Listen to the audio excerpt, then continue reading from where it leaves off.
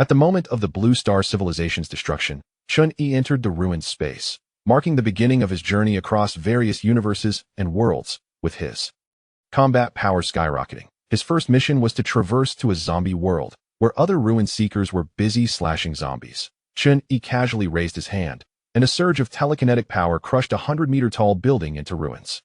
While the other ruin seekers were still killing zombies, Chen Yi lifted his hand again, and terrifying telekinetic force elevated tectonic plates into outer space, making him a god. Among MEN's other ruin seekers fought zombies in the ruins. Chen Yi's telekinetic power had already materialized, a rich blue glow radiating around him, shattering planets in an instant. From then on, Chen Yi embarked on a series of fantastical journeys through the infinite void and worlds. In 2020, Blue Star, Jiang City. Under the azure sky, the world lay in ruins, the once prosperous city now a broken shell, skyscrapers that once pierced the heavens severed cleanly in half, a shocking sight. Once, humanity was the master of this planet. Now they could only struggle for survival amid the ruins, and Chen Yi was one of them. Boom. An invisible slash flew by, cleaving an entire building, and a man with long white hair strolled in leisurely, seeming indifferent. Buzz. The blade of the white-haired man hovered before Chen Yi. With a stoic expression, Chen Yi stuffed the last piece of bread into his mouth. He was just an ordinary person. How could he possibly fight against a monster that could slice through buildings? What was even more ridiculous was that he didn't even know who this person was, nor why they were hunting humans. What a pity. It seems you don't have a beacon on you. But never mind, let's treat this as an appetizer before the main course. It'll be nice to lighten the mood a bit. After saying that, the white-haired man swung his long knife, but just as the blade was about to fall upon Chen Yi's head, the entire world seemed to hit the pause button, freezing. In place at the same time, a message appeared in Chen Yi's mind. Do you want to live? Yes, no. The cold blade pressed against Chen Yi's neck, and no matter the situation, he just wanted to survive, and decisively chose yes. ZZZ. The moment he made his choice, Chen Yi's figure flickered like an old television screen, then completely vanished, while the world remained frozen in that instant. In a world so far removed it was beyond measure, Chen Yi's figure flickered into existence, standing on a desolate, broken street, unsure of what had happened. Where's this place? Just as he was puzzled, a semi-transparent interface opened before him, information scrolling rapidly across it. After reading, Chen Yi finally understood his situation. Welcome to the ruined space. From this moment on, you are a ruin seeker, exercising the will of the ruined space and exploring the secrets and truths of every ruin in this infinite world. The shattered world is scattered in the vast void. Beneath the old, dilapidated ruins lies the brilliance of once glorious civilizations. Finding the truth behind the world's destruction or decay is the very purpose of a ruin seeker's existence. This is a novice mission world with low danger. Mission start. Name, Chen Yi. Points, 0. Abilities, none. Items, none. The personal panel had no attribute entries, and Chen Yi immediately understood that the ruined space was a place where abilities, equipment, and items were contested. The source and role of points were still unclear, but one thing Chen Yi understood was that according to the information on the interface, in the ruined space, all abilities and equipment of a ruin seeker had to be obtained in the mission world. The space would not grant any abilities or equipment as rewards. Conversely, anything obtained by ruin seekers in the mission world could be taken back after the mission ended. Chen Yi was particularly satisfied with this. It seems I can only rely on myself. If he didn't want to return to the Blue Star after the mission and be killed by that white-haired man, he would need to gain enough powerful strength in this ruined world. The difficulty was not small, but it was better than having no hope. The interface popped up with information. Main mission, discover the truth behind this world's decay. If there are key items that led to the world's ruin, please make sure to obtain them. Time limit, 5 years. Mission reward, 1,000 points. With the appearance of the mission reward, Chen Yi finally saw the function of points, which were to enhance equipment and abilities, with no limit on the number of enhancements. Thus, the importance of points was self-evident. Just as Chen Yi was about to close the interface and start exploring this ruined world, a segment of data suddenly flashed across the interface, and Chen Yi was momentarily stunned. Target terminal detected. Plugin installation underway. Installation complete. Random upgrade options. Random option. Telekinesis option loaded. As the interface displayed that the telekinesis option had been loaded, Chen Yi immediately felt a power emerging within him, as if it were innate. He raised his hand lightly, naturally mastering the power that had appeared inside him. An invisible force surged forth, and a steel pipe on the ground floated into Chen Yi's hand. Indeed, it's telekinesis. Not only that, the information on the interface was still refreshing. Upgrade task 1. Kill 10 zombies. Telekinesis option will be upgraded by 1 level. Upgrade task 2. Kill 100 zombies. Telekinesis option will be upgraded by 1 level. Upgrade. Task 10. Kill 10 billion zombies. Telekinesis option will be upgraded by 1 level. Zombie kill count 0. A full 10 upgrade tasks. All mission rewards were to enhance telekinesis, and Chen Yi was somewhat dumbfounded. This seemed like his cheat, because the ruined space would not provide any abilities or ability upgrade tasks to ruin seekers. Not knowing if he had remembered wrong, Chen Yi even scrolled back to check, and he indeed hadn't misremembered. However, compared to the cheat, he was more concerned about another matter. Zombies. Standing on the broken street, surrounded by abandoned old cars, he didn't know how long it had been. Thick dust covered everything, and a cool breeze blew by. He looked up toward the street corner and saw a staggering figure approaching. Upon closer inspection, it was unmistakably a zombie. That moment, he suddenly realized that the foul odor in the air was actually the smell of zombies. Chen Yi initially wanted to turn and run, but upon seeing that there were no other zombies nearby, he halted his steps. He looked at the zombie staggering due to decaying muscles, then glanced at the steel pipe in his hand, and finally at the interface showing a kill count of 0. Then, Chen Yi used telekinesis to control the steel pipe and sent it flying toward the zombie, striking it on the head, and the zombie fell to the ground. At the same time, Chen Yi was also testing his telekinesis. Not bad. At least I can cause damage to the zombie's head. The control range is about 10 meters. Beyond that, I can't control it. Before the fallen zombie could get back up, it was hit again until its head was completely smashed. Finally, Chen Yi's zombie kill count changed.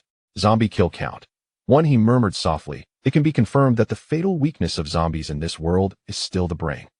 The infection and infection method are still unconfirmed, but it's best to avoid close contact with zombies. Chapter 2. Telekinesis upgrade. To be honest, telekinesis is a very useful ability. Without the remote control of telekinesis, Chen Yi would have to get close to kill zombies, which is too dangerous. After killing a zombie, Chen Yi cautiously entered an office building. The sound of him smashing the zombie's skull was quite loud. He wondered if it would attract more zombies. Hiding in a concealed corner on the second floor, Chen Yi used his telekinesis to control a steel pipe to strike the ground, creating noise. Moments later, several zombies were indeed lured out. He counted them, 3. It seemed that the zombies here were indeed sensitive to sound, but he wasn't sure how good their eyesight was. While testing the zombies' senses, he controlled the steel pipe to consecutively smash the heads of the 3 zombies. Zombie kill count 4. Few. After that, Chen Yi let out a long breath. It felt exhausting, as if he had personally swung the steel pipe to smash the heads of several zombies. Stamina was also an issue. He hoped that after upgrading his telekinesis, this aspect would improve as well. Otherwise, he wouldn't last long in a day. Of course, using a steel pipe all the time was problematic too. If he had a knife, it would save him a lot of effort. But he couldn't be too demanding at this time. He could only make do with what he had. When alone, Chen Yi liked to talk to himself. It was a habit he developed on Blue Star because if he didn't speak often, he would gradually forget how to organize his thoughts, which would affect his thinking and intelligence. To survive in such ruins, he had to remain rational and alert at all times. Moreover, it was a way to alleviate loneliness. After confirming there were no zombies on the second floor, Chen Yi began to search around and soon found some bottled water, chocolate, and a fruit knife in the pantry. Finally, he had a knife. He sharpened it a bit, then quickly ate a few pieces of chocolate and drank a bottle of water. Not caring whether it was expired or not, he had forgotten how long it had been since he tasted chocolate. The sweet taste that was almost overwhelming spread in his mouth, and at that moment, it was probably the happiest he had been in years. After resting for about an hour, Chen Yi had recovered quite a bit of stamina. The glass windows were broken, and he looked out at the sun in the sky. The sun was setting, and he needed to complete an upgrade task before it got dark, otherwise, it would be too dangerous at night. In his current situation, Chen Yi had no mind to consider the main quest. The most important thing now was to stay alive. He could think about exploring the truth of the world later. After all, he had 5 years. His emaciated figure stood up, holding the knife as he exited the pantry, his eyes calm and steady. With only the knife in his hand exuding a hint of murderous intent, the sun gradually moved westward, and the evening shadows thickened. On the third floor, a zombie wandered aimlessly. With a swoosh, a fruit knife reflecting cold light shot out, piercing straight into the zombie's head, and then pulled out after a quick twist. Thud! The zombie fell to the ground. The fruit knife flew back to Chen Yi's side. At this point, he looked very tired.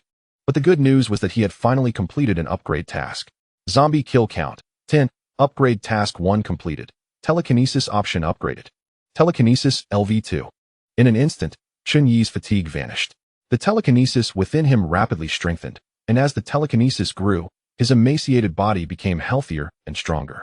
Chen Yi could intuitively sense that the strength of his telekinesis had significantly increased.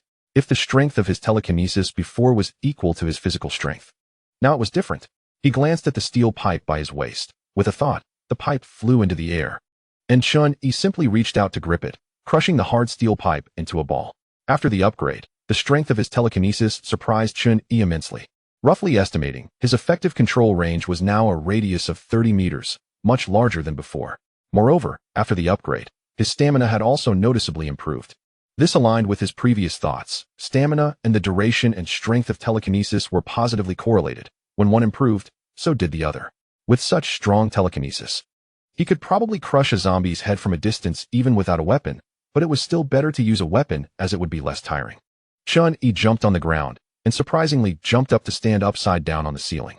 The invisible telekinesis pinned him firmly to the ceiling like nails. He could now swing between buildings. After a night passed, as dawn broke, Chen Yi rested enough and ate 2 pieces of chocolate before taking the knife to ascend to a higher floor. The fruit knife, now stripped of its handle, had completely transformed into a telekinetic flying knife, sharpened to an extreme. Roar! A zombie opened its mouth and howled, only to be pierced in the head by the flying knife. The other zombies, drawn by the noise, rushed over. The flying knife cut through the air like lightning, instantly killing all nearby zombies. Zombie kill count, 21. Bang, bang, bang. Several zombies fell one after another, while Chen Yi stood leisurely in the office. Pulling out a pair of scissors, he tried to control the flying knife while also focusing on the scissors, but he found it impossible. Indeed, he couldn't multitask yet. He needed training for that. Thus, Chen Yi cleared the floors one by one until all the zombies in the building were eliminated, at which point he felt a noticeable fatigue in both his spirit and stamina. Zombie kill count, 96. Unfortunately, there were far fewer zombies in the building than he had imagined. Even after clearing the top floor, Chen Yi had not completed the second upgrade task. He would have to go to other places. Chen Yi had nearly scavenged the entire pantry of the building and was carrying quite a bit of chocolate. There was no need to continue hiding in this building. On the top floor, the wind howled.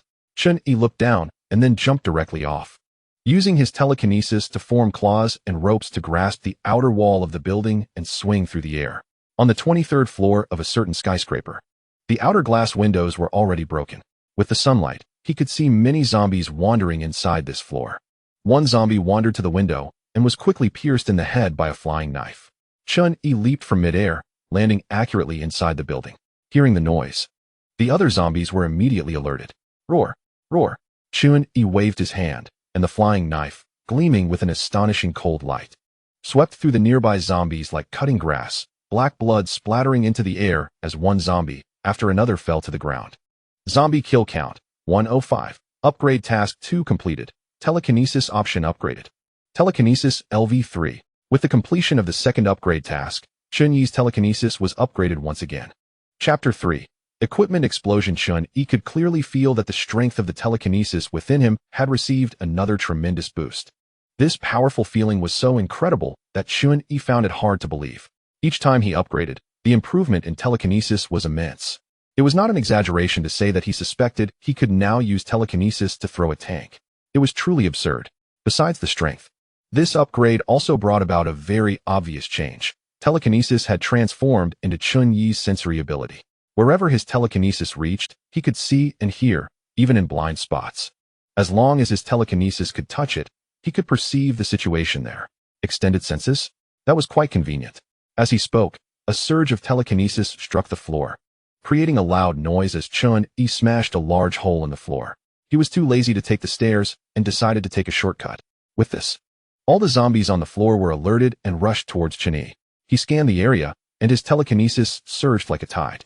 Bang, bang, bang. Zombie kill count, 112. There was no need for a more labor-saving method. All the zombies rushing in were instantly blown apart in a burst of blood. As Chen Yi's telekinetic ability improved, he became more adept at applying it. By attaching his telekinesis to his body, with his current level of strength, it was as if he were wearing a full-body defensive armor. He wasn't sure if it could stop bullets, but blades and axes were no threat to him. After all, although the upgrade of his telekinesis also enhanced his physical strength, he was still just a weak, ordinary person in terms of constitution. So this layer of telekinetic defense was very necessary. It was hard to imagine how powerful his telekinesis would be as he continued to level up, especially since he had 10 upgrade tasks. He glanced at the interface. Upgrade Task 3 required a zombie kill count of 1,000. Chen Yi estimated he could complete it today.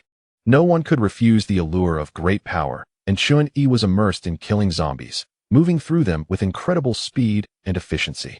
Half a day later, the first floor of a certain building was filled with the corpses of zombies, their black blood pooling on the ground, while Chen Yi stood unharmed amidst the mountain of corpses and sea of blood. Zombie kill count, 1008. Upgrade Task 3 completed. Telekinesis option upgraded. Telekinesis LV4. With the completion of the upgrade, the strength of the telekinesis within Chen Yi surged again, and he felt a sense of awe at his newfound power. It was just a single-level upgrade, but it felt absurdly powerful. As he clenched his fist, the telekinesis erupted like a raging tide, soaring into the sky. A 100-meter-tall building was instantly crushed into ruins by Chen Yi's telekinesis, its steel and concrete structure collapsing in the blink of an eye, turning into debris that fell to the ground. Boom! The ground shook violently. Thick clouds of dust spread out. The enormous noise attracted nearby zombies, and a large horde of them immediately roared and rushed over, a dark mass that was terrifying to behold. Bang! The buried ruins were blasted open, and Chen Yi, unharmed, floated in midair with the aid of his telekinesis, slowly rising from the debris. With telekinesis this strong, flying was no longer a challenge. If he didn't have absolute confidence, he wouldn't have made such a commotion. Watching the zombies sweep towards him like a tide, he reached out and clenched his hand. He wondered what level he would reach by cleaning out all the zombies in this city. As he spoke, the invisible waves of telekinetic energy spread out, and a tremendous force slammed down onto the zombie horde, instantly turning countless zombies into minced meat. Boom! The terrifying force struck the ground, causing the nearby ground to tremble violently, as if an earthquake had occurred, with cracks forming in the concrete surface. Zombie kill count, 3849. With a single blow, he wiped out over 2,800 zombies. At this rate, it wouldn't be long before Chen Yi completed the 4th upgrade task and enhanced his telekinesis again. At this pace, he felt like he was on the verge of becoming a god among men. He estimated that his attack range could now reach 150 meters. At that moment, a streak of light shot out from a zombie's corpse, landing in Chen Yi's hand. As the light faded, he realized it was a vial of red liquid. Obtained item, G4 virus. Item, G4 virus. Description, a virus that may grant humans the potential for evolution. A virus? Chen Yi speculated that this might be the virus that created zombies or a mutated form of the original virus. He had no intention of drinking it. Speaking of which, after killing thousands of zombies, only one item dropped? Was the drop rate this pitiful? Moreover, there was no space backpack or anything. Chen Yi could only find a thermos to put the virus in, using some sponge inside as padding to prevent it from breaking if he dropped it. Whether it was a benefit of the novice task world or the consistent style of the ruined space, Chen Yi had not encountered a single ruins dweller on his killing spree. Not to mention ruins dwellers, there weren't even any people at all. A zombie entered the range of Chen Yi's telekinetic perception. He turned to look at a rooftop 100 meters away, where he saw a zombie beast covered in bony armor. This zombie beast was exceptionally large, its explosive muscles radiating strength, and its sharp claws and fangs were chilling.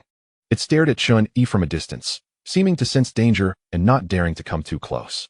Chen Yi didn't mind. With a thought, he unleashed a surge of telekinesis that instantly obliterated the zombie beast. Immediately, a streak of light shot out from the beast's body and landed in Chen Yi's hand. Obtained item, Sharp Fang. Item, Sharp Fang. Description, just 2 exceptionally sharp fangs. Chen Yi held 2 fangs in his hand, unsure of what they could be used for. He guessed they might be useful for crafting equipment once he returned to the space. At the same time, his eyes brightened. Could it be that elite monsters had a 100 drop rate? If that were the case, he would be very excited. Rumbling. On the rooftop of a certain building, a young man wearing windproof goggles witnessed a building in the distance vanish in the blink of an eye, leaving him dumbfounded. What the hell? What is going on? Which demolition team is so dedicated that they're still working during the apocalypse? Whoever it is, it certainly can't be zombies, he thought, hurriedly packing his things and preparing to flee. He was not far from the collapsed building and felt no sense of safety at all. Creak. The iron door on the top floor was pushed open, and a middle-aged man rushed up, saying to the young man, "Zhou Tong, there's been a bit of an accident. We're preparing to return to the base now." "All right, I'll go with you." Before heading downstairs, Shotong glanced again at the dust cloud rising in the distance, silently hoping that the zombie world remained just a zombie world, and that no superpowered individuals would appear. Otherwise, things would get serious. Chapter 4. Developing telekinesis. In fact, there were still people in this dilapidated city. Even with zombies everywhere, some managed to survive in such an environment. The city center was the place with the most zombies, and survivors avoided it at all costs, not wanting to take chances with their lives. Yet, when Chen Yi arrived, it was right in the city center, which was why he hadn't encountered any living people. Not only survivors, but there were also ruins dwellers, such as Zhou. He and Chen Yi were both newcomers who had just entered the ruined space. This was his first task world. Zhou was a bit luckier than Chen Yi, having not arrived in the city center and immediately encountering a survivor team looking for food. The survivor team originally planned to return to the base the next morning, but the commotion caused by Chen Yi attracted a large number of zombies, prompting them to change their plans. Uncle Lin. Zhou cautiously followed behind the survivor team and quietly asked the middle-aged man next to him, "Is anyone in the base researching the zombie virus?"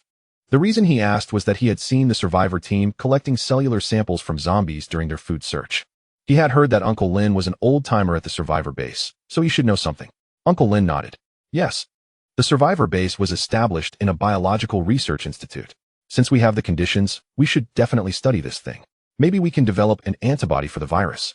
Zhou took the opportunity to ask, "By the way, Uncle Lin, I just want to know why the zombie virus broke out in the first place. There must be a reason and a beginning, right? I want to die knowing the truth." Uncle Lin rolled his eyes. "How would I know? I just remember that I overslept while working the night shift, and when I woke up the next afternoon, zombies were everywhere on the streets. If you ask me, who should I ask?" Zhou felt a bit disappointed. He always thought that finding the cause of the apocalypse within 5 years was highly unlikely, and he might not even survive for 5 years. 3 hours later, they arrived at their destination. Uncle Lin reminded him, and Zhou looked around, spotting an area enclosed by iron sheets and wire mesh, separated by an artificial river. Only when the base lowered a wooden bridge could they cross, and it looked very safe.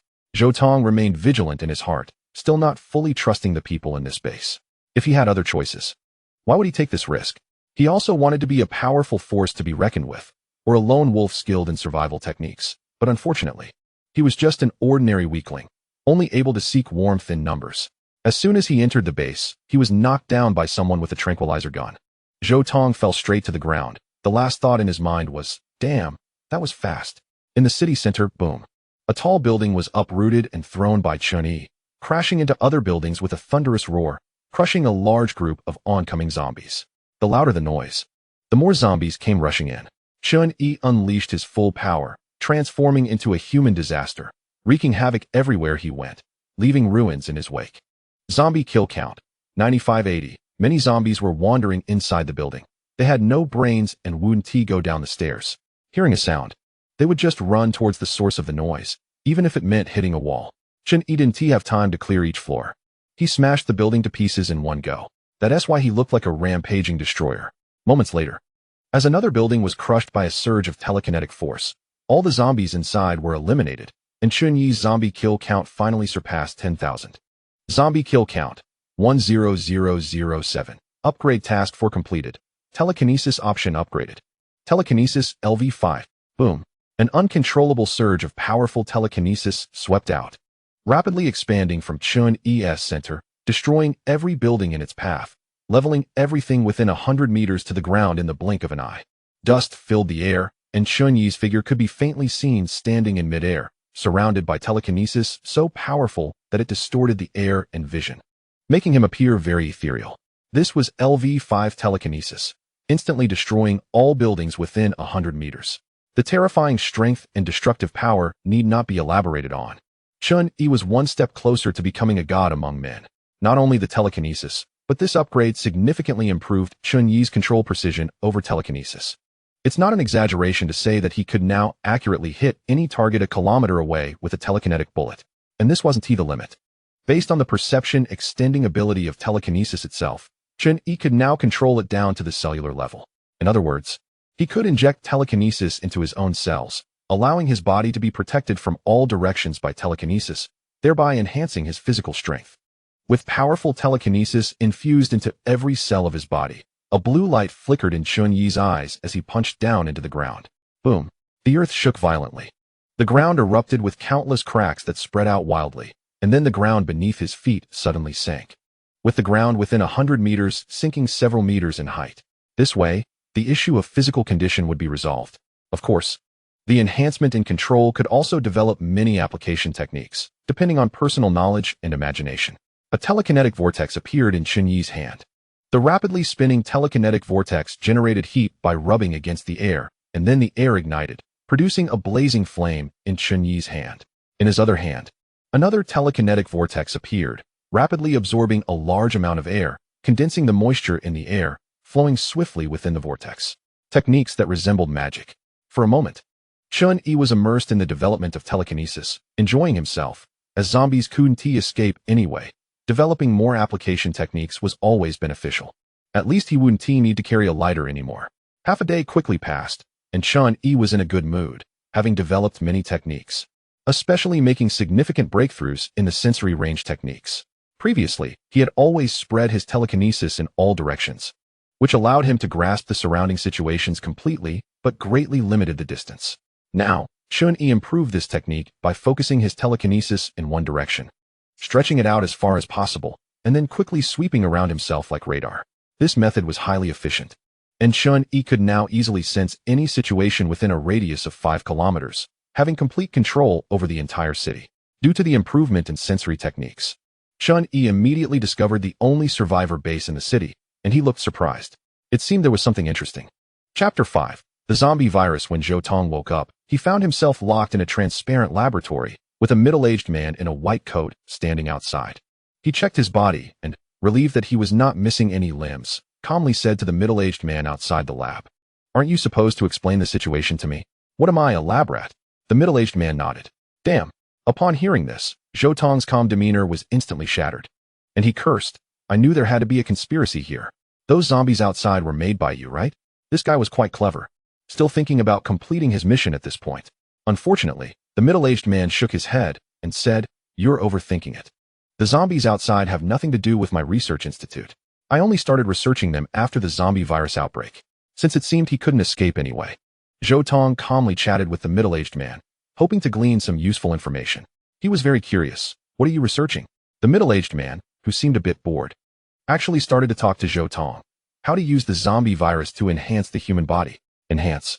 Yes. The zombie virus is not actually a virus, but a substance that can enhance the human body. However, the failure rate for enhancement is very high. If it fails, one will turn into a zombie. As he spoke, the middle-aged man glanced at the time. Zhou Tong suddenly realized something and widened his eyes. You injected me with the zombie virus? The middle-aged man honestly nodded and said, "Don't worry, after my modifications, your chance of successful enhancement is as high as 1%, and the strength after enhancement will far exceed that of the original virus's successful enhanced body." 1%. Zhou Tong resigned himself to despair, then lay there for half a day without feeling any discomfort. When he turned to look at the middle-aged man outside the laboratory, he was almost dancing with excitement. Zhou Tong couldn't believe it. Did I succeed? Absolutely. The middle-aged man was thrilled. It finally worked. Young man, you're really lucky. And my luck is good too. However, Zhou Tong didn't feel like he had been enhanced at all. Are you sure?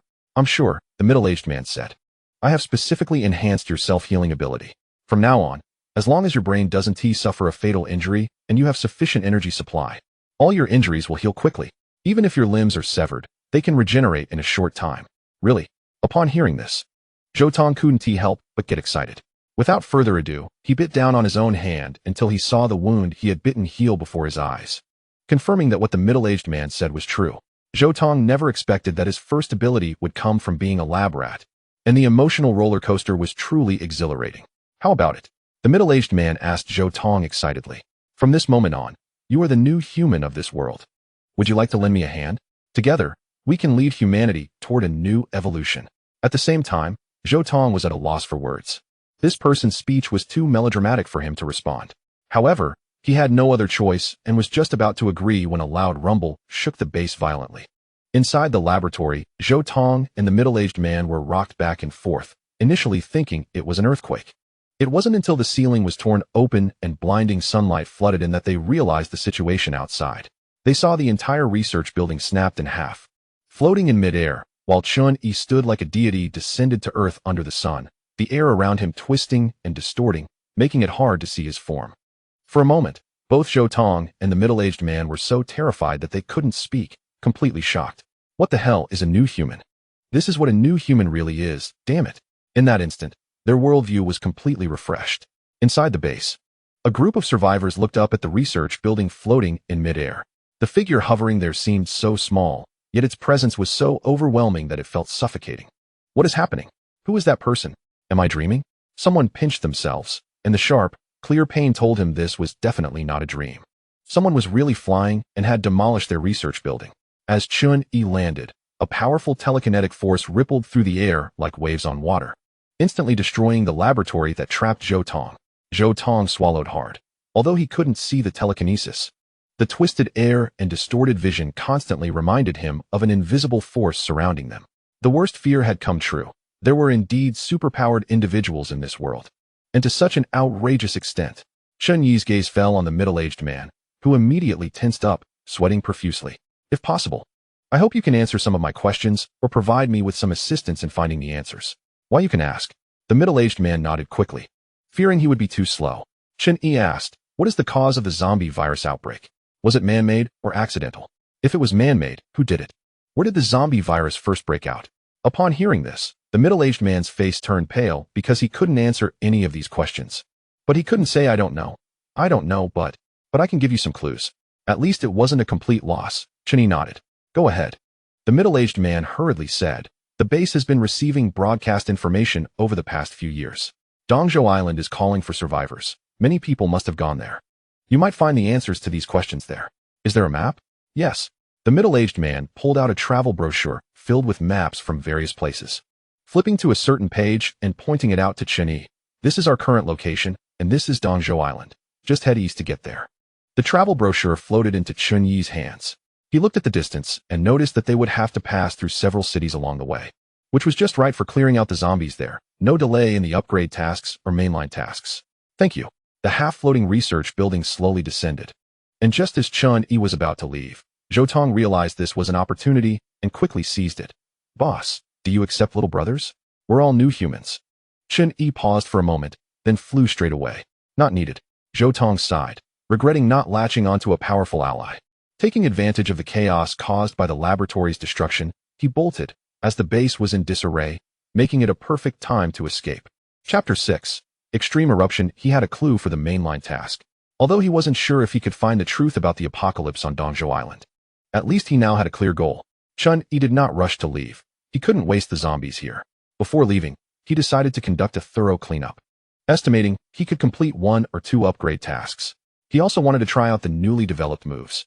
Saying this, Chen Yi floated in the air, conjuring a whirlwind of telekinetic power, which he then released into the dilapidated ruins of the city. Whoosh! A fierce airflow howled wildly. And under the influence of the telekinetic whirlwind, a massive tornado soon formed, drawing in countless zombies, which were then crushed by the telekinetic force. Zombie kill count, 12876. Zombie kill count, 13051. Zombie kill count, 14924. In an instant, the zombie kill count skyrocketed, as the zombies were crushed by the telekinetic tornado. Their black blood and flesh splattered everywhere, turning the entire ruins into a dark red hue. It was like a hell on earth. Chen Yi's figure slowly rose until he could fully overlook the entire range of the abandoned city, and he continued to create telekinetic tornadoes in various areas, rapidly clearing out the zombies. In just a moment, Chen Yi's zombie kill count surpassed 100,000, completing another upgrade task, and the intensity of his telekinetic power surged rapidly.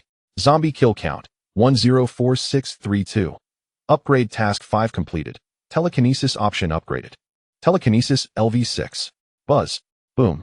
The violently surging telekinetic force erupted, causing the entire air above the city to resonate, distorting the air and vision into an unrecognizable state, creating a spectacular scene.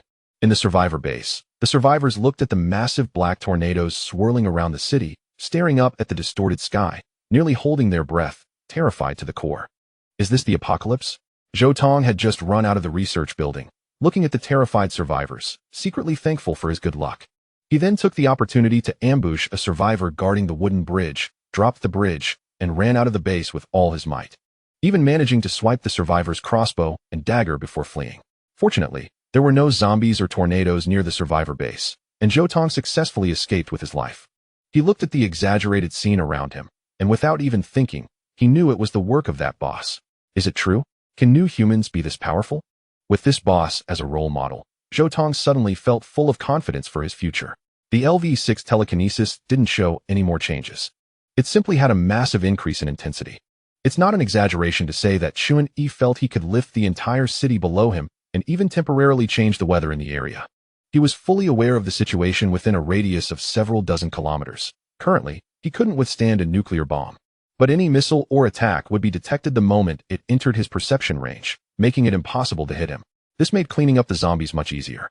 Buzz. As if a furious sea was pouring down from the sky, the surging telekinetic force swept across every corner of the abandoned city in the blink of an eye. With a thought from Chen Yi, all the zombies in the abandoned city exploded into a mist of blood. Boom. The entire abandoned city shook violently. And then not a single zombie could be seen. At the same time, Chen Yi's zombie kill count soared, with streams of light shooting up into the sky from every corner of the abandoned city, flying towards Chen Yi. Zombie kill count, 560794. Acquired equipment, exquisite antique knife. Acquired item, tattered backpack. Acquired item, primitive virus. Acquired ability, danger perception. In one go, he wiped out hundreds of thousands of zombies. Even if the drop rate was low, this time it was bound to be a big explosion. And Chen Yi instantly became wealthy. After carefully examining the dropped equipment and items, Chen Yi realized a fact. Monsters only drop items that match the current world background and type, and they only drop equipment and items they possess or abilities. Which is quite logical. A pile of viruses dropped, but there were no space rings or space backpacks. This world probably lacked such technology and items. What a pity. Although most of it was useless junk, the sheer quantity was enough. Chen Yi couldn't carry it all, so he could only pick out some useful items to take with him. In any case, once he returned to his space, he had to buy a space item. It was fortunate that this time it was all trash. If next time it were a pile of treasures, he wouldn't know how much it would hurt. After a moment, Chen Yi chose a delicate antique knife to attach to his waist, while on the other side, he secured a sharp dagger. On his back, he carried a brand new travel backpack filled with high-energy food. 5 glowing orbs lined up in front of Chen Yi, all of which were abilities dropped by zombies or zombie beasts. The 5 abilities were danger perception, sinister bone spikes, sharp fangs, rumination stomach, and extreme burst. The 3 abilities that were clearly unsuitable for humans were decisively discarded by Chen Yi, and he extended both hands to crush the glowing orbs of danger perception and extreme burst. Immediately, the 2 orbs exploded, transforming into light that fused into Chen Yi's body. And the interface refreshed with new information, granting him these 2 abilities.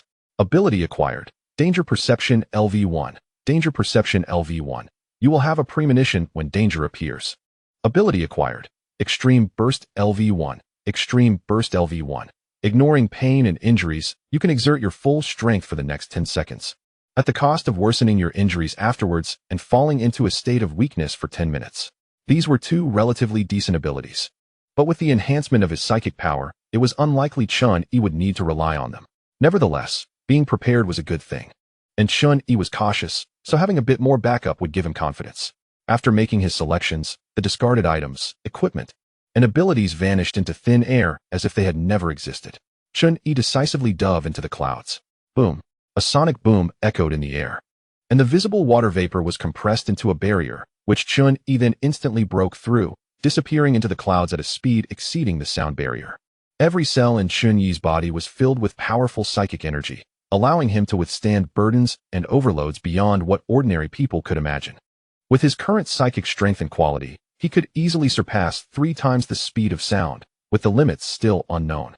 The distortion phenomenon above the city disappeared, and survivors looked up, seeing a very obvious trajectory extending toward the distant horizon in the clouds. Chapter 7. Plasma. As his psychic power grew stronger, some application methods that had previously only existed in theory began to become feasible, and Chen Yi started to implement them.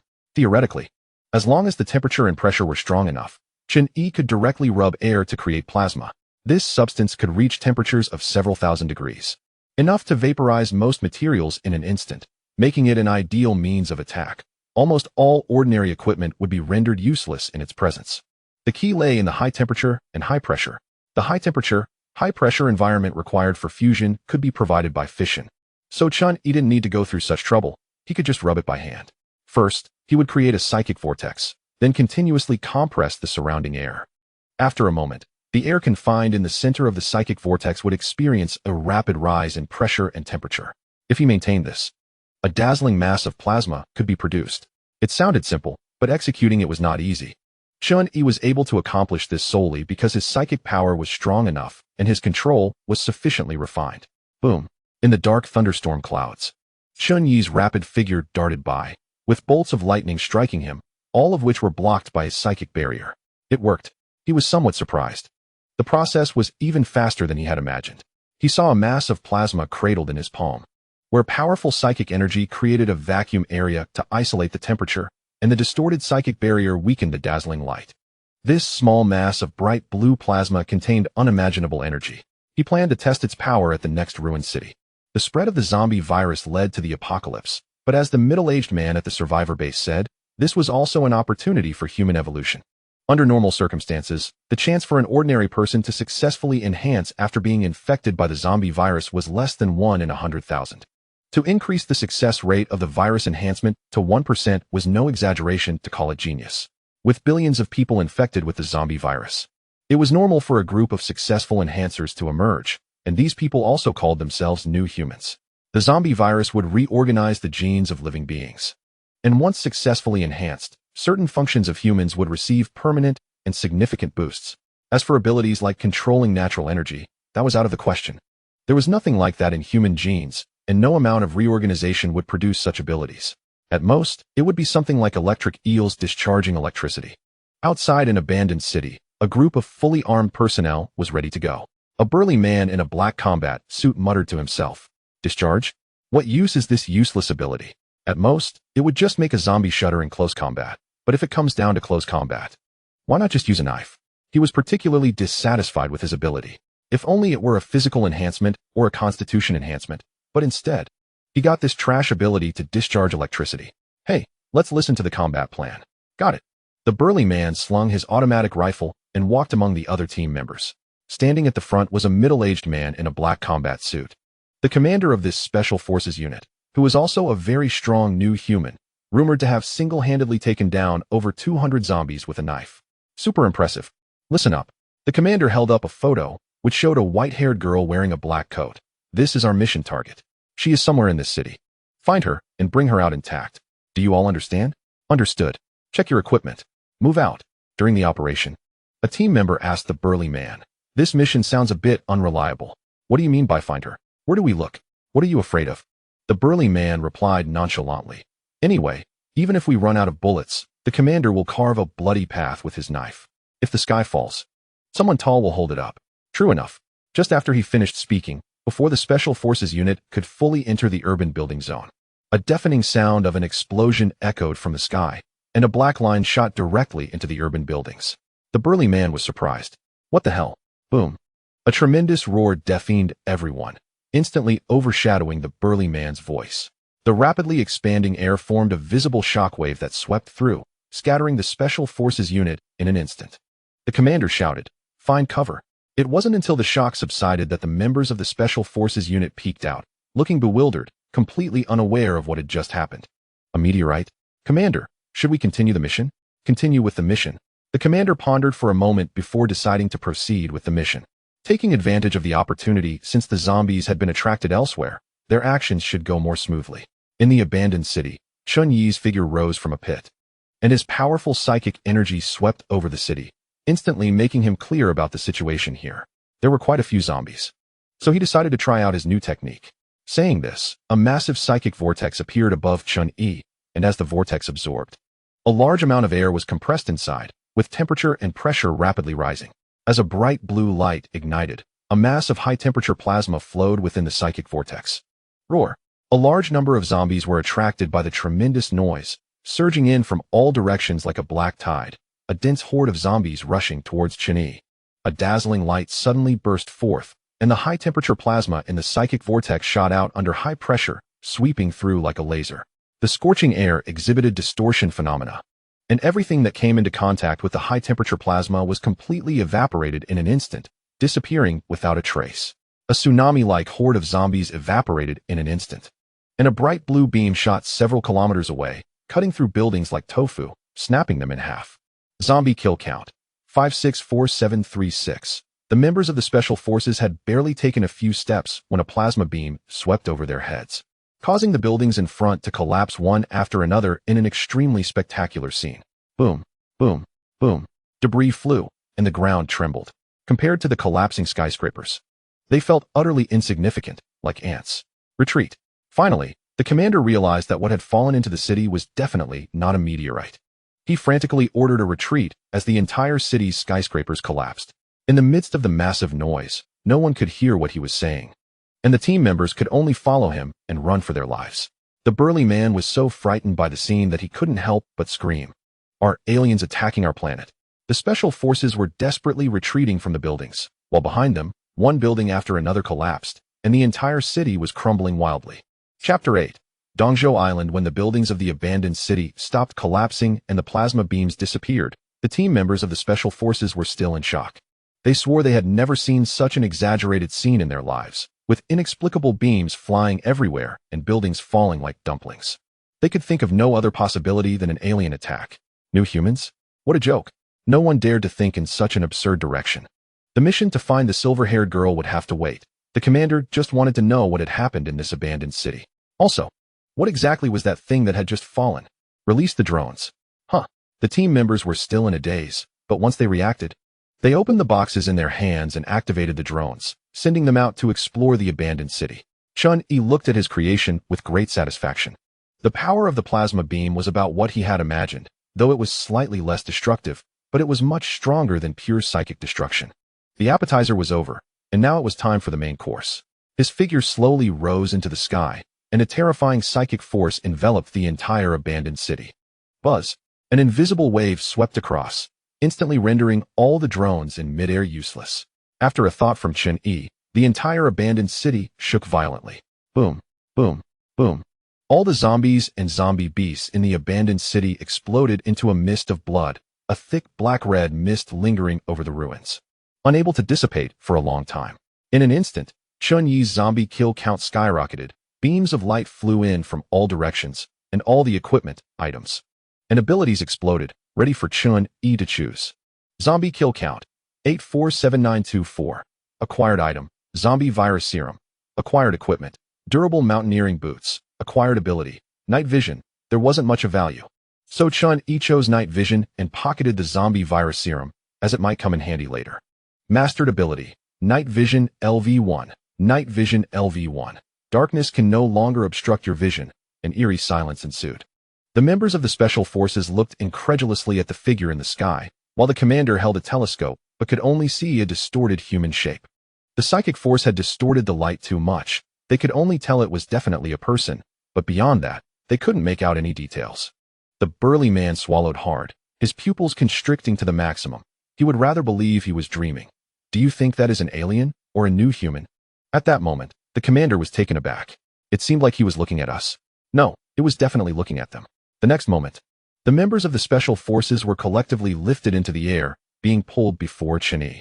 The residual power of the psychic force even lifted dozens of nearby building wrecks into the air, surrounding the members of the Special Forces. Holy shit!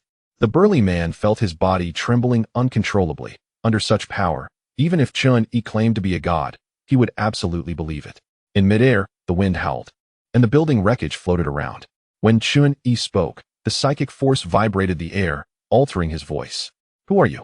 The commander answered without hesitation, honestly stating, "We are the 2nd Special Operations Unit of Dongzhou Island, tasked with bringing back a girl survivor from this abandoned city."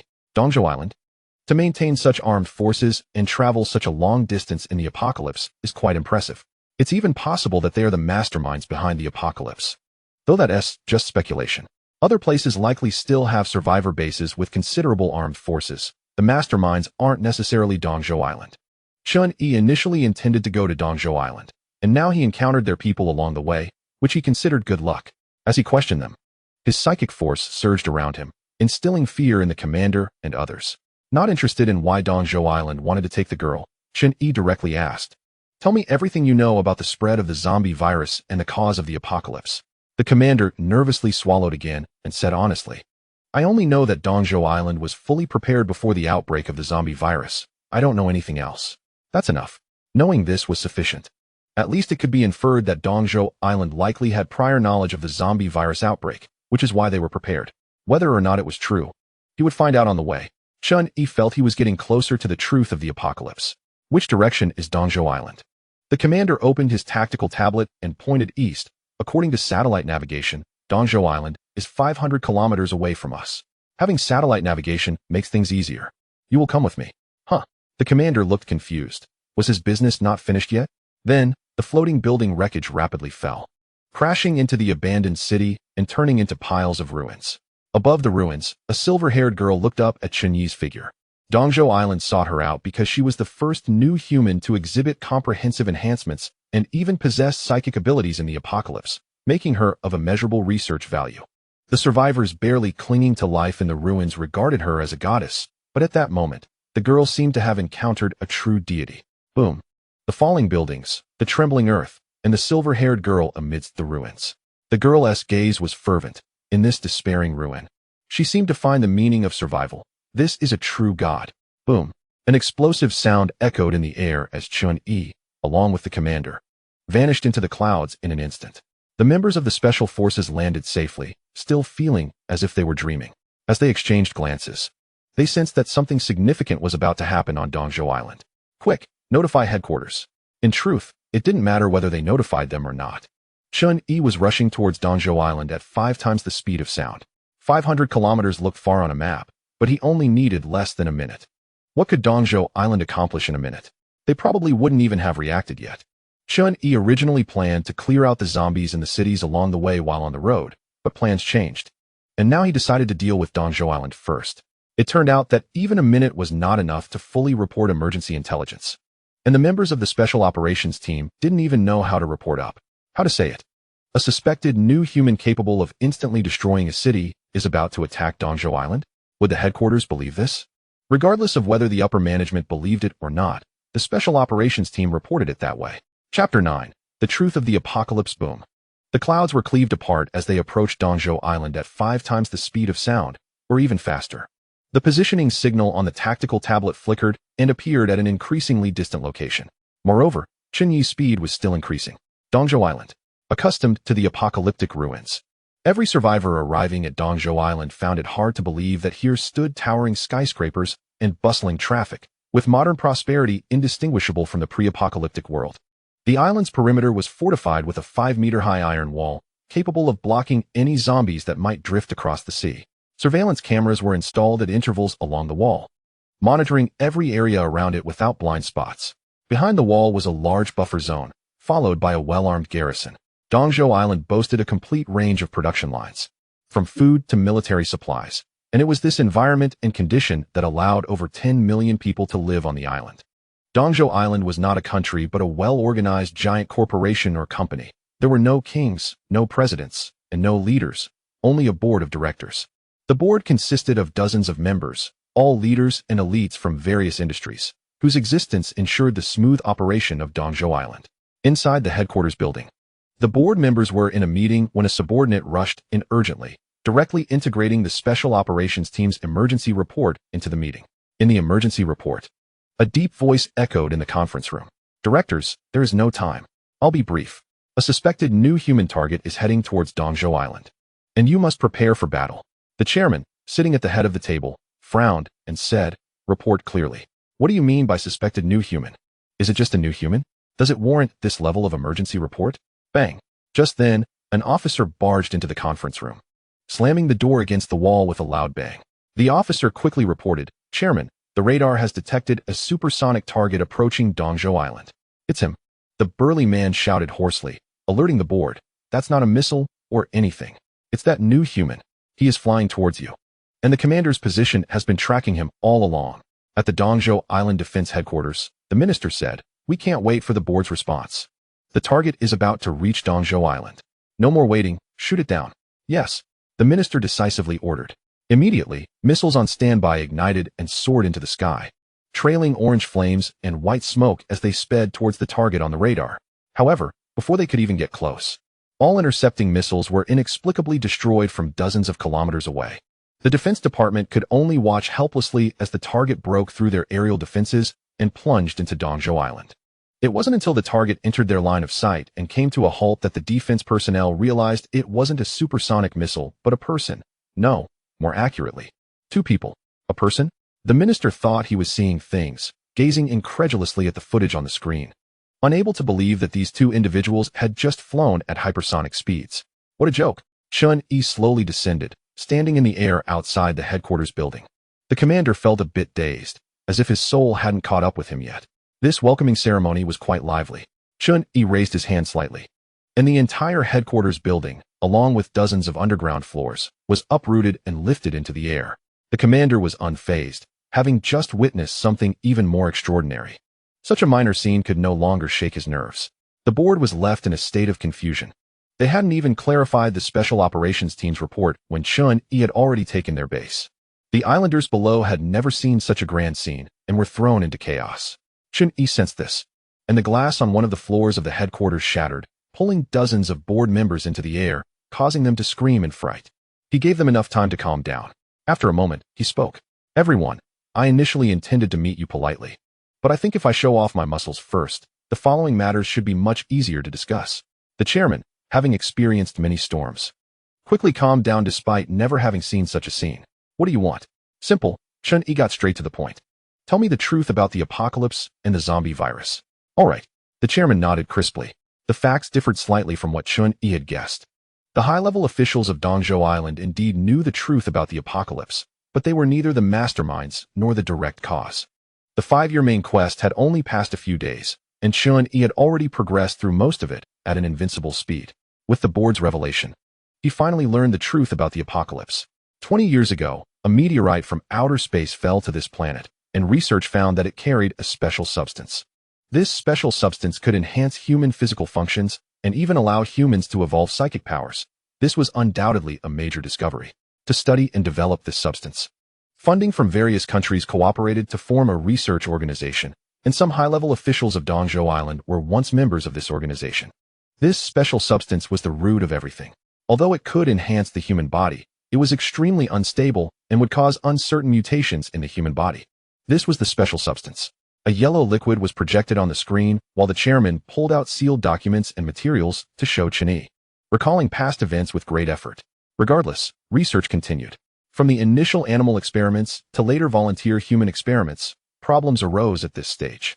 The special substance caused biological entities to undergo uncertain genetic mutations, which had always troubled researchers. They never expected the results would become irreversibly severe. The researchers were very meticulous. Without resolving the issue of genetic mutations, they could not proceed with human experiments. However, the research continued to stall, and without returns on the invested funds. Major investors began to withdraw, forcing the experiment's leaders to become increasingly radical. We must produce research results to prove our research is valuable. Chapter 10. Zombie cleanup. The animal experiment phase was very stable, with no unexpected incidents beyond control, until the volunteer human experiment phase, when the apocalypse struck. After the special substance entered the test subject's body, it rapidly reorganized the subject's genes. In just 10 seconds, the test subject lost control. An uncontrollable mutation occurred, transforming the subject into a monster that had lost its sanity but possessed extraordinary physical abilities. That was the first zombie on this planet. In less than an hour, the entire research institution fell, with hundreds of researchers turning into zombies driven only by their desire to attack, and only a few managed to escape. The chairman said, "Fortunately, we were well prepared and promptly sealed off all entrances and exits of the research institution, trapping those zombies inside along with the original mutant. Luckily, the zombie virus cannot spread through the air. It must be transmitted through blood and wounds, which is a blessing in disguise." Later, local troops were quickly dispatched to eradicate the zombies within the research institution. Faced with firearms, the zombies were easily defeated and soon cleared out. However, there was one problem. The first mutant was missing. They compared the bodies of all the zombies one by one and searched every corner of the institution repeatedly. But in the end, they could not find the first mutant, and the remaining special substances within the institution had also disappeared without a trace. Realizing the severity of the problem, countries began to fully focus on the first mutant while also starting to build doomsday bases. It was during this time that the chairman took the lead, and the investors began constructing Dongzhou Island.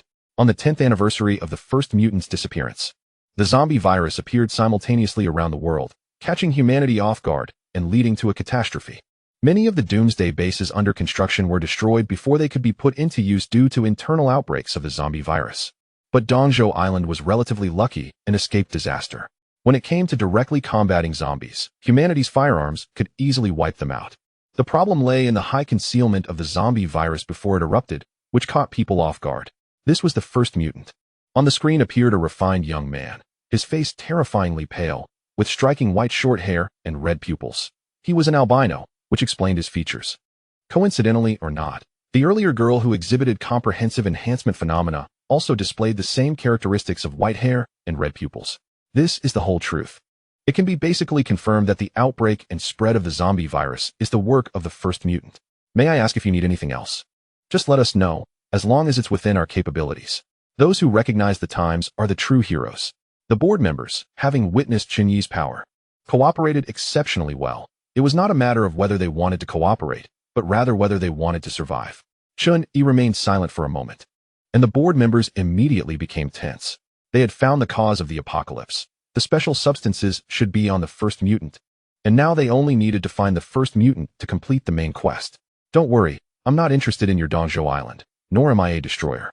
Just give me a tactical tablet, and I'll travel around the world to see if I can find the first mutant. If you have any news, let me know. No problem. Satellite navigation is much more useful than travel brochures.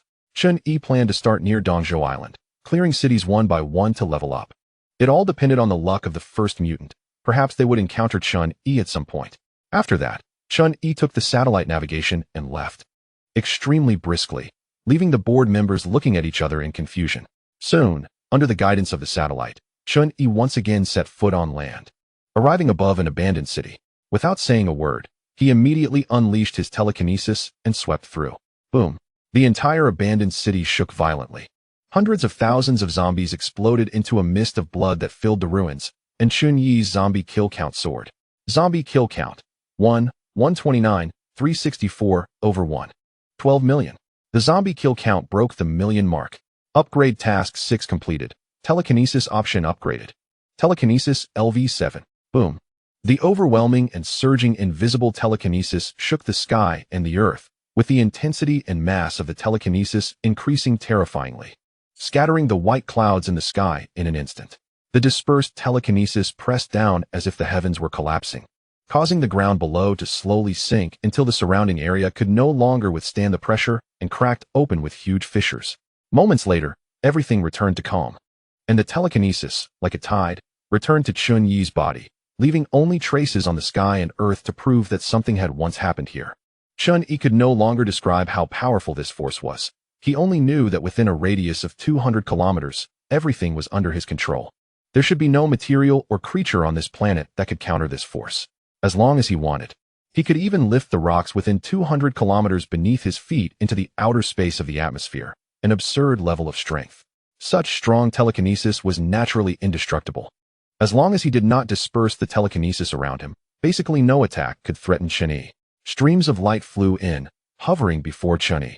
These were the equipment, items, and abilities that dropped from the killed zombies. Acquired equipment: special long knife. Acquired item: hourglass. Acquired ability: elastic tongue. After looking for a while, Chen Yi discarded the antique knife at his waist and replaced it with the special long knife, which seemed sharper and more resilient. Item: special long knife. Description: a masterpiece made from top materials and top forging techniques, world-class sharpness and resilience. The rest of the junk was thrown away. Just like that, Chen Yi began to crazily clear out the zombies in various abandoned cities. Since he could complete upgrade tasks to continue leveling up his telekinesis, he was having the time of his life killing. Upgrade task 6 required killing 1 million zombies, while upgrade task 7 required killing 10 million zombies. On average, each abandoned city had 200,000 zombies. So Chen Yi would need to clear about 50 abandoned cities to complete upgrade task 7. With his current stamina and spirit, clearing 50 abandoned cities was no problem. He could completely finish it in a day, with an astonishingly high efficiency. Zombie kill count: 1, 2 million. Zombie kill count: 1, 38 million. Zombie kill count: 1, 62 million. Zombie kill count: 3, 74 million. The data refreshed wildly. During the process of clearing zombies, Chen Yi accumulated countless equipment, items, and abilities. Most of the world's equipment and items were useless, but he did find a pretty good ability among those evolved from zombie gene mutations after sifting through. Chapter 11 Gaia Consciousness, Mastered Ability. Survival of the Fittest LV1. Survival of the Fittest LV1. The continuity of life is a constant self-evolution, no matter how harsh the environment. You can quickly adapt. Chen Yi tried it out and found that he had actually evolved the ability to breathe through his skin while in the ocean. And when he went to space, he evolved the ability to survive in space. His adaptability was explosively strong. Although the process of adaptation was not particularly comfortable and required a considerable amount of time, it was not something that could be accomplished in an instant or even in 10 or 20 minutes. He didn't pay much attention, only remembering that he had taken down a very fierce zombie beast, which should be where the survival of the fittest came from. No matter how much adaptation occurs, there must be a degree and a process. Chen Yi crushed it with absolute power, and that zombie beast didn't have time to adapt before it was killed. In the high sky, a sonic boom roared as Chen Yi was on his way to the next abandoned city. The latest upgrade of his telekinesis allowed him to easily break the 8 times the speed of sound. It was at this high supersonic speed that an invisible force suddenly entered Chen Yi's sensory range, accurately hitting him. Boom. Chen Yi's expression tightened. Telekinesis? 2 powerful telekinesis collided, producing a tremendous roar, and the indestructible telekinesis barrier blocked the attack. A figure appeared from the horizon, arriving before Chen Yi in the blink of an eye. It was a refined young man with white hair and red pupils. Chen Yi was quite surprised. The first mutant? He didn't expect that number 1 would actually come to him. The information provided by the chairman had significant discrepancies. It seemed that number 1 had not lost his rationality and possessed extremely powerful mental abilities. Chen Yi estimated that the previous attack was indeed strong, but there was still a considerable gap compared to his own mental strength. In a real fight, he could completely overpower number 1. Number 1 wore a gentle smile. I'm sorry to greet you this way. It seems a bit too conspicuous here. How about we go somewhere else to talk? Talk about what? To discuss the truth about the apocalypse. Number 1's words made Chen Yi dismiss the idea of attacking for now. He was very interested to hear what number 1 had to say. Did the board of Dongzhou Island deceive him? Anyway, Chen Yi didn't fully believe the board's claims, so it was a good opportunity to hear the truth from number 1.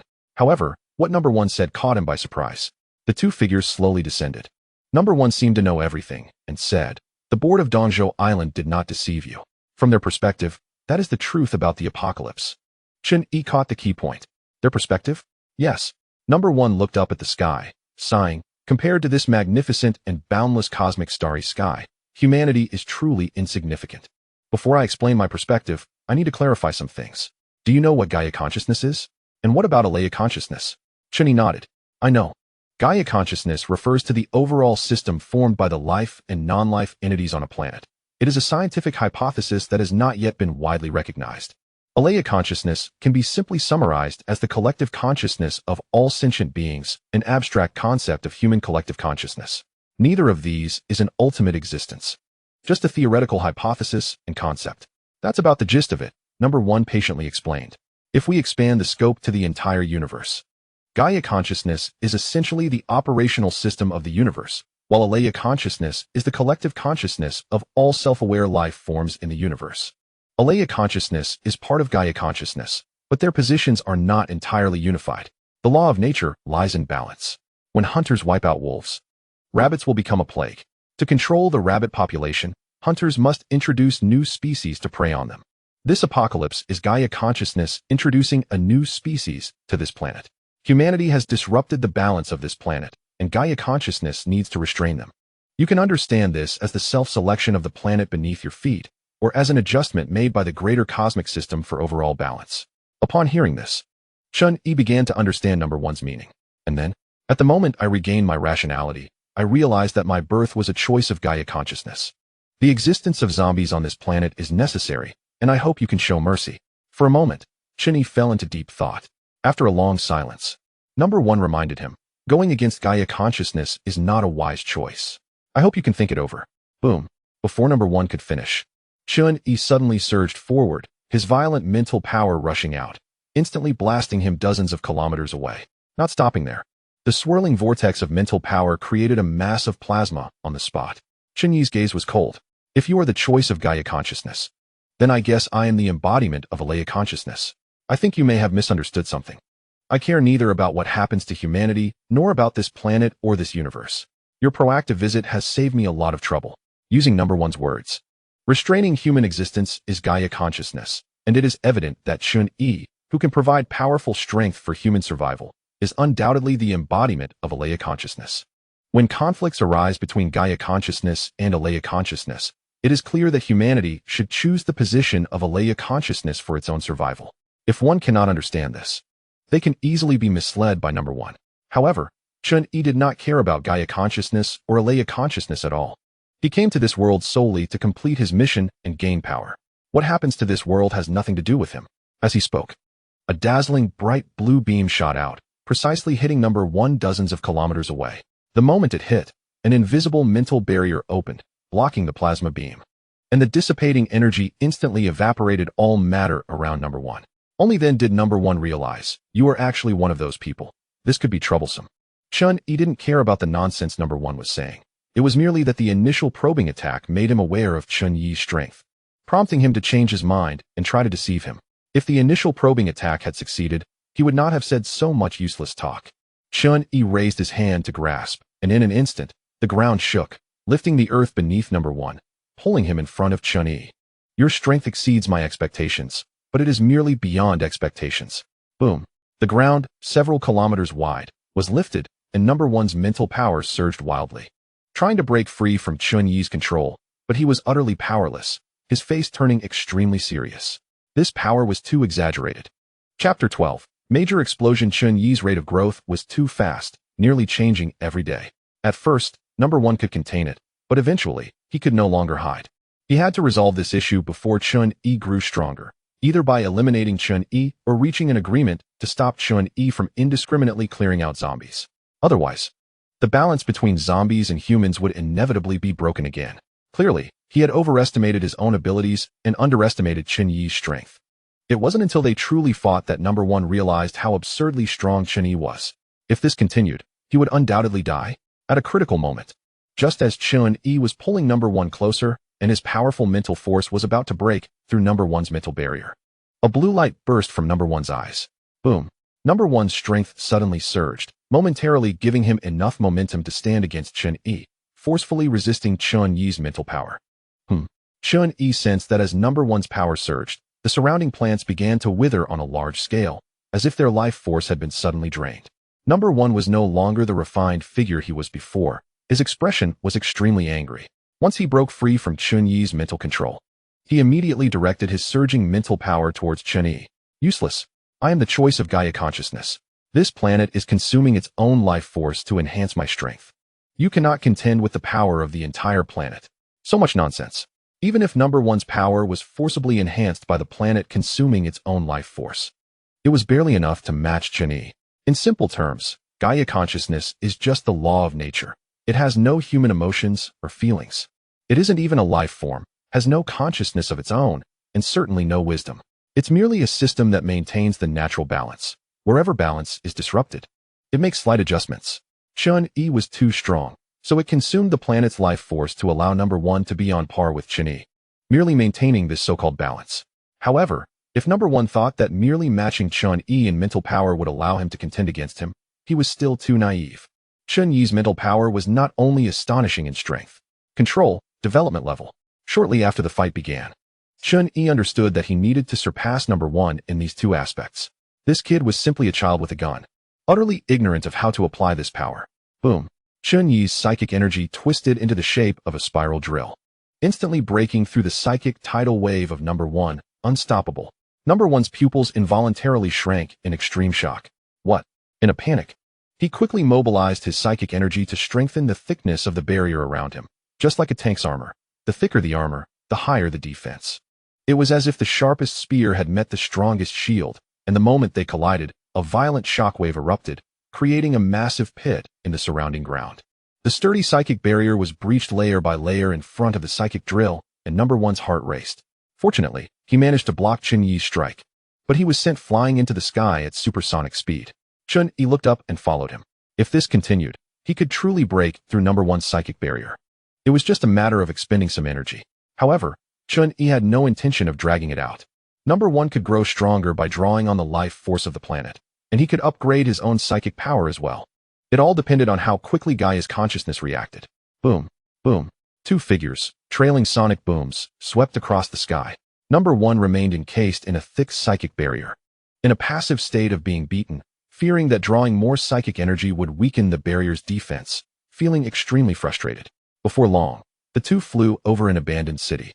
And in just a moment, over 300,000 zombies in the city exploded into blood mist. This wasn't just limited to this city. Within a radius of 200 kilometers, any abandoned city that fell within Chen Yi's sensing range was experiencing the same scene. At the same time, Chen Yi's zombie kill count was skyrocketing. Zombie kill count, 6, 27 million. Zombie kill count, 7, 84 million. Zombie kill count, 8, 44 million. Zombie kill count, 10, 05 million. By the time number one realized something was wrong, it was already too late. Even if he had noticed earlier, he could not change anything. He simply couldn't stop Chen Yi.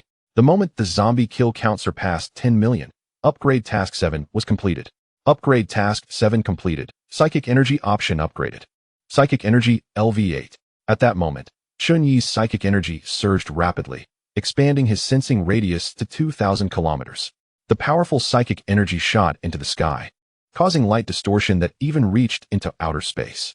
Boom. The edges of tectonic plates stirred up towering waves, as both the sky and earth trembled violently, creating a terrifying scene of destruction and collapse. With this power, Chen Yi was confident that he could sink the entire tectonic plate with a single strike, annihilating the civilizations on the surface with almost no effort. Buzz. The overwhelming psychic energy swept out, freezing number one in midair, rendering him completely immobile. His eyes filled with disbelief. What on earth is happening? He knew that Chen Yi would become stronger by killing zombies. But he could not comprehend how he could be this strong. His power came from Gaia's consciousness, from the life force of the planet. Where did Chen Yi's power come from? Number one couldn't understand. Without any unnecessary words, Chen Yi's thoughts moved, and the swirling psychic energy directly crushed number one's head, giving Gaia's consciousness no chance to react, decisively ending the battle. Clearly different from ordinary zombies, number one, as a host of Gaia's consciousness, could be considered the final boss. Upon being defeated, he immediately exploded spectacularly. As a transcendent being, and a host of Gaia's consciousness, the items and equipment that exploded from number one were undoubtedly high level. Several streams of light flew before Chen Yi, revealing the shapes of the items and equipment. Acquired equipment, rift slash. The psychic energy infused by Gaia's consciousness has been materialized and compressed to the extreme, shaped into a long sword. Even an ordinary person wielding it can split the earth and tear the sky. Acquired equipment, barrier cloak. The cloak itself has no defensive power but can store your psychic energy for emergencies. When ambushed, it can automatically release a psychic barrier to block attacks. In a fully charged state, it can allow you to fight at full strength for 10 minutes. Acquired item, Chapter of Gaia. Indeed, Gaia's consciousness is an abstract concept, lacking entity and intelligence, but as long as you use this badge, you will confront this concept directly. Do you wish to make a transaction with it? Acquired ability, Voice of all things, transcending the barriers of language, species, and even life. Listen to the sounds of all living and non-living things. Chapter 13. Task completed. Equipping rift slash and barrier cloak. Chen Yi attempted to infuse psychic energy into the barrier cloak, taking exactly 10 minutes. If he faced a special situation where his psychic energy was exhausted, he could use the stored psychic energy in the barrier cloak to continue fighting for 10 minutes, which was a good safeguard. Chen Yi didn't often use a sword. Wearing it was purely for emergencies. Mastered ability, Voice of all things. LV1. The sphere of ability exploded, merging into Chen Yi's body as light, instantly allowing him to understand the information contained in the sound of the wind. The wind doesn't speak, but Chen Yi understood the information carried in the sound of the wind. Birds couldn't communicate with him, yet he could still understand the messages conveyed by their calls. Realizing that they hadn't caught enough insects today and that the chicks in the nest were still waiting to be fed. Everything in the sky and on the ground now had a completely different perspective in Chen Yi's senses. He could feel more information, as described in the ability's explanation. It was purely listening, without mutual communication. Quite nice. Chen Yi was very satisfied with this ability. He could almost be considered a favored child of nature, making information gathering much more convenient and saving a lot of time and effort. This ability indeed matched the style of Gaia's consciousness. As for the chapter of Gaia, Chen Yi stored it away. He didn't dare to use it recklessly. The item description indicated that he could use it to make a transaction with Gaia's consciousness. But having just defeated number 1, using it now seemed too risky. Theoretically, Gaia's consciousness would only control the balance of nature through the environment and factors within the planet and universe. But who could guarantee that when Chen Yi appeared before the personified concept of Gaia's consciousness, it wouldn't take action against him? Every world has its own Gaia's consciousness. And Chen Yi decided to use the chapter of Gaia in another world later, which would be safer. After sorting out his equipment, items, and abilities, Chen Yi's psychic energy surged wildly. It was time to sweep away all the zombies in the world. With that said, buzz, the invisible wave swept across the entire continent. And in an instant, countless zombies exploded into blood mist, whether they were in abandoned cities or wandering in the wilderness. In the blink of an eye, they were all wiped out. In a certain wilderness, oh my god, Zhou Tong, panic-stricken, sprinted away, being chased by a group of bloodthirsty, frenzied zombie beasts. The decaying muscles of the zombie beasts revealed their white bones, and even their internal organs could be seen. Bang! Just as Zhou Tong felt his soul leave his body, a sudden loud explosion came from behind him. He turned around and slowly stopped, his face filled with astonishment. The bloodthirsty, frenzied zombie beasts had vanished without a trace, leaving only a cloud of dark red blood mist. What happened? The same situation occurred all around the world. On this day, it was as if a savior had descended upon the earth, and the zombies in various places were cleaned up thoroughly. In an abandoned city, roar. A giant zombie over 2 meters tall roared at the sky, and countless zombies surged like a tide.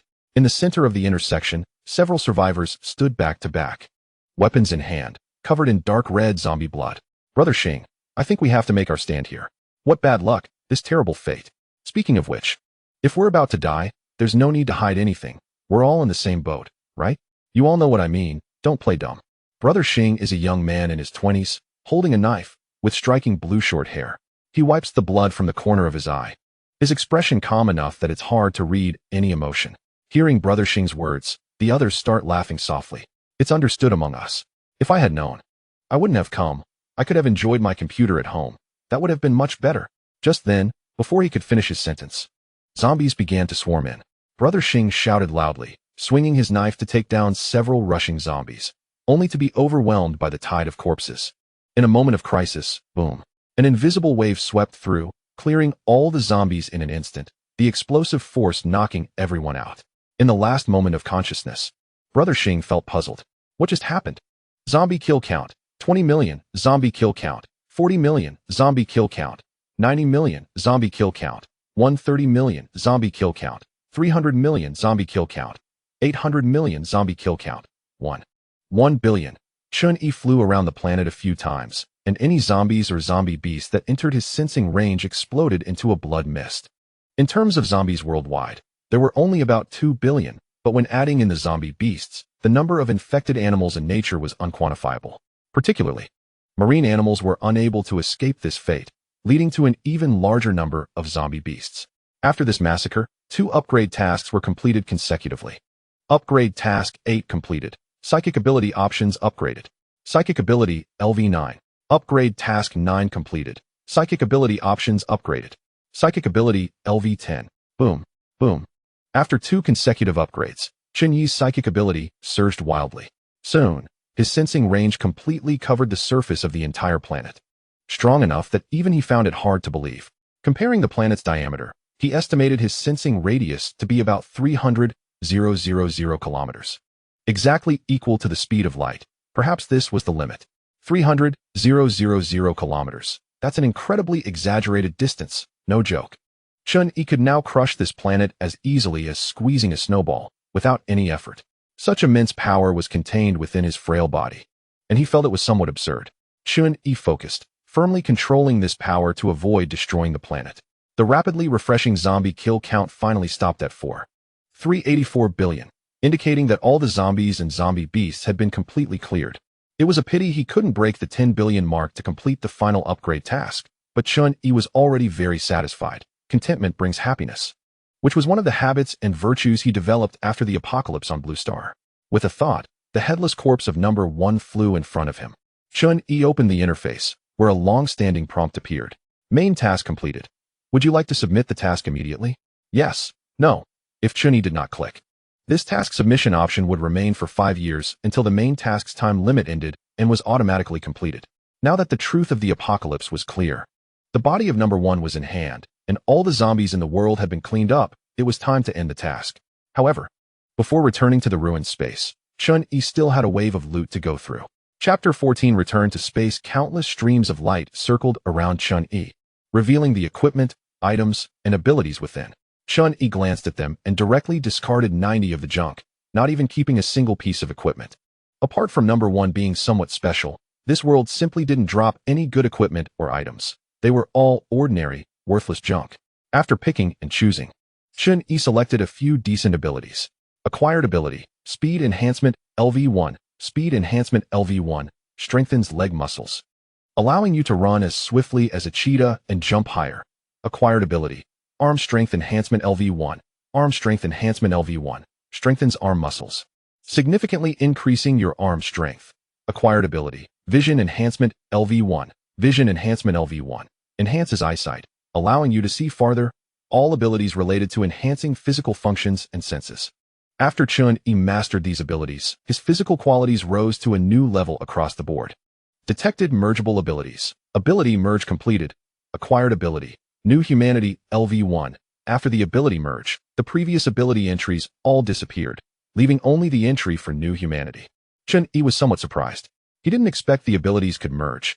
This was nice. At least it looked much simpler. But he guessed that upgrading this ability would definitely require a lot of points. Then, main task completed. Would you like to submit the task immediately? Yes? No? Chen Yi chose yes. In the instant he made his choice, his form flickered as if on an old TV screen, and then completely vanished. ZZ, main task submission successful. Upgrade task 10 failed. Settlement completed. Points earned, 1,000. Points balance, 1,000 from Chen Yi's perspective after making the choice. The scene in front of him instantly changed. Looking around, he found himself standing in the center of a bustling modern square. No side effects. Stamina replenishing potions are worth having. Should I go shopping at the mall? Damn, what is this nonsense? I could fight better than them in the field. And they call it a grand army. What a waste of my time. Chen Yi looked up and saw a large screen at the front of the square, broadcasting a war in some world, looking just like a sci-fi blockbuster, with explosive visuals, while an old man next to him was cursing. The interface popped up. Welcome to the Ruins Space, Ruins Traveler. Congratulations on successfully completing the Novice Task World. You will embark on a brand new life journey here, experiencing one world after another, seeking the truth of the world and infinite power. So, wish you a pleasant journey. Acquired item, Ruins Space Guidebook. A guidebook appeared in Chen Yi's hands. He opened it to find important information right on the first page, clear and straightforward.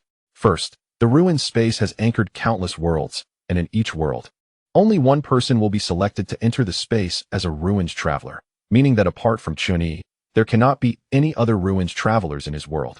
Secondly, all worlds anchored by the Ruins Space maintain the same flow of time, meaning there are no differences in the flow of time in each world of the Ruins Travelers.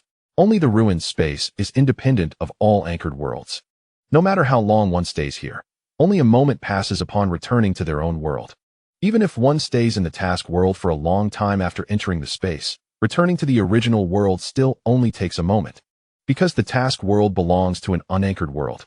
Thirdly, based on the synchronized time of the anchored worlds, Ruins Travelers execute tasks once a month, which is a mandatory task that cannot be avoided.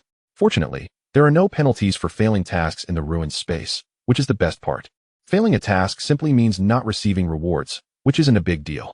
It is impossible to hide in the space to evade tasks. If malicious evasion of tasks occurs, one will still be thrown into other worlds to execute tasks. That's why it's called a forced mission, and there's no way to evade it. At the same time, there are many returners in the square returning to the space, roughly estimated to be over 1,000 people, including Zhou and others. They were forced to end their missions and return to the space right after Chen Yi submitted the mainline mission, resulting in a failure of the mainline mission. But at least many people are still alive. Perhaps because the return space often throws people into desolate worlds where even ghost shadows are unseen. The people in the space still enjoy the hustle and bustle, or rather, there is a polarization. The reclusive are truly reclusive, while the talkative are genuinely talkative. Many people go decades without encountering anyone in certain worlds, almost driving them crazy. After returning to the space, they grab someone and start chatting, moved to tears. And the atmosphere here is really not tense. Wow. Finally, I see a living person. Dude, how about a warm hug? An exceptionally excited guy rushed toward someone, only to be kicked away. Zhou paused when passing by Chen Yi. Dude, have we met in the mission world? No. Strange. Zhou scratched his head, muttering as he walked. He really felt that Chen Yi's figure looked familiar, but he just couldn't recall where he had seen it. Xinggu. Ha ha ha. We're still alive, Xinggu. A few young people in front were excitedly linking arms, looking like they had a deep bond, surrounding a young man with blue hair. Newcomers have arrived? At this moment, a group of people enthusiastically rushed to the square, like touts at a train station trying to pull in customers for hotels. A thin guy with a friendly smile handed Chen Yi a flyer. Handsome, if you want to join a legion, you might consider our Diamond Legion. If you're not interested, you can still check us out. We have other services too. The situation in the space was somewhat different from what Chen Yi had imagined. He thought it would be filled with a bunch of lunatics or killing gods, but unexpectedly, it was quite harmonious. Chen Yi flipped through the guidebook. The return space was very large, presenting the appearance of a modern large city, divided into residential areas, commercial areas, and many other zones. Undoubtedly, the liveliest place was the commercial area, filled with shops run by returners and free markets. Most importantly, the enhancement facilities were all there. After completing the mainline mission, Chen Yi received 1,000 points, which could be used to enhance equipment, items, and abilities, which was crucial for returners. Chen Yi decisively headed straight for the enhancement facilities in the commercial area. Chapter 15. Personal space. The enhancement pod had a very powerful and mechanical appearance, with its internal mechanical structures and parts visible from the outside, and the style was quite rugged. After entering the pod, the heavy and somewhat sluggish door slammed shut with a bang, as if it needed some lubrication. Click. An opening appeared inside the pod, and Chen Yi removed all his equipment and items, placing them inside the opening. As the opening closed, a moment later, an interface popped up. Identification complete. Item, void/type, weapon, rank, tier 3. Description: the telekinetic energy infused with Gaia's consciousness is compressed to the extreme and shaped into a long sword. Even an ordinary person can wield it to split the earth and tear the sky. Enhancement cost, 10,000 points. Item, barrier cloak, type, armor, rank, tier 3. Description: the cloak itself has no defensive power but can store your telekinetic energy for emergencies. When ambushed, it can automatically release a telekinetic barrier to block attacks. In a fully charged state, it can allow you to fight with all your strength for 10 minutes. Enhancement cost, 10,000 points. Item, Gaia's emblem. Type, item, rank, none. Description: indeed, Gaia's consciousness is an abstract concept, without entity or intelligence. However, by using this badge, you will confront this concept directly. Do you wish to make a transaction with it? Cannot be enhanced. The inability to enhance Gaia's emblem was not surprising, and moreover, Chen Yi had no intention of enhancing these items anyway. Besides, he didn't have enough points. Tier 3. According to the division of the return space, the stronger the returner, the higher the rank, and the more dangerous and powerful the mission world they enter. Consequently, equipment and items also have rank distinctions. Normally, novice mission worlds can only drop tier 1 equipment, but Chen Yi was an exception, having obtained tier 3 equipment.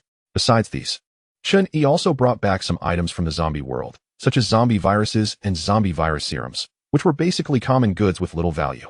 Looking at his own panel and abilities. Name, Chen Yi. Rank, tier 1, points, 1,000. Abilities, telekinesis LV10, danger perception LV1, extreme burst LV1, night vision LV1.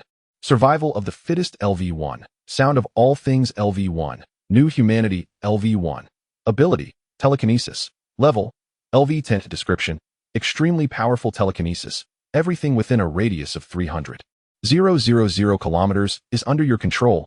Planets are like toys to you. Enhancement cost, 100,000 points. Ability, danger perception. Level, LV1. Description: you will be alerted in advance when danger appears. Enhancement cost, 100 points. The enhancement cost for telekinesis was the most outrageous, reaching 100,000 points per enhancement, while the cost for danger perception, extreme burst, night vision, and survival of the fittest were the lowest, only requiring 100 points each time. Although the ability data only indicated levels without ranks, Chen Yi still noticed that the enhancement costs for abilities were actually calculated according to the equipment ranks. The sound of all things was dropped from number 1 along with void slash and barrier cloak, and based on its function, it easily falls into the tier 3 category. So the enhancement cost for the sound of all things was 10,000 points per enhancement. New humanity was probably tier 2, with an enhancement cost of 1,000 points each time. After thinking for a moment, Chen Yi ultimately chose to enhance survival of the fittest. He only had 1,000 points. And enhancing new humanity wouldn't provide much of a boost to his strength, making it not cost-effective. On the contrary, survival of the fittest had the highest cost-performance ratio. In case the next mission world had a harsh environment, at least survival of the fittest could be useful. Enhancing survival of the fittest cost 100 points. Points balance 900. Enhancement complete. Survival of the fittest LV 11. Chen Yi felt a tingling sensation all over his body, which quickly disappeared.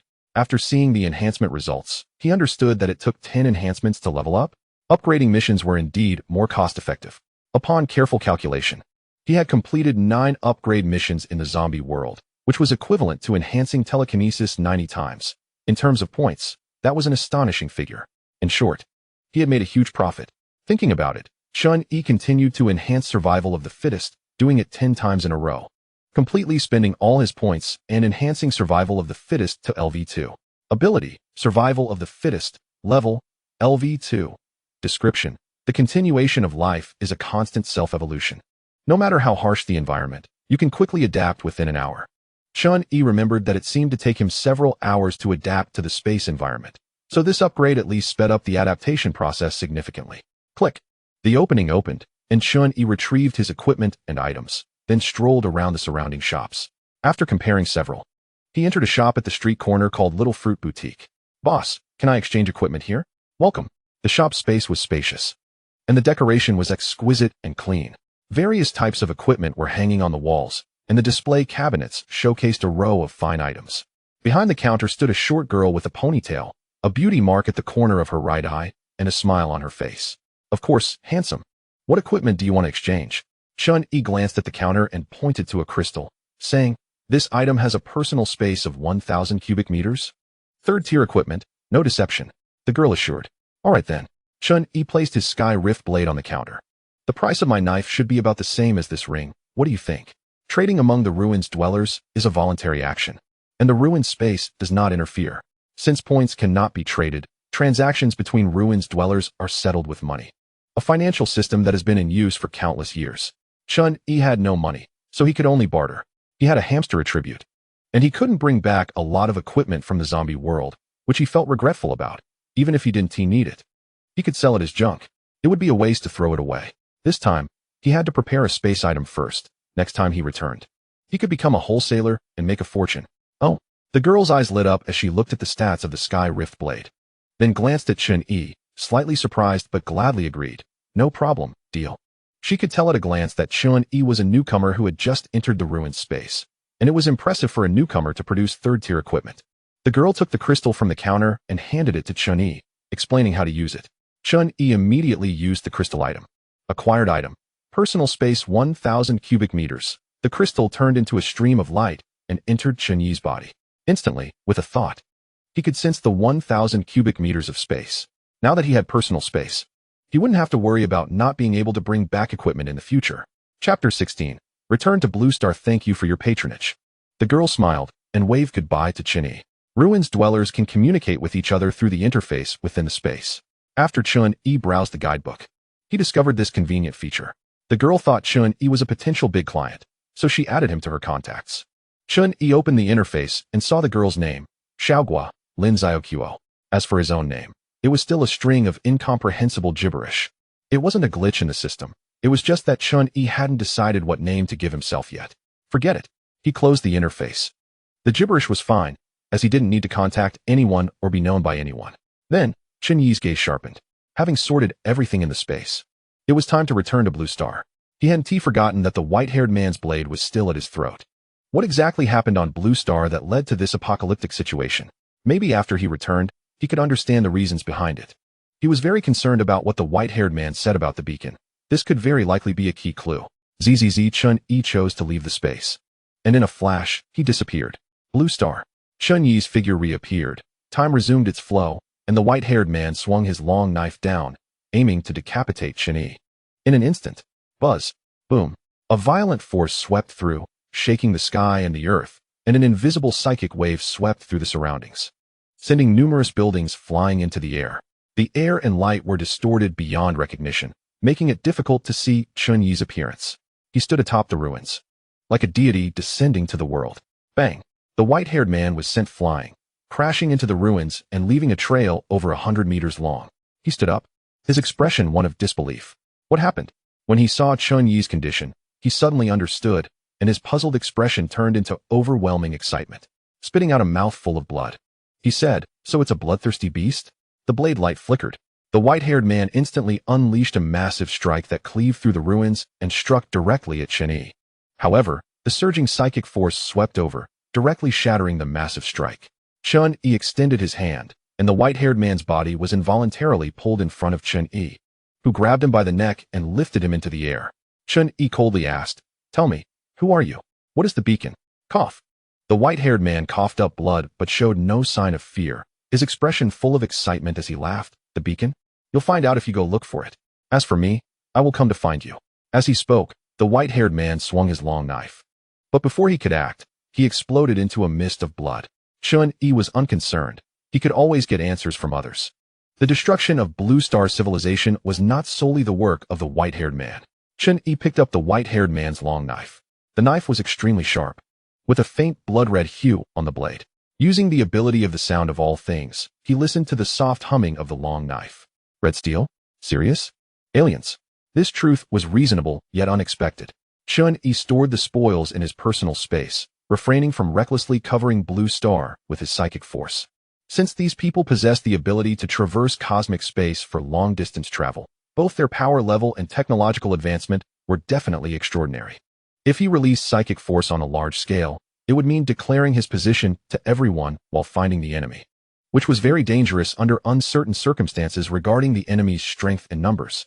Moreover, even without using psychic force, Chen Yi could still locate them. The sound of all things was most effective in such situations. Whoosh. The sound of the wind brought Chen Yi a lot of information. Found it. Boom. Chen Yi's figure shifted from stillness to motion, vanishing in an instant. The powerful psychic force created shockwaves in the air, blasting a large pit in the ruins. 100 kilometers away, a knight in silver armor was battling an elderly man in a blue robe, creating a significant commotion with tremendous destructive power. Ethereal blue light wrapped around the elderly man's fists. Although he was an old man, his body was exceptionally strong. He leaped into the air, raising his fist to strike down with a loud shout. Huh! Seeing this, the knight was undeterred. A silver aura suddenly emanating from him as he swung his sword to unleash a massive strike, colliding with the elderly man's fist like a meteor hitting the earth. Boom! After a loud explosion, a 100-meter-wide pit appeared in the ruins, but both the knight and the elderly man remained unscathed, ready to continue their fierce battle. Just as they were about to resume fighting, both paused their movements. Let's take a temporary truce. Someone's coming. As soon as the words left his mouth, Chen Yi's figure appeared in midair, and the compressed air exploded violently, making the atmosphere tense. The moment Chen Yi appeared, the knight and the elderly man immediately felt a chilling aura, causing the hairs on their bodies to stand on end. A strong presence. Undoubtedly a strong presence. Both had grown through countless battles and were extremely experienced. They immediately recognized that Chen Yi was the kind of person who was extraordinarily powerful. "Excuse me, gentlemen." Chen Yi slowly landed on a collapsed building and asked the two, "If possible, could you tell me the reason for your battle? Also, what is the beacon?" This was not a request. Either they answered Chen Yi's questions, or he would eliminate them on the spot. Chen Yi would not show mercy to those who destroyed Blue Star civilization. Didn't he realize what this question implied when he was silent? The two dared not act recklessly, but after he asked, the knight decisively attacked him. Clang! The silver strike was blocked by a psychic barrier and could not advance an inch, leaving the knight frozen in midair in a sword-swinging posture. Incorrect answer. Chen Yi showed no mercy, directly crushing the knight into a lump of iron. However, at the moment he eliminated the knight, he finally understood what the beacon was. Beacon transfer complete. Points earned. 3,000. A piece of information surged into Chen Yi's mind, followed by a mall interface that only he could see appearing before his eyes. From that information, Chen Yi learned that this was the Beacon Mall, which was what the white-haired man referred to as the beacon. Chen Yi was astonished. What was this? Another space? Logically speaking, the world Chen Yi was in had already been completely anchored by the ruined space, fully under its control. How could something similar to the ruined space suddenly emerge? Chen Yi didn't have time to think too much. He focused his attention on the old man, who quickly admitted defeat. Your Excellency, I am more than willing to answer your questions. It was impossible to win. The power gap was too large. Chapter 17. Beacon Mall on a certain planet in an unknown star system. The scene was one of desolate ruins, with a dim yellow sun hanging high in the sky, scorching the earth. Suddenly, a loud bang broke the tranquility of the sky and the earth, an incredibly violent slash instantly splitting the entire planet in half. The powerful force was enough to counteract gravity, forcibly separating the whole planet. From the distant cosmos, one could see the planet, now split in two, slowly drawing back together under the influence of gravity. On a certain piece of ruins within the planet, a man with long white hair sheathed his long knife. A flash of blood red glinting across the shiny blade. He closed his eyes as if sensing something, then turned to look deep into the starry sky. The Milky Way? The vastness of this universe was beyond imagination. For a simple data comparison, the sun's volume was 1.3 million times that of Earth, and in the Milky Way, there were hundreds of billions of such stars. Throughout the entire universe, there were countless galaxies like the Milky Way, as numerous as the sands of the Ganges. The blue star and human civilization were merely insignificant specks of dust in this vast sea, and besides, many races and civilizations existed in the universe. Some races excelled in technological research, while others were adept at harnessing various energies from the cosmos, able to exert tremendous combat power with just their flesh and blood. The old man said, the appearance of the beacon dates back so far that it cannot be traced. Killing individuals who possess a beacon allows one to obtain the beacon and points. As long as you have points, you can buy anything you want in the beacon mall, whether it be power or knowledge. The existence of the beacon had always been a secret, but that was only to the vast majority of people in the universe. The existence of the beacon had long been known among the strong, leading not only beacon holders to kill each other for points, but even powerful beings in the universe hunting down beacon holders. The good news was that only when they got close enough would beacon holders sense each other, and those without beacons would not easily find them. The bad news was that some of those holding beacons could be incredibly powerful. If you didn't become stronger quickly, one day someone might just harvest you when passing by. This was an extremely brutal cosmic hunting game. Chen Yi had already obtained a beacon. Even if he didn't hunt others, other beacon holders would come to hunt him. This was why the knight attacked him immediately after hearing his question, because both he and the old man were beacon holders. Once Chen Yi learned about the existence of the beacon, there was a high probability he would kill them to seize their beacons and points. No strong individual was not thirsty for power. We never care about what civilizations we destroy, because countless civilizations and planets are being destroyed in the universe every moment. We merely follow the beacon signal. The old man's words were so cold and cruel. At this point, Chen Yi probably understood the reason for the destruction of Blue Star civilization. It was simply that a beacon holder came to Blue Star, and then other beings from the universe followed the signal and arrived. Or perhaps it was even simpler. Some Blue Star person, who could be called either lucky or unfortunate, obtained a beacon and was subsequently killed by a beacon holder from the universe, leading to more and more beings descending upon Blue Star, and after a chaotic battle, the Blue Star civilization was ultimately destroyed. Surviving was truly difficult. Chen Yi could only sigh like this. Your Excellency, this is all I know. Chen Yi responded. And then the old man exploded into a mist of blood. If it weren't for this group of people, he should be able to enjoy the air conditioning and play games in his apartment right now, instead of fighting in these ruins. Indeed, this group of people brought him the beacon, but the beacon was obtained through Chen Yi's own strength, not given to him by others. He had no need to feel grateful. He had no intention of letting any of these beings from the universe go. The prompt from the beacon mall flashed by. Points earned, 3,000. Points balance, 6,000. Chen Yi sat among the ruins, and with a thought, the beacon mall opened, displaying countless products within. With an extremely wide variety of categories, from food, entertainment, to science and technology, and even weapons and body enhancements, including buying and selling populations and planets. It truly had everything. Even resurrecting the dead was no problem. If one wanted to become stronger quickly, they could directly purchase abilities, genetic bloodlines, and the like here. Although the prices were quite high, Chen Yi had 6,000 points, which didn't allow for much purchasing. He specifically looked and found that a telekinesis powerful enough to crush planets was surprisingly worth 1 million points. In line with the ruins space as classification of abilities and equipment, the first tier's destructive power could rival conventional firearms, the second tier could destroy a modern city. The third tier was disaster level, and the fourth tier could destroy a planet. Chen Yi's points could at most only buy second-tier items in the beacon mall. Thinking of the ruined space, he quickly realized a problem. The abilities and items obtained from the ruined space could be brought back to the Blue Star world. But could the abilities and items purchased from the beacon mall be taken into the ruined space? If not, it would mean that to maximize the use of points, Chen Yi could not directly purchase abilities and equipment, otherwise it would be a waste. On one side was the ruined space, and on the other was the beacon mall. Chen Yi understood that this was an incredible opportunity. If used well, he could step on both feet alternately and take off directly. It was time to try. Without further ado, Chen Yi immediately purchased the two cheapest items in the beacon mall, a useless ability and an almost completely useless piece of equipment. Consumed 200 points. Points balance 5,800. After putting the equipment into his personal space, Chen Yi immediately returned to the ruined space. It turned out that his guess was correct. After entering the ruined space, the ability he purchased from the beacon mall disappeared, and the equipment in his personal space was also gone. And even the interface of the beacon mall could not be opened. Back in Blue Star, the purchased abilities and equipment reappeared. If there was a concept like levels, it seemed that the level of the ruined space was above that of the beacon mall.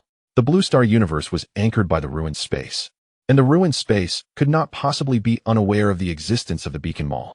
Since the ruined space allowed its existence, Chen Yi used it generously. After confirming his guess, Chen Yi also figured out the way to maximize the use of points, which was to develop his existing abilities or purchase knowledge. His abilities were obtained within the ruined space, so it should be fine to use the techniques purchased from the beacon mall to delve deeper into development. A streak of light fell from the sky, precisely hitting Chen Yi. Boom. The dazzling flames erupted like the sun, slowly rising. Chapter 18. Beneath the ruins crack. 2 kilometers away, a fully mechanized cosmic cyborg hovered in midair, surrounded by floating structures that made her look like a deity. Compared to the arduous strength training, the cost-effectiveness of mechanical modification is evidently higher. As long as the brain is preserved, other parts and weapons can be replaced at any time. Many extraterrestrial beings like to undergo mechanical modifications, and this one is clearly among them, with a rather advanced type of modification. Target hit. The mechanical girl's voice was calm and emotionless, since she did not receive a points notification from the beacon shop. She was certain that this strike did not successfully annihilate the target. Buzz. In an instant, the air trembled, and an invisible psychic force surged in, causing the mechanical girl to emit a dazzling red light at the moment she was unable to move. 0-point ability field, release. Boom. The space shook violently as a powerful force erupted from the mechanical girl's body, and the floating structures glowed with a blood-like radiance. The expanded force field unexpectedly breaking free from Chen Yi's psychic force. Beep beep beep. Massive energy reaction detected. Target extremely dangerous. The mechanical girl became highly alert, and Chen Yi's relaxed figure emerged from the rising fireball. Seeing that the mechanical girl had the strength to resist, he couldn't help but be surprised. But it was merely surprise. Concerned that using too much force would attract the attention of others, Chen Yi had been holding back his strength since returning to Blue Star. He hadn't even used 1% of his power, let alone 10%. Chen Yi was not someone who dragged things out in battle. He would never hesitate when it was time to strike. A dead enemy is the best enemy. He would not hold back in the slightest. Buzz. He reached out from a distance, and a large amount of psychic energy was released and gathered together, materializing into a pale blue form. If the output the mechanical girl faced earlier was 10, then now Chen Yi's output was 100. The struggling 0-point ability field instantly collapsed, and the floating structures flickering with red light were successively destroyed. The mechanical girl hurriedly spoke, her tone still so calm.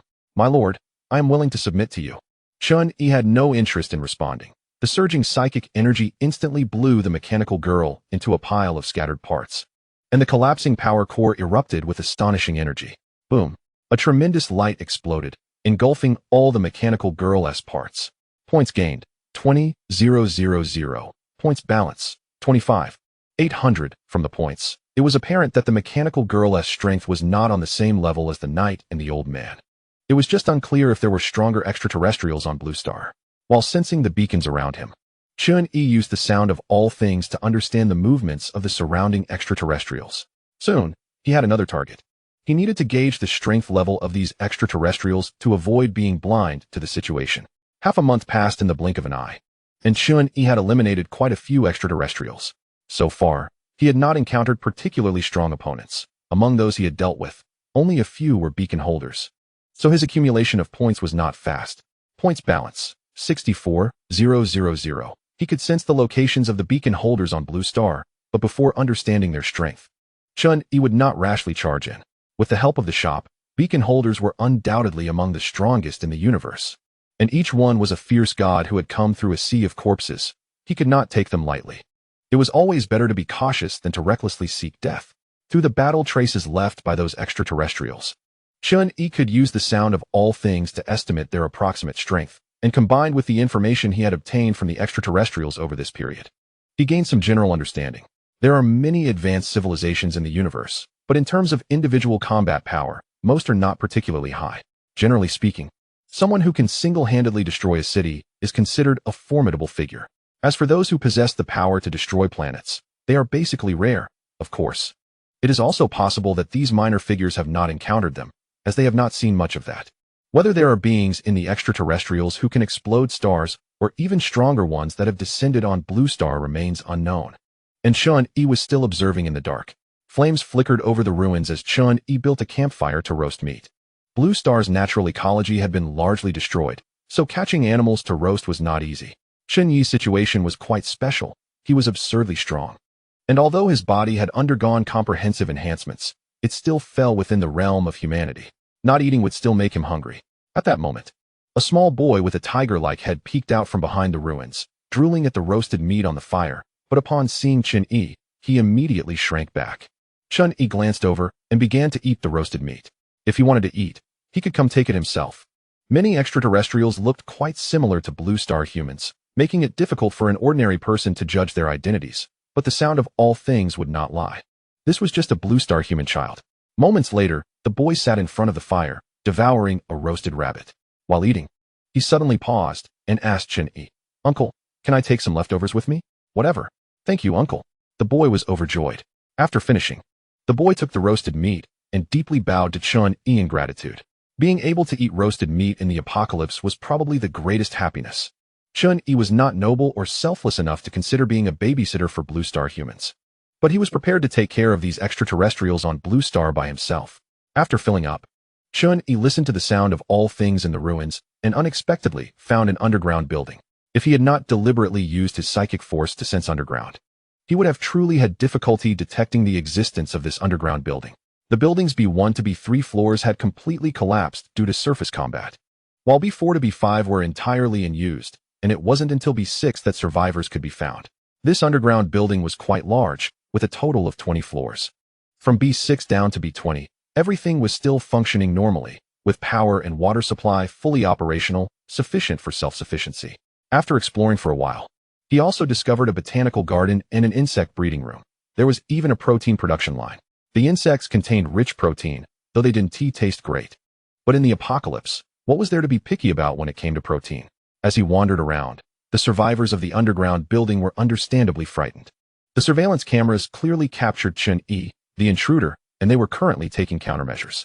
In the surveillance room, a middle-aged man urgently arranged, "Get everyone to the safe room immediately.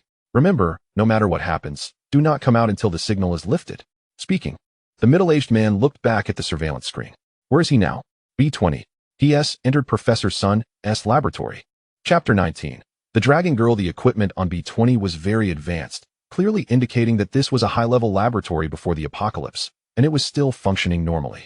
Several column-style incubation pods were displayed in the laboratory, resembling human embryos curled up in nutrient solution with their tiny hearts beating. The growth of life is quite incredible, isn't it? An elderly man with white hair paused his work and, seeing Chen Yi's appearance, did not react much but smiled and started chatting with him. He was Professor Sun, the highest authority of this underground building and the founder of this survivor base, a biological engineering researcher. Despite his old age, he remained upright and physically robust. Chen Yi looked at the small life in the incubation pod and said, "Its development is somewhat deformed. The heart is too weak. Continuing to grow like this will lead to its early death." The sound of all things informed him that these were gene-modified humans cultivated using the genes of extraterrestrials collected by Professor Sun, and the defects were significant. Professor Sun was surprised. "You can see that?" "Yes." Chen Yi took an interest in the other modified humans, observing that there were individuals at various stages, with the most mature one almost reaching adulthood. To be honest, the aliens that can come to Blue Star must have some abilities. Many of them indeed possess very special genes.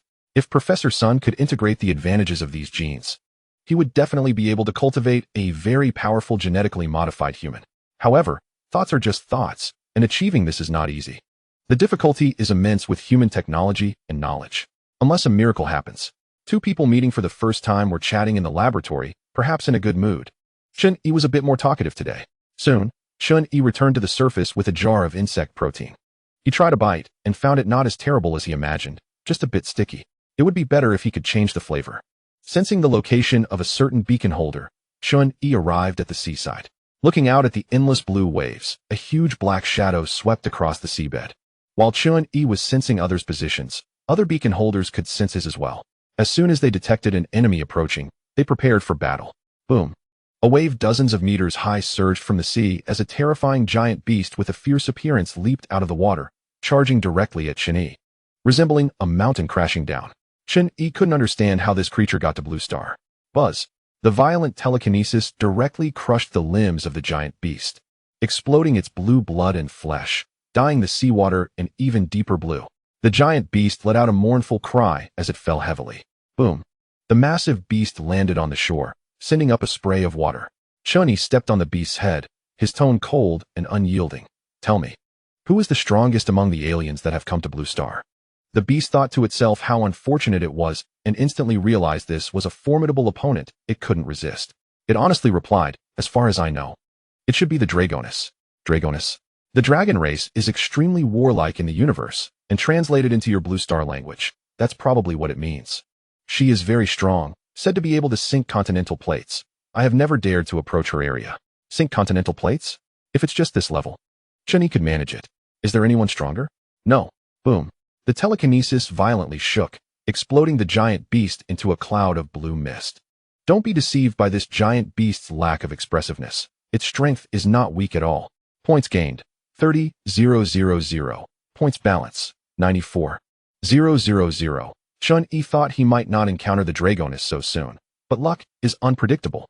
A few days later, a female dragon clad in crimson scales hovered in the sky like a queen, her gaze commanding, exuding an aura of dominance.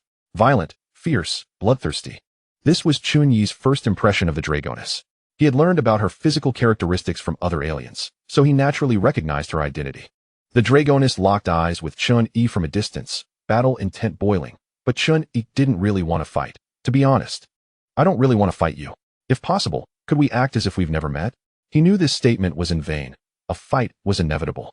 The Dragoness didn't seem like someone easy to negotiate with. He just didn't want to create too much of a commotion and expose his strength. Boom.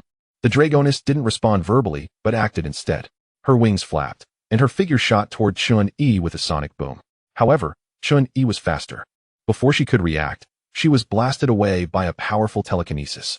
Chen Yi flashed and grabbed the Dragoness' face, slamming her into the sea. Boom. Their speed was so fast that only a shadow could be seen. The Dragoness was smashed into the water, and the terrifying force instantly stirred up towering waves. Chen Yi pressed the Dragoness down to the seabed. No matter how hard she struggled, she couldn't break free. Since they were going to fight, he would only show just enough power to dominate her. The Dragoness stared wide-eyed, filled with disbelief. In the dim seabed, Chen Yi's intense telekinesis rippled out, his eyes glowing with a ghostly blue light. Buzz. The telekinesis surged, violently churning the currents, as if a heavy hammer struck the seabed, instantly cracking open a massive fissure. The Dragoness spat out a mouthful of blood that dispersed in the seawater, and her whole body was blasted deep into the fissure. Time passed, and the sea surface erupted with two figures. The Dragoness was heavily injured, looking utterly defeated. Not only had she broken an arm, but she also had a hole punctured through her abdomen. The Dragoness licked the blood from the corner of her mouth, completely unconcerned about her injuries. Feeling rather exhilarated. Who are you? A powerhouse like you would never be nameless in the universe. Chen Yi did not respond to the Dragoness question, but instead asked, is there anyone stronger among the aliens who have descended on this planet? The Dragoness grinned, full of madness. At least tell me your name. As she spoke, she tore off her broken arm and threw it into the sea. The recovery ability of the dragon race is average, and her severed arm couldn't heal itself in a short time, so it was just a nuisance hanging there. That is fine. What a pity. The dragon race's dictionary has no words for surrender or retreat, only death in battle, even severely injured. The Dragoness still stood her ground against Chen Yi, refusing to back down. Moments later, the dragoness lay gasping for breath on the ground. This was probably the most exhilarating and blood-pumping battle she had ever experienced, but also the most desperate. The gap in strength was too great. There was no hope of winning at all. Chapter 20. Deep Development of Telekinesis, Star Mark. What? The dragoness' tone was extremely weak. Didn't you want to know if there is anyone stronger than me on this planet? I heard that Star Mark has also descended on this planet. Star Mark? A white-haired man who likes to use a red steel knife. Rumors say he has the power to cut through planets. I really want to compete with him. The dragoness' voice grew weaker until it completely disappeared. Points gained, 70. 000. Points balance, 164,000. Red steel. White-haired man. The dragoness' words made Chen Yi fall into deep thought. He took out the long knife with a faint blood-red blade from his personal space, recalling that white-haired man who nearly killed him. Is he Star Mark? The characteristics and weapon match, but Chen Yi was sure the other party didn't have the ability to cut through planets. He remembered the white-haired man had said before he died that he would come back to find him. Then there is only one possibility. The one who died at Chen Yi's hands was not the real Star Mark, but perhaps just a clone or something like that. Is his real body on Blue Star? Or is it still on the way to Blue Star? Chen Yi leaned toward the second possibility. If Star Mark's real body were on Blue Star, there would be no reason for him not to find Chen Yi. For a powerhouse capable of cutting through planets, distance within a planet is not a problem at all. That said, it is difficult to determine Star Mark's power level based only on the dragoness description. It is unclear whether he is at the level of cutting through planets, or even beyond, until Chen Yi understood Star Mark's true strength. He felt there was still some risk.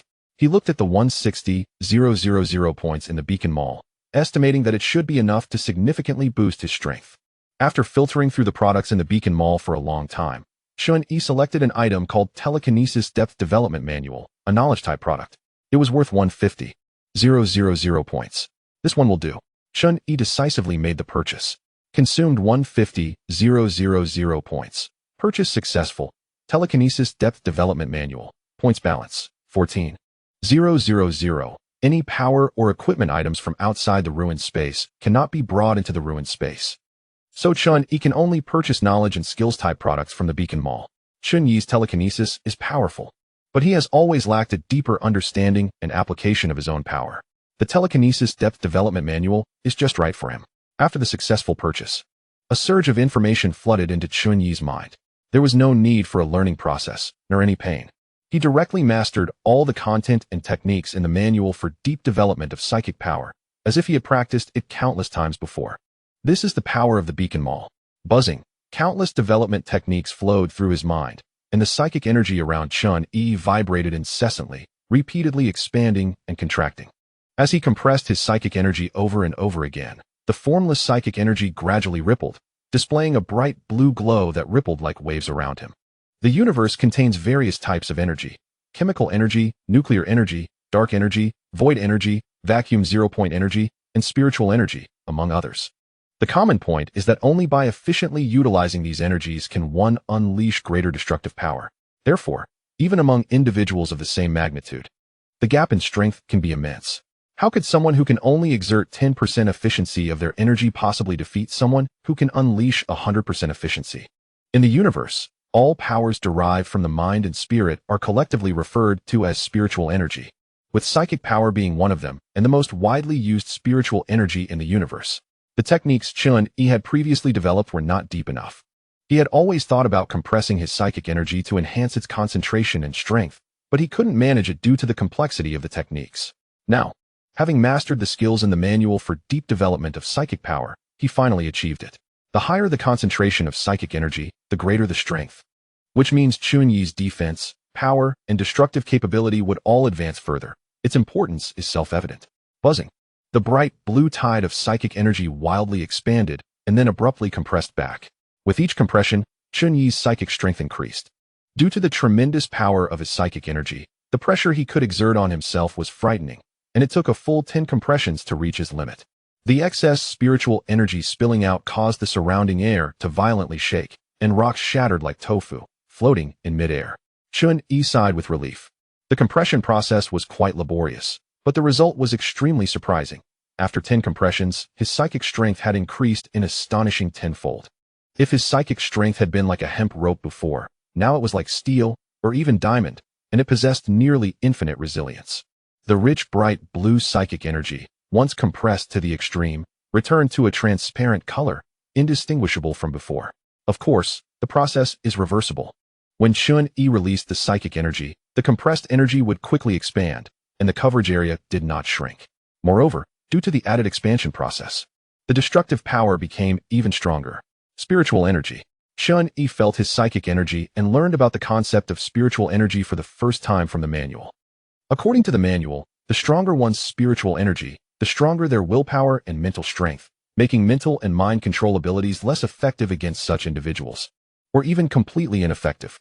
This is because, in the entire universe, the spiritual and mental powers of these individuals are the most formidable. However, to fully defend against such attacks, one still needs to be well prepared. Based on the techniques in the manual, Chen Yi constructed an indestructible mental defense outside his brain with his psychic energy, ensuring his safety. Unless the enemy could break through Chen Yi's psychic barrier, they could not penetrate his mental defense. For Chen Yi, there is not much difference between the two. It is merely a matter of having one's body destroyed or one's spirit annihilated, or being controlled by someone with stronger spiritual energy, becoming a puppet. Moreover, spiritual energy has another particularly important function. It possesses extremely powerful restraining and damaging effects against ghosts or bizarre life forms. Ghosts and bizarre life forms rely on fear and spiritual energy for survival, and spiritual energy is the nemesis of such existences. There are many such life forms in the universe, and unless one's own spiritual energy is exceptionally strong, spiritual bodies and ghosts will avoid those with spiritual energy by as much distance as possible.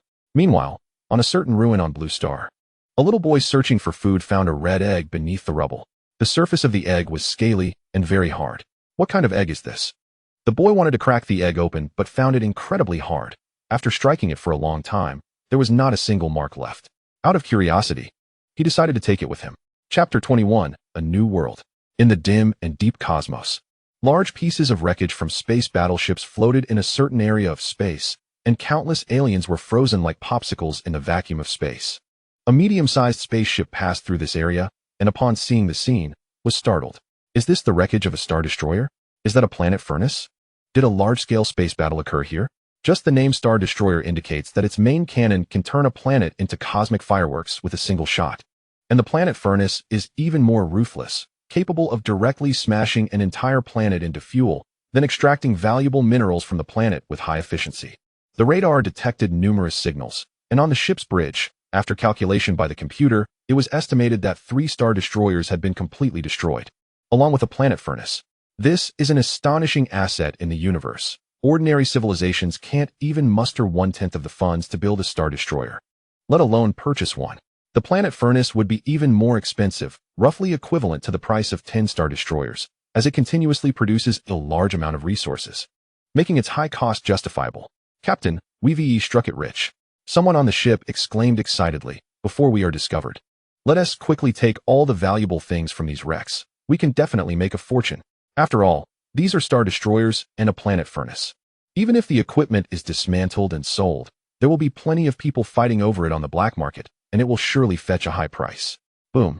Suddenly, the entire ship shook violently, startling the captain. Did we collide with the wreckage? No. The radar showed no reaction, and the optical lens did not capture any targets. Ziz.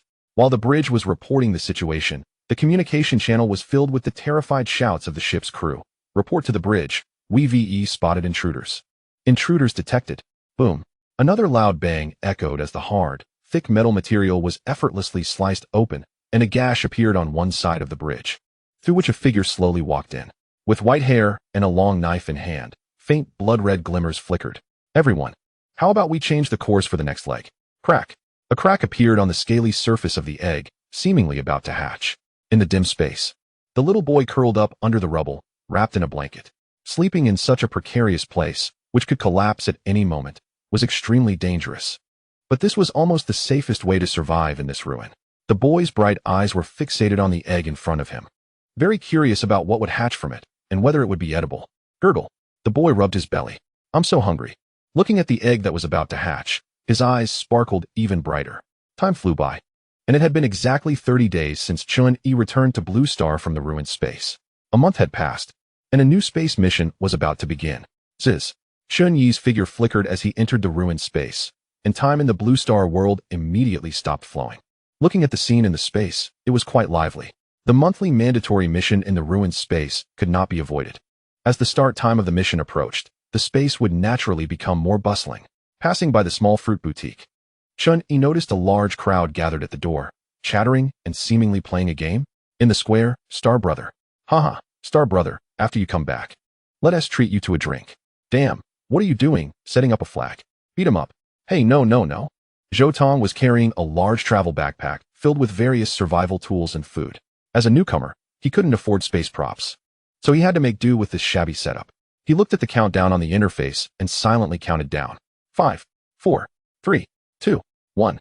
When the time reached 24 hours, the interface popped up in front of Chen Yi, Zhou Tong, Xinggu, and others from the same batch of returnees.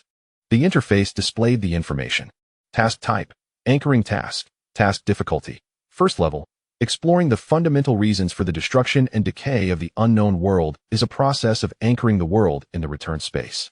Once the main task is completed, it means that the task world has been completely anchored. Additionally, although Chen Yi's strength had reached the 4th level, the return space would only allow returnees to undertake an advanced task after every 3 anchoring tasks. Before advancing, Chen Yi was a 1st level returnee, so the difficulty of the tasks he had to perform was naturally 1st level as well. In an instant, a large number of people disappeared from the space. ZZ Chen Yi appeared on the rooftop of a building. Main task stage 1. This world frequently suffers from attacks by star beasts. Please be sure to kill a star beast to prove your strength before identifying the cause. Task reward, 300 points. Task started. Name, Chen Yi. Rank, 1st level. Points, 0. Abilities, telekinesis LV10, danger perception LV1, extreme burst LV1, night vision LV1. Survival of the fittest LV2, sound of all things LV1, new humanity LV1, items, personal space 1000 cubic meters, barrier cloak 3rd level, chapter of Gaia, zombie virus serum. G4 virus, primitive virus. The return space was generous, although it wouldn't give returnees any abilities or equipment rewards. All abilities and items obtained through their own efforts were allowed to be brought into the task world, even the zombie virus. This junk was worthless in the space, but it was undeniable that it posed a huge threat to human civilization, and a careless mistake could lead to a disaster in the task world. Unlike the unique main tasks in the novice world, this main task was phased. This way, as long as there were returnees who could complete the phased tasks, they could all earn points rewards. Chen Yi looked at the description of the main task. Star beasts? Do I have to fight monsters in this world? The interface continued to refresh information. Target terminal detected. Plug-in installing. Installation complete. Random upgrade options. Random option. Star beast. Star beast options loaded. Chen Yi was puzzled about what a star beast was. When the plug-in loaded a star beast for him, a flash of light appeared, and a soft, round little white ball appeared at his feet.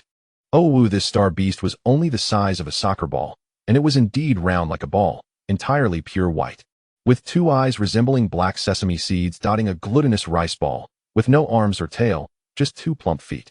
If one didn't pay attention, they wouldn't even notice it. Chen Yi pondered for a moment, unsure if killing this little thing would immediately complete the first stage of the main task. After thinking for a while, he decided to give it a name. From now on, I'll call you Wang Kai. Chapter 22 Star Beast Wang Kai. Oh, Wang Kai seemed to understand Chen Yi's words, its little eyes squinting into a line, rolling around happily beside him, making Chen Yi feel an urge to kick it. It really looked like a ball. This little chubby thing's feet were just 2 balls, and it didn't even have knees. It swayed left and right as it walked, but surprisingly, it could run very fast. Star Beast, Wang Kai. Type, pet, rank, 1st level, description. This is a special star beast that can devour other beasts and evolve infinitely. Its master can share all its powers. After reading Wang Kai's data, Chen Yi understood. This meant that as long as Wang Kai continuously devoured other beasts and evolved, he, as the master, would also become stronger. The reason he felt no power now was that Wang Kai hadn't devoured any beasts yet, for now. It was just a harmless mascot. Immediately after, a series of upgrade tasks refreshed. Upgrade Task 1. Kill 1 level 1 star beast. Star beast options will be upgraded by 1 level. Upgrade Task 2. Kill 1 level 2 star beast. Star beast options will be upgraded by 1 level. Upgrade Task 3. Kill 1 level 3 star beast. Star beast options will be upgraded by 1 level. Upgrade Task 10. Kill 1 level 10 star beast. Star beast options will be upgraded by 1 level. A total of 10 upgrade tasks. Forget about the main task and upgrade tasks for now. The most important thing is to first understand the background and situation of this world before making plans. Owu Wang Kai leaned against Chen Yi's feet, squinting like a dumpling. Although it wasn't big, running around with Wang Kai was still a bit troublesome. Is there a way to hide myself? Oh. Wang Kai turned over and seemed to think for a moment, then scampered away on its short legs and disappeared, not knowing where it went. Oh. A round ball cautiously poked out from the corner, its sesame-like little eyes staring at Chen Yi, as if asking if this was okay. The little thing was surprisingly good at hiding. If it weren't for his telekinesis constantly locking onto Wang Kai, Chen Yi wouldn't even know where it had gone. Good. Oh. Receiving affirmation, Wang Kai hit again. Unlike the world of novice tasks, this world hadn't experienced large-scale catastrophic disasters, but it was evident that it was heading towards destruction. The advertising screens on the streets were playing a news segment about a city that had been attacked, and the footage was extremely tragic, almost entirely reduced to ruins.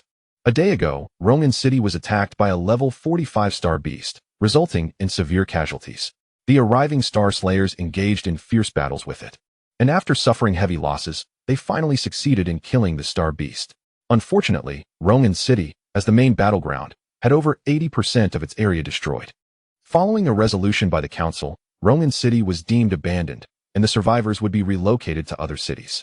After discussions, the council named this unprecedented superstar beast Wulong. Wulong stood at 84 meters tall and was 137 meters long, making it the largest star beast encountered so far. Chen Yi stopped by the street to watch the news, and the visible fear and concern on the faces of the surrounding citizens made them very uneasy, unsure if their city would suffer a similar attack. Subsequently, he went to the library to browse old newspapers cautiously, just like he would on Blue Star. Until he figured out the situation, Chen Yi wouldn't recklessly release telekinesis to understand the circumstances, to avoid alarming anything. About 20 years ago, star beasts mysteriously began to appear all over the world. In the beginning, humanity's firearms were still effective. However, as the star beasts grew stronger, conventional weapons gradually became ineffective. And since star beasts always appeared in cities, nuclear weapons couldn't be easily used either. Eventually, during a disaster, nuclear weapons were reluctantly deployed, which, while eliminating the star beasts, also caused terrifying civilian casualties.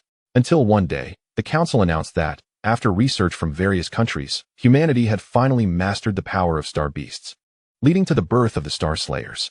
The so-called Star Slayers, also known as Beast Eaters, are a group of new humans who continuously gain power by devouring the flesh and blood of star beasts. The individual combat power of Star Slayers is so formidable that they can rival star beasts. It is precisely because of their existence that humanity can more effectively slay star beasts.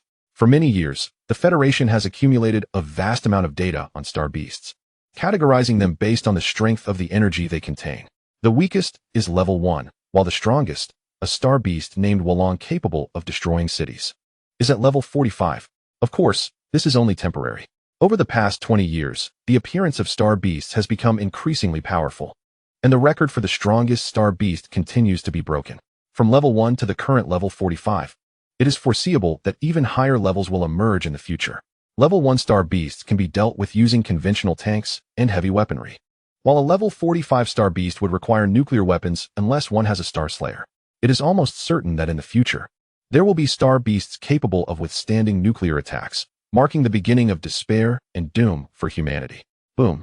A loud noise erupted in the bustling city, causing everyone on the street to stop in their tracks. As the alarm sounded, people hurried to find shelter. Alarm! Star beast attack! Alarm! Star beast attack!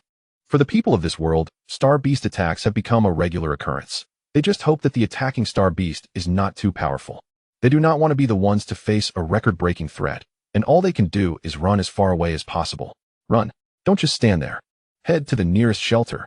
In the city center, the once bustling commercial street turned into ruins in the blink of an eye as a star beast, standing 4 to 5 meters tall, wreaked havoc, releasing its violent energy without restraint. Roar!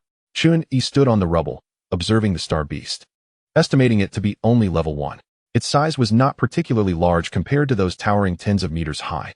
It was probably the weakest level of star beast. As he spoke, bang! An invisible telekinetic force swept across, and the abdomen of the level 1 star beast suddenly exploded, creating a massive, gaping wound. After a cry of anguish, it crashed to the ground. Chen Yi approached, noticing that the flesh around the wound was rapidly regenerating. If left unattended, it would likely heal completely soon. Star beasts generally possess powerful self-healing abilities, with higher-level beasts recovering even faster, making them particularly troublesome in prolonged battles. Wang Kai, upon hearing Chen Yi's call, stumbled out from a corner and quickly ran over. As it opened its mouth, its body rapidly expanded, and in one gulp, it swallowed the entire star beast. Chapter 23, The Federation. Wang Kai let out a satisfied burp. Despite its size being only that of a soccer ball, it could consume an entire star beast as if it had a spatial stomach. After swallowing the star beast, Wang Kai immediately returned to its original size, which was very mysterious. Chen Yi couldn't feel how much Wang Kai's power had increased, but he sensed a surge of strength entering his body after Wang Kai consumed the star beast. In an instant, Chen Yi's physique was slightly enhanced. Enhancement successful. Survival of the fittest LV-21. New humanity LV-11. Gained ability. Star beast body LV-1. Detected possible ability merge. Merge completed. Gained ability. Star humanity LV-15 due to the significant overlap of several abilities. After obtaining the star beast's physique, Chen Yi merged it with the abilities of survival of the fittest and new humanity. The star humanity ability encompassed all functions of the previous three abilities, and after their fusion, it seemed to give birth to an upgrade path towards higher life forms. Moreover, upgrade task 1 completed. Star beast option upgraded. Star beast LV-2. Suddenly, a dazzling white light burst forth from Wang Kai, and its original power was significantly boosted in that instant. Similarly, as Wang Kai leveled up, Chen Yi, as its master, also shared in this power surge, with a force flowing into his body, causing him to level up immediately after just gaining a new ability. Star humanity LV-2, whether in strength, speed, body intensity, sensory abilities, or recovery speed, Chen Yi experienced significant enhancements. The power of Star Humanity LV-2 allowed him to throw a small car without using telekinesis and run at speeds comparable to a sports car. Chen Yi understood that as he continued to level up in this task world, it wouldn't be long before he became a higher-level life form. And he couldn't help but feel a sense of anticipation. Just how powerful would he become? Meanwhile, Wang Kai, having found a cigar from somewhere, skillfully began smoking it. Looking worn and like an old man with many stories, Chen Yi was taken aback. Would devouring star beasts also change Wang Kai's personality? You should hide for now. Wang Kai exhaled a puff of smoke, calmly walking towards the shadow of a corner, its back seemingly filled with stories, exuding a sense of camaraderie and trust with Chen Yi. Halfway through, Wang Kai deliberately paused, turned its head slightly, hesitated for a moment, and then resolutely disappeared into the shadows, as if it were a scene from a movie. Chen Yi was left speechless. Would this personality ever revert back? Meanwhile, the Star Beast Monitoring Department's alarms blared, with prominent red signals flashing frantically, and the monitoring personnel's faces turned pale as they hurriedly began locating the signal source. Star Beast Alert. Location, Jinxing City. Power level. Upon seeing the power level, the monitoring personnel's faces turned white, and they raised their voices in terror. Power level 49. A level 49 Star Beast has been detected in Jinxing City. Quick! Notify the high-level Star Slayers to prepare for battle. The personnel in the Star Beast Monitoring Department were almost in disbelief. Just 2 days ago, a level 45 super strong Star Beast had appeared, resulting in Jinxing City becoming a wasteland. They never expected that another, even stronger one would emerge so quickly. That doesn't make sense. The monitoring personnel's expressions were grave as they said, it shouldn't refresh the power level record this quickly. This contradicts the patterns we previously monitored. According to the Federation's research reports, the power levels of Star Beasts do indeed continue to rise, but that is a slow process. There is no reason for it to jump from level 45 to level 49 in just 2 days. This has never happened before. The reason why an incident is unexpected is that it cannot be predicted.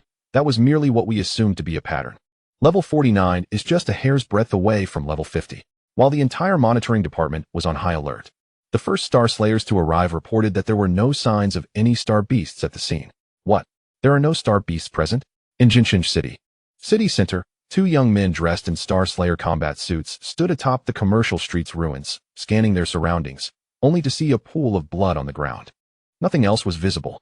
In fact, the first alarm we received was for a level 1 Star Beast, and based on the scene's condition, we can confirm it matches the destruction scale of a level 1 Star Beast. The head of the monitoring department pressed. Are there no signs of a battle? Only a pool of blood. The head of the monitoring department fell silent. The situation not only remained unresolved, but seemed to have grown even more serious. A living level 49 star beast had vanished right under their noses, and if something went wrong, the consequences would be unimaginable.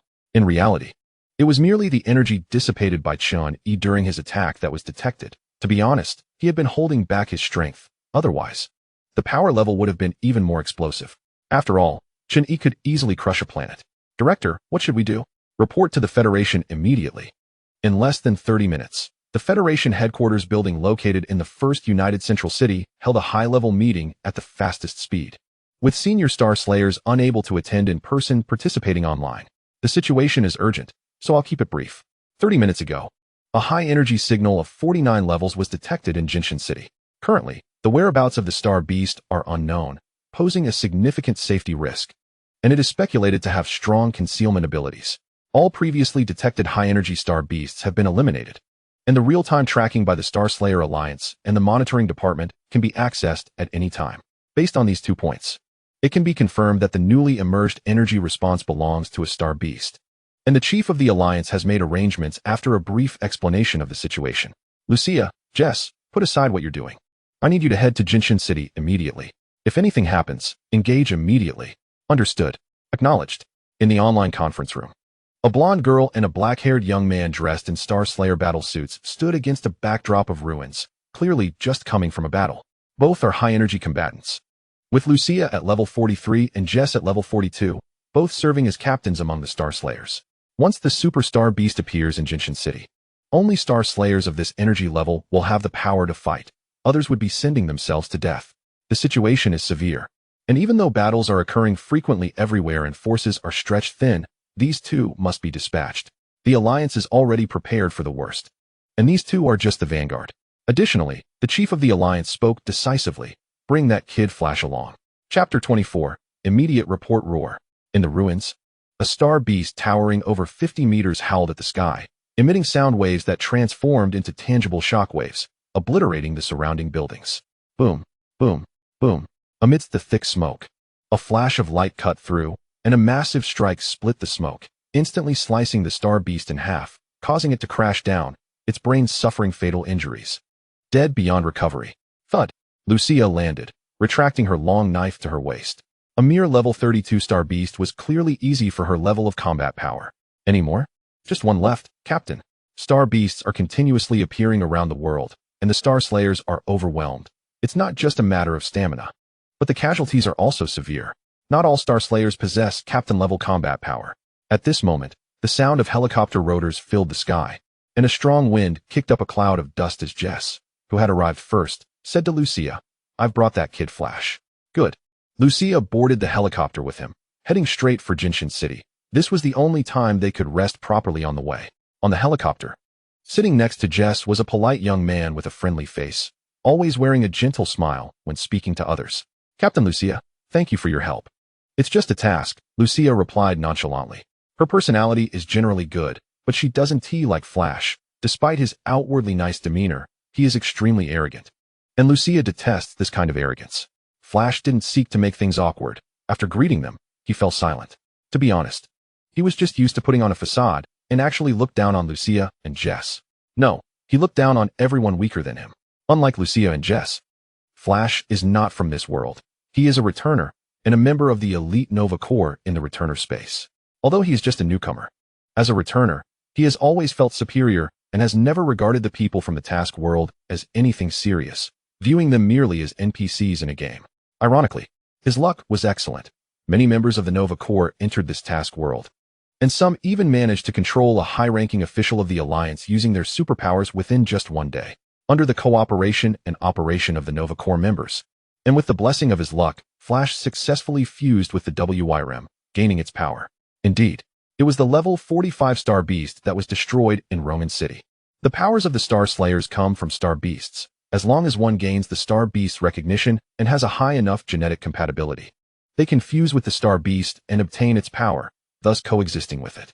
The news reports claimed that the WYRM had been completely exterminated, but in reality, it was severely wounded in the battle in Roman City and had to fuse with Flash to survive, at the cost of its consciousness living only within Flash's body, with Flash completely controlling its physical body. This is akin to a mobile prison. This is the truth behind the source of the Star Slayer's power. Setting aside combat skills and experience, Flash, possessing the power of the WYRM, is undoubtedly currently the highest level Star Slayer combatant, and this is his confidence. They hadn't spent much time together, but Jess had somewhat noticed Flash's personality issues and asked with a hint of warning, "How's the WYRM doing?" "It's throwing a fit." Flash chuckled, "But it should be fine. It will calm down soon." "Make it quick," Jess said, as an experienced Star Slayer. He understood the Chief's intention in sending Flash along. However, Flash's experience as a Star Slayer is still too immature, especially in handling Star Beast issues. He's too casual about it, which genuinely worries Jess. He reminded him again, "Seriously, resolve this issue quickly, otherwise you might find WYRM taking advantage of you. And the consequences could be dire." The Star Slayer team suffered heavy losses in the battle against the WYRM, and Jess did not want to face it again. He hoped the WYRM could be an ally, not an obstacle. "I understand," Flash nodded. Jess felt somewhat helpless. It seemed Flash hadn't truly absorbed the advice. Main Quest Phase 1 completed. Points earned, 300. Main Quest Phase 2. Killing just one Star Beast is far from enough. Please assist or actively kill 10 level 1 Star Beasts to prove your strength. Quest reward, 1,000 points. The main quest is not in a hurry to explore the origins of the Star Beasts, as if it were giving benefits to the returners. Merely grinding monsters will suffice. Fortunately, there are plenty of Star Beasts in this world, just in Jinshin City. Chen Yi encountered 2 Star Beast attack incidents within just a few days, with the appearing Star Beasts all being level 1. After experiencing an upgrade, Chen Yi understood that Wang Kai's upgrade seems to involve a significant boost to his existing power. Thus, it would be best for him to let Wang Kai devour a large number of Star Beasts for growth before choosing to complete the upgrade quest, maximizing the power increase. The stronger Wang Kai becomes, the stronger he becomes. Logically, there is no problem with this thought process. And Chen Yi plans to let Wang Kai consume as many low-level Star Beasts as possible before completing the upgrade quest. Meanwhile, he would also complete the main quest. To be honest, Chen Yi doesn't really care about the main quest. The rewards from the main quest are nowhere near as generous as the upgrade rewards. In Jinshin City, boom, 3 level 1 Star Beasts fell to the ground, barely alive. As 2 Star Slayers who came to confront them were preparing to finish off these 3 Star Beasts when an unexpected change occurred. "Hey, hurry up and take them out." Thud, thud. One of the Star Slayers hadn't finished speaking when an overwhelming sense of pressure descended from above. An invisible force suddenly pinning both of them to the ground, as if a mountain were pressing down on their backs. The two were instantly horrified. What is happening? Are there other Star Beasts? In their panic, they heard footsteps approaching. They tried to lift their heads to assess the situation but found it impossible to do so, unable to see anything beyond the sound of footsteps. Then came a chilling swallowing sound, as if something was devouring the 3-headed Star Beasts, causing the 2 Star Slayers to turn pale, not daring to make a sound. At the same time, the monitoring department's frantic roar came through the communication channel of the 2 Star Slayers. Number 45, number 46. "We have detected a level 49 Star Beast signal at the scene. Report immediately on the situation." Report immediately. In Chapter 25, The Cry of the Planet. One of the Star Slayers, unable to think too much, was about to risk his life to report the situation when the invisible pressure on him suddenly vanished. The two immediately stood up and found that the 3-headed Star Beasts had vanished. Connecting this with the earlier chilling swallowing sound, their expressions turned grim. On the other side, Wang Kai followed Chen Yi with his short legs, wearing a big gold chain around his neck, and burped loudly. Chen Yi had completely confirmed that Wang Kai would exhibit different personalities, appearances, or decorations based on the different tastes of Star Beasts. This time, he had a little gangster personality. After devouring 3 level 1 Star Beasts, Wang Kai's strength had significantly increased, a surge of power immediately flowing into Chen Yi's body, enhancing his Star Human. Enhancement successful. Star Beast LV-23. Star Human LV-23. In recent days, Wang Kai had devoured 6 Star Beasts, and Chen Yi's Star Human had risen by 0.3 levels. According to Wang Kai's growth rate, he planned to complete the second upgrade task when the Star Human reached LV-25. As more level 1 Star Beasts were devoured, Wang Kai's growth rate slowed down. Although he could continue to devour indefinitely, it was unnecessary to waste too much time. It was sufficient to stop around this point. "Hide," Wang Kai said, shaking the big gold chain around his neck, strutting into the shadows of the corner. Don't be fooled by this little creature's harmless appearance. Its combat power was quite impressive now. Unfortunately, none of the level 1 Star Beasts had dropped any items, according to the type of this world. They could have obtained some good equipment this time. Suddenly, the ground began to shake underfoot. Chen Yi thought another star beast was attacking Guixu City, but then realized it was just a minor earthquake. However, as the seismic waves spread to the surface, under the effect of the ability sound of all things, Chen Yi heard the mournful cry of the planet beneath his feet. His expression stiffened. Is this planet crying? The information conveyed by the seismic waves was very limited, and Chen Yi could not gather more intelligence from it, nor could he understand the reason behind the planet's lament. Was it because of humans, or because of star beasts? Chen Yi was somewhat suspicious. Could it be that Gaia's consciousness was causing trouble again? With too little information, he could not analyze anything valuable. So he temporarily set aside these doubts. He just needed to focus on leveling up quietly. It was not appropriate to be too jumpy at this moment. If it really was Gaia's consciousness adjusting the natural balance and it got noticed, that would be troublesome. Chen Yi was not afraid of this planet's Gaia consciousness. He feared the Gaia consciousness of the universe, as the levels of these two entities were completely different. Several hours later, Lucia and the others arrived at Guixu City. Right at the scene of the recent battle, Lucia was discussing the situation with numbers 45 and 46. Their task was to track the whereabouts of that superstar beast and, if necessary, engage in full combat. Allowing it to roam freely was far too dangerous. Footsteps? Yes. We can be sure that those are human footsteps. Upon hearing this, Lucia's expression became extremely serious. There were no monitoring devices at the scene capturing any footage. If what these two star slayers said was true, it was serious. She speculated that star beast might have the ability to imitate human forms, meaning that unlike previous star beasts with massive bodies, it should look just like us. This was not a matter of mimicry or invisibility. It had completely transformed into a human form, blending in among the millions of ordinary people in Guixu City. This was not just a typical troublesome situation. It was still just a guess. It might not necessarily be a humanoid star beast. As she spoke, Jess sniffed the air around him. Nodding affirmatively, one thing can be confirmed. There were indeed 4 star beasts present here. The smell of star beasts is different from that of humans, and Jess's sense of smell is extraordinary. He was confident he wouldn't be mistaken on this point. Flash looked around the environment and speculated. Even if it is not a humanoid star beast, it shouldn't be too big, as long as it's over 5 meters tall. It would basically be a giant, and the surrounding buildings are not tall enough to obstruct such a size. Most importantly, aside from those 3 level 1-star beasts, there were no traces of other large creatures having been active in the area, so Lucia's guess was mostly correct. Also, Lucia asked, is it hunting other star beasts? Yes. The 2 star slayers nodded, saying, this is already the 3rd similar incident in Guixu City, and we are both certain we heard the swallowing sound of some creature. Lucia exchanged glances with Jess. This was the first time they encountered such a situation. What was this ultra-high-level star beast doing eating low-level star beasts? Was it for feeding? Or for growth? If it was the latter, Lucia felt a chill run down her spine. Regardless, they had to find and eliminate this star beast as soon as possible. Jess, it's up to you. I will do my best. Since there were residual traces of that star beast scent at the scene, it would be easier. Jess just needed to follow the scent trail, and perhaps they could catch that star beast. On the other side, Chen Yi was leisurely watching the news report on the street, sitting in a chair like a social loaf, enjoying this rare moment of tranquility. Although he hadn't released his mental power extensively, the sound of all things was enough for him to be well aware of the surrounding situation. The appearance of Lucia and the others made Chen Yi realize that the association was already searching for him. Perhaps he would have contact with the association and the Star Slayers later, but not now. Wang Ke, take them for a stroll. Secretly, after Wang Ke replied, he began to swagger around with the big gold chain, using his powerful concealment ability to make Jess and the others helpless. A day later, clang. The sewer manhole cover was pushed open, and the foul-smelling Jess and his companions crawled out from inside. Jess frowned and said, it's deliberately toying with us. Lucia also realized this. Have we been discovered? Yes. Flash suggested. We need to think of other methods. This is not a solution.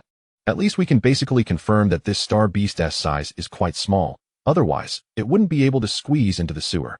At least there was one thing to be thankful for, Jess said. Fortunately, this star beast's destructive desire is not very strong, nor has it harmed humans indiscriminately. Lucia remained silent about this. She had asked the star beast cohabiting within her body more than once, since the star beast gained consciousness. It had been filled with desires for destruction and havoc. Even with self-awareness, it was difficult to suppress its destructive urges. This star beast was completely different from the previous ones. It was very intelligent and knew how to hide, and it could control its destructive urges. All these peculiar traits made her even more worried. Chapter 26. Imminent crisis. 3 days ago, a superstar beast with a power level of 43 attacked XX City, which is 600 kilometers away, causing serious civilian casualties and damage to buildings. In the news report, the host was covering the latest star beast attack events. And as time went on, the frequency of ultra-high-level star beasts appearing seemed to be increasing. Level 43? The uncle sitting nearby could only sigh. It's a bit lower than the wyvern. Star beast attack incidents were frequent, and the people in this world had become numb with shock. The uncle glanced at Chen Yi and said, "Young man, was your home destroyed by a star beast too?" Chen Yi was taken aback. "Huh, I can tell just by looking at you." The uncle pulled out a sandwich from his briefcase and handed it to Chen Yi, leaning back in his chair and saying somewhat dejectedly, "I've seen you around for the past few days on my way to and from work. You must be homeless, right?" "Thanks." Chen Yi took the uncle's sandwich but didn't eat it. "You finished work, right? Aren't you going home?" "I don't have a home anymore." The uncle's resentment was almost palpable. "After finishing work, I came back to find my house destroyed by a star beast. There weren't many buildings damaged, but mine was one of them. Talk about bad luck." Chen Yi recalled that the last level 1 star beast that Wang Kai swallowed only demolished a few shops on the first and second floors. So it was indeed unfortunate that it had to hit his house. Fortunately, he had bought insurance, but now he had to find a new place to rent. And he didn't have much spare cash as it was. This was yet another expense. The uncle complained endlessly about the hardships of life. The destructive power of star beasts and star slayers was too strong, making ordinary people feel like ants in comparison. However, Chen Yi quite liked this world. At least it was more vibrant than the zombie world, and he could even play on the computer when he had time. Boom. The ground shook, and the star beast alarm went off. The uncle jumped up and ran, while the people around him ran orderly in a panic to seek shelter. Clearly very practiced at this. "Sigh, here it comes again." The old man at the pancake stall sighed deeply, grabbed a freshly made pancake, and ran. A young man waiting stubbornly in front of the stall widened his eyes and hurriedly chased after him. "Old man, my pancake." 7 days had passed since entering the star beast world, and the returners had clearly figured out the situation here, starting to hunt star beasts with clear objectives. Unlike the novice world, the number and density of returners in the star beast world were evidently much greater. Just in Jinshin City alone, Chen Yi had encountered quite a few returners these days. Most of them, having only gone through the novice world, were relatively weak, even with a level 1 star beast. They would have to team up to barely take one down, and that was without the intervention of star slayers. Once a star slayer showed up, they were basically out of the picture. Moreover, these people with unknown powers would also be targeted by the star slayers and investigated by the Union, creating a heap of trouble. Recently, the Union had been overwhelmed trying to figure out where all these returners were coming from. Bang! A middle-aged man was sent flying, crashing through a wall, and quickly scrambled to his feet to continue battling the level 1 star beast alongside several others. This star beast had both strength and defense. Its surface covered in armor-like shells, standing 4 meters tall and 8 meters long. It was unstoppable when it charged. "Hey, get rid of it quickly. If you drag this out, someone will come to steal the kill. I heard there's a bastard who loves to steal kills. Of course, if we could take it down, we would have done it already. Who's got a trump card? Use it now. Don't dawdle. That bastard is coming. Damn, watch me." Just as they were speaking, footsteps sounded. Buzz. An invisible force swept across, and several returners immediately fell to the ground, unable to move, realizing that the bastard who steals kills had arrived. Damn it. They were angry, but at this moment, they dared not complain. This bastard was unscrupulous, but his strength was undeniable, very strong. Bang. The armored star beast's defense was like paper in front of Chen Yi, and in an instant, it was destroyed, half its head blown off, before it collapsed to the ground. On the surface, this was just another ordinary star beast attack incident, but beneath it, a storm was brewing. At this very moment, no fewer than 5 high-level star slayers were lying in ambush nearby, 3 of whom were Lucia and her companions. They weren't fools, since they couldn't catch up. They decided to wait for the prey to come to them, knowing that the target was hunting star beasts. So they just had to wait for the other party to appear. The fact proved that this tactic was effective. Secretly, Lucia watched the figure on the battlefield, but she could never see clearly through the distorted barrier, only vaguely making out the shape. Indeed, it was a human form. It must be him. Flash was excited and a bit impatient. As a star slayer, he hadn't properly experienced a battle yet, and this was a great opportunity for him to show off. Wait. Lucia sensed something unusual and quickly held Flash back, only to see a tiny star beast scampering out from a corner, which, to her shock, swallowed the armored star beast whole. Jess was furious. The one devouring the star beast was this small star beast, and that person wasn't a human-shaped star beast. He was a true human. He was raising star beasts. In any case, they had to capture that person first. Flash broke free from Lucia's restraint, leapt down like a cannonball, and the other star slayers appeared as well, surrounding Chen Yi. Jess's expression was extremely grim. They had been mistaken all along. The 49 energy level wasn't some star beast, but a person, a real human.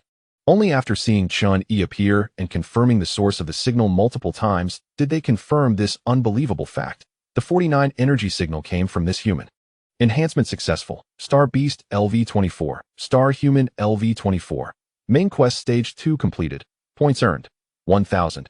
This was the 10th Star Beast Chen Yi had killed, thus completing stage 2 of the main quest. After swallowing 4 more level 1 Star Beasts, Wang Kai finally leveled up to 24. And its speed had obviously slowed down a lot. Chen Yi shifted his attention to Lucia and the others, fully aware of their ambush. But he wasn't in the mood to deal with them. Everyone, I have no grievances or hatred with you, so there's no need for a big fight. The reason I'm here is just to say that I have no hostility toward humans, so there's no need to waste time on me. You're not a Star Slayer, right? No, Chen Yi admitted frankly. Lucia wanted to say something else, but was cut off by Chen Yi. I don't have the energy to chat with you. So let's leave it at that. Chapter 27. Instant kill of the Wyvern Weight. How could Lucia and the others let Chen Yi go so easily? This was a super monster with an energy level of 49. Letting him go free was too dangerous. Chen Yi didn't bother with pleasantries, directly using the most straightforward method to solve the problem. Boom. In an instant, a violent mental force swept through, creating a visible shockwave in the air that rapidly expanded, shaking the ground violently. The overwhelming power knocked everyone present unconscious in an instant. Lucia and the others froze, then all fell to the ground. Just as Chen Yi was about to leave, thud thud, a heartbeat like a drum made him pause, turning around to look at the unconscious Flash, suddenly intrigued. In the transmission of the sound of all things, this heartbeat made Chen Yi hear the roar of a star beast, a wildly furious giant beast about to awaken. Interesting. Chen Yi had speculated that the power of Star Slayers came from star beasts, but he didn't expect that they not only plundered the power of star beasts, but also coexisted with the consciousness of star beasts within a single body. This was truly astonishing. Jess had repeatedly instructed Flash to manage his relationship with the Wyvern. Clearly, Flash had yet to resolve this issue. Now that he lost consciousness, the Wyvern directly seized control of his body. This also meant that the Wyvern would completely regain its power. Immediately, Flash's body visibly enlarged at a rapid pace, and his human features quickly transformed into the grotesque appearance of a star beast until he fully became the Wyvern. Boom. Standing 84 meters tall and 137 meters long. This enormous creature's weight was extremely exaggerated. When it landed, it immediately caused a seismic commotion. Roar. The roar, filled with a brutal and fierce aura, echoed through the sky, as the resurrected dragon unleashed its fury without restraint, causing the entire city of Jinshan to tremble. Outside the shelter, ordinary people looked in horror at the giant beast roaring at the sky in the distance, tremblingly saying, "Is that the dragon? Run. Run to a safer shelter. This place is no longer safe." Soon, chaos erupted in Jinshan. The destruction of Rongan's city was still fresh in their minds, and in the atmosphere of despair. It felt as if even breathing was difficult. Someone roared. Wasn't it said that the dragon had been taken down? What the hell? Some returners felt their hands and feet trembling from a distance, exchanging glances before joining the fleeing crowd, cursing, "Damn, isn't this a novice village? Are you playing a game or something, calling it a novice village?" Chen Yi looked at the enormous beast in front of him, marveling at its size while rubbing a ball of ultra-high concentration mental power, causing the energy level response in the area to soar instantly. The dragon was venting its pent-up anger at being free again when it sensed the energy response and lowered its head to meet Chen Yi's gaze. Then boom. In an instant, the ultra-high concentration of mental power struck the dragon at extreme speed, piercing through it, blood and flesh raining down, revealing a huge hole in the dragon's body, with almost its entire abdomen, chest, and half of its head missing. The deafening roar suddenly stopped, and the dragon's eyes were filled with shock and terror, the remaining half of its head staring at Chen Yi's figure before it collapsed, crushing the buildings along the way. The entire resurrection process took less than 10 seconds. Moments later, the dragon reverted to a glowing form and human size, the glow unscathed but appearing extremely exhausted. What a pity. Chen Yi shook his head and then disappeared, as he had initially wanted to give Wang Kai a meal. But it turned out the dragon had just shown its face. Huh, where's the dragon? The fleeing people stopped and looked back, only to find the dragon gone. but many had witnessed the previous scene. One hit, and it was down? A returner widened his eyes in disbelief, wondering if the combat power in this world was too absurd, as that was a dragon with a power level of 45. When the glowing figure regained consciousness, he had no memory of what happened during the dragon's resurrection. Looking at the surrounding ruins, he was completely bewildered. What happened? Meanwhile, the dragon within him had gone silent. Normally, the dragon would often roar in his consciousness to express its anger, but now there was no response. No matter how the glow called out, the dragon refused to make a sound. A jacket was thrown over the glowing figure, and a dusty Jess and Lucia approached. Jess, with a dark expression, asked the glow, "Do you know what you've done?" "What?" The glow was confused. Lucia said in a bad tone, "Let's go back with us first." Level 54. In an online meeting, the head of the Alliance announced a chilling number to everyone present. The latest energy level of the unidentified individual had been confirmed at level 54. They still did not know the identity of that person, but their energy level was evident. Although it was hard to believe, it was a fact. Everyone was worried about the appearance of level 5-star beasts, and now suddenly a person with a power level of 54 emerged, which was completely unexpected. Their strength was indisputable, as one strike nearly killed the strongest star beast, the dragon, which many had witnessed. The head of the Alliance looked troubled. "I hope," as he said, "that he has no ill will towards humanity. His power, if not enough to destroy human civilization, is certainly beyond our current ability to contend with." Lucia asked, "Then, should we temporarily halt actions against him?" "Understood. Continuing to provoke such a powerful being is extremely irrational behavior. As he clearly does not want to deal with them, the Alliance can only allow him to be free. Fortunately, he is a human and not a star beast. And he does not seem to be the type to recklessly commit crimes relying solely on strength, which is probably a blessing in disguise." Now, the next agenda item for the meeting. Recently, there has been a surge of unidentified individuals globally. They are not star killers, yet they possess extraordinary strength. In Jinshan City, gulp, several returners and arriving star killers were pinned to the ground by mental power, while Wangke opened its mouth wide and swallowed 2 level 1-star beasts that had collapsed and were barely alive. A surge of power rushed into Chen Yi's body. Enhancement successful. Star Beast LV-25. Star Human LV-25. Half a month passed in the blink of an eye. This was the 20th level 1-star beast that Wangke had devoured. And it took a total of 10 for Chen Yi's Star Human and Wangke to level up by 0. 1. Chapter 28. Star Beast Spores. Woof. Wangke happily jumped around, its personality returning to its original state, with a pink flower blooming atop its head, looking quite strange. That's enough. No more wasting time. The benefits of continuing to devour level 1-star beasts were too slow. Chen Yi decided to hunt level 2-star beasts for Wangke to devour next.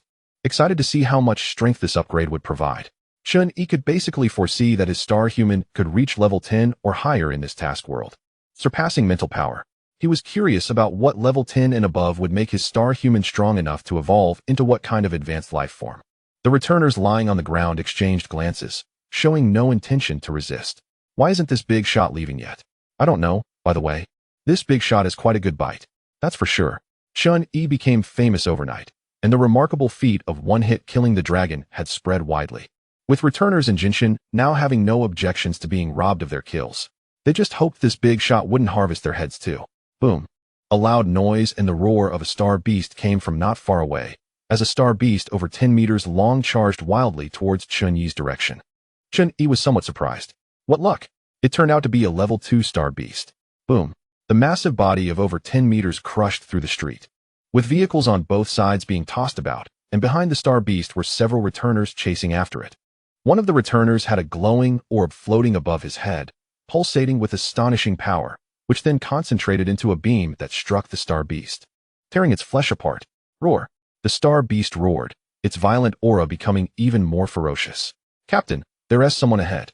Upon hearing this, Luo Changkong looked forward and immediately changed his expression upon seeing Chen Yi, as the distorted mental power barrier was too recognizable.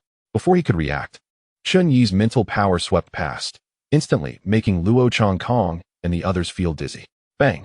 The air rippled with visible shockwaves, and the affected Luo Changkong and the others were blown away, while the level 2-star beast had half of its body blown off, lying on the ground, barely alive. "Wangke." The voice came through. Wangke zipped to the star beast's side and swallowed it in one bite. With Wangke devouring this star beast, Chen Yi's second upgrade task was immediately completed. A surge of power rushed into Chen Yi's body in an instant, and a white light flashed from Wang Ke, followed by an even stronger power flowing into Chen Yi's body. Strengthen success. Star Beast LV26. Star Human LV26. Upgrade Task 2 completed. Star Beast Upgrade Option. Star Beast LV4. Star Human LV4. A series of prompt messages flashed by, and Chen Yi's Star Human directly leveled up to LV4. He felt the power within him and estimated that he could probably tear down a building with his bare hands. His physical strength was at a level where he could withstand a tank shell without issue. Most importantly, he was extremely sensitive to the power of the starry sky. Standing under the sun, he could clearly feel himself rapidly absorbing energy from the sunlight to replenish himself. Star Human. At this moment, Chen Yi finally understood the deeper meaning of this ability. It should not be limited to sunlight. If he continued to level up, he should be able to absorb the power of any celestial body in the starry sky. At that time, his energy would never run dry.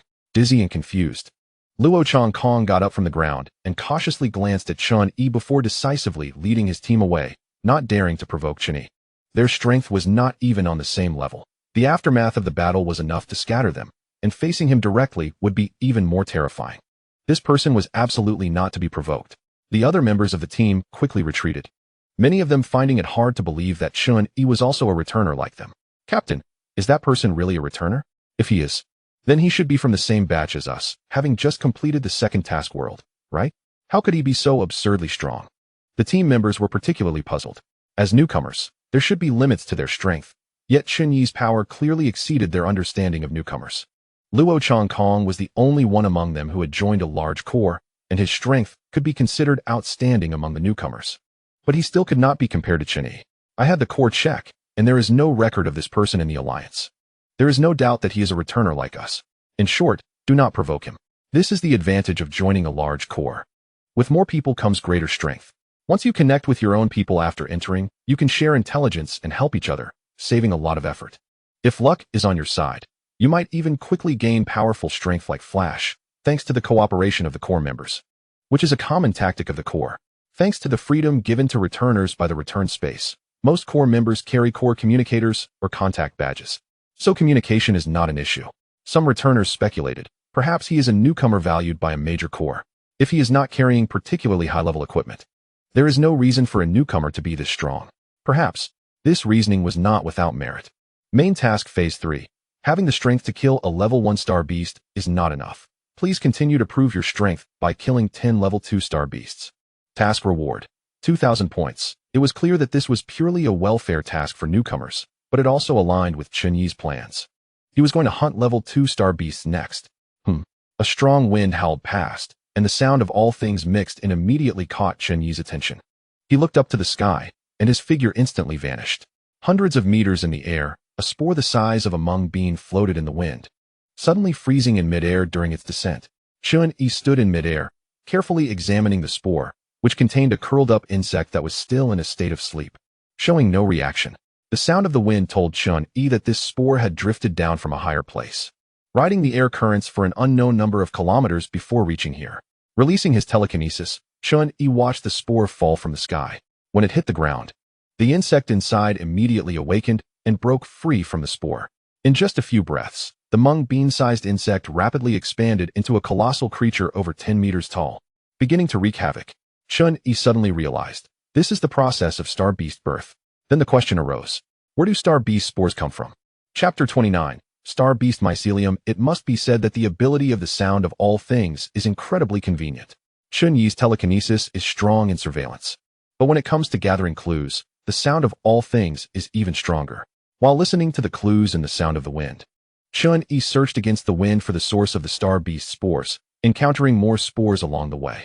If he could find the source of these spores, he could continuously create star beasts without needing to run around and compete for kills.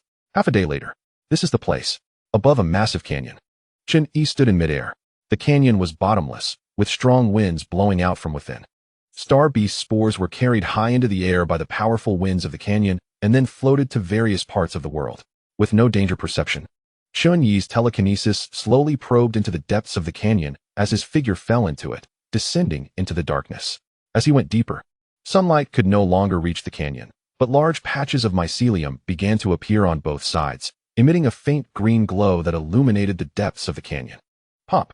A small bubble on the mycelium burst, scattering the star beast spores, which were then carried away by the strong wind outside the canyon. Chen Yi witnessed it all. This is the truth of the birth of star beasts. Finally, Chen Yi landed at the bottom of the canyon. The mycelium beneath his feet was very soft, and the entire bottom of the canyon was covered in mycelium, which continuously exhaled star beast spores as if breathing. Your actions are faster than I expected. A voice came from the silent canyon, and a humanoid star beast slowly appeared, politely indicating its presence to Chen Yi. This star beast was not very large, about the same size as a human, but its appearance was quite ferocious, with a hard black-red surface and a thick tail. Chen Yi was not surprised. He had already sensed the existence of this star beast, but was somewhat astonished that it seemed to have no hostility toward him. You knew I would come here? With your strength, it was only a matter of time. The star beast appeared very cultured, always speaking politely, and continued. I can sense that your power is enough to destroy this planet, and moreover, you are not my enemy, even though you enjoy hunting star beasts. Oh, I find this star beast quite interesting. What is your reasoning? Let me introduce myself first. Humans always like to give star beasts code names. So I have given myself a name, Tyrant. What do you think? Very imposing. Haha, right? I think so too. The ultimate BOSS must have such imposing power. Tyrant laughed happily and said, I was born from this mycelium, and since I gained consciousness, I understood my mission, to destroy human civilization and annihilate this planet. Chen Yi's heart tightened. Destroy this planet? From this point, it could be confirmed that this was definitely not the will of the planet's Gaia consciousness. After all, planets do not actively destroy themselves. But unfortunately, no matter how strong I am, stronger than other star beasts, I still cannot destroy this planet. In comparison, humans are not within my considerations. Exterminating them is simply too easy. Just when I was feeling troubled, you appeared.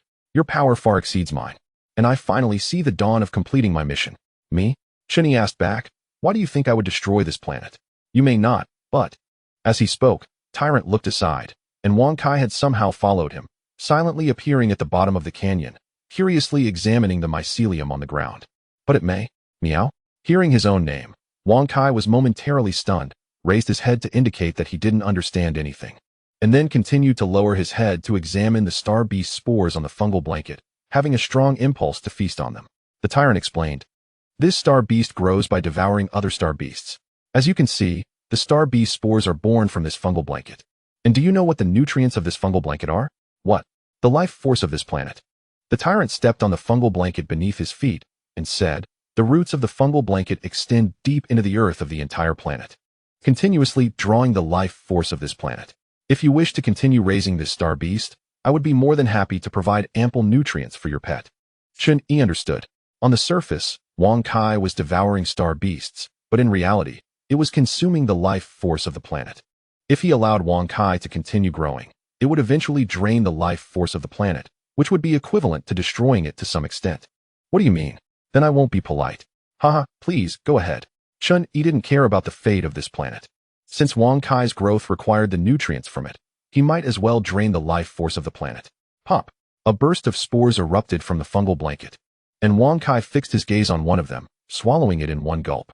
Immediately, a faint power surged into Chen Yi's body. Chen Yi was slightly surprised. Is it really possible to eat star beast spores directly? Upon reflection, there was indeed no issue. Although the young forms within the spores hadn't fully developed into star beasts, they were still fundamentally star beasts. Once they landed, they no longer needed to absorb nutrients and could grow into mature forms directly, making the difference between consuming young forms and mature forms theoretically negligible. Upon realizing this, Chen Yi smiled. This way, Wang Kai's growth speed would significantly accelerate, saving a lot of time. Perhaps due to not having communicated with anyone for too long, the Tyrant appeared very enthusiastic. He brought a few level 3 star beast spores and presented them before Wang Kai. Little guy, these spores have more nutrients. Save those for later. Chen Yi didn't rush to feed Wang Kai the level 3 star beast spores. The fungal blanket was constantly spewing out a large number of spores, and he carefully sensed the energy intensity within these spores. Ever since the star human race reached level 4, Chen Yi had become exceptionally sensitive to energy. After all, the life force of the planet was also a form of energy, and he could sense it completely. Soon, Chen Yi gathered 8 level 2 star beast spores, and Wang Kai swallowed them all in one bite, converting them into power to strengthen itself while sharing it with Chen Yi. Enhancement successful. Star Beast LV42. star human LV42. As the ability levels increased, the energy required for upgrades also grew immensely. It took a total of 8 level 2 star beasts to level up by just 0.2 levels. After Wang Kai devoured these 8 star beast spores, 2 glowing orbs suddenly appeared in front of Chen Yi. He was very familiar with this glow. It signified the explosion of abilities. Gained ability, energy sensation, gained ability, steel skin, chapter 30, star spirit level 1 star beasts, apart from their large size, had no other special traits. Only from level 2 onwards did star beasts gradually begin to exhibit some special abilities. The explosion from the 8 spores resulted in 2 abilities, which was already a high rate. Chen Yi did not hesitate and decisively mastered both abilities. Mastered ability, energy sensation LV1. Energy sensation LV1. Your sensitivity to energy will be heightened, enhancing your affinity and control over energy to some extent. Mastered ability, steel skin LV1. Steel skin LV1.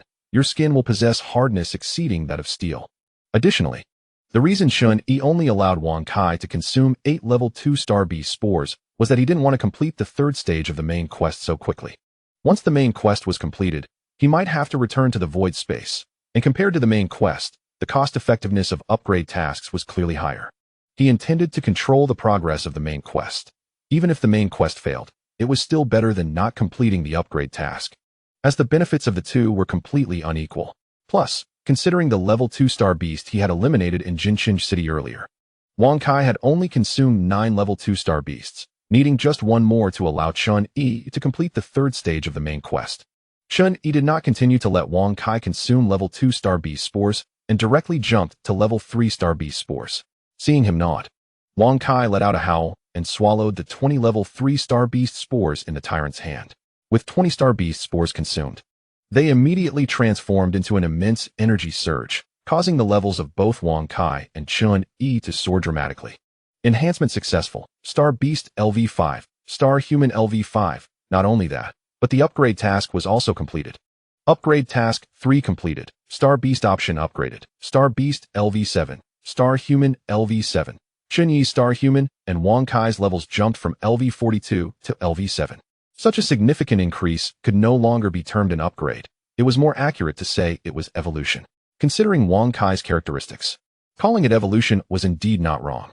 For it, leveling up was not merely a simple increase in level, but rather a release of the energy and potential it had devoured. Wang Kai let out a long belch, a smile forming at the corners of his mouth, while his tiny eyes gave off an arrogant attitude that seemed to disdain everything. His personality had changed again. Orbs of light appeared before Chen Yi as the 20 level 3 star beasts produced 2 abilities, along with 3 pieces of equipment and items. The equipment and items were of no use, so Chen Yi tossed them into his spatial storage, and he mastered the suitable abilities on the spot, leading to a frenzied increase in the number of his abilities. Mastered ability, Efficient Absorption LV1. Efficient Absorption LV1.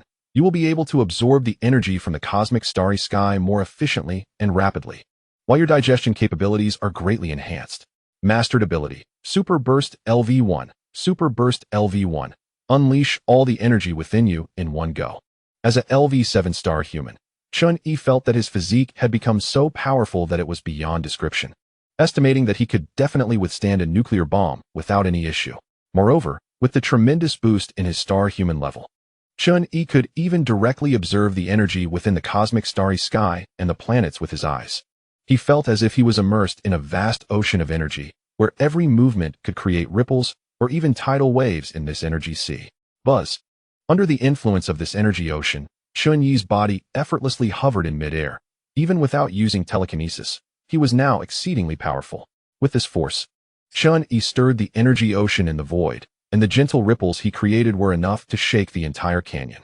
He referred to this omnipresent cosmic energy as star power. Feeling the terrifying nature of this power, the tyrant was shocked, fully aware that Chen Yi could eliminate him with just a thought, just like how he had eliminated the dragon before. Chen Yi's figure slowly descended to the ground, and with his telekinesis sweeping across the canyon, he drew in a large number of level 3 star beast spores. He said to Wang Kai, "Next, just open your belly and eat. Can you still take more?" Wang Kai grinned, indicating that no amount would be enough, then opened his mouth wide, gulping down a large number of star beast spores, which transformed into energy flooding into Chen Yi's body. The frenzied consumption began. Enhancement successful. Star Beast LV-71. Star Beast LV-72. Star Beast LV-73. Wang Kai's stomach was like a bottomless pit. It could swallow anything. Chen Yi didn't deliberately count how many level 3 Star Beast spores had been consumed, but finally, Wang Kai's level increased to LV-8. Star Beast LV-8. Star Human LV-8. Countless glowing orbs surrounded Chen Yi, and he stored all the equipment and items in his spatial storage, mastering the suitable abilities on the spot, leading to a drastic increase in the number of his abilities. Until a certain moment, a vast amount of abilities stacked to the limit, and a qualitative change occurred from quantitative change, resulting in a massive ability merger. Mergeable abilities detected. Ability merger completed. Acquired ability, Star Spirit LV-8. Not only was this ability obtained by killing star beasts, but even previously acquired abilities such as night vision, danger perception, extreme burst, sound of all things, and the telekinesis reaching LV-10 were merged into the Star Human, giving birth to a brand new ability. It is called Star Spirit. The merged abilities did not disappear. On the contrary, the newly merged ability granted Chen Yi even more powerful strength, transforming him into a new life form whose level of existence far surpassed that of humans. After the fusion of star power and spiritual energy, this super advanced new life form, Chen Yi, still had a flesh and blood body, but the strength of that body surpassed imagination. In the ocean of star power, Chen Yi now needed no action. With just a thought, he could stir up huge waves in this sea of energy, capable of crushing a planet. He could see all the energy on the planet, touch all the energy on the planet. To him, energy seemed to have life, obeying his commands and control. The star spirit, from its birth, was the darling of the cosmic starry sky, walking upon planets, ruling them, being a part of nature, and manifesting the energy of the universe. The tyrant could sense the thrilling energy being tightly controlled by Chen Yi. He felt that Chen Yi had become somewhat different, seemingly more approachable. Anything happening in a place filled with star power could not escape Chen Yi's perception. Not only was he aware of the happenings on this planet, but the entire planetary system, including this planet, was within Chen Yi's perception range. As long as Chen Yi wished, he could instantly reach any location within this area through the ocean of star power. Chapter 31. Born as a deity, the range of activities and perceptions of the star spirit is not limited by the speed of light, nor is it restricted by space, but only by the range of the planetary system, which is quite unreasonable. The larger the planetary system, the greater the star spirit's perception and activity range. As a particularly unique life form in the cosmic starry sky, this is his privilege. The tyrant realized it was time for him to go out and stretch his legs. After all, he could be considered a boss-level existence and needed to show his face, or else there would be no opportunity. It seemed that soon Wang Kai would swallow him too. Your Excellency, I'm going out to stretch. Feel free. Before leaving the canyon, Chen Yi noticed the issue with the fungal blanket and asked, this fungal blanket seems unable to cultivate higher-level star beasts? Yes, the tyrant said while stretching his muscles. The vitality of this planet is too weak. At most it can only cultivate level 5 star beasts. To cultivate higher-level star beasts, you need to find a life planet with stronger vitality. Understood. After speaking, boom. The canyon shook violently as the tyrant charged up and jumped, soaring straight out of the canyon like a cannonball, disappearing in the blink of an eye. Just devouring level 3 star beast spores to reach LV-8 was about the limit. Further consumption would be of no use. A level 4 star beast spore fell into Chen Yi's hands, which he tossed to Wang Kai. Wang Kai. Woof.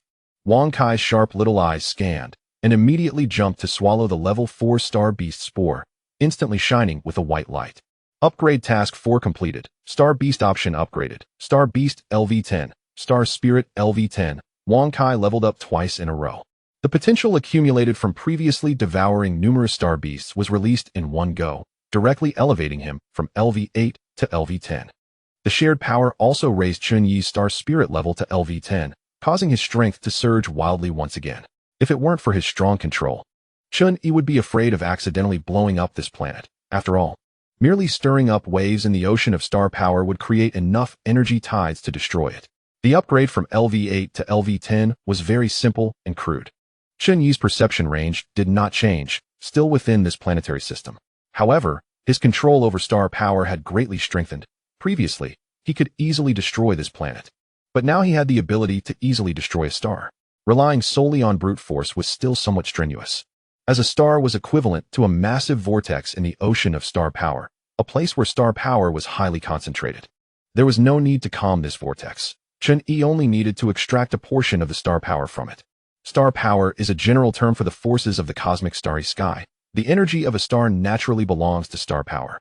Just like the vitality of a planet on a life planet, Chen Yi could easily control this energy. Once a portion of the star's energy is extracted, the internal energy generated would be insufficient to support its massive size, leading to collapse.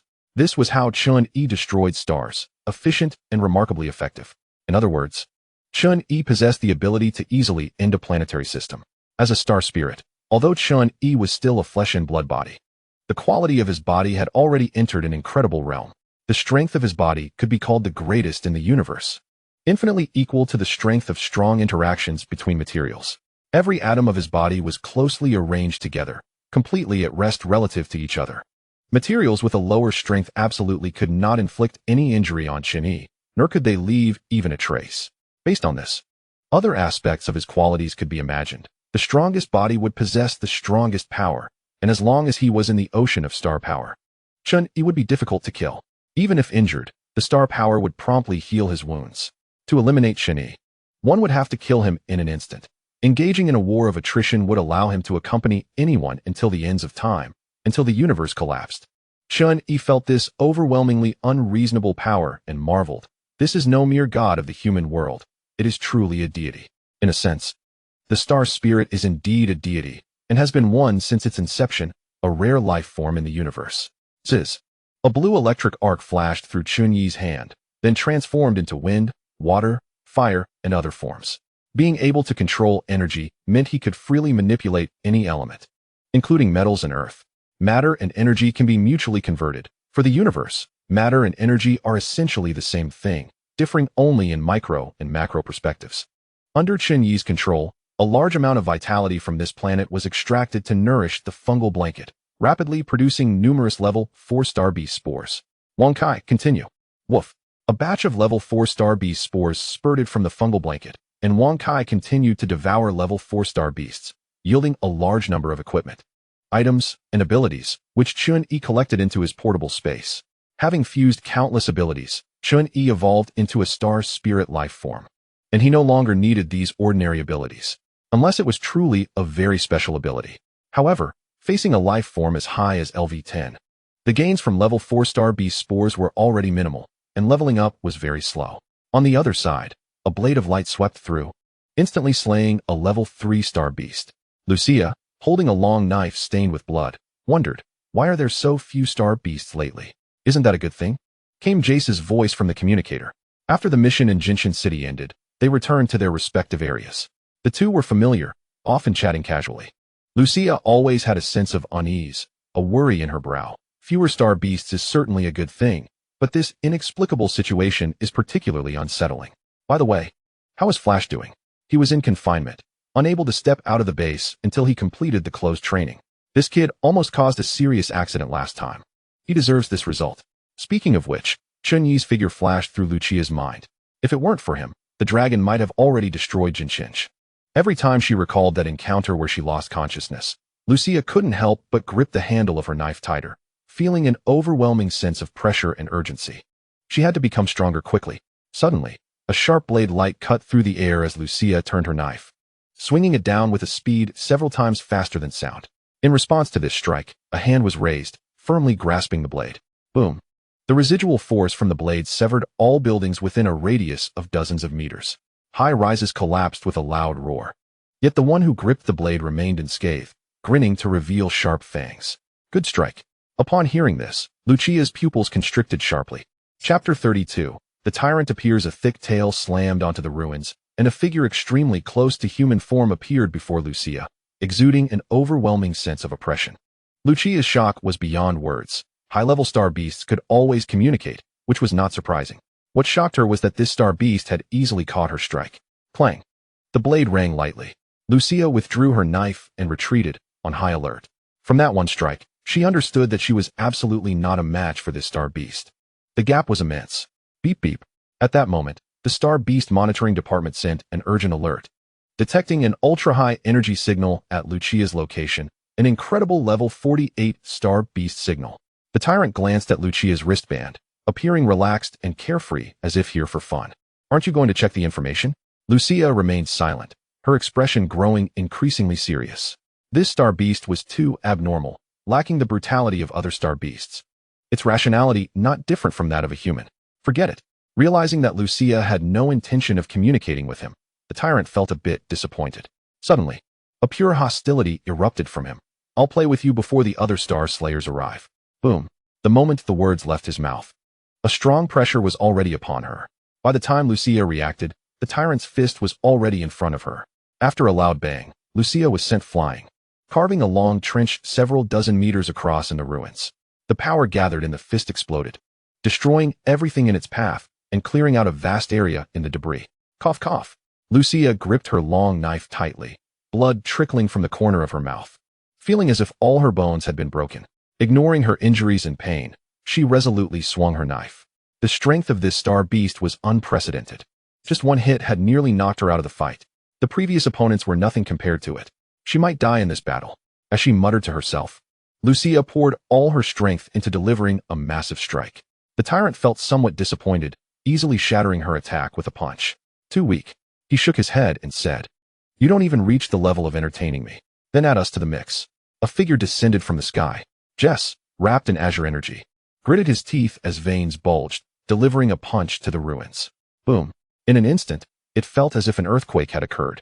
The entire area was whipped up in a frenzy, and the ground trembled. Amidst the swirling dust, Jess and several other high-level star slayers arrived one after another. Jess asked Lucia, "How about it? Do you still have fighting strength?" "I won't hold you back," Lucia succinctly replied, standing up with her knife. As long as her body held out, she would fight for some time longer. A fierce figure slowly emerged from the dust, and Jess's fighting spirit surged. A level 48 star beast. This is going to be a big problem. Level 48? The tyrant revealed himself, glancing at the star slayers with a playful demeanor, deliberately taunting them. "Have you ever experienced despair?" Jess asked. "What do you want to say?" The tyrant grinned. "Don't you notice that my physique is a bit different from other star beasts? I won't hide it from you. This isn't even my full power form." Interested in seeing my full power form? Upon hearing this, the pupils of the star slayers contracted and their scalps tingled. They resolutely took action, no longer wasting words with the tyrant. Even with the disparity in power before them, they showed no signs of cowardice. Haha. The tyrant was also stirred up, laughing heartily. "You've got guts." Boom. Immediately, a fierce battle erupted on the ruins. With the tyrant intentionally stalling, more and more star slayers arrived to join the fight. The association issued a single command: at all costs, eliminate this star beast. 2 hours later, numerous star slayers lay sprawled across the ruins. In full power mode, the tyrant's size had inflated to 15 meters tall, with an energy level soaring to 52. Faced with this overwhelming force, even captain-level star slayers could not contend with the tyrant. Nevertheless, he had sustained numerous injuries, but his self-healing ability was so strong that he appeared unscathed. In despair, Lucia, Jess, and the others found it impossible to compete. The gap was one that determination and courage could not bridge. Jess, severely injured, lay on the ruins, barely able to move, looking up at the sky and calmly saying, "It's all over." Lucia leaned against the wall, lacking the strength to stand. The tyrant had fought with great satisfaction, feeling fulfilled. As a final battle, "I have no regrets." This statement seemed somewhat off, but Lucia couldn't pinpoint what was wrong. At that moment, the roar of a plane flew overhead, and a group of high-level star slayers descended like raindrops. The confinement's flash was released in this emergency. Even if his highest combat power was unstable, it had to play a role in this battle. The flash was filled with excitement. Finally, it's my turn to show my skills. The tyrant glanced over, entirely dismissing these star slayers, laughing maniacally. "Your timing for appearing is poor. This isn't your stage anymore." As he spoke, the tyrant's fighting spirit locked onto a specific figure, which was none other than Chen Yi, who had appeared here he didn't know when. Upon seeing him, Flash's expression froze, and the dragon within him roared wildly, urging Flash to stay as far away as possible, clearly indicating that Chen Yi had left a significant psychological shadow on him. Meanwhile, Lucia and Jess were both astonished. Undoubtedly, among the humans they knew, only Chen Yi might possess the strength to rival the tyrant. If he assisted them, they would surely be able to eliminate the tyrant. However, before Lucia and Jess could feel pleased, the familiar relationship displayed between the tyrant and Chen Yi made all the star slayers' hearts sink, and the situation suddenly became delicate. Unclear whether Chen Yi was friend or foe, Flash and the others dared not act rashly. Chen Yi appeared completely unguarded, ignoring the surrounding star slayers, and asked the tyrant, "So, are you satisfied?" "Very satisfied," the tyrant replied with a smile, realizing it was time to offer up his life. He directed his hostility toward Chen Yi, decisively launching an attack, roaring with abandon as he vented his final moments of exhilaration. "Let me see your strength." "Wang Ke!" Roar. Wang Ke suddenly leaped out from the ruins, opening its mouth as a dazzling cross-shaped light flashed, followed by an unparalleled massive shockwave. Boom! The heavens and the earth trembled violently, and the raging power annihilated everything.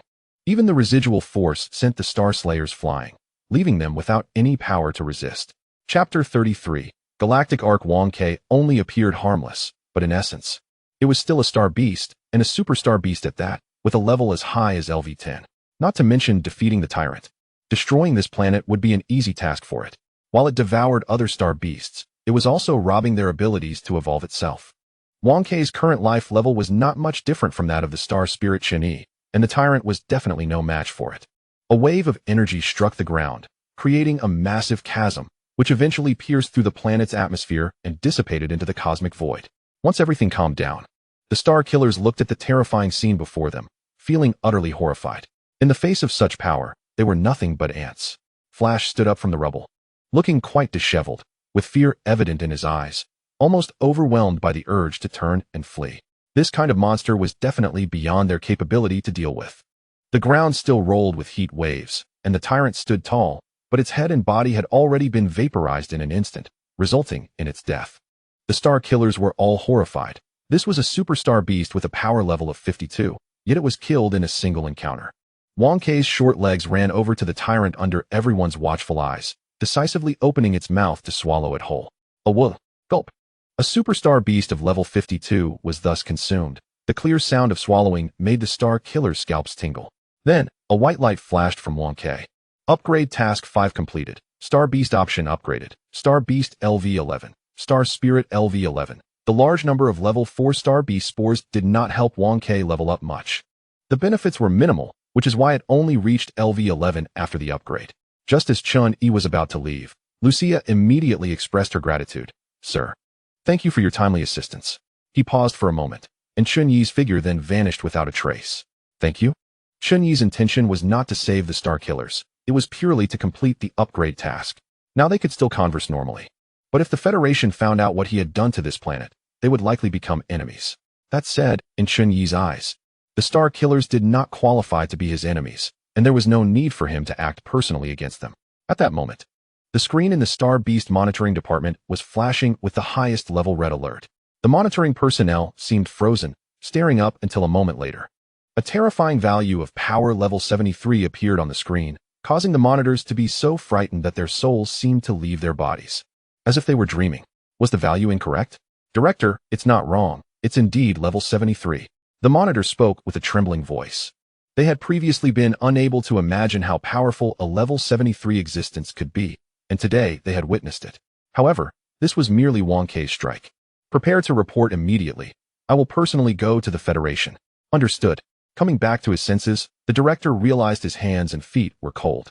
Without hesitation, he knew he had to report this fact to the Federation in person. The next day, after a meeting, the Federation reached a unanimous conclusion. Since Chen Yi had previously expressed no hostility towards humanity, they would not provoke him. However, the future of humanity must be in human hands. The emergence of high-energy star beasts made the Federation realize that the slow growth of the Star Killers could no longer adapt to the new environment and era. They urgently wanted to gain stronger powers. The Star Killers needed faster growth. Inside the Federation headquarters, a man dressed in a black suit took out a vial of potion from his personal space. Undoubtedly, this person was a returner. His name was Yair, a new member of the Supernova Legion. It was his operations within the Federation that allowed fellow newcomer Flash to obtain the power of the dragon. As a newcomer, Yair had very few items and equipment, but fortunately, he was valued and cultivated by the Legion, which allowed him to obtain this vial of potion. This vial was an unfinished product. Perfecting it required cooperation from the Star Killers for human trials, and such experiments were quite cruel. Yair thought it was the right time to bring it out now. This unfinished potion was only a second-tier item. Once completed, it might exhibit third-tier effects. Combined with the power of the Star Killers themselves, what kind of reaction would occur was still unknown, but it was certainly worth anticipating. He instructed his secretary, I need to meet with the chief. Understood. I will help you make an appointment right away. Meanwhile, Chen Yi was sensing various sounds in the cosmic space through the ocean of star power. Whether it was electromagnetic waves, gravitational waves, or neutrino signals. As long as it could trigger energy fluctuations, he could listen to the information contained within through the resonance of all things. At that moment, the planet Chen Yi was on had already exhausted too much vitality, and due to the lack of strong life force, it could not give birth to higher-level star beasts. The only significance of this was to find other civilizations in the universe and use their planetary culture blankets to produce higher-level star beasts for subsequent upgrade tasks. Half a month later, a message transmitted through gravitational waves was captured by Chen Yi.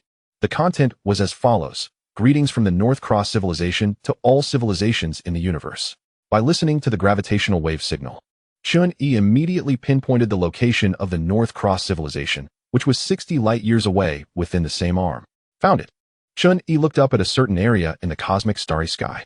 With a thought, the ocean of star power rippled, affecting the entire planetary system. After upgrading to LV-11, Chen Yi's control strength and ability over the ocean of star power had greatly improved. Now he could treat the entire planetary system as an arc sailing through cosmic space.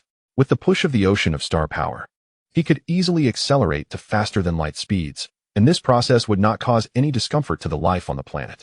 In other words, Chen Yi could directly lift an entire planetary system to smash it into someone. After locating the North Cross civilization, he immediately pushed the entire planetary system towards their location. The first to notice the anomaly were the astronomers. At first, they realized that celestial bodies in the universe seemed to be accelerating. Later, they discovered that it was actually their own galaxy accelerating in a certain direction. This discovery immediately terrified the astronomers. This abnormal phenomenon was undoubtedly extremely horrifying. Yet humanity felt utterly powerless, as they could not stop the movement of the galaxy. The Federation only wanted to know what caused the acceleration of their galaxy. Chapter 34. Morning Star System. The North Cross civilization was 60 light-years away. Even if the galaxy where Chen Yi was located was traveling at faster-than-light speeds, it would still take 20 years to fully arrive, unless Chen Yi's life level upgraded again during this time, becoming a higher-level star spirit capable of mobilizing stronger powers in the ocean of star power. Unfortunately, the Tyrant was the only level 5 star beast on this planet, and the culture blanket could no longer give birth to other level 5 star beasts. Moreover, due to Wang Ke consuming too many star beast spores, the planet's life force had severely diminished. Now even level 4 star beast spores were becoming difficult to produce. The side effects of the loss of life force would soon manifest on the surface. Green plants would gradually wither, the natural ecology would gradually collapse, and earthquakes would become increasingly frequent. The threat of star beasts would gradually decrease, but humanity was just beginning to face the deterioration of their living environment, and they were still completely unaware of it. Chen Yi was now somewhat idle. He took out a fist-sized lump of flesh from his personal space. The lump was bright red, pulsating like a heart. The higher the level of the star beast, the higher the drop rate. Chen Yi has the most say in this matter. Wang Kai has swallowed countless star beast spores, and his personal space is now filled with the equipment, items, and abilities that have dropped. As the only level 5 star beast on this planet, the Tyrant has dropped several pieces of equipment and items for Chen Yi.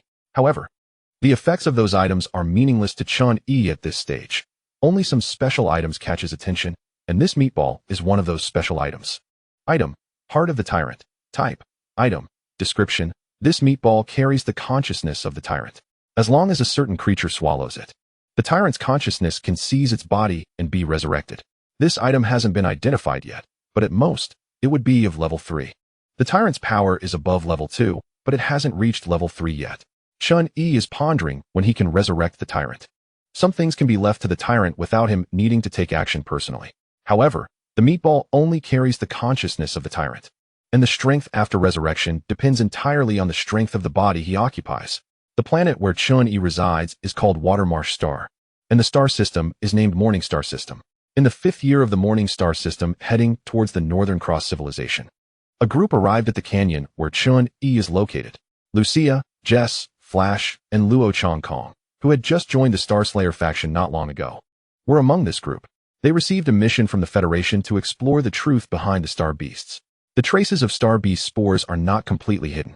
After so many years, the Federation finally discovered the existence of star beast spores and pinpointed their source to within the canyon. This is a significant matter.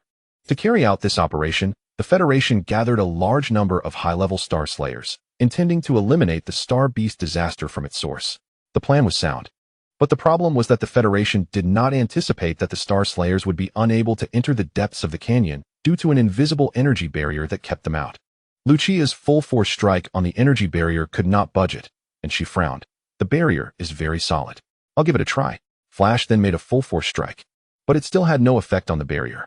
Even when all the high-level Star Slayers present attacked together, the barrier remained intact.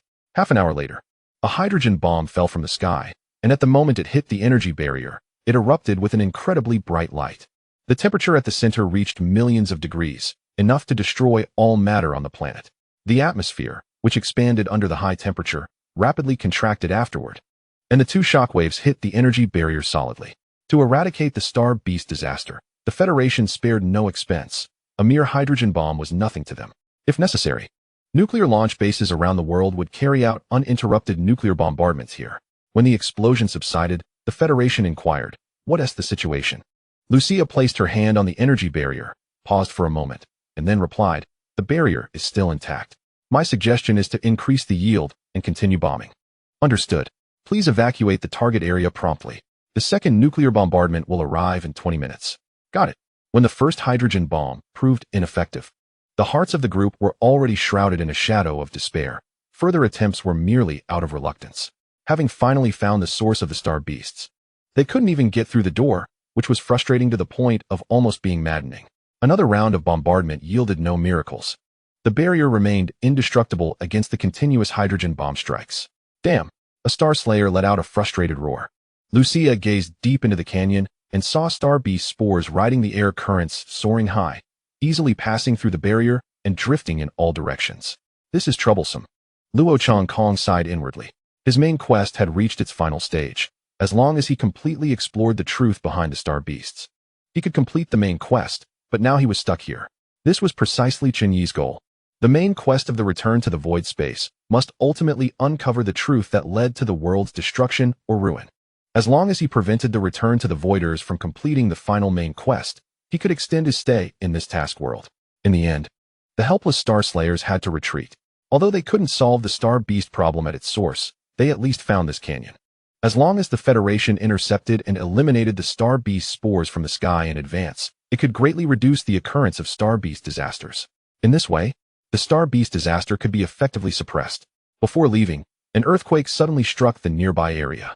Over the past few years, earthquakes around the world had become increasingly frequent, and while everyone was worried, they were gradually getting used to it. However, Jess realized that he had developed the ability to listen to the sounds of all things. He could understand the voice of this planet. This was not just an earthquake. It was the wail of the planet.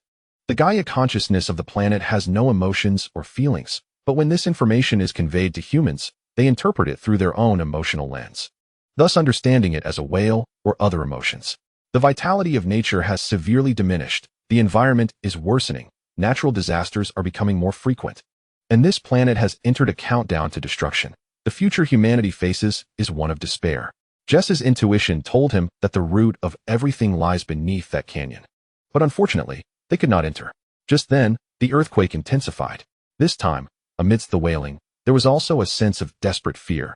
Jess couldn't help but feel shocked, not understanding what the planet was afraid of. Chapter 35. Northern Cross Star in the 6th year of the Morning Star System's voyage. Due to the Federation's interception and extermination measures against Star Beast spores outside the Grand Canyon, the Star Beast disaster was reduced to a minimum. On the contrary, the degradation of the environment became increasingly evident. Once the Federation noticed this, they immediately monitored and studied the condition of the planet. The results were terrifying. The study indicated that the activities of the continental plates were intensifying, and future earthquakes would be more frequent and severe. The natural environment would undergo large-scale desertification. And if humanity could not establish a sufficiently self-sustaining survival system within the next 15 years, the human civilization on Watermarsh Star would face extinction. It was truly a time of great hardship. A year later, Jess once again arrived outside the Grand Canyon. His intuition told him that the truth lay beneath this canyon. If that were the case, the winds of the canyon would reveal everything to him. Among the Star Slayers, only he, who could hear the sounds of all things, could seek the truth in this way. With a strong gust, the air currents from beneath the canyon surged upward. Jess stood outside the energy barrier. silently listening to the information contained in the wind. Soon, he detected some strange smells in the wind. The sounds of all things referred to that substance as a fungal blanket, which was continuously nurturing star beasts. Moreover, beneath the canyon, there was also a person and a star beast. A person? Jess was not surprised by the existence of the fungal blanket. It was not strange for a star beast to exist beneath the canyon, but there was actually a person down there.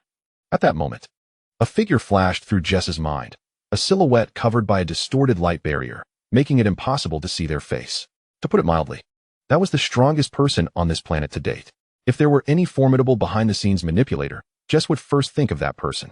Speculation aside, Jess would not hastily conclude that Chen Yi was the mastermind. Moreover, the life levels of Chen Yi and Wang Kai were too high to leave behind any scent, so Jess could not ascertain their identities.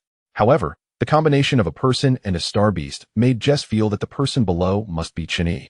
He hadn't forgotten that Chen Yi raised a star beast, a superstar beast with a power level of 73. Suddenly, earthquakes occurred again around the canyon. Jess had previously thought it was just the planet's lament, but this time it was different. It was the influence of the person beneath the canyon correcting the course of the morning star system. During the earthquake, Jess heard the truth that the planet revealed, causing him to take 2 steps back, his face turning pale. Correcting the course of the morning star system? What a joke. The person beneath the canyon was the one driving the entire morning star system's movement? This truth was horrifying to Jess. He had pondered more than once about how powerful humanity could become, but he never dared to think that someone could, by their own strength, propel an entire planetary system. Yet this was the truth. Such a person could no longer be called human. They were truly a god. In the face of such great power, mere humans and star beasts were utterly insignificant. No wonder the Federation tossed nuclear bombs above the canyon without any reaction from the other side. They didn't even take these things seriously. It was purely a matter of not bothering with them. Jess's heart raced violently. Knowing the truth left him unable to calm down. He was confused, not knowing where the person beneath the canyon intended to steer the morning star system. Nor could he stop them. That person occupied the mycelium that nurtured the star beast spores, and they couldn't even break through the barrier. How could they talk about completely eradicating the star beasts? It was simply a joke. When Lucia saw Jess again, he was disheveled and appeared exceptionally dejected. His will completely slackened. She was particularly astonished. What is wrong with you? Nothing. Jess shook his head and asked, is there something going on? The movement of the morning star system has caused great concern above. They need to deploy new countermeasures quickly, and the high-level star slayers need to be present. Forget it. Jess had no interest in investing any more energy into these matters. It was utterly meaningless. In the face of a power capable of propelling an entire planetary system, human efforts seemed incredibly small. They were still alive purely due to good luck. Perhaps one day, the person beneath the canyon would be in a bad mood and casually destroy this planet. Jess was immersed in pessimism. It was precisely because he knew too much that he felt so negative. Humanity was powerless to confront the truth behind these disasters, which was why he had never informed the Federation. From now on, you don't need to notify me about these meetings. If there are any task arrangements from above, just send me a message directly. I don't want to manage anything else. Time flew by. In the blink of an eye, it was the 20th year since the morning star system set sail. Beneath the Grand Canyon, ripples emerged in the ocean of star power as Chen Yi's figure slowly materialized, returning from the ocean of star power to the real world. After 20 years of superluminal travel, the morning star system was finally about to reach the star system where the Northern Cross civilization was located. One could simply look up at the sky to see another celestial body, less radiant than the dazzling sun, not far from it. That was the star of the Northern Cross civilization. In the final phase of the journey, with a single thought, the ripples of the ocean of star power spread throughout the morning star system, gradually slowing it down before it crashed into the Northern Cross star system. The 2 stars became entangled under the pull of gravity, forming a binary star system with 2 suns in the same sky, simultaneously propelled by star power. The planets of the 2 systems merged in a short time, re-establishing stable orbits under their mutual gravitational interaction. Wow! Wang Kai stared at the 2 suns in the sky, extremely amazed. Chen Yi habitually stretched, feeling particularly good, and sighed, finally arrived. As he spoke, Chen Yi sensed the star power of the Northern Cross star, and immediately discovered that the life force of this life planet was very vigorous, making it quite suitable for planting the mycelium. Looks like my luck is good. Chen Yi felt delighted, and, after confirming that there was no threat to him on the Northern Cross star, he disappeared with the entire mycelium. The ocean of star power served as a medium, and as a star spirit, Chen Yi instantly stepped onto the Northern Cross star. Looking around, It was lush and full of vitality. This will do. Chen Yi decisively spread the mycelium in the valley, and the moment it touched the ground, it immediately grew roots that plunged deep into the earth, crazily absorbing the life force of the Northern Cross star. In the blink of an eye, large areas of nearby greenery quickly withered, and the once lush valley soon turned into a barren desert. Outside the valley, a swarm of dark birds fled, resembling a black cloud overhead. A middle-aged man with a knife at his waist noticed this and immediately sensed something was wrong with the earth, his expression becoming extremely grave. Is the planet's life force depleting? Chapter 36, Star Spirit LV-12. The Northern Cross star is a planet of human civilization. Due to the innate sensitivity of its inhabitants to energy, the development of science and technology has been exceptionally rapid. Even without scientific instruments, Northern Cross people, through deliberate training, can achieve high precision in sensing and controlling energy, a powerful talent that humans from Watermarsh cannot compare to. Based on this strong talent, Northern Cross civilization developed science and technology while exploring the human body's control over energy, coupled with genetic modification and other scientific techniques. They produced a group of highly powerful individual warriors, some of whom could even shoot down spaceships. After more than 200 years of development, the Northern Cross people established 3 large space fleets to explore deep space for new life planets, expanding the borders of Northern Cross civilization. However, the universe is vast. Even though the Northern Cross civilization has mastered superluminal travel technology, they inevitably spend a significant amount of time in transit.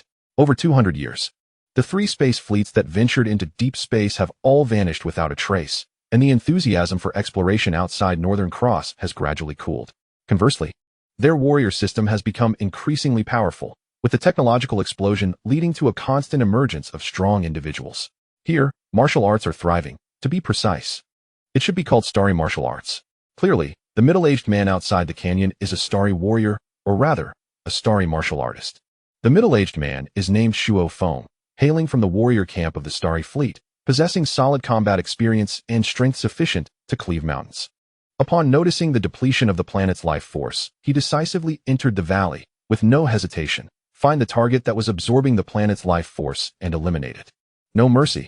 Life force is the most important energy of a planet, and as a warrior of the camp, Shuo Feng would not allow anyone or any creature to harm Northern Cross in such a manner. Before long, following the direction from which the planet's life force was being siphoned, Shuo Feng quickly arrived in front of the vast mycelium, where a young man stood. Clang.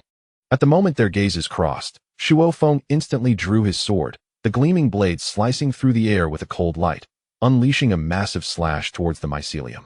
Shuo Feng immediately recognized that it was this mycelium draining the planet's life force, and whether the young man was the culprit was unnecessary to ask. One could tell from his actions. Boom. The ferocious slash flew towards the mycelium, but instantly dissipated midair. Shuo Feng's eyes narrowed, a fierce killing intent flashing across his face. And with extreme speed, he tore through the air, appearing in front of Chen Yi and striking down with his sword. Anyone attempting to stop him from destroying the mycelium was an enemy of this planet. In an instant, Shuo Feng made the most accurate judgment and delivered a swift, decisive lethal blow to Chen Yi in the blink of an eye. However, Chen Yi didn't even move, and Shuo Feng found himself frozen in that moment, bound tightly by the endless surge of star power. The north wind felt the terrifying star power, and his pupils suddenly constricted as he experienced true fear for the first time. He couldn't help but exclaim, "What exactly are you?" before he could finish his sentence. He was instantly destroyed by the star power, leaving no trace behind. Chen Yi shifted his focus, his gaze landing on the mycelium blanket. Boom. The mycelium blanket frantically absorbed the life force of the Northern Cross star, expanding and contracting like breathing. Under Chen Yi's control, the life force of the entire Northern Cross star was being drawn in. Compared to the Watermarsh star, the life force of the Northern Cross star was even more immense and purer. After absorbing this life force, the mycelium blanket immediately began producing star beast spores. The life force required to produce high-level star beast spores was already enormous, and consuming the planet's life force on low-level star beasts was obviously a waste. Pop.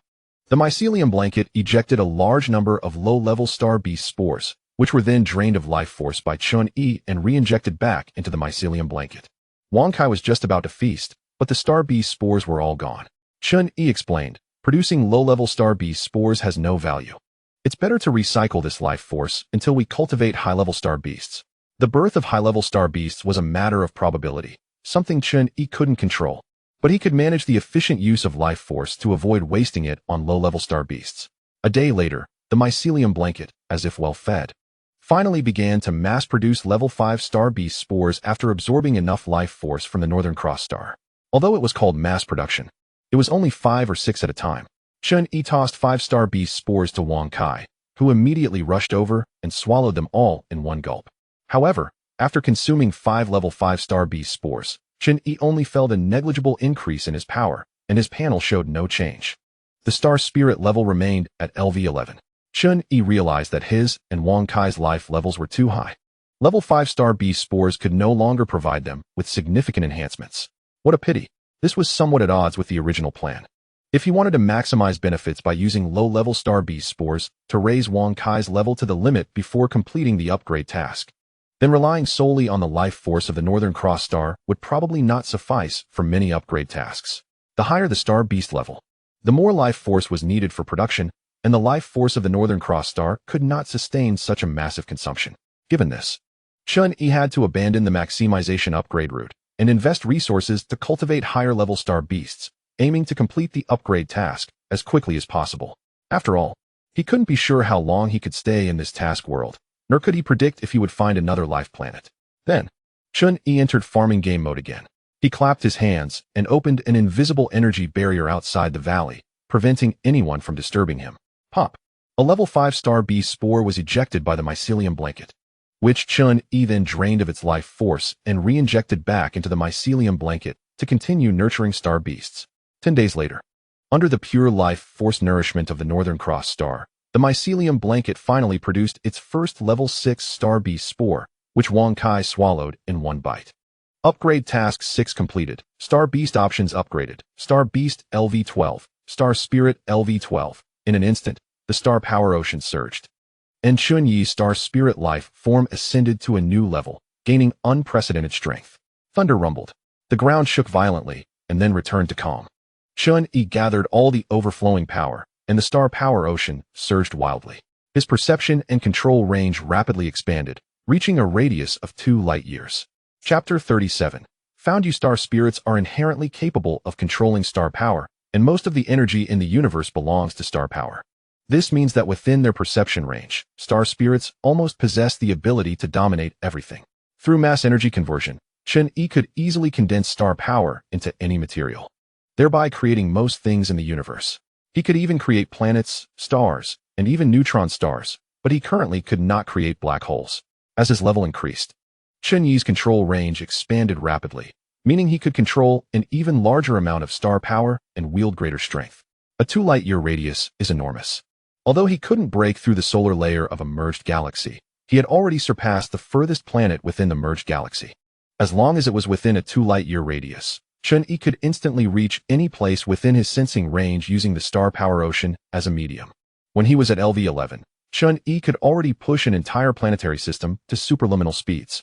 Similarly, he could easily reach light speed and superluminal speeds himself. According to theory, as an object approaches light speed, its mass becomes infinitely large, meaning Chen Yi's attacks possessed infinite destructive power. Even a tiny object the size of a fingertip, if accelerated to light speed, could easily pierce through a star and annihilate an entire planetary system. This fragile world felt thinner than a piece of paper to him. He really had no interest in playing house with those people and was solely focused on farming. Additionally, Main Task Phase 3 completed. Reward, 2,000 points. Main Task Phase 4. You have sufficiently proven your strength. To pursue the truth, please become a Star Slayer. Task Reward, 1,000 points. To efficiently utilize the life force of the Northern Cross star, Chen Yi killed off many star beast spores, leading to the direct completion of Phase 3 of the main task. Fortunately, this Phase 4 task could still continue to be stalled. To be honest, he was quite curious about how long the space would allow him to stall in this task world. The mycelium blanket was brought to the Northern Cross star, and the returners from the Watermarsh star could not uncover the ultimate truth of the star beasts. Thus, they couldn't complete their tasks. Chen Yi did not believe the space would allow them to remain stuck in this task world indefinitely. Pop! The mycelium blanket ejected a level 6 star beast spore, which Chen Yi then killed, re-injecting its life force back into the mycelium blanket for continued use. After swallowing a level 6 star beast spore, Wang Kai's temperament changed again. It now acted like it had eaten toxic mushrooms, shaking its head and bouncing around, humming something incomprehensible. While Chen Yi focused on cultivating high-level star beasts, the civilizations of the Watermarsh Star and the Northern Cross Star were in chaos, with the Northern Cross Star civilization being the most panicked. The Morning Star system arrived here at superluminal speeds, only slowing down before the two star systems began to merge, where it was observed by the Northern Cross civilization. The observers from the Northern Cross civilization were so terrified that their souls almost left their bodies. They could accept a superluminal fleet approaching, but an entire planetary system barreling at them at superluminal speeds was something else entirely. Moreover, what energy and power could drive an entire planetary system to travel at superluminal speeds? The wonders of the universe exceeded imagination. Faced with a civilization that could directly move an entire planetary system, the Northern Cross civilization felt utterly hopeless. They were likely to be dominated and colonized next. However, the Watermarsh Star had yet to take action because its civilization was far from the level of interstellar travel. They struggled even with manned moon landings. At the same time, the despair level of the Watermarsh Star civilization was probably not much different from that of the Northern Cross civilization, except for Jace, who had completely given up, thinking, "Let this broken world do as it pleases." Luo Changkong looked up at the two suns in the sky in disbelief, faintly seeing several massive planets floating in space, shocked beyond words. What on earth was happening? Damn it! At the high-level meeting of the Federation, Flash silently cursed in his heart as he looked at the galaxy images captured by the satellite, a cold sweat dripping from his forehead. Around the Northern Cross Star, which is about 50 million kilometers from the Watermarsh Star, there were clearly a large number of satellites and space stations orbiting, and even an airport. The star beasts hadn't been dealt with yet, and next, were they going to fight aliens? Is the first-tier mission world this dangerous? Everyone, the chief said with an extremely solemn expression. As you can see, the Morning Star system has finally stopped, but we will face even more severe situations next. As the mastermind behind this situation, Chen Yi was completely unconcerned. The collision of two planetary civilizations was just a small scene for him. Irrelevant. In the blink of an eye, 2 years passed in an instant. Pop. After 2 years of nurturing, the mycelium finally produced the first level 7 star beast spore, which Chen Yi tossed to the drowsy Wang Ke beside him. Wang Ke. Woo. Wang Ke suddenly woke up, jumped up, and swallowed the level 7 star beast spore in one bite. The moment the star beast spore transformed into power and surged into Chen Yi's body, the mission was completed. Upgrade task 7 completed. Star beast option upgraded. Star beast LV13. Star spirit LV13. Suddenly, the star power surged and roared. The elevation of life levels caused Chen Yi's control range to expand again, from the original radius of 2 light-years to a radius of 10 light-years. Although the sensing radius had only increased fourfold, in reality, the total amount of star power he could control had increased by a full 125 times. Chen Yi felt the strength of this power, and his gaze fell on the Northern Cross Star beneath his feet, where the remaining life force was still very sufficient. Cultivating higher-level star beasts was just a matter of time. A burst of light suddenly appeared. Obtained item, superactive cell. Superactive cell. Using it will grant the life an unparalleled self-healing ability, able to be reborn even with just a piece of flesh remaining. The item dropped by the level 7 star beast was of some value, but unfortunately for Chen Yi, it was still like a chicken rib. His own self-healing ability was even more outrageous. Suddenly, Chen Yi's expression became serious, and he looked up into the depths of space. An extremely powerful force had entered his sensing range and was approaching at an astonishing speed. What is going on? The powerful force contained a pure desire for destruction, and it seemed to have sensed Chen Yi's probing, directly indicating its intent, with even greater hostility. Found you. Upon hearing this, Chen Yi became even more puzzled. Before Chen Yi could understand the situation, that force appeared in front of him along the ocean of star power in an instant, and a fist smashed directly towards Chen Yi's face. It was evident that the opponent also possessed star spirit-like abilities. Chapter 38, Cosmic Star Plate Boom. The teleportation and superluminal movement achieved through the ocean of star power is essentially a shortcut, as the true motion speed of objects in the universe cannot exceed the speed of light, only approaching it infinitely. The speed of this punch was infinitely close to the speed of light, thus possessing boundless power, and the terrifying force directly penetrated the atmosphere of the Northern Cross Star, scattering a large amount of material into space. Star spirit? No. Chen Yi denied his own guess. Although the newcomer could manipulate star power, it was not an innate talent and instinct like a star spirit. Instead, it was more like a tool being awkwardly controlled. Just this point was enough to prove that the newcomer was definitely not a star spirit. Chen Yi remained unruffled. After sensing the power of the newcomer, he immediately knew that he had an overwhelming absolute advantage in strength. Buzzing, the star power shook, and a humanoid life form with a tail and horns stepped through the cosmic starry sky as if it were on solid ground. Surrounded by debris scattered from the Northern Cross star, radiating a fierce and violent aura of destruction. Chen Yi used his psychic energy to break through the language barrier and directly convey his meaning, a little trick he learned from the development manual. Aren't you going to tell me why you are my enemy? No need. The humanoid life form did not hide its killing intent, and in an instant, it rushed towards Chen Yi at the speed of light, seemingly trying to shatter the starry sky itself. This universe no longer needs star spirits. Boom. A punch at light speed tore through the starry sky, causing the star power in the universe to surge and boil, overwhelming the humanoid life form's attack. It was as if it had fallen into a swamp. The humanoid life form's speed quickly dropped, and by the time it reached Chen Yi, it was already moving as slowly as a turtle, and the star power it controlled had also been stripped away by Chen Yi. It seemed that this universe, or rather this being, had once had some dealings with star spirits, leading to its immense hostility towards them. Chen Yi had just become a star spirit a few years ago. He came from the depths of the universe, and since it was an enemy, there was naturally no need to hold back. The humanoid life form was firmly bound by the star power and unable to move. Its expression suddenly became very ugly. Had it just been born not long ago and grown to this level? Logically speaking, star spirits possess extremely high combat power from the moment of their birth, but it should not have been to this extent. They had underestimated this star spirit's growth rate far beyond their imagination. With all the star power within a radius of 10 light-years summoned, Chen Yi merely gave a glance, and the immense star power crushed the humanoid being like an ant, leaving it with no power to resist. A planet was pierced through by the humanoid life form's flying body, instantly exploding into debris in the universe, and with just one strike, the humanoid life form was covered in shocking cracks.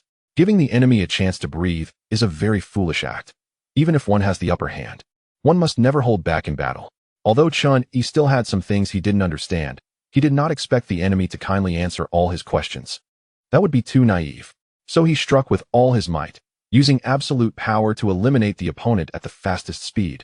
His doubts could remain unanswered. But the enemy had to die immediately, unable to fight back. No chance of victory. The humanoid life form's blood surged wildly, spilling into the cosmos, and it decisively poured all its remaining strength to gather all the energy it could muster for a final explosion. Star Spirit, the humanoid life form roared in anger. However, before it could gather its power for a final blow, a fist carrying ultimate power and speed came crashing in. The destructive force comparable to that of a neutron star striking at light speed. The cosmic starry sky violently trembled. The star power within a radius of 10 light-years instantly showed signs of exhaustion, actually being drained by Chen Yi's single strike, before being replenished again. Boom. The ocean of star power stirred up huge waves, and the ultimate power, at the moment of eruption, transformed into a dazzling brilliance that filled the cosmic starry sky. The surging star power erupted in the form of gamma-ray bursts and photon impacts, annihilating all material on the planets along the way. When everything returned to calm, a large amount of dust and planetary debris floated within the galaxy, and several planets were scorched red by gamma-ray bursts and photon impacts. Their surfaces turned into flowing magma. The remains of the humanoid life form floated in the starry sky, completely devoid of life. This battle, from start to finish, could basically be described as a blink of an eye. The Watermarsh star civilization and the Northern Cross star civilization were caught completely off guard, unexpectedly taking a stroll through the gates of hell.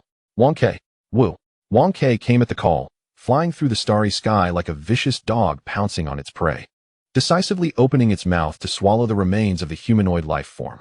Without a doubt, the humanoid life form was a cosmic powerhouse with a strength at the 4th tier, which was also the strongest opponent Chen Yi had faced so far. According to the evaluation of the ruined space, possessing the power to explode stars is classified as the 4th tier. However, the gap between the 4th tiers is also significant. Some 4th-tier beings can only explode stars, while others can instantly destroy everything within several light-years.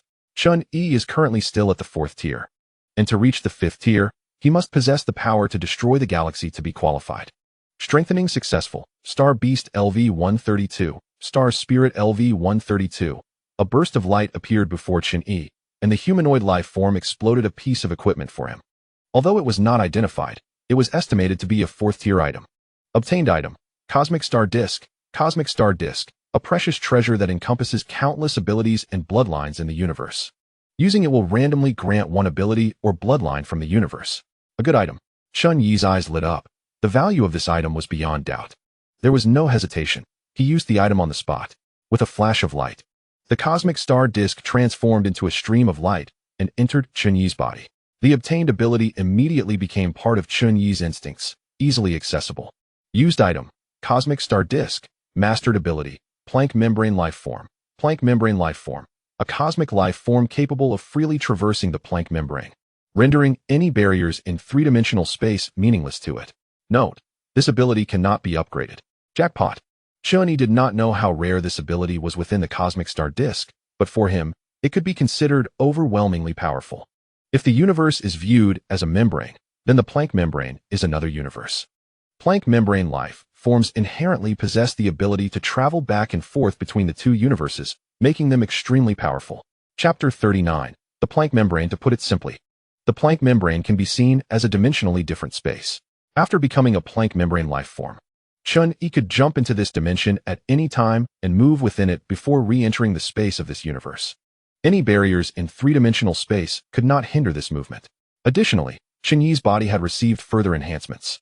The Planck membrane life form is entirely composed of unknown substances, and its body is strong enough to withstand the pull of a black hole without sustaining damage, with an unlimited defense capability. Its only weakness is the enormous energy demand.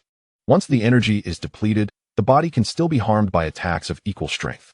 However, Chen Yi did not have this weakness, as the talent of the star spirit perfectly compensated for the defects of the Planck life form. Unless the star power was exhausted, the energy of the star spirit was infinite. What comes well is better timed. Chen Yi was somewhat surprised. Cautious navigation leads to long-lasting safety. He could not gather more information from the humanoid life form, but being prudent, he could make some conjectures. This universe no longer needs star spirits. This was the exact phrase from the humanoid life form, which likely implied that this universe had once experienced extremely fierce battles with star spirits, and the star spirits had lost. The hostility Chen Yi faced might not only come from certain extraterrestrial beings, but from all civilizations and all non-star spirit life forms in the universe. The danger is self-evident. Looking at it from another angle, the appearance of the humanoid life form was to eliminate the newly born star spirits. If the behind-the-scenes cosmic forces discovered the fact of the humanoid life form's death, what would happen?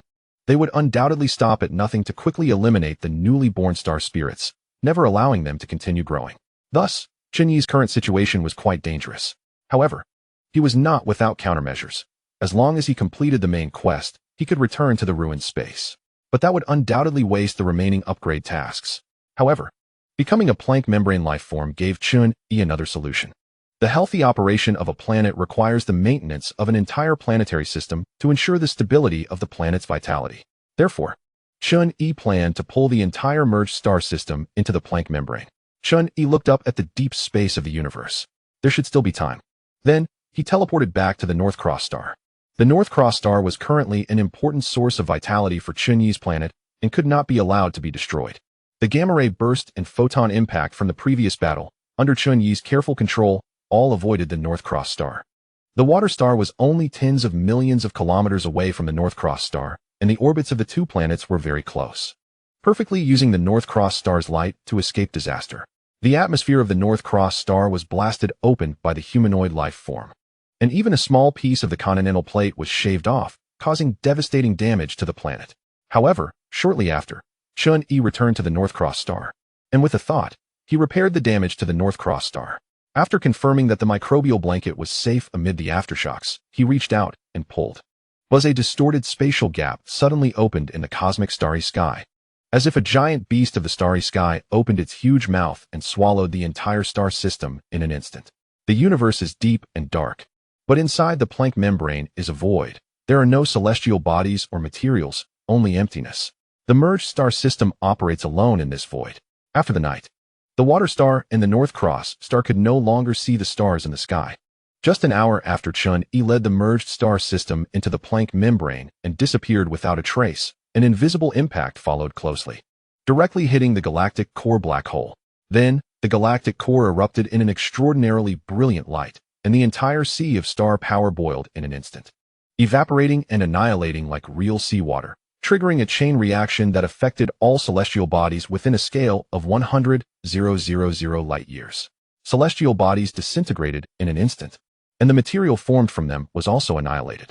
The entire sea of star power fused into one, becoming an incredibly massive bomb. It was like a pile of gunpowder scattered on the ground. It only took a spark to ignite the entire pile of gunpowder, resulting in a spectacle comparable to the Big Bang of the universe.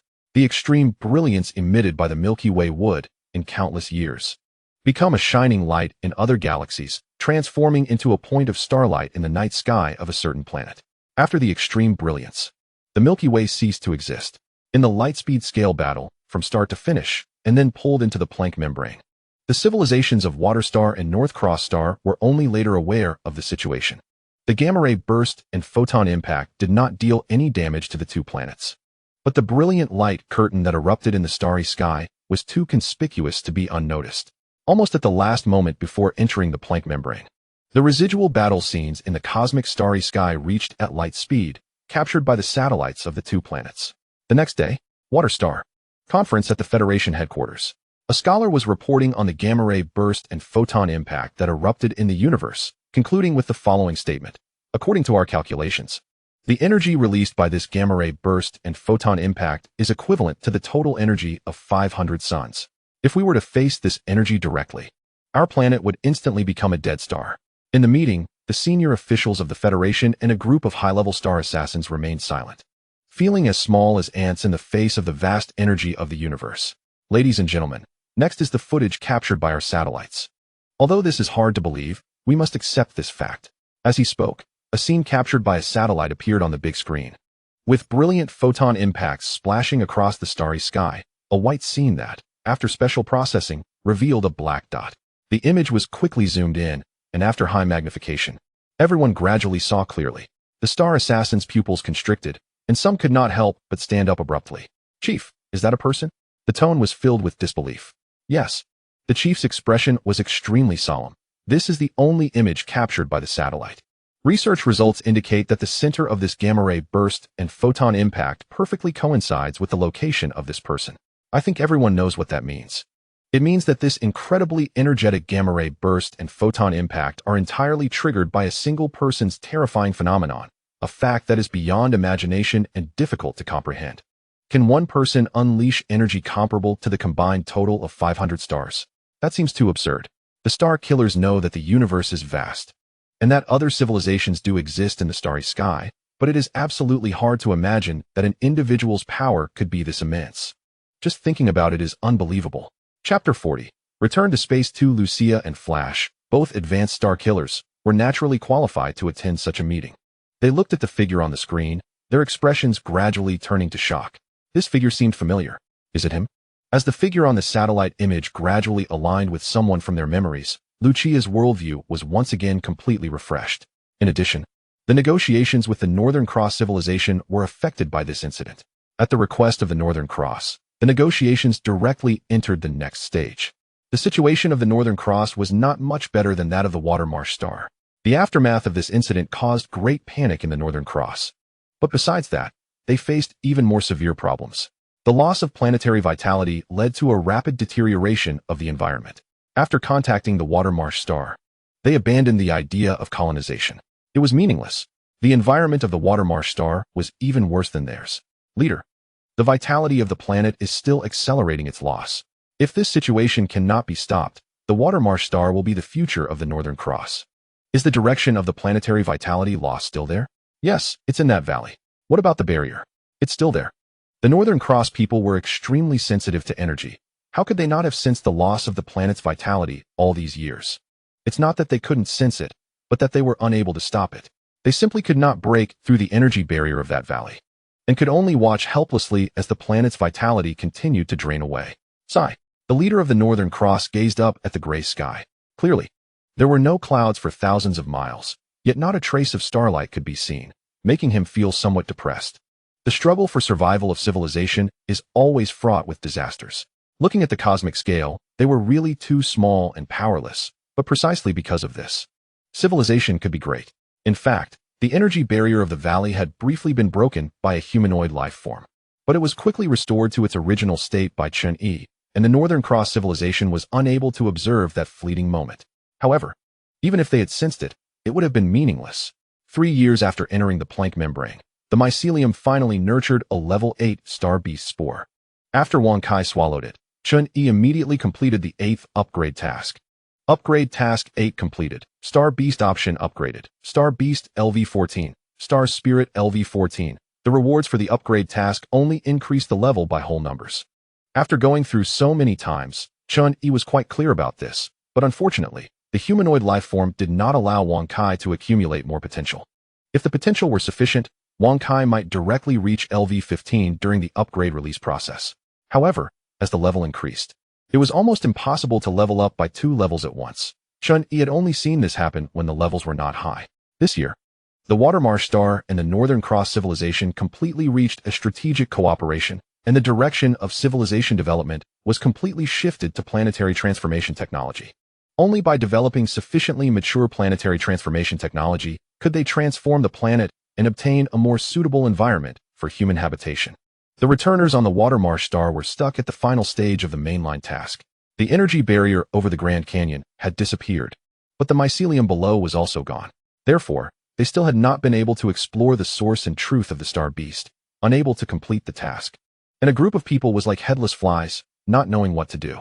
Chen Yi was indifferent to everything, focusing solely on cultivating advanced star beasts, casually wandering around the Northern Cross star to lighten his mood.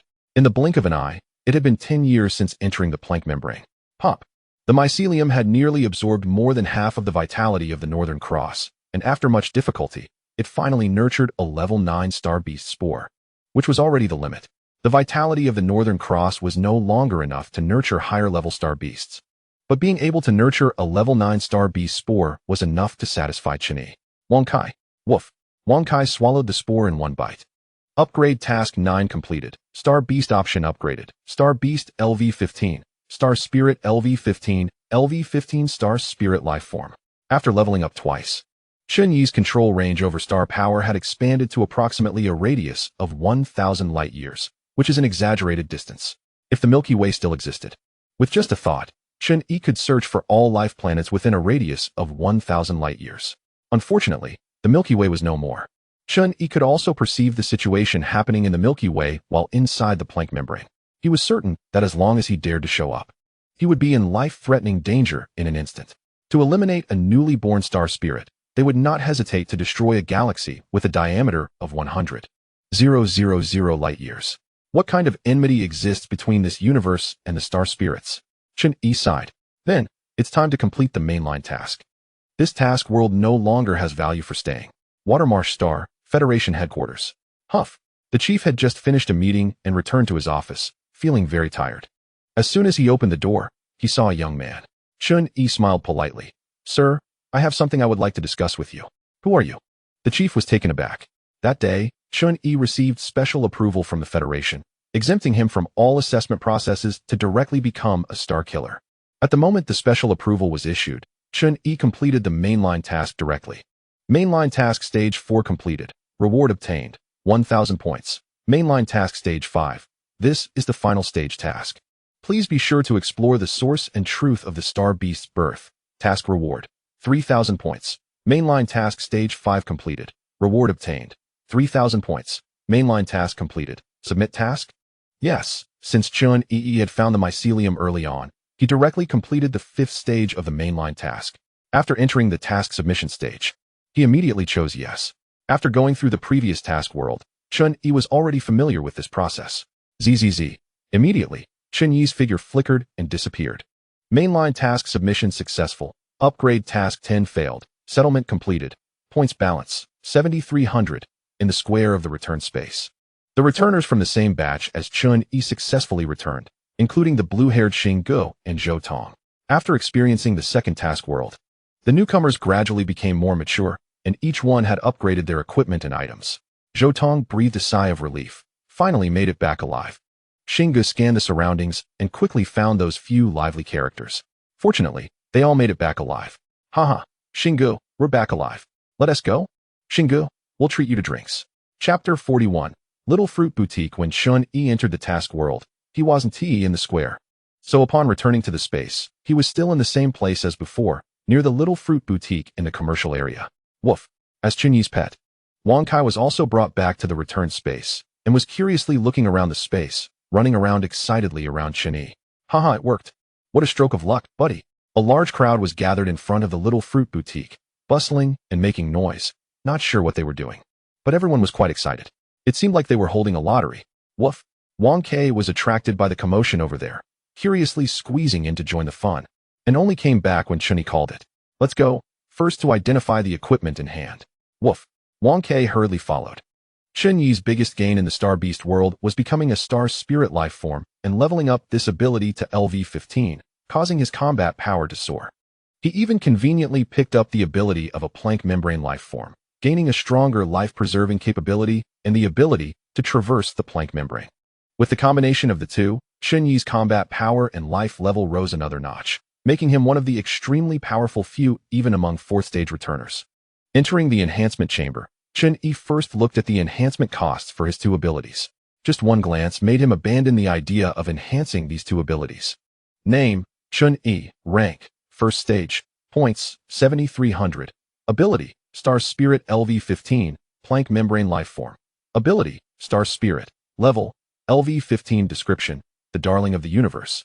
The ruler of celestial bodies inherently possesses the instinct to manipulate star power, a tangible manifestation of cosmic energy. Enhancement cost, 500. 000 points. Ability, Plank Membrane Life Form. Level, None. Description, a cosmic life form capable of freely traversing the plank membrane, rendering any barriers in three-dimensional space non-existent to it. Cannot be enhanced. There were only 2 entries left in the ability column, but there was no doubt that the strength of both abilities was explosive, and the 500. 000 points enhancement cost left Chen Yi feeling powerless. Now, looking at Wang Kai. Star Beast. Wang Kai. Type. Pet. Rank. 4th stage. Level. LV-15. Description. This is a special star beast capable of infinitely evolving by devouring exotic beasts. And its master can share all its powers. Enhancement cost. 500. 000 points. As expected, the enhancement cost was the same as that of the Star Spirit ability. But Wang Kai was not a returner and was directly classified into the 4th stage by space. Wang Kai rarely participated in battles and had always been a foodie in the Star Beast world, but its essence remained that of a star beast. With Tyrant being the best example, its combat power was not weak at all. In fact, Wang Kai was Chen Yi's biggest gain in the Star Beast world. Without Wang Kai's power sharing, Chen Yi would not have grown so quickly. Besides that, Chen Yi finally made up for the regrets from the zombie world, returning with a full space of abilities and equipment items. In the Star Beast world, Chen Yi had killed far too many Star Beast spores, and the number of equipment items dropped was countless, but unfortunately, most of them were of no use to him. His body was the strongest armor and weapon. He didn't need these 2nd or 3rd stage equipment. He planned to sell all these items and buy higher level equipment and items instead. He directly stuffed all the equipment and items in his space into the enhancement chamber's input slot, which seemed to be an endless pit that accepted everything. Soon, the identification was complete. A total of 154,938 items, of which 80 were equipment and 20 were items, and among those, 517 were 3rd stage. The abilities didn't need identification. Counting the 283 abilities in his space, the total amount of spoils reached a staggering 160,000, which was quite impressive. This was after Chen Yi had discarded most of the worthless garbage, and the remaining items, while not rare, were definitely top-notch. After securing all items, he turned and headed to the little fruit boutique. Welcome. At the counter, a girl with a ponytail flashed a sweet smile. Lin Xiaoquo immediately recognized Chen Yi, who had previously patronized her business. Handsome, what do you need? Selling equipment, items, and abilities, you name the price. Okay. Lin Xiaoquo was unaware of the weight of Chen Yi's words and sweetly agreed, until he pulled out the 160,000 items from his space, which shocked her. How many? 160,000 items. Chen Yi's tone was calm, but Lin Xiaoquo was utterly stunned, counting and pricing while unable to help but exclaim, "You didn't rob some Legion's warehouse, did you?" To be honest, it was Lin Xiaoquo's first time seeing such a wealthy lone wolf in her years of work, and she had reason to suspect that Chen Yi had support from some Legion. Otherwise, how could an ordinary person come up with so many equipment items? Monsters in the task world weren't cabbages that could casually drop items. While this was true, It couldn't hold up against the fact that Chen Yi indeed treated star beasts like cabbages to harvest. In fact, he had honestly farmed in the star beast world for decades. Half a day later, Lin Xiaoquo finally calculated the price. Just looking at the string of zeros in front of her made her scalp tingle, followed by her eyes shining with excitement. If she could close this deal, she would make a fortune. Lin Xiaoquo's smile became even sweeter, even with a flattering tone, saying to Chen Yi, "Handsome, how about this price? I can offer you 29 billion for these 160,000 items." Okay, Chen Yi didn't care about the small change. He had some understanding of market prices, and this figure seemed about right. No need to be too particular. However, Lin Xiaoquo said a bit shyly, "Could you give me some time? I don't have that much cash on hand. Let me gather it. It will be quick, really soon. As soon as possible." All right. Chen Yi was usually easygoing and wouldn't bother with small matters. Soon. Half an hour passed, and Lin Xiaoquo barely gathered enough money. A total of 2 billion, still short 90 million. How about this? Chen Yi looked around the little fruit boutique and picked up the store's treasure, a portable space big enough to hold the Milky Way. "I'll take this. Deal." Lin Xiaoquo readily agreed, happily completing the transaction. Chen Yi crushed the crystal, a stream of light entering his body, replacing the original portable space, which flew out of Chen Yi and transformed back into a crystal. Obtained item. Portable space. Galaxy. Chapter 42. Critical breakthrough. Item. Portable space. Galaxy. Type. Item. Rank. 5th stage. Description. A portable space large enough to hold the Milky Way. Capable of containing life and living beings. If conditions permit, you can even create your own little world inside it. Among the 5th stage items, this item could be considered top tier, and 90 million was definitely not a loss. Chen Yi originally planned to switch to a larger space, and this was just perfect timing. The original portable space was resold to Lin Xiaoquo, who handed him a transparent card with clear numbers on it. After wiping off the small change, it was a whopping 2 billion. "This is the payment. Please keep it safe." Chen Yi took the card and examined it, finding the words anonymous asset card written on it, along with the logo of the United Bank. Lin Xiaoquo explained, "The United Bank is a major bank jointly established by several top legions in the space. The money on the card can be spent anywhere in the space, but this is an anonymous card, so be careful not to lose it as it can't be recovered." Thank you. The financial system established by the returners had been in place for countless years, and the top legions were the best guarantee of credibility. So there was basically no need to worry. Unfortunately, space points could not be traded. Otherwise, Chen Yi could use this money to crazily upgrade his abilities. After all, 2 billion was undoubtedly a huge sum. "Take care, boss." Lin Xiaoquo sent off the god of wealth with a beaming smile. After selling his equipment, Chen Yi only had a few items left, one of which was the chapter of Gaia, along with the heart of the tyrant and super active cell obtained in the star beast world. He had also sold his barrier cloak, as that third-tier item was no longer useful. Chen Yi planned to search for some good items elsewhere. He understood, while that money was worthless if not spent, and he knew his upgrading speed was too fast, investing money in equipment was a waste. He thought to himself, "I wonder if there are any items to enhance ability levels?" With this thought in mind, Chen Yi wandered around the commercial district, checking everything from malls to stalls to auction houses, and he did find quite a few good things. The Guixu Space was constantly bustling with countless task worlds, with a massive flow of equipment and items every day. As long as one had money, everything was possible. He hadn't found any items to enhance ability levels yet, but he surprisingly discovered a capability that could directly allow him to kill enemies of a higher tier. In the Diamond Mall, when Chen Yi took out his asset card, the store manager was almost blinded by the string of zeros on the card and immediately became extremely enthusiastic. "Dear VIP, please wait a moment. How about this ability?" After saying that, the enthusiastic manager took out a gem. Ability, critical breakthrough, level, none, description, duration of 1 minute, overdraws power from the next 30 days. Temporarily breaks through to a higher tier, but unfortunately, it can only break through to the 6th tier at most. Otherwise, its value would be far greater. Price, 1 billion. The manager passionately promoted it. This is a rare ability that can break through to a higher tier, absolutely top-notch as a life-saving measure. And it would definitely be the highlight of the auction. Indeed, this was an extraordinary ability. Chen Yi's combat power was currently at tier 4. And if he used this ability, he could break through to tier 5, unleashing galactic-level combat power.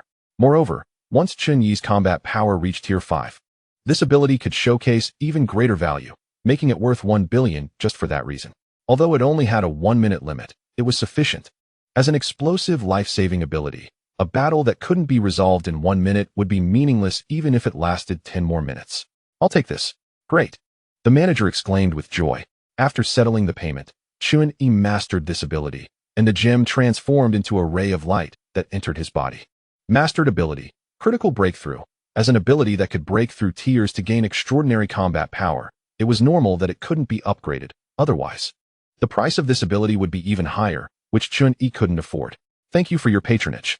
Chen Yi didn't hurry back to Blue Star, but instead strolled around the space to relax, still having 200 million left, and looked for good things to buy. Passing by the arena, Wang Kai stopped, mesmerized by the intense battle on the big screen, and the lollipop in his mouth unknowingly dropped to the ground. Chen Yi turned back. Want to give it a try? Then let's give it a try. The interior of the arena was quite large, resembling a coliseum, with the central area being the arena and tiered seating surrounding it. Of course, to be fair, each tier of Guixu participants had their own designated area, and they would only be matched against opponents of their respective tier strength, which was very reasonable. When entering the arena, Chen Yi was automatically assigned to the Tier 1 Guixu participant area. Upon entering the audience section, a cacophony of noise hit his ears. Get him. Kill him. Go. Chen Yi shook his head, adapting to the noisy environment, and opened the interface to match an opponent. Unlike other areas in the commercial district, the arena was managed by the space. Soon, Chen Yi matched an opponent. Match successful. Start competition. In an instant, Chen Yi appeared in the center of a certain area, with the surrounding audience seats empty except for a few people waving flags and shouting, seemingly acquaintances of his opponent. Star Brother, go? In front of Chen Yi stood a blue-haired young man, and the lively bunch called him Star Brother, but his actual name in the Guixu space was Xingku. Xingku was wearing a somewhat sci-fi combat suit, with a long knife at his waist that could be electromagnetically launched, showcasing a distinctive style. 3, 2, the countdown began, and Xingku stood ready, placing his hand on the knife handle, as a faint high-frequency current sound echoed from the sheath, emitting a light blue glow. 1. The moment the battle began, Xingku drew his long knife, and the electromagnetic launch speed was lightning fast, with blue arcs of electricity flashing around him. Chen Yi, however, remained still and simply called out, Wang Kai. Instantly, Wang Kai opened its mouth, shining with a cross-shaped light, transforming into a massive energy shock that engulfed half the arena in an instant, vaporizing everything. Boom. The deafening explosion echoed throughout the audience seats, and the few lively individuals froze in shock, staring blankly.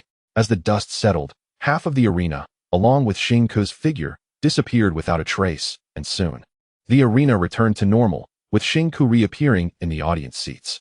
Wang Kai looked a bit disappointed, and Chen Yi took it out of the arena, saying, By the way, I wonder if there are any exotic beasts. How about I buy some for you as snacks? Woof. Wang Kai perked up immediately.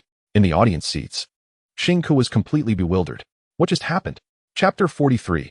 Ticket machine. Any life form other than humans could generally be classified as an exotic beast. And the space was quite popular with battle pets and summoning types, with plenty of shops available. The Diamond Legion operated many businesses. And after Chen Yi finished browsing the Diamond Mall, he entered a battle pet store that was also owned by the Diamond Legion. Abilities generally cost more than equipment and items, while battle pets were priced even higher than those three, given that the drop rate for battle pets was extremely low. The price for Tier 1 equipment starts at 1,000, and the higher the quality, the higher the price. Similarly, Tier 6 equipment starts at hundreds of millions. For example, the critical breakthrough is valued at 1 billion, and its ability itself is more expensive than equipment, plus its powerful capability makes the price extraordinarily high.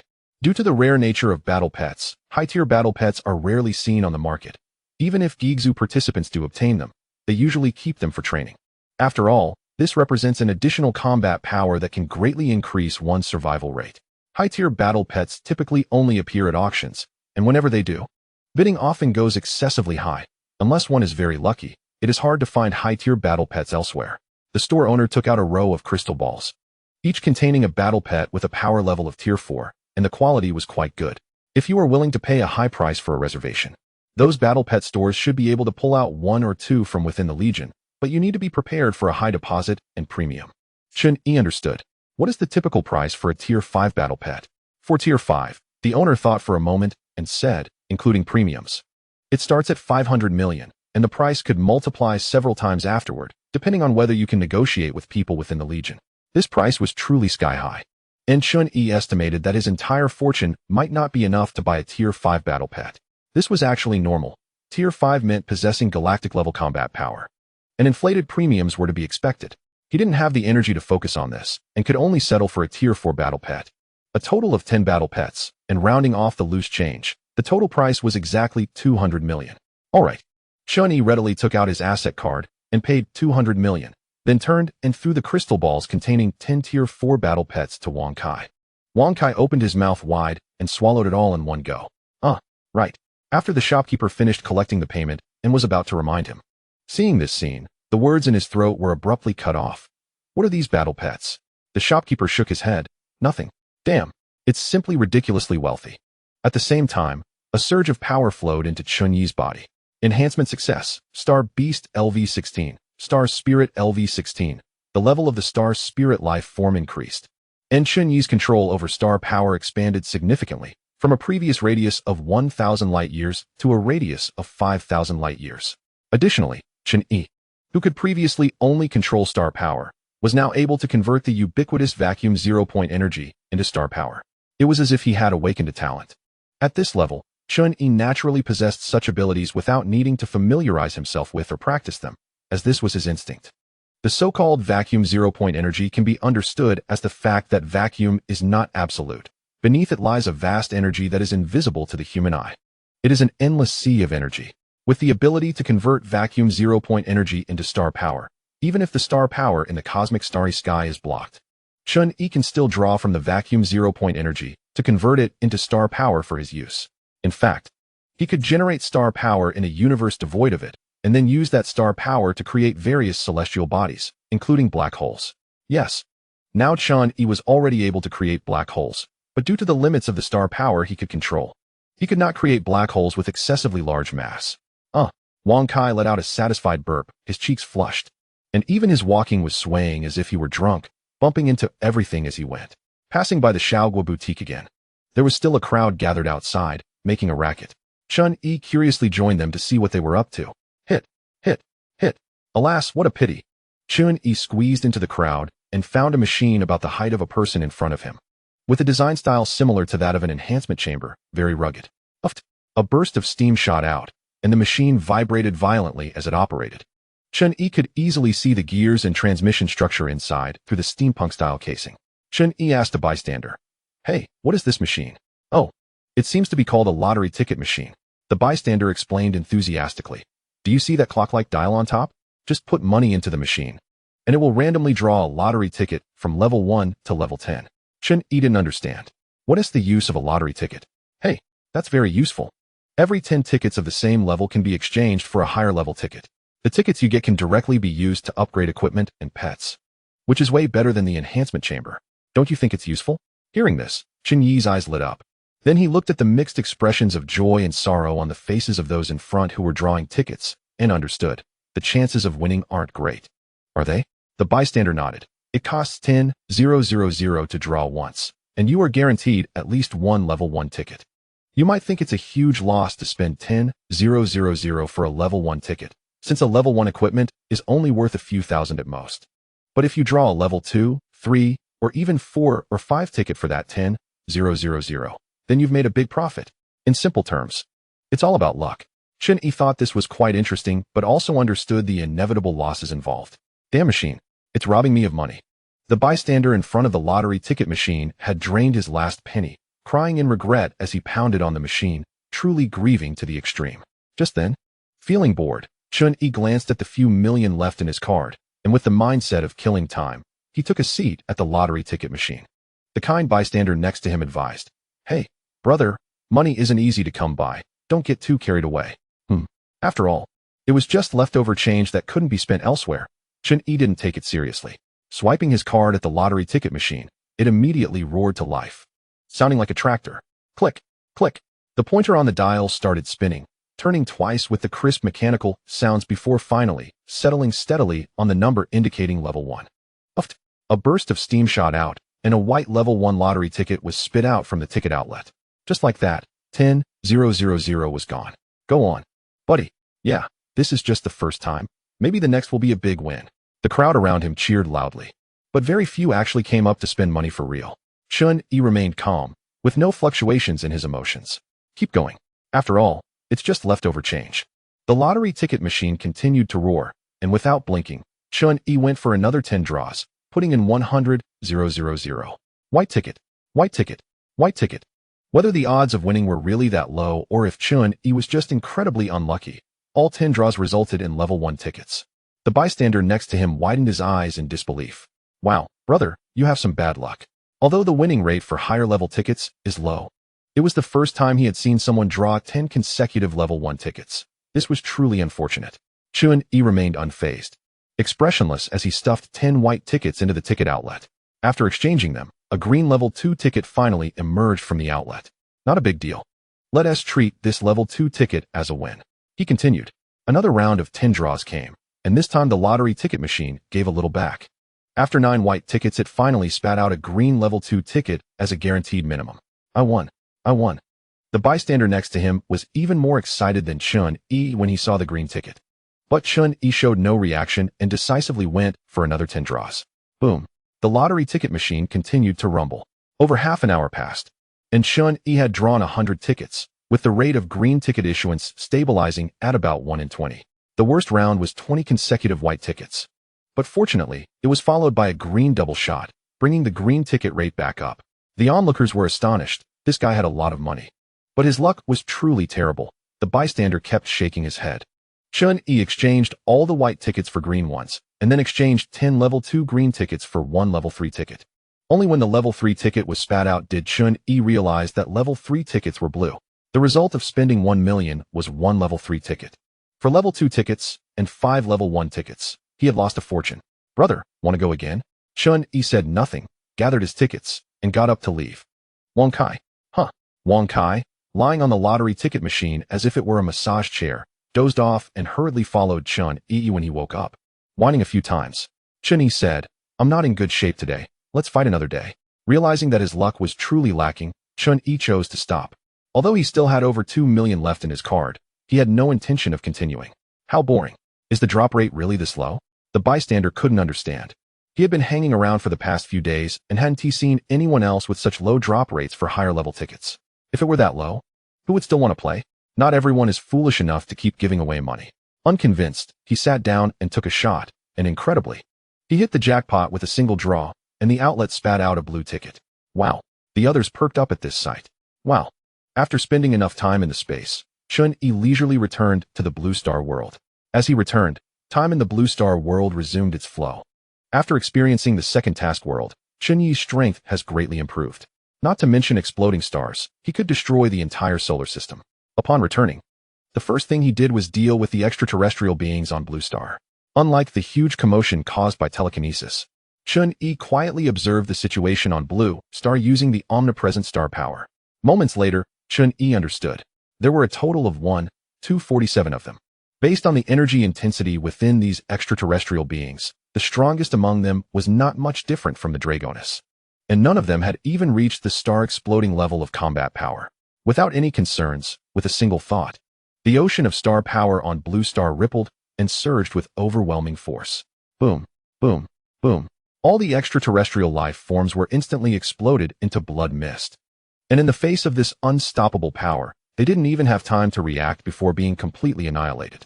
It made no difference whether they were beacon holders or not. And this cleanup instantly earned Chen Yi a large amount of beacon mall points. After returning to the Blue Star world, the beacon mall could finally be opened. And it was frantically refreshing the points information. Points earned, 500. Points earned, 1,300. Points earned, 2,500. Points earned, 30,000. Points balance, 428,000. More than 90 of these extraterrestrial beings were non-beacon holders. Although only about 10 were beacon holders, that still exceeded 100. The main reason was that beacon holders could sense each other's locations, and as soon as one appeared, they would quickly attract a bunch of beacon holders. During the cleanup of the extraterrestrial beings on Blue Star, Chen Yi discovered a fish that had slipped through the net, and a look of surprise appeared on his face, seemingly quite interested. Beneath a certain ruin, a small boy anxiously pulled open his chest shirt. Just moments ago, the egg he had picked up hatched into a red lizard-like creature, which seemed to possess the ability to foresee danger and hurriedly dove into the boy's chest. This was why he managed to escape a disaster. What's going on? The boy was terrified and lost. He clearly saw the lizard dive into his chest, but now he couldn't see any wounds. Am I going to die? With this thought, the boy was in utter despair. Dragoness. Chen Yi recognized the creature's appearance, which was very similar to the racial characteristics of the Dragoness. Considering this was a chance encounter for the child, he decided to ignore it. He opened the beacon mall and browsed the products and prices on it. Previously unnoticed, Chen Yi now realized that the prices in the beacon mall perfectly matched the prices in the space. The price of first-tier products fluctuated around 1,000, while second-tier products were around 10,000. Chen Yi had just spent a fortune in the space, exhausting several billion, making him very sensitive to these prices. Based on this, he had reason to believe that the beacon mall must have some connection to the return space, either a superior subordinate relationship or a replica created by some existence. Chen Yi suddenly had a guess. Could it be the masterpieces of those top-tier legions in the space? Chapter 45. Time and Space Crystal. Chen Yi truly felt that this possibility was quite high. The return space anchored the Blue Star world, which meant that returners had once come here to complete a mainline task. Only when the mainline task was completely finished would the task world be anchored by the space, and top-tier Legion members would definitely have the opportunity to enter this world. Moreover, as long as the equipment, props, and abilities that burst out were concerned, the space never restricted returners from bringing anything into any task world, or perhaps they didn't even need to bring anything in. Top-tier returners could create a beacon mall themselves. In this way, everything made perfect sense. Chen Yi estimated that his guess was very close to the truth, but in the end, it was just a guess without any evidence to prove it. If that were the case, how difficult must the mainline tasks have been for that group of returners to require the creation of such a cosmic-level thing? Besides, one couldn't completely rule out the possibility of some fun-loving prankster who thought this would make the universe more interesting, thus stirring up a bunch of beacons for everyone to fight over. While his thoughts were active, Chen Yi sensed the situation within a radius of 5,000 light-years, discovering quite a few extraterrestrial civilizations and life planets. The nearest civilization was only 53 light-years away. Suddenly, a sense of crisis struck, and Chen Yi's expression tightened. Soon, he pinpointed the source of the crisis, a low-level civilization 45 light-years away. This low-level civilization had never even stepped into cosmic space and had just recently entered the technological explosion stage, being at the beginning of the electrical era. Under the sensing of star power, Chen Yi immediately understood all the information and easily found the source of the crisis, then flashed over using star power. 45 light-years away. The Blue Blood civilization. The humans on this planet looked no different from the humans on Blue Star. The only difference was that their blood was rich in copper, giving it a special blue color. Thus, they called themselves Blue Bloods. Boom, boom, boom. The so-called history of civilization is the history of war, an eternal theme that no civilization can avoid. Rows of cannons roared endlessly, spewing smoke, and shells rained down, bombarding an ancient ruin, while the army hiding inside was too afraid to show their heads.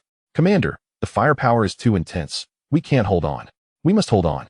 Inside the ruins, the commander roared, our artillery support is on the way. In war, no army cares about the historical value of ruins. Their only value is to provide even the slightest help for victory in battle. Boom. A shell landed nearby, collapsing a wall. Chen Yi appeared here like a ghost, completely indifferent to the torrential bombardment.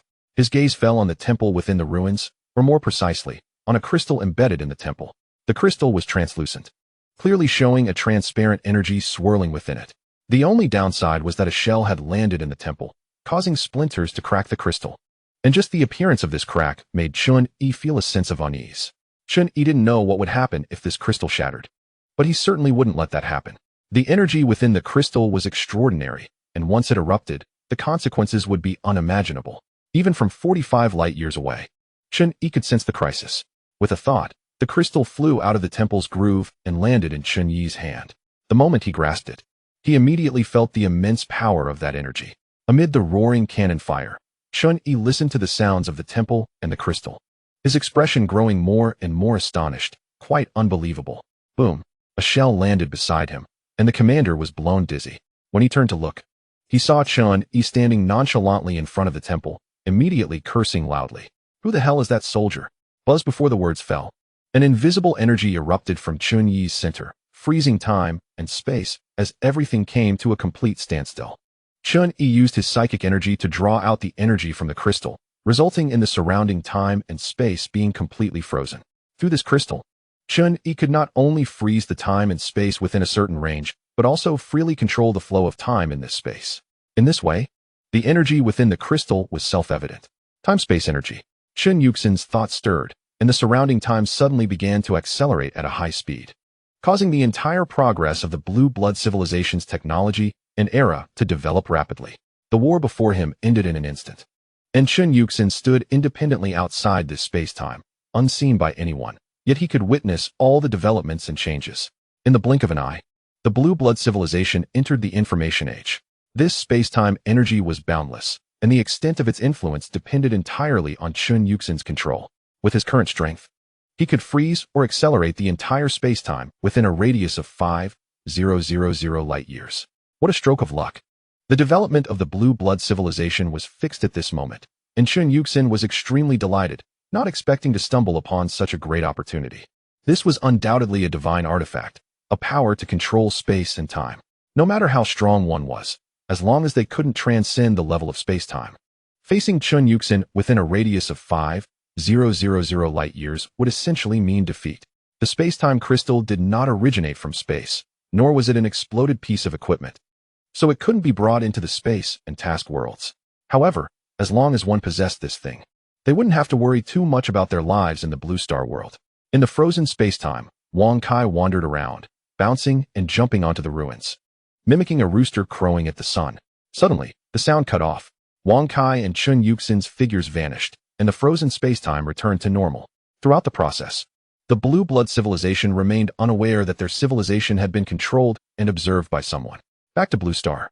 Wang Kai shook off a few feathers that had appeared on its back, looking remarkably like a rooster. Chen Yi didn't pay much attention, unsure of what this little creature had eaten again.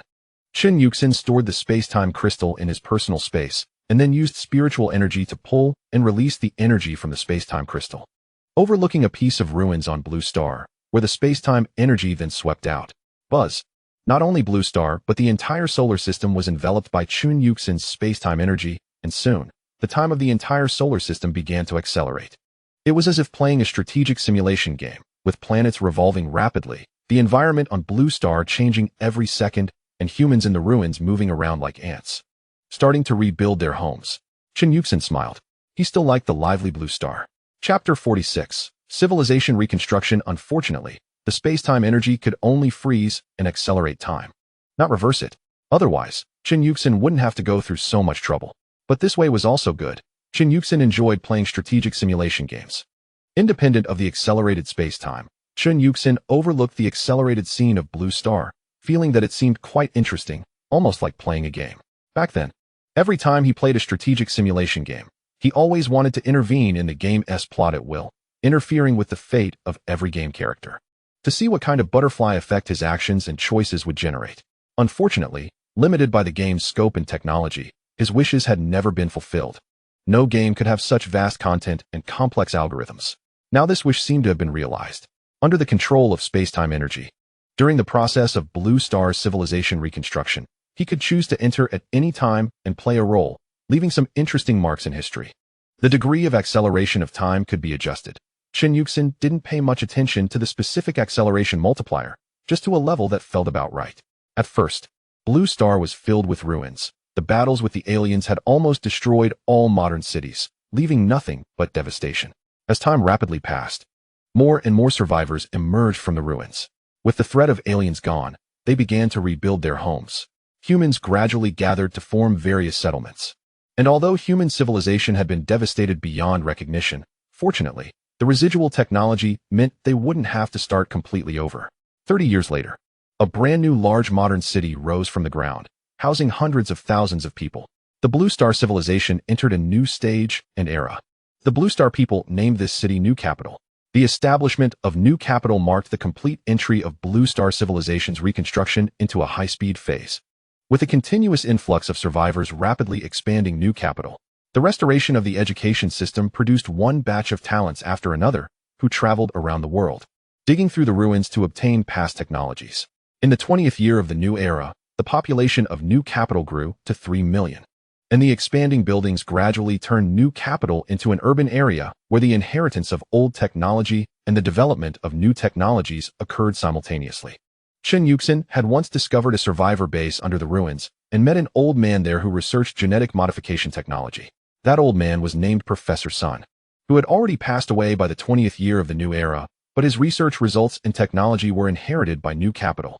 The power of the aliens left a significant shadow over the Blue Star humans, leading New Capital to research a large number of technologies related to them. The disappearance of the aliens had always been a mystery, but if human civilization did not want to repeat the same mistakes, it had to master the power to counter them. The mere strength of several million people was insufficient to develop a powerful space force. But the results left by Professor Sun gave them hope for enhancing individual human strength. In the 50th year of the new era, after decades of relentless research, New Capital's biological modification technology finally made groundbreaking progress. By this time, the urban area of New Capital had completely taken shape, with a permanent population of 20 million.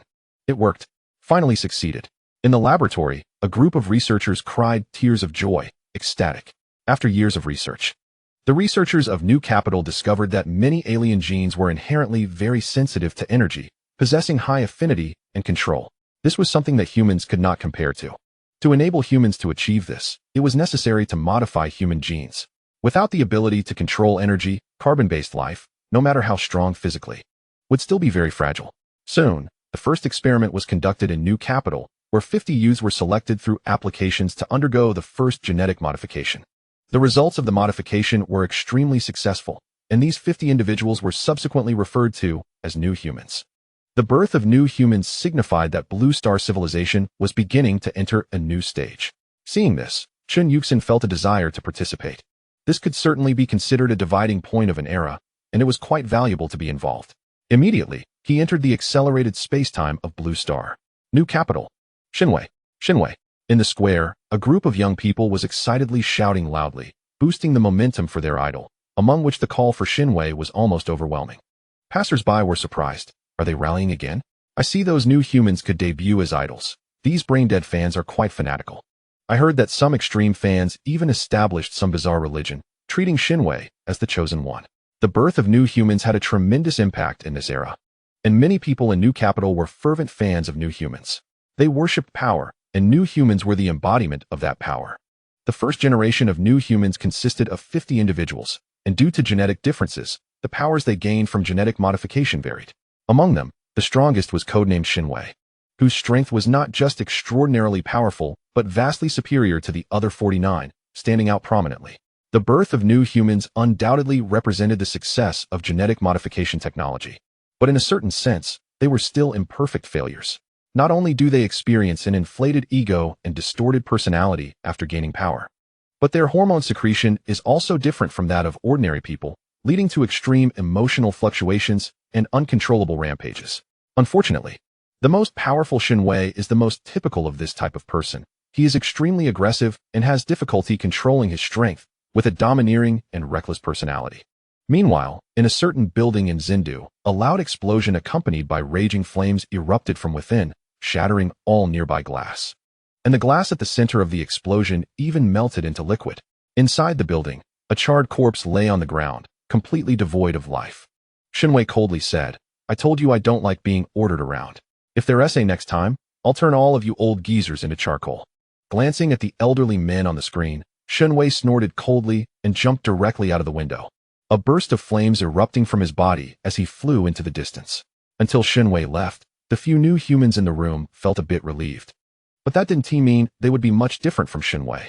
Faced with the tasks assigned by the higher-ups, they responded perfunctorily and then left one after another, completely disregarding the higher-ups in Zindu. In the corridor, a new human showed disdain. TCH, a bunch of old fossils. Chapter 47 Shinwei. The 50 new humans were divided into 10 small groups, with Shinwei's group nominally consisting of 5 people, but in reality, no one paid attention to the other 4. Shinwei's brilliance overshadowed them, rendering the other 4 insignificant. Faced with this situation, the other 4 members of Shinwei's group had long been dissatisfied, but there was nothing they could do. After all, Shinwei was stronger than all of them. Shinwei could not only generate and control high-temperature flames from within, but he also possessed a terrifying physique with all-around enhancements, making his defense and recovery abilities monstrous.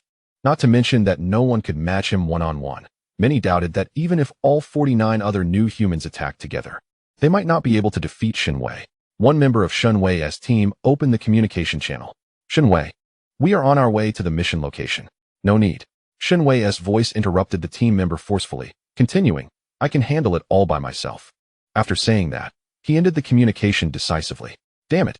The team member, cut off from communication, felt anger rising and immediately lashed out. Punching the wall and cracking it. It's always like this. Haha, if you have the guts, curse him in front of Chen Yi, said a teammate nearby, casually dismissing it. Forget it, it's better to be a bit more relaxed. In reality, however, everyone was very jealous or dissatisfied with Chen Yi. He stole the spotlight, making them feel worthless in comparison. In Xindu's upper management, several elderly men were reviewing the 24-hour surveillance records of Chen Yi's team. The new humans seemed to be on the brink of losing control, but everything was still under control. Chen Yi was becoming increasingly difficult to manage, and the character flaws of the other new humans were becoming more pronounced. It was only a matter of time before serious problems arose. The first generation is always imperfect. That's why our technology still needs improvement. Rather, compared to their value, their flaws are negligible. What is the progress on the second generation technology? The engineers are working on fixing the character flaws. It's a major topic, and progress will be slow for a while. We need to be patient. What about the cleanup of hostile forces? The rebels and hostile forces within the continent have been mostly cleared out, and what remains isn't enough to pose a threat. The situation across the ocean is still unclear. We need to prioritize the satellite launch. Xindu is currently the largest human settlement on Blue Star and possesses the most advanced technology on the planet, but that doesn't mean Xindu dominates Blue Star. Outside of Xindu, particularly on the lands across the ocean, the situation remains unknown, and even nearby, there are still some wandering savage rebels. These rebels reject civilization, completely sinking into barbarism and bloodshed, and the rebels and the forces they form are the main targets for the new humans. A red flame streaked across the sky. Boom. Chen Yi landed violently on the ground, causing the ruins beneath him to crumble like tofu, sending up a cloud of dust. However, there was no one around. Where are the rebels? Chen Yi thought he had been played by the higher-ups, and his expression turned dark as anger surged within him, planning to kill those old geezers when he returned. Just as he was about to leave, he paused, furrowing his brow, having noticed a figure on the ruins that had appeared without him realizing it. It might be possible for an ordinary person to be careless, but Chen Yi was a new human. If someone had been here just now, he would have definitely heard their breathing and heartbeat. With this thought, Chen Yi became curious about the identity of the figure, but didn't he feel concerned because, including himself, all Xindu residents knew he was the strongest. Chen Yi remained silent, merely curiously observing Chen Yi. He couldn't penetrate human thought, but he could sense the power within Chen Yi. It was an extremely violent form of chemical energy. Even though he considered himself a new human, the energy released from Chen Yi was still at the lowest level in the universe. The power and efficiency of chemical energy were too low. Chen Yi disliked the way Chen Yi was watching him, as he was used to being the one observing others. When had anyone dared to look at him like that? He said to Chen Yi, "You're a new human, right? I don't remember anyone like you among the new humans, and if you keep looking at me like that, I'll twist your head off." Upon hearing this, Chen Yi smiled. "Oh, you can try." Boom. As soon as Chen Yi's words fell, Chen Yi flashed and rushed to Chen Yi's side, intent on following through. Chen Yi had indeed annoyed him greatly. However, Chen Yi's speed was even faster than Chen Yi's. Before Chen Yi could react, Chen Yi grabbed his head and lifted him into the air. Without time to be shocked, as Chen Yi exerted a little force, Chen Yi felt a long-lost pain. Ah! With a scream, Chen Yi felt like his head was about to explode. "You're so weak that I don't even feel like using much effort. If I don't give you a lesson, I don't think you'll listen to me." Saying this, Chen Yi casually threw Chen Yi to the ground. Chen Yi, clutching his head, looked very disheveled and curled up, rolling around for quite a while before regaining his composure. His eyes were bloodshot, and he fearfully pulled back, as if that would provide him with some sense of safety. "Who the hell are you?" This was the first time he had encountered an opponent since becoming a new human. No, it couldn't even be called an opponent. The other party completely possessed the ability to kill him in an instant. This left Chen Yi in disbelief. Shouldn't he be the strongest new human? Where did this person come from? Chen Yi's fear was mixed with intense confusion and anger, as his long-inflated confidence made it hard for him to accept such a fact. Chen Yi, with great interest, candidly stated, "Have you ever played a strategy simulation game? You could say I'm playing a massive strategic simulation game." What? Chen Yi didn't understand what this had to do with him. Chen Yi continued to explain, "In the past, I often played a certain strategic simulation game. And even if there weren't players, I had to set up some AI opponents. Otherwise, it wouldn't be interesting. Playing a game alone without competition is quite boring. Chen Yi regarded the acceleration of Blue Star Civilization as a game. He had a malicious sense of humor, but not too much. At most, just wanting to experience some fun in this game. He wouldn't provide Blue Star Civilization with any substantial help. Nor would he be arrogant enough to guide the development of Blue Star Civilization with his own ideas. The maximum interference is to preserve the spark of the Blue Star Civilization and then continue to observe the reconstruction of the Blue Star Civilization from that spark. Generally speaking, Chen Yi is just an outsider. He only has some insignificant interactions with certain people and witnesses their rise and fall with the Blue Star Civilization. This is Chen Yi's greatest pleasure. Chapter 48.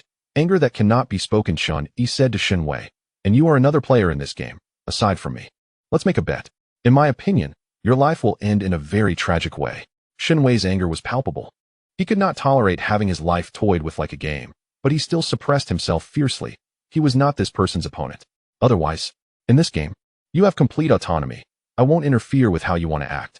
If your life ends in glory and brilliance, then I lose.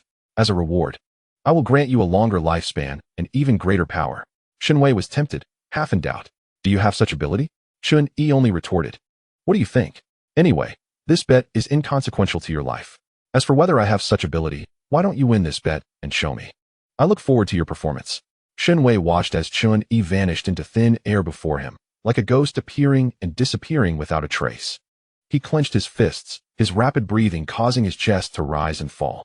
Boom. For the first time, the powerful Shen Wei felt what it meant to be weak. The thought that Chen Yi treated his life as a game made Shen Wei seethe with anger. Chen Yi's nonchalance deeply wounded Shen Wei's pride, leaving him to vent his fury on the ruins. Until the ruins turned into a sea of flames, Shen Wei finally regained his composure. A flash of violence and resentment crossed his eyes, and he couldn't help but grit his teeth. "I will eventually twist off your head." Many new humans, including Shen Wei, believed too much in their own power, underestimating the methods of the new capital's upper echelons. In fact, with the birth of new humans came a gene virus specifically targeting them. Once the new humans went out of control, a fatal outcome awaited them. From a god's perspective, Chen Yi was naturally aware of the existence of the new human virus, but it was merely a last resort to prevent new humans from going rogue.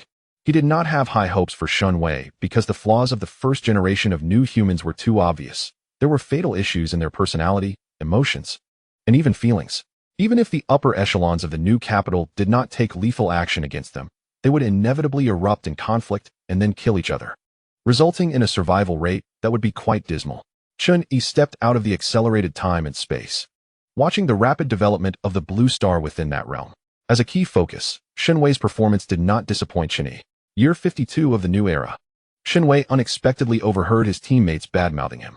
Without a second thought, he flew before them and killed all 4 members of his group.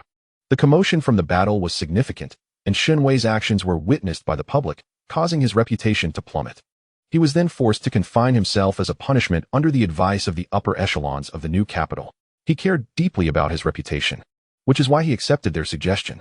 Without the cheers of the weak, Shen Wei's fragile self-esteem would be hard to maintain. Only the praise, flattery, and submission of others could give him a sufficient sense of superiority and presence. This was one of his flaws. In the same year, a new human who had long harbored dissatisfaction with Shen Wei mocked him as a little brat who couldn't even wipe his own butt. When this reached Shen Wei's ears, he personally snapped the new human's neck. The so-called confinement was essentially meaningless. Shen Wei only refrained from going out to carry out tasks. Year 53 of the new era. The new capital was attacked by a group of barbaric thugs, causing severe damage. At a critical moment, Shen Wei arrived on the scene in time to eliminate all the thugs, greatly increasing his reputation. Year 55 of the new era. The new capital launched its first satellite, gradually restoring global communications and all-weather air-to-ground monitoring capabilities, gaining an understanding of the situation across the ocean. In the mission across the ocean, Shen Wei achieved remarkable results, garnering more and more supporters, and his reputation and popularity peaked in the new capital. That year, Shen Wei's ambition and confidence also swelled to their peak, and he even contemplated completely taking control of the new capital, using force to replace the upper echelons, and thus earning the admiration and worship of all in the new capital. He not only thought this way but acted on it, resulting in him becoming the first of the first generation of new humans to be activated by the gene virus. nearly failing to walk out of the upper echelon's conference room alive. At the meeting, several old men stared at Chen Yi with emotionless eyes. One of them coldly said, "We can create you, and we can also destroy you. If you still wish to continue to realize your value, do not engage in meaningless actions. Consider today as if it never happened, and take some time to calm down." Then, Chen Yi, gritting his teeth, left the conference room, looking like he was boiling with anger but unable to speak out. What he could not tolerate the most was being controlled and belittled by others. But this was the second time he had been unable to resist. Finally, Chen Yi remembered that person from years ago, and his anger flared even more. Feeling bullied by everyone, to vent his frustration, he turned around and killed a new human. This action thoroughly ignited the anger of the other new humans. Chen Yi repeatedly and wantonly slaughtered new humans, naturally instilling great fear in them, but tolerance and retreat had their limits. No one knew who the unpredictable Chen Yi would kill next to vent his anger, and coupled with the dissatisfaction the new humans had long harbored, they secretly planned to take action together to completely eliminate the threat posed by Chen Yi. At this point, Chen Yi had truly become a figure reviled by all. Bang! Back in the villa, Chen Yi smashed the table into pieces, yelling, "Do not treat me with that attitude. Do not command me in that tone." He smashed for a long time before stopping. Chen Yi appeared silently beside him, and when Chen Yi calmed down, he said, "I originally thought this game could last a bit longer. It seems I overestimated you." Chen Yi's adrenaline was surging. Although he knew he was no match for Chen Yi, at that moment he was not afraid of him at all. On the contrary, the moment Chen Yi appeared, his anger flared up again. "It's you. It must be you." Chen Yi was infuriated. "You must have done something behind the scenes. I haven't lost this game. I have plenty of time in my life. Who says I lost?" Chen Yi was not angry. Instead, he was amused by Chen Yi's temper tantrum. Smiling as he said, "Asking you to admit defeat at this point lacks a bit of persuasion. I'll wait a little longer." "You." Chen Yi wanted to say something, but his expression suddenly changed. His powerful senses detected the strong and powerful heartbeat sounds, with restless energy ready to explode. The situation was already clear. His villa was surrounded by new humans, and this setup was evidently geared towards confronting him. Realizing this, Chen Yi's expression changed again. He gritted his teeth, directly blaming everything on Chen Yi, his tone filled with anger and resentment. "It must be you targeting me." Chapter 49. The curtain falls and rebirth enraged. Chen Yi lost his rationality, as usual, and recklessly attacked Chen Yi, unleashing a powerful flame that instantly reduced the entire villa to rubble. Boom. In the night, the bright flames and loud explosions sounded like thunder on flat ground, with violent shockwaves and heat waves sweeping through, leaving the new humans gasping for air. Regardless, Chen Yi was undoubtedly the strongest among the first generation of new humans. If not for a joint effort, the other new humans would not have had the courage to confront Chen Yi. A figure walked out of the flames, and Chen Yi instinctively took 2 steps back as he looked at Chen Yi, who was unharmed. He glanced at the surrounding newcomers and quickly pointed at Chen Yi. "You came at the right time. It's him. He's been targeting me, targeting us in the shadows. If we attack together, we can definitely take him down." One of the young newcomers decisively made his move, appearing in front of Chen Yi in a flash, delivering a solid punch that stirred the air and directly hit Chen Yi's face. Bang! However, apart from a dull sound and Chen Yi's slight stumble, there was hardly any effective damage. Chen Yi threw the young man away and continued to point at Chen Yi, roaring loudly, "I know you have hostility towards me, but now is not the time to resolve such matters. Can't you see that person? He's the one inciting you to target me." In reality, from the perspective of the other newcomers, there was no one at the spot Chen Yi was pointing to. They fell silent, then resolutely began to attack him. Chen Yi merely watched. Faced with the newcomer's assault, Chen Yi had no choice but to start fighting back, but he kept his eyes fixed on Chen Yi's figure, shouting, "Open your eyes and look. He is the real culprit." Unfortunately, this was merely Chen Yi's excuse to shirk and evade his own responsibility. Chen Yi had never influenced anyone to do anything. He was a player, but a player with integrity. Chen Yi's current predicament, despised by all, was entirely of his own making. Boom. The battle in the deep night lasted for half an hour. The final result was that 20 newcomers died at Chen Yi's hands, while another 10 were either severely injured or scared off midway. Similarly, Chen Yi's condition was not much better. This was the first time he had suffered such heavy damage since becoming a newcomer. The energy within him was almost depleted, and his wounds could not heal quickly, rendering him unable to exert much strength, appearing bloodied and battered. The battlefield turned into a sea of flames, and only then did Chen Yi leisurely walk up to Chen Yi and ask, "Given the current situation, how likely do you think you are to survive?" "I haven't lost. It must be you who is secretly sabotaging me, Chen Yi muttered to himself, stubbornly insisting, I haven't lost. I still haven't lost. Chen Yi paid no heed to Chen Wei's stubbornness and glanced at a few newcomers returning from a distance, asking Chen Wei, you should be out of strength by now, right? Chen Wei merely repeated, I haven't lost, and it must be you who is secretly obstructing me until the returning newcomers pierced through his head. With his energy exhausted, the once invulnerable Chen Wei now appeared as weak as an ordinary person. After a moment of resistance, he died here in utter disgrace. I haven't lost. His voice gradually faded, and Chen Wei completely lost his voice. The first round of the game ended with the death of the opponent player, and Chen Yi emerged victorious. Time continued to accelerate. The civil war among the newcomers ultimately concluded with Chen Wei's death, with 50 newcomers suffering heavy losses. The first generation of newcomers gradually exited the historical stage of Blue Star in this manner. In the year 60 of the new era, the genetic modification technology in New Capital achieved a second historic breakthrough, leading to the birth of the second generation of newcomers, elevating the individual strength of Blue Star humanity to a higher level. The energy source for the first generation of newcomers was chemical energy. They needed to constantly consume a specially made food to release a large amount of energy during digestion. In this regard, the second generation of newcomers made a qualitative leap. New Capital not only overcame the personality and emotional defects of the first generation of genetic modification technology, but also endowed the second generation with a more efficient and powerful energy release capability. Nuclear energy. The second generation of newcomers no longer needed to consume special food. They could obtain sufficient reaction materials from the air just by breathing, and then undergo violent reactions within their bodies to release ferocious and immense nuclear energy. Theoretically, the second generation of newcomers would never tire. As long as they could maintain their mental state, they could fight indefinitely, with their energy never depleting.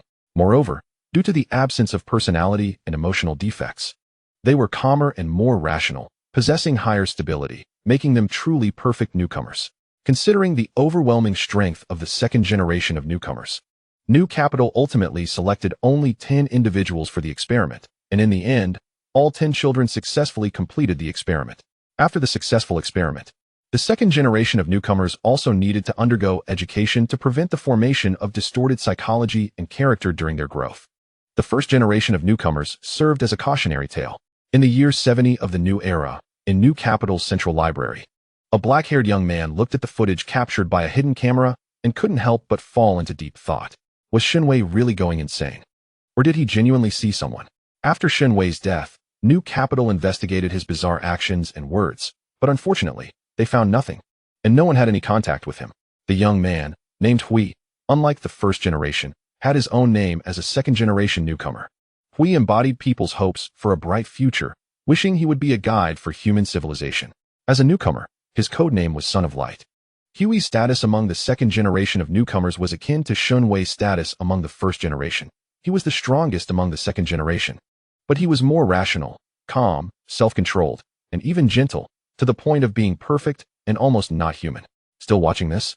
A friend glanced at Hui's tablet and shook his head, saying, I know you care about this matter, but it's really unnecessary. Chen Wei is just going insane. However, at that very moment, Chen Yi was sitting right across from him, engrossed in a book, occasionally glancing up at Hui. What have you been thinking about? Despite being right in front of them, others were completely oblivious to Chen Yi's presence, as if he simply did not exist in their eyes. Hui understood. This game. I am your chosen second opponent, right? Chapter 50. The perfect leader. Facing Hui's question, Chen Yi had no intention of hiding. Yes. Why? Hui didn't understand. What value and significance does such a game hold for you? Chen Yi thought for a moment and replied, I am an observer, and also a witness. The journey of civilization is far too long. One must derive some enjoyment from it. Witness. The journey of civilization. Just a few simple words made Hui feel a heavy weight. This person's strength exceeded his imagination. They were completely on different levels. Why choose Blue Star? Hui assumed that someone as powerful as Chen Yi couldn't possibly be a Blue Star person. He must be an alien or a higher form of life, hence his confusion. After all, Blue Star had a precedent of being invaded by aliens, although the records of that history were quite vague. Research results indicated that those non-human genetic life forms indeed came from outer space. Chen Yi did not respond. The reason was simple. He was a Blue Star person, but he intentionally hid in the shadows and would not easily reveal his identity and origins.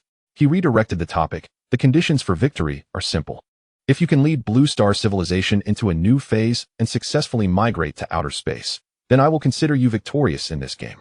Noticing that Chen Yi was unwilling to answer his doubts, Hui did not push further, but instead straightforwardly retorted, "You won't secretly obstruct me, will you?" "No." Chen Yi patiently explained. Shen Wei was purely shirking his responsibilities, which is why he fabricated such lies to deceive himself. "I strictly adhere to the rules I set." "That's good," Hui replied. "I look forward to your performance." Immediately, Chen Yi vanished into thin air, leaving the book to drop onto the table. The bystanders were startled. Unsure of how the book had appeared, Hui picked up the book and then placed it back on the shelf. Throughout the encounter, he remained extremely calm, far surpassing the awe he felt during his first meeting with Chen Yi. On the way back, Hui asked a few friends accompanying him, "If there were a deity on Blue Star, what would you think?" "A deity?"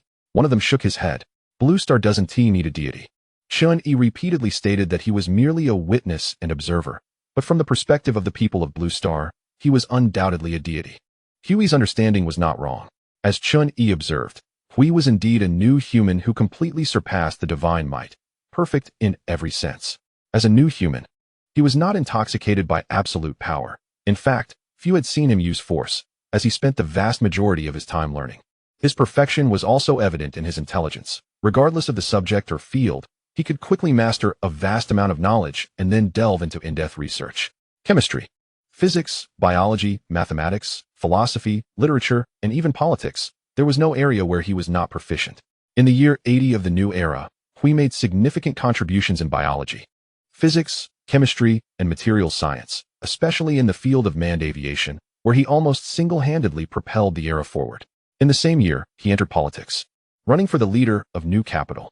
Faced with such a perfect human leader, the upper echelons of New Capital wisely did not impose any resistance, allowing him to become the new leader with absolute advantage.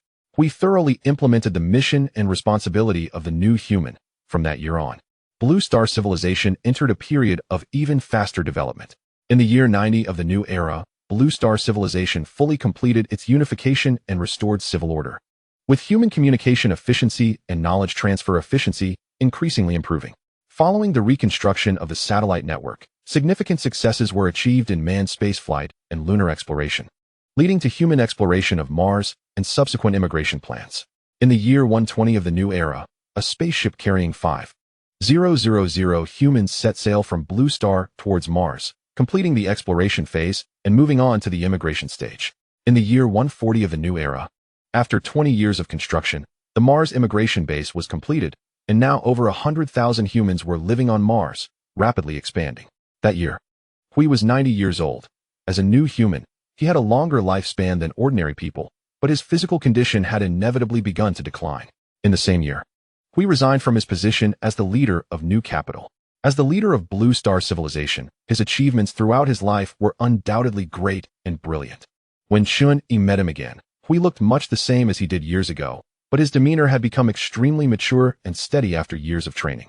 He wore black trousers and a white shirt, with the sleeves rolled up. His neatly trimmed short hair looked exceptionally dignified as he stood on the ruins, gazing at the electromagnetic cannon launching the capsule into low Earth orbit. "How about it? I did pretty well, right?" Chen Yi conceded decisively. "You win this round." "Actually, I don't quite understand. This game should have been a sure win for me. Your perspective must be more comprehensive. Why did you choose me?" "You can't be afraid of losing when playing games," Chen Yi continued. "Besides, I have a lot of faith in human potential. Sometimes I even bet on myself. This doesn't have to be a total loss for me." Hearing this, Hui smiled happily and then took off his tie, a dazzling light bursting forth from him as his internal nuclear energy was released wildly. His eyes were filled with fighting spirit. "As a prize for winning, let us skip the other stuff and have a fight. A life and death struggle where only one can survive." For 90 years, this was the most spirited Hui had ever been. "As you wish," Chen Yi gladly agreed. "But this is meaningless. It is highly significant." Boom. The scorching light erupted, and Hui melted the ruins into boiling magma, transforming into a brilliant streak of light that tore through the air, producing a deafening roar. He said resolutely, "Humans do not need deities." He had waited 70 years for this battle. During those 70 years, the genetic modification technology of New Capital had already progressed to the 4th generation.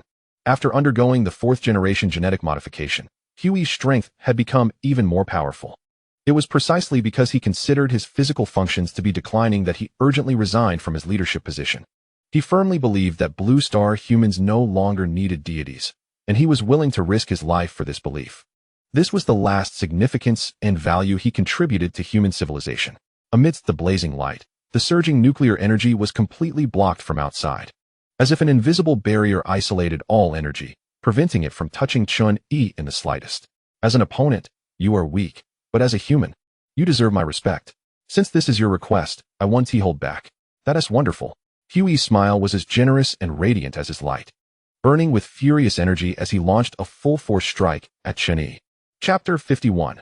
The Awakening of the Star Spirit. The fourth-generation genetic modification technology made Hui almost a true son of light, allowing him to maximize the nuclear energy contained within his body. The explosive power was like an avalanche, effortlessly destroying a city, with the energy released equivalent to the power of 50 million tons of TNT. The Son of Light was truly deserving of the name. He had imagined countless times how strong Chen Yi could be, but since he had never battled Chen Yi before, he could not fathom Chen Yi's true strength. He knew that Chen Yi seemingly possessed an exceptionally long lifespan, but his combat power remained a mystery. Could he destroy continental plates? Could he destroy Blue Star? In fact, Chen Yi's power far exceeded Huey's imagination. The radiant light blossomed on the surface, resembling the sun falling to the ground, with endless energy converging on Huey's fist. Yet it could not approach Chen Yi in the slightest. Although there was only a few meters of distance, it felt as if separated by a galaxy. As the released nuclear energy surged, the wave of energy Hui unleashed was forcefully pushed back by an even stronger force. Boom! The counterattacking nuclear energy instantly left Hui battered and bruised, the immense power carving a canyon over 100 kilometers long in the ground. The earth trembled violently. Chen Yi had significantly restrained his power, otherwise, Blue Star could not withstand it. In fact, he stood still without making any movements. Just a thought had severely injured Hui. At the end of the canyon, the seawater surged back, and Huey's form slowly rose, his heavily injured body rapidly healing under the influence of nuclear energy. Facing that despairing figure, he optimistically waved his hand. We are not on the same level at all, but even so, this battle is still meaningful. Saying this, he transformed into a streak of light and charged at Chen Yi once more. This time, Chen Yi struck first. He reached out and gently flicked his hand in midair. The ocean of star power immediately spread out in a ripple of energy, and Hui, unaware, was instantly affected by the energy ripple. His rapidly moving form abruptly stopped in midair. His shattered body crumbled like glass, and the light of nuclear energy began to run wild from within, rapidly destroying Huey's body and erupting in dazzling brilliance. He sighed helplessly. The gap is too great. Chen Yi appeared before him and asked, "Are you satisfied?" Haha, satisfied. Hui was completely unconcerned about his defeat in this battle, his form gradually being destroyed by the violent nuclear energy. He took one last look towards Mars and space and smiled at Chen Yi, saying, "All in all, I did quite well in my life." Chen Yi highly acknowledged Hui. "You are a great leader." Boom. An endless burst of light erupted, and the body of Hui was transformed into fundamental particles in this nuclear explosion, scattering towards the land and oceans of the Blue Star on the winds of the explosion. At the age of 90, Chen Yi jumped out of the accelerated time-space, retracting the time energy that enveloped the entire solar system back into the time-space crystal, instantly restoring the flow of time in the solar system to normal. It had been nearly a month since his return to the Blue Star world, and the third mission in the Return to Ruin space was about to begin. Before entering the space, Chen Yi swept through a radius of 100 light-years, annihilating all beacon holders he discovered. The beacon mall was crazily refreshing. Points acquired, 1,000. Points acquired, 5,000. Points acquired, 20,000. Points acquired, 80,000. Within a radius of 5,000 light-years, there were no opponents for Chen Yi at all. And there was no need to use the power of the time-space crystal. Just relying on the power of the star spirits was enough to sweep away all life forms. However, the sensing ability between beacon holders could not be strengthened with the improvement of one's perception ability. Chen Yi confirmed that he could only sense beacon holders within 5 light-years. Therefore, it took considerable effort to sweep through the beacon holders, although there were not many.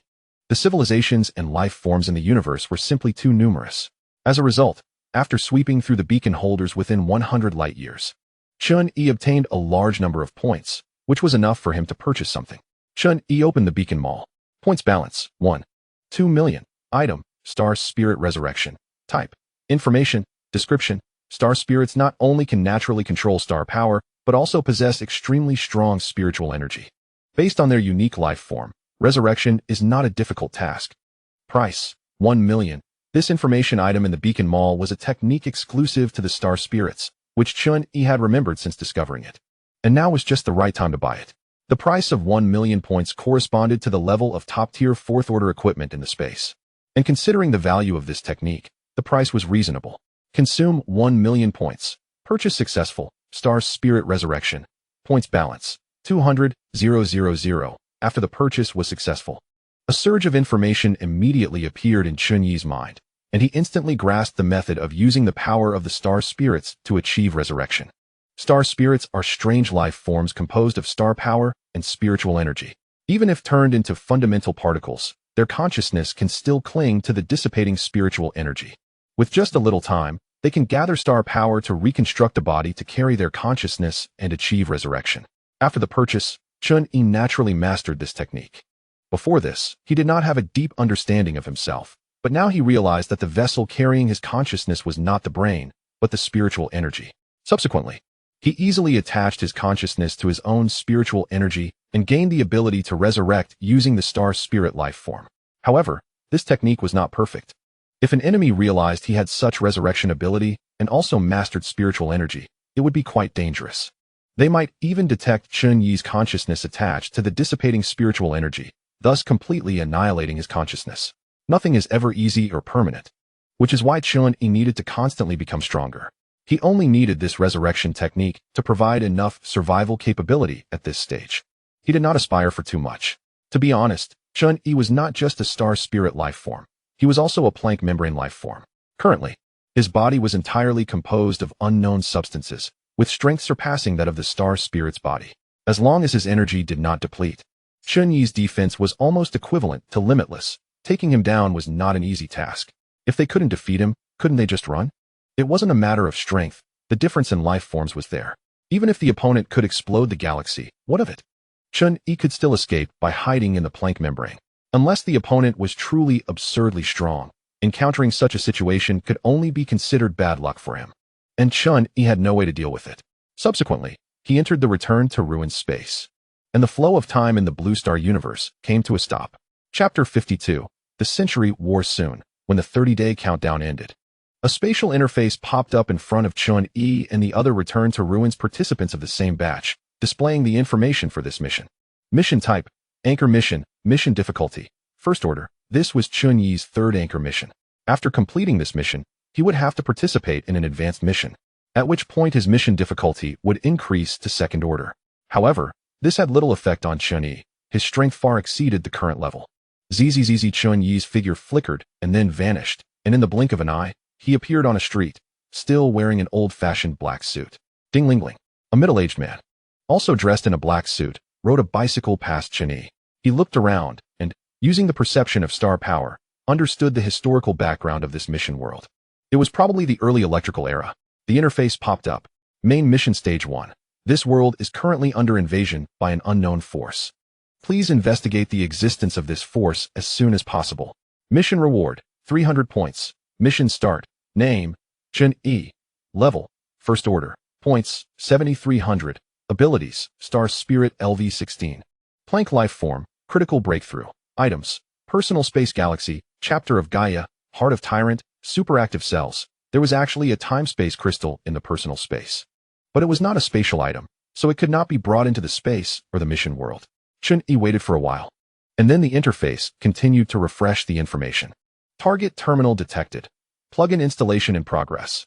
Installation complete. Random upgrade options in progress. Random option. Super explosion. Super explosion option loaded. After the plugin was loaded, a surge of information flowed into Chen Yi's mind, and he naturally grasped the ability called Super Explosion. Ability: Super Explosion. Level: LV-1. Description: Concentrate all power to unleash a powerful strike with 5 times the force in an instant. Chen Yi's eyes lit up. With this ability, he could unleash a terrifying power far beyond his full strength in an instant.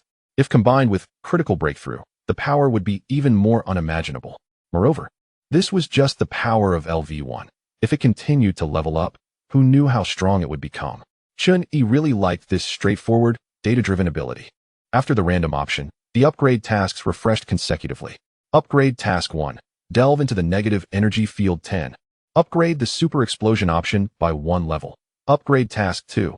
Delve into the negative energy field 20. Upgrade the super explosion option by 1 level. Upgrade task 3. Delve into the negative energy field 30. Upgrade the super explosion option by 1 level. There were a total of 10 upgrade tasks. Negative energy field? After organizing the clues from the main mission and the upgrade tasks, Chen Yi determined his next goal, to find the unknown force invading this world. Secondly, he needed to understand what the so-called negative energy field was. He understood the meaning of negative energy, but whether it was truly as he understood remained uncertain.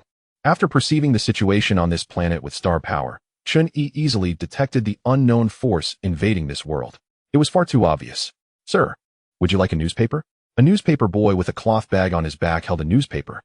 And what stood out most was a dark black spot on his face, resembling a birthmark. I'll take one. Thank you, sir. Chen Yi took out a 20-cent coin from his pocket to buy a newspaper, his gaze sweeping across the street. It wasn't just the newspaper vendor. Some other people also had black spots on their bodies. This was not a birthmark. Ordinary people might think this was some kind of illness. But Chen Yi was very sensitive to energy, and these black spots were a form of energy that was eroding the human body. It might even be a type of stellar energy. Most likely, this was the unknown force mentioned in the main quest. Chen Yi did not rush to investigate further. He had just entered the task world, and there was plenty of time. He needed to immerse himself in the environment of this world and consider how to maximize his benefits moving forward. 2 passers-by walked past Chen Yi, looking worriedly at the newspaper in their hands. I wonder how long this war will last. Who knows? It's been going on for nearly 100 years. Chen Yi opened the newspaper, and the headline read, Fierce Battle. The Alliance and the Kingdom are engaged in intense combat at Green River, with both sides suffering over 1,000 casualties. On this planet, there are hundreds of countries of various sizes, with the 3 most powerful in terms of economy and military being the Alliance, the Kingdom, and the United States. Geographically, these 3 countries form an inverted triangle, with the Alliance and the Kingdom's territories spanning from the Arctic to the equator, closely connected and in a state of prolonged confrontation. The United States is located south of the equator, and the territories of the 3 countries touch each other. For over a century, disputes and high-intensity skirmishes have never ceased, which is why this war is also referred to as the 100 Years' War. With the development of the times, the world has transitioned from the steam age to the electrical age, and the continuous advancement of firearms has led to increasingly heavy casualties for all 3 sides, intensifying conflicts that are basically impossible to mediate. If things continue this way, a world war is just a matter of time. Currently, Chen Yi is an ordinary citizen of the Alliance. As for his identity, he took out a teacher's certificate from his pocket, which stated that he was a physics teacher at a certain high school. In a corner, Wang Ke sneaked out, seeming not to fit in the human society and having to hide away. A day later, Chen Yi arrived at a welfare home, which housed children abandoned due to the black spots. This situation is very common in this world. The director of the welfare home told Chen Yi, these black spots are not birthmarks. They are a disease, an incurable one.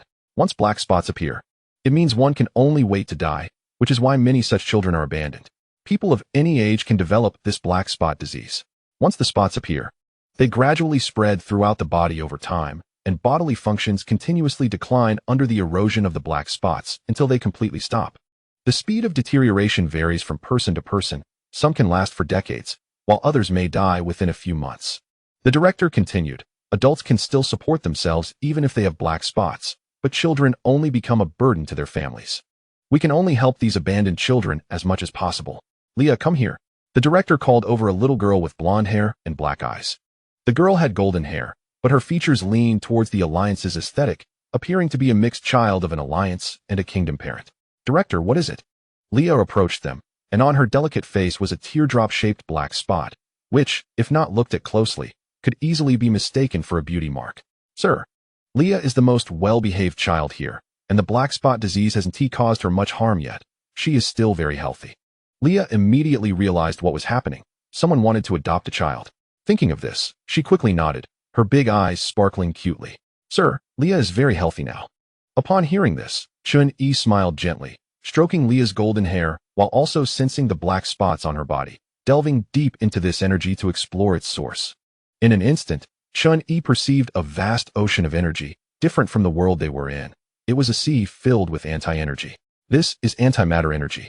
The real world is composed of a large amount of positive matter, while antimatter has charges completely opposite to positive matter. When the two collide, annihilation occurs. releasing a huge amount of energy. This is a phenomenon of energy release that is more efficient than both fission and fusion. The energy release efficiency of fusion is several times that of fission, while annihilation's energy release efficiency is over 100 times that of fusion. Chen Yi then realized that although it differed somewhat from his understanding of negative energy, anti-energy is sometimes indeed referred to as negative energy. So, this is what is meant by the negative energy domain. At this moment, the interface refreshed with information. Main quest phase 1 completed. Points earned, 300. Main quest phase 2. The invasion of the negative energy domain has brought about black spot disease. But it seems to have also brought some other things. Please investigate further. Quest reward, 2,000 points. The black spot disease is fundamentally the erosion of the human body by negative energy. No medical treatment can solve the problem. The patient is like a ship with a hole in it, and negative energy is continuously seeping into the cabin. As long as this hole cannot be sealed, the problem cannot be completely resolved. Elevating the issue to a global scale, this world is like a giant ship, with each person suffering from black spot disease representing a hole in this giant ship. Under the infiltration of the negative energy domain, the world is already riddled with holes. If this continues, it will eventually be annihilated by negative energy. Given the technological level of this planet, they have yet to realize the true nature of black spot disease and are even less capable of completely resolving the issues of the negative energy domain. There exists a large amount of antimatter in this universe, and even stars and galaxies made entirely of antimatter. Perhaps the source of the negative energy domain lies in these antimatter stars and galaxies, or perhaps the negative energy domain is an entirely different universe. Chen Yi did not wish to delve deeper into this. Since he had identified the location of the negative energy domain, the next steps would be easier. He indeed felt resistance as he delved deeper into the negative energy domain. The further he went, the greater the resistance. Clearly, delving into the negative energy domain was not a simple task. Otherwise, why would the upgrade tasks be divided into 10 stages based on the depth of exploration? When his perception could no longer delve deeper, Chen Yi exited the negative energy domain, indicating that he had not completed the first upgrade task, meaning his depth of exploration was still insufficient. With a gentle smile, Chen Yi squatted down and asked Leah, "Leah, if uncle wants to adopt you, so you can go to school like the other children, would you be willing?" "Yes." Leah nodded excitedly. The conditions at the welfare home were not good, and the children dreamed of being adopted. Having a home was already wonderful, and being able to go to school felt like a dream come true. "Director, could you please help me with the paperwork?" "Okay, please wait a moment." The director smiled kindly, taking Leah's small hand to handle the paperwork and explaining some things Leah needed to be aware of. The director was very happy to have kind-hearted people wanting to adopt these children. As a teacher, Chen Yi's social status in the alliance was not low, so the paperwork was handled quickly, and he successfully adopted Leah. Using the omnipresent stellar energy, Chen Yi was constantly aware of everything happening on this planet, keeping an eye on the content of the second phase of the main quest. As long as anything related to the negative energy domain appeared, he would notice it immediately. Besides that, his focus would be on how to delve deeper into the negative energy domain. Half a month passed, and there was still no clue for the second phase of the main quest, but there had been some progress in the study of the negative energy domain. "Uncle, Leah is back." Leah's golden hair shone brightly in the twilight as she excitedly pushed open the door and returned home, looking like she had a great time at school. "All right, you can eat first, but remember to wash your hands." "Okay." The dim white light illuminated the room, and after finishing her dinner, Leah obediently lay on the table to do her homework, while Chen Yi quickly flipped through a book in his hand. Before long, he had finished reading all the books on the shelf, and his powerful psychic abilities granted him an astonishing efficiency in information acquisition. In short, Chen Yi had a photographic memory, and his brain was comparable to a computer. The reason he couldn't delve deeper into the realm of negative energy was not hard to detect.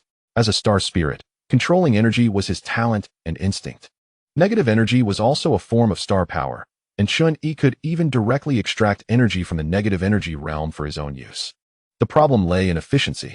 It seemed that there were numerous barriers separating the negative energy realm from this world, with each layer acting like a filter, blocking a large amount of negative energy. It was already quite difficult for some to seep through. The so-called multiple barriers was just a figurative metaphor. But this resistance did exist. To extract energy from the negative energy realm more efficiently, he would have to break through this resistance and delve deeper into the negative energy realm, which was the key to upgrading his task. In the past few days, Chen Yi had tried many methods and ultimately summarized the complex process of extracting energy from the negative energy realm into a mathematical equation.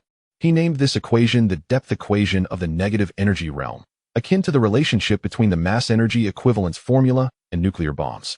Once the result of the equation was determined, he could deduce a more efficient method of energy extraction, allowing him to delve deeper into the negative energy realm. This was an equation that required continuous deduction, and deriving the depth equation from 1 to 100 might be a long process.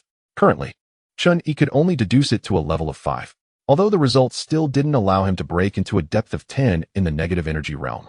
He had at least found a clear method. He understood that the deduction of the depth equation could not be accomplished by his own efforts alone. The computing power of supercomputers far exceeded the total computing power of humanity, but a supercomputer did not equal the total wisdom of all humanity. With this thought, Chen Yi made a plan. He was going to play the role of a behind-the-scenes manipulator and big boss in this world once again. Chapter 54. 5 years later, since the deduction of the depth equation required a significant amount of wisdom, he decided to make the depth equation public to all humanity and let them help him with the deduction. He would simply obtain the results. But why would all humanity help him deduce this equation for no reason? He needed to connect the equation to humanity's interests for them to take it seriously and invest energy into it. With Chen Yi's ability, he could easily extract energy from the negative energy realm. If he could enable the people of this world to do the same and apply that ability to warfare, he believed that countries would go to great lengths to deduce the depth equation for their own safety. Once other countries derived more advanced results, Chen Yi could then acquire them, making this method undoubtedly highly feasible. In fact, Chen Yi could absolutely control the entire planet and even all civilizations within thousands of light years with his strength, but that would be too conspicuous. Who knows what secrets are hidden in this world? Not to mention, to this day, Chen Yi still didn't know what else the negative energy realm brought besides the black spot disease. What if it was some kind of advanced life form? That would be problematic. His cautious nature preferred a more low-key approach. Time flew by. 5 years passed in the blink of an eye. The year was 805 AD. In this year, Liao was 12 years old, having just graduated from elementary school and officially stepping into middle school as a student. After 5 years, Chen Yi still had no clues about the mainline task for the second stage. If he was in such a situation, one could imagine how the other returners in the same task world were faring. This was likely to be a task that would consume even more time than before. In the same year, Chen Yi published his research and theories in a scientific magazine as a physics teacher. The content of his research was strikingly about the black spot disease and the negative energy realm. He openly proposed the concept of a negative energy realm and cited his research over the years to prove its existence. This move was deliberately intended to provoke reactions from countries around the world, paving the way for the subsequent release of energy from the negative energy realm and intensifying warfare. After years of effort, Chen Yi finally deduced the depth equation to a depth of 10, completing the first upgrade task. Upgrade Task 1 completed. Super Eruption Option upgraded. Super Eruption LV2. After being upgraded to LV2, the full strength attack's power multiplied from 5 times to 10 times. And the intuitive change in value made Chen Yi extremely satisfied. Now, it was just a matter of waiting for the fish to bite. Chen Yi waited patiently. In just half a month, the research he published swept through the entire alliance like a hurricane, quickly spreading to various countries. After all, his research was too astonishing. The black spot disease was not a disease, but a chosen sign connecting to an infinite energy realm. Such research sounded like a madman's fantasy, but the content was well supported and irrefutable. Before long, Chen Yi's research caught the attention of the Alliance's upper echelons. The president of the Alliance's Scientific Research Institute set down the magazine he was holding. A young major dressed in military uniform beside him asked, "Director, I don't understand scientific matters, so I'll be straightforward. Is this research credible?" The director simply replied, "We need to spend some time verifying it to know the truth." The young major asked again, "If such an infinite energy realm really exists, could it enhance the military strength of the Alliance?" Upon hearing this, the director nodded. The Alliance would be invincible in battle. "I see." The young major turned and left. At the Royal Academy of Sciences, a chubby man with an oily face looked at the magazine in his hand and laughed heartily. "It says the black spot disease connects to some negative energy realm. Am I still dreaming? How can anyone say such nonsense?" The chubby man was named Eddie, the honorary chief of the Royal Academy of Sciences. Although he was a chief, he was honorary and knew nothing about research. He was a businessman. Eddie was the largest sponsor of the Royal Academy of Sciences and one of the shareholders of the kingdom's largest arms company, making him one of the richest people in the kingdom. Seeing the researchers in the academy seriously preparing to conduct verification experiments, he couldn't help but laugh even louder. "Huh? You really believe it?" One researcher replied. We only believe in data and experimental results. Another researcher said with some anticipation, Sir, if this is true, we are about to enter a new era, an era of infinite energy. Infinite energy. This was a deadly temptation for civilizations. Similar situations unfolded in many countries' academies. If a new era was truly on the horizon, they hoped to ride the wave of the times. The next day, Mr. Chen, when did you start researching the black spot disease? By the way, I can't believe you connected it to energy. I'm really impressed. As soon as Chen Yi returned to his office after class, he heard his colleagues teasing him. Just as he was about to chat with them, a group of soldiers surged into the office. The office instantly fell silent, and a soldier walked up to Chen Yi and saluted. Mr. Chen, please come with us now. Okay. Chen Yi calmly put down the textbook in his hand and quickly left with the soldiers, under the astonished gazes of the other teachers. The teachers exchanged glances. What's going on? A teacher looked at the science magazine on the desk, flipping to the page where Chen Yi's research was published. Her expression astonished. Could it be because of this? Chen Yi was directly brought to the Alliance Academy of Sciences, where he met the white-haired president and a young military officer with the rank of Major General. The verification of the black spot experiment was not complicated. Before Chen Yi arrived at the academy, they had already completed the verification and confirmed that the black spots indeed contained some form of energy. This excited the researchers at the Alliance Academy immensely. The president bluntly stated, Mr. Chen, the Alliance is very interested in your research. If you are willing, we can provide you with superior research conditions. No problem. Chen Yi did not say any unnecessary words. He had anticipated everything, remaining calm enough to surprise the two. He then added, I have an adopted daughter. Our people have already brought her here, said the young Major General. Mr. Chen, your research will be regarded as a top-level secret by the Alliance, so your movements will be strictly restricted from now on. We apologize for this in advance. It's fine. From that day on, Chen Yi's identity completely disappeared from the eyes of ordinary people, becoming a top-level secret and a protected individual of the Alliance. Chapter 55. Sudden change in situation. Item. Superactive cells. Type. Prop. Level. Tier 3. Description. The life that uses it will gain unparalleled self-healing abilities, able to regenerate even from a single piece of flesh. Chen Yi took out a vial of red liquid from his personal space.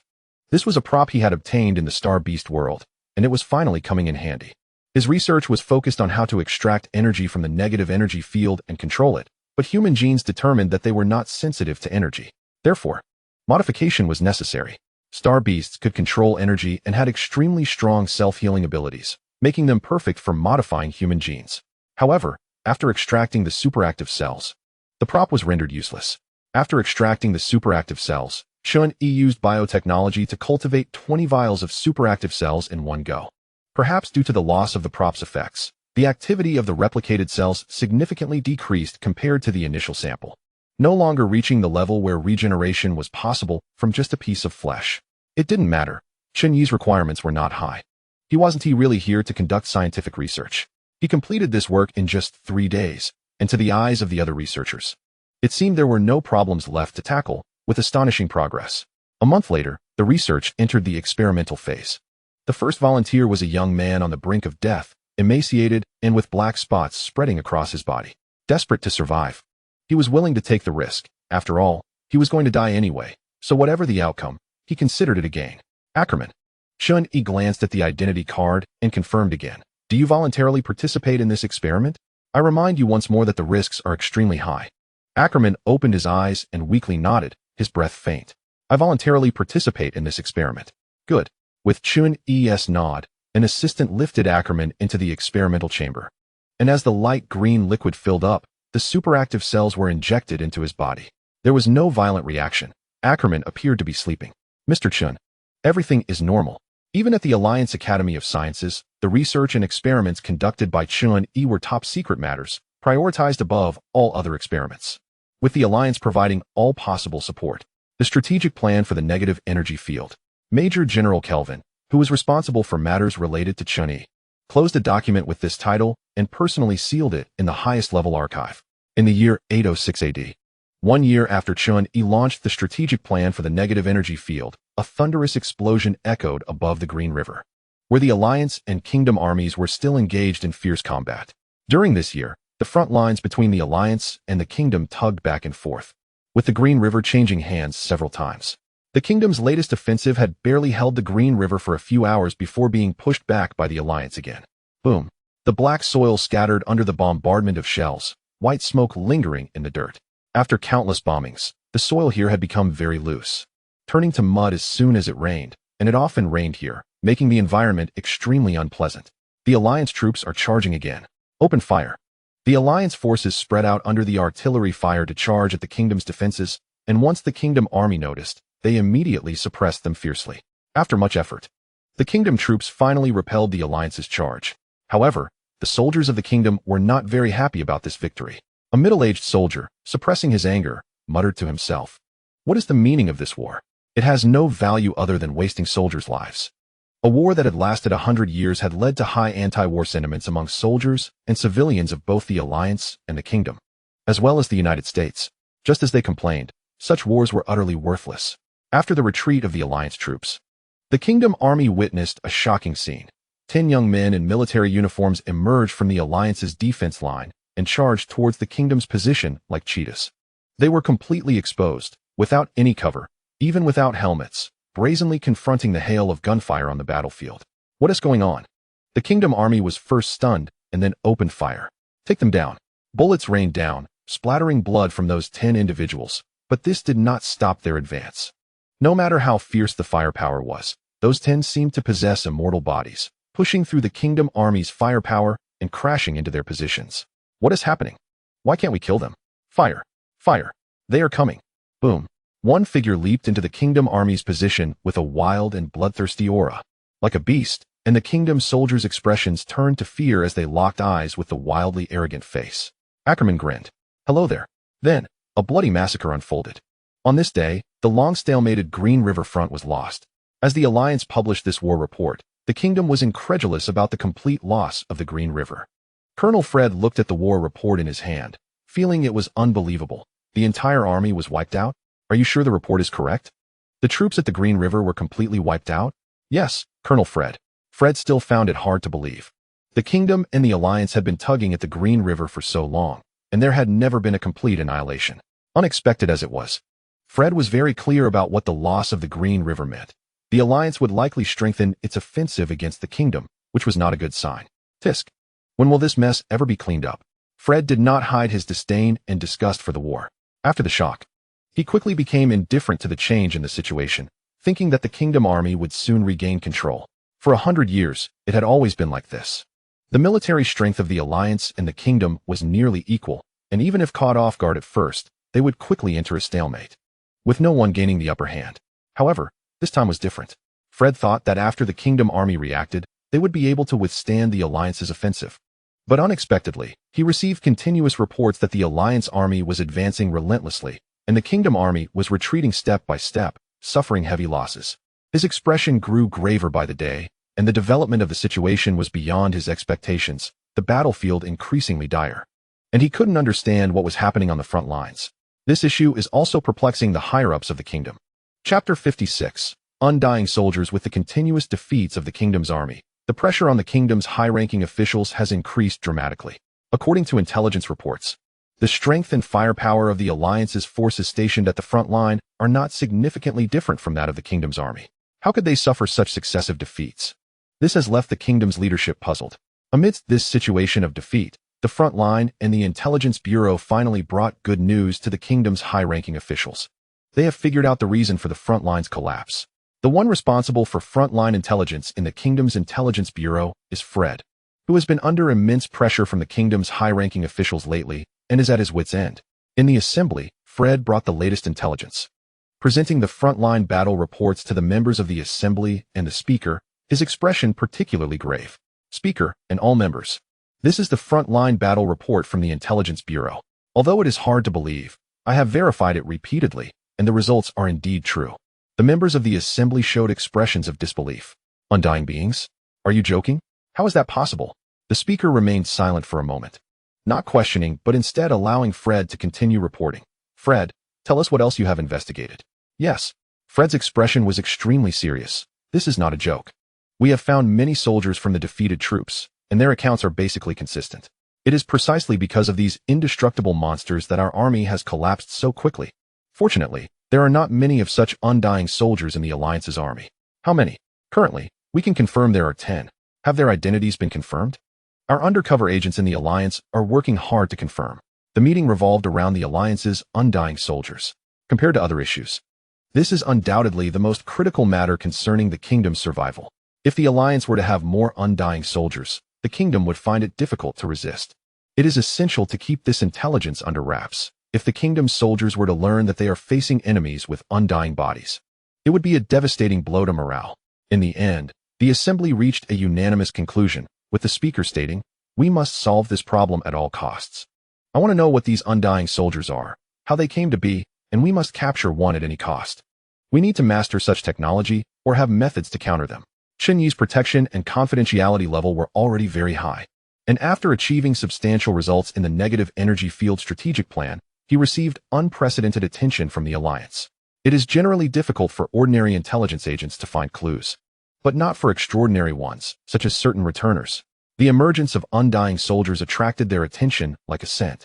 Outside the Alliance's academy, Zhou Tong and Xing Ku, dressed in suits, chatted casually on the street, occasionally glancing towards the Alliance's academy.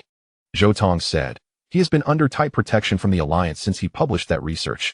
He is currently inside that academy. If those undying soldiers are the results of his research, then the research materials can only be here."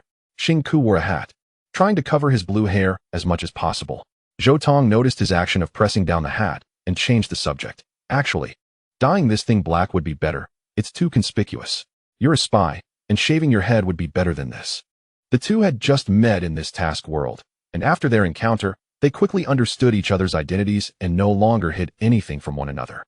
They are both returners. Chen Yi had published research related to the negative energy field, and based on their investigation, the undying soldiers are likely the results of Chen Yi's research. The reason for accepting this spy mission is simple. They suspect that these undying soldiers are other things brought by the so-called negative energy field in the second phase of the main storyline task. Moreover, they do not know that Chen Yi is also a returner. Xing Ku ignored Zhou Tong's chatter.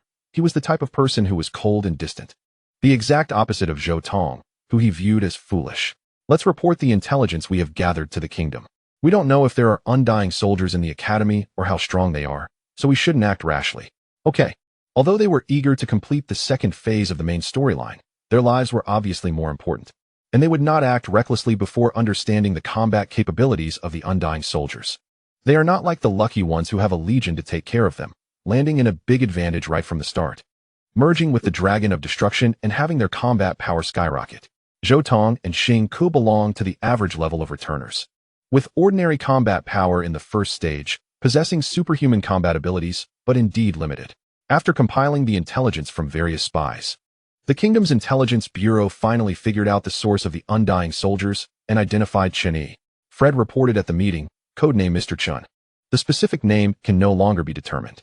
He once published a sensational research on black spot disease in a scientific journal, and it was he who proposed the concept of the negative energy field. After that, he disappeared without a trace. According to our intelligence personnel, he is currently at the Alliance's academy, and the undying soldiers appearing at the front are indeed the results of his research. Some members of the assembly had a deep impression of Chen Yi. His research had caused a significant stir at the time, and it was his theory that opened up research on the negative energy field in various countries. Infinite energy? The undying soldiers are the results of his research on the negative energy field? Yes, Fred confirmed, based on our intelligence. It has been established that the undying soldiers are the results of Mr. Chen's research based on the negative energy field. Looking at the results uncovered by the Intelligence Bureau, the members of the assembly felt a chill. It had only been a year, yet such astonishing results could be produced. If he continued his research, what would happen? Can we access him? For such talent, the kingdom certainly wanted to seize him. Basically impossible. The Alliance's surveillance and protection of him are extremely tight. He must not be allowed to continue his research. The mere emergence of undying soldiers has already left us in a dire situation. If he were to research anything further, the kingdom would face an even greater crisis. If such talent cannot be obtained, it must be eliminated. The speaker immediately ordered, at all costs, launch an attack on the Alliance's academy. We must eliminate this person, and the kingdom must obtain his research materials on the negative energy field, especially the technology for creating undying soldiers. Yes, this is a matter of the kingdom's survival. It is not a question of whether it can be done, but a must-do task. No matter the cost, this mission must be accomplished. Chapter 57, Negative Energy Users. In the Alliance's academy, the heart rate monitor beeps. monitoring the condition of the test subject, while a researcher records data nearby, often looking at Chen Yi with eyes full of respect and admiration. Chen Yi has single-handedly opened up a new research field, and the results of his research are truly remarkable and ahead of their time. His position in the Alliance's Research Institute is extremely high, and the Alliance values him immensely. For his safety, the Academy is heavily fortified, with even the manpower increased several times. Others may not know, but Chen Yi himself knows that the so-called undying soldiers do not actually possess undying bodies. They merely have stronger defenses and greater self-healing abilities. Those with superactive cells are comparable to humanoid star beasts. These modified individuals have gained sensitivity to energy, sensing the negative energy field and acquiring the ability to extract negative energy from it. These individuals already possess strong physiques, and with their ability to control negative energy, their combat power naturally far exceeds that of ordinary people. These test subjects have a formal name. Chen Yi refers to them as negative energy users. The plan is progressing very smoothly. The birth of the negative energy manipulators has intensified the war between the kingdom and the Alliance. Next, all that's needed is to spread the technology for creating negative energy manipulators. In fact, if the spies from the kingdom and other countries are truly helpless, Chen Yi would even take the initiative to leak his information. This is not a problem at all. The technology for transforming into a negative energy manipulator relies heavily on superactive cells, and he glanced at the dozens of copies of active cells nearby, which are more than sufficient. Even if spies from dozens of countries break in, there would be enough for everyone to take one back. At this moment, Chen Yi looked toward the direction of the laboratory door. They have arrived. Boom. As soon as he finished speaking, the laboratory door was blown open by a bomb, and the loud explosion instantly alerted all the military forces of the Alliance Academy of Sciences. Protect Mr. Chen. Bang, bang, bang. The sound of fierce gunfire echoed in the night. The spies who blew open the laboratory door were immediately turned into a sieve by Chen Yi's guards. Before they could take Chen Yi away, a blade crackling with electric arcs swept past. In an instant, blood spattered. Xingku, holding a long knife, swiftly eliminated several guards, his gaze quickly locking onto Chen Yi. Chen Yi had been controlling the light on his face to disguise his true identity. And although Xingku had seen him in the arena of space, he did not recognize him now. Xingku did not recognize Chen Yi. But through the information provided by the spies inside the academy, he immediately confirmed that he was Mr. Chen based on his features. Just as he was about to forcibly take Chen Yi away, Zhou Tong flew back from behind Xingku, covered in knife wounds. In the blink of an eye, all his injuries healed, but it still caused him considerable pain. Hiss. Someone particularly fierce is coming. It's up to you. Zhou Tong quickly got up and charged toward Chen Yi, while Xingku immediately raised his knife to block the incoming blade light, revealing a blonde girl. The girl wielded a long knife, her eyes calm as water. It was Lia. At Chen Yi's strong request, she had become a negative energy manipulator. Her combat strength was quite good, barely at the medium level of a first-tier Voidwalker. Uncle, you go first. Okay. The moment they engaged, she knew Xingku's strength was above hers, but Lia's self-healing ability would allow her to hold on for a while, at least buying time for her uncle to escape.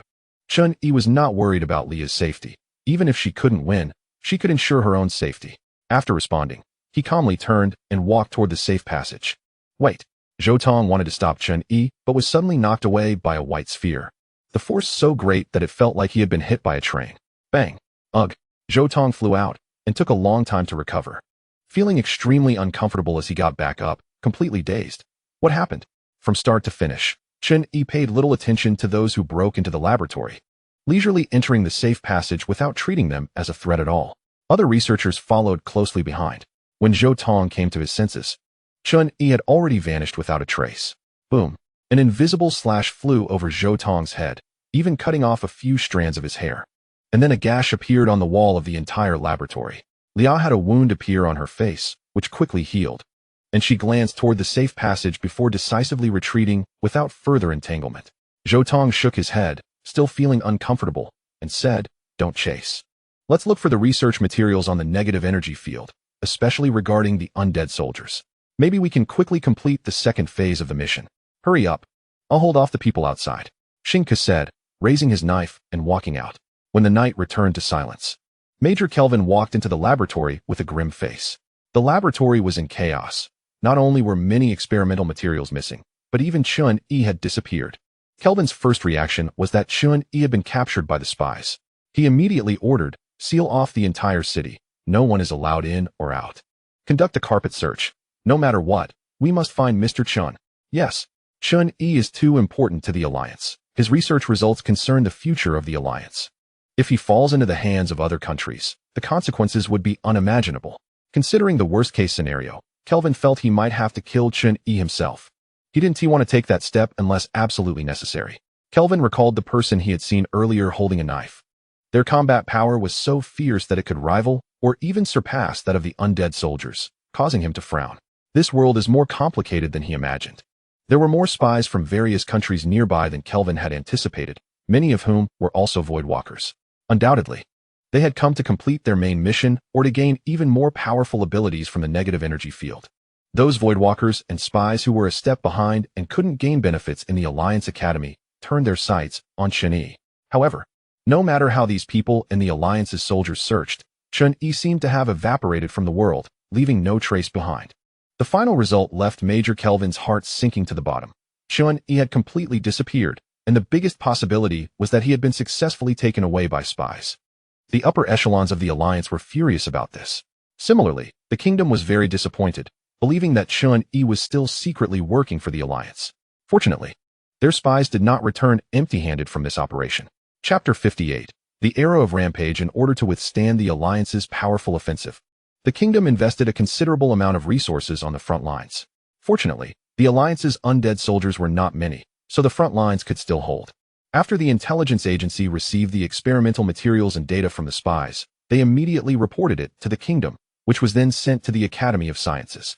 A large number of scientists were thrown into research on the negative energy field and undead soldiers, racing against the survival of the kingdom.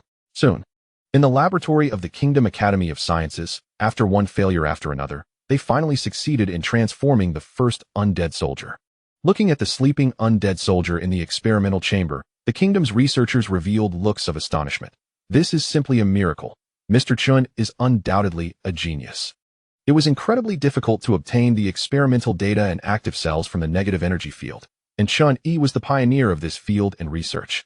As the honorary chief, Eddie was extremely excited. He had bet everything he had on this experiment, and now that it succeeded, it meant he had made the right bet. Is this the undead soldier? More accurately, it should be called a negative energy manipulator, as Mr. Chen referred to them in the data. They do not truly possess immortality. What it's called doesn't matter. How strong can they become? Eddie asked excitedly.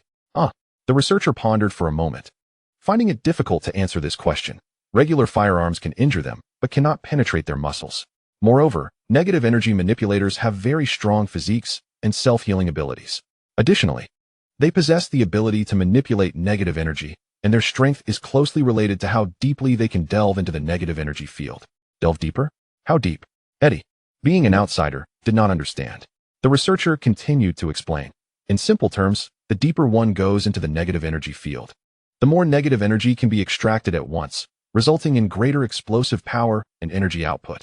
However, delving into the negative energy field is extremely challenging. Fortunately, Mr. Chen has concluded a depth equation. We just need to study it like a math problem, allowing us to continuously delve deeper into the negative energy field, thereby enabling our negative energy manipulators to unleash even greater power. Eddie barely understood, but the successful research on negative energy beings made him particularly excited at this moment. And he couldn't help but praise Chen Yi, who brought him this technological achievement. That Mr. Chen is truly a genius. The research results in the field of negative energy and the dissemination of negative energy technology have directly equipped the era with a rocket booster. And the rampage of the times has begun. Everything is just as Chen Yi hoped. Only Zhou Tong and Xing Ku, among the returners, were particularly disappointed. They had figured out the principles and truths behind the birth of negative energy beings and even had contact with them. Unfortunately, this was not what the second phase mainline task was meant to clarify. Aside from the black spot disease, the things brought by the negative energy field were hidden deeper than they imagined. After mastering the transformation technology of negative energy beings, the kingdom quickly transformed a batch of negative energy beings and sent them to the front line, where the situation was already precarious. There was hardly any time to train the negative energy beings. The kingdom had to win by numbers and sent dozens of negative energy beings to the battlefield in one go. On the other hand, both the Alliance and the kingdom understood the importance of the depth equation, so they gathered a large number of mathematical researchers to derive the depth equation. Thus, during the war between the two countries, the efficiency of deriving the depth equation was unprecedentedly high, and the strength of the negative energy beings continuously improved at a rapid pace. When they penetrated into the negative energy field at level 10, the effect was not very obvious, but when the negative energy beings reached level 20, their combat power experienced explosive growth. They could even surpass the average first-level returners, enduring cannon fire without any issues, and most importantly, they could now release negative energy as an attack, which was particularly formidable. Negative energy can annihilate all positive matter. Any physical defense is meaningless in the face of negative energy, which is their greatest strength. Initially, the negative energy beings from the Alliance and the Kingdom only clashed head-on at the front lines. But gradually it evolved into infiltration operations and complex scenarios like decapitation and assassination. In the face of the escalating situation between the two countries, other nations trembled in fear. Even the United States, as one of the major powers, was terrified because they had no negative energy beings. Although there had been instances of negative energy beings being killed by concentrated artillery fire, it must be acknowledged that the single combat strength of negative energy beings was indeed frighteningly strong. In the year 807 AD, the kingdom had derived the depth equation to level 20, and the negative energy beings under their control could naturally exert immense combat power. Chen Yi monitored everything on the planet with the help of star power. Even the most secretive derivation of the depth equation by the kingdom and the Alliance was right under his nose, and he saw it clearly, utilizing their derived results. Chen Yi's perception finally reached level 20 in the negative energy field, completing the second upgrade task. Upgrade task 2 completed. Super explosion option upgraded. Super explosion LV3. Ability, super explosion, level, LV3. Description, concentrate all power to unleash a powerful strike, with 20 times the force in an instant. The power of super explosion increased from 10 times to 20 times. And Chen Yi eagerly speculated that the next upgrade should be 40 times, or perhaps even higher. The derivation time for the depth equation basically had to be measured in years. This speed was somewhat slow, but it was sufficiently low-key. The time-space crystal couldn't be used here, and Chen Yi felt a serious lack of security, even though he had the ability to enter the Planck membrane. The mysterious attack that destroyed the galaxy in the Star Beast world was still vivid in his memory, so it was better to be cautious. He estimated that with just the wisdom of this planet, it would be difficult to derive the depth equation to level 100 when the timing was right. He would use the hands of the humans on this planet to spread the depth equation to other civilizations. In summary, Chen Yi would not appear too ostentatiously in front of too many people. Boom. A loud noise came from not far from the town. This place was located on the border of the Alliance and was occasionally attacked by the kingdom, so such disturbances happened from time to time. Woof. Wang Ke turned to look in the direction of the explosion, sensing the energy fluctuations, and Chen Yi smiled. Finally, they revealed their tracks. The negative energy fluctuations in the distance were very obvious. However, the culprit behind such a commotion was neither the negative energy beings nor the returners. If he guessed correctly, the source of this negative energy release was the key to the second phase mainline task. Outside the town, thick smoke billowed as a strong man pierced his entire arm through the chest of a young negative energy being in front of him. The strong man's arm surged with a wave of negative energy and then collapsed to the ground, while the young negative energy being, pierced through the chest, remained lively and vigorous. The young man twisted his neck. Is this the body of a negative energy being? It feels really good. Chapter 59. Negative energy life form. The young man pulled out the arm that had pierced through his chest, allowing the strong man to fall to the ground. Unaware of his fate, the wound on his chest healed at a visibly rapid pace, and soon there was no trace of injury. He moved his body and couldn't help but show an excited smile. This is truly incredible. Humans can create such a powerful body. The body of the negative energy being, combined with the active cells of the Star Beast, far exceeded the young man's imagination. With a powerful physique combined with strong negative energy, his combat power had seen explosive growth. He glanced at the strong man on the ground and stomped his foot, crushing his head.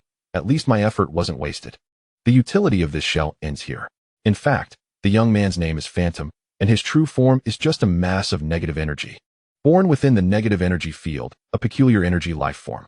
Limited by the nature of negative energy, he couldn't appear directly in the real world. Once his true form manifested, it would immediately annihilate with the matter of this world, which would be tantamount to suicide. Therefore, he had to rely on negative energy to occupy a human body to move freely in this world. Since his true form is just a mass of energy, he can easily seize others' bodies merely by making contact. Previously, Phantom could only occupy the bodies of those afflicted with black spot disease, but now a better carrier had emerged, which was the physically stronger negative energy being. Suddenly sensing footsteps behind him, Phantom turned around and found that a person had appeared behind him without him noticing. Chen Yi curiously sized up Phantom and glanced at the corpse of the strong man on the ground, asking him, "Do you mind introducing your identity to me?" From his perspective, there was a peculiar negative energy within the young man, seemingly a type of life form, which greatly piqued Chen Yi's interest. Unaware of the danger, Phantom grinned. In his view, the humans on this planet were still quite weak and should not have any individuals who could threaten him. Boom. The powerful physique directly exploded a small pit in the ground, and Phantom's rapid figure tore through the air, with a beast-like ferocity attempting to rip Chen Yi in half. Also at level 20 in the negative energy field, Phantom's power, after occupying the body of the negative energy being, was even more formidable. Yes, although Phantom was born in the negative energy field, like humans, he lacked a deep understanding of his own world. He could better control negative energy, but he still needed to learn from humans how to delve deeper into the negative energy field. Realizing that Chen Yi seemed to have noticed his peculiar nature, Phantom's first reaction was to kill him, and he attacked without hesitation. Bang! A fierce blow was blocked by some invisible barrier, and Phantom immediately released negative energy, intending to annihilate Chen Yi's barrier. However, it had no effect whatsoever. How could this be? He was astonished. And then Chen Yi shot him away with a glance, sending him flying dozens of meters away, and his entire arm was shattered into a mist of blood by this powerful force. Phantom finally realized that the person in front of him was far more powerful than he could imagine, and a flash of panic and fear crossed his face. Who exactly are you? Buzz. Chen Yi had no interest in playing games with him. The light within a radius of dozens of meters instantly stopped moving. Light is a form of star power, and naturally, it was under his control. The speed of light is the limit of the universe. The maximum speed of any material in the universe cannot exceed the speed of light. Once the speed of light is 0, it means that everything within this range will be completely still. Even human thought will come to a complete stop. Chen Yi couldn't use temporal energy to freeze time and space here, but he could still freeze time and space in this way by controlling the speed of light within his range. Of course, this move was only effective against those who couldn't control star power, making it very convenient for dealing with weaker opponents. Phantom was currently within the frozen range, and his entire being was in a state of stillness. Without any extra movements, Chen Yi pulled Phantom's true body out with a single thought, extracting a mass of negative energy from the young man's body, which swirled in Chen Yi's hand. If I wanted to kill you, it would be much simpler than squashing an ant. I don't have much patience to waste on you. What do you want to know? Just ask. As long as you don't kill me, I'll tell you anything. Phantom trembled. Chen Yi was the strongest person he had encountered since peering into the real world, and this overwhelming power filled Phantom with extreme terror, leaving him no choice but to submit. Thus, it was evident that he was a spineless guy. Phantom spilled his origins like beans from a bamboo tube, explaining that he had been hiding in the realm of negative energy, observing the real world. He had just entered the real world today when he was detected by Chen Yi, caught red-handed. It was precisely because Chen Yi sensed this peculiar negative energy from Phantom that he appeared here. Phantom's bad luck wasn't a mere coincidence. It was an unavoidable outcome. After learning about Phantom's origins and identity, Chen Yi finally completed the second stage of the main quest. Main quest stage 2 completed. Points earned, 2,000. Main quest stage 3. The existence of negative energy life forms poses a significant threat to the real world. But occupying human bodies is far from their greatest threat. Please further investigate their biggest threat to this world. Task reward, 3,000 points. The returners are not saviors. Their mission has never been to save the task world, but to uncover the truth that leads to its destruction or decline, even to witness this outcome firsthand. Even knowing the substantial threat that negative energy life forms and the realm of negative energy pose to the task world, they see no need to resolve that threat. Up to this point, Chen Yi had only detected Phantom as a negative energy life form appearing in the real world, but from the hints received from the task, there were likely more than one negative energy life form. They should still be lurking in the realm of negative energy, observing the real world. He asked Phantom, how many negative energy life forms are there in the realm of negative energy? I don't know. Haven't you encountered them? No. Phantom, who was at a loss for words, panicked and quickly said, but if they appear in the real world, I can sense their energy fluctuations. Chen Yi was silent for a moment, and just as Phantom was trembling in fear, he casually stuffed Phantom back into the body of the young negative energy user and released the temporal freeze. Go. Huh. Phantom was stunned, and after realizing it, he scrambled away desperately, filled with excitement at having survived, yet a deep fear was already etched into the depths of his soul. Chapter 60. It's not a big deal. A girl with short golden hair walked by. It was Leah. She found long hair inconvenient for battle, so she had cut it into a neat shoulder-length bob. Uncle, aren't you going to kill him? No need. Chen Yi explained. This war is merely a one-man show between the Alliance and the Kingdom, which is a bit too monotonous. The addition of negative energy life forms will complicate the situation further. Phantom was currently the only negative energy life form in the world. Keeping him alive was more valuable than killing him. He wanted to see how Phantom would pose a significant threat to this world. Moreover, Phantom didn't know who he was. At most, he only knew that Chen Yi was an incredibly powerful, mysterious figure, which had no effect on Chen Yi. On the other hand, Phantom was indeed very lucky.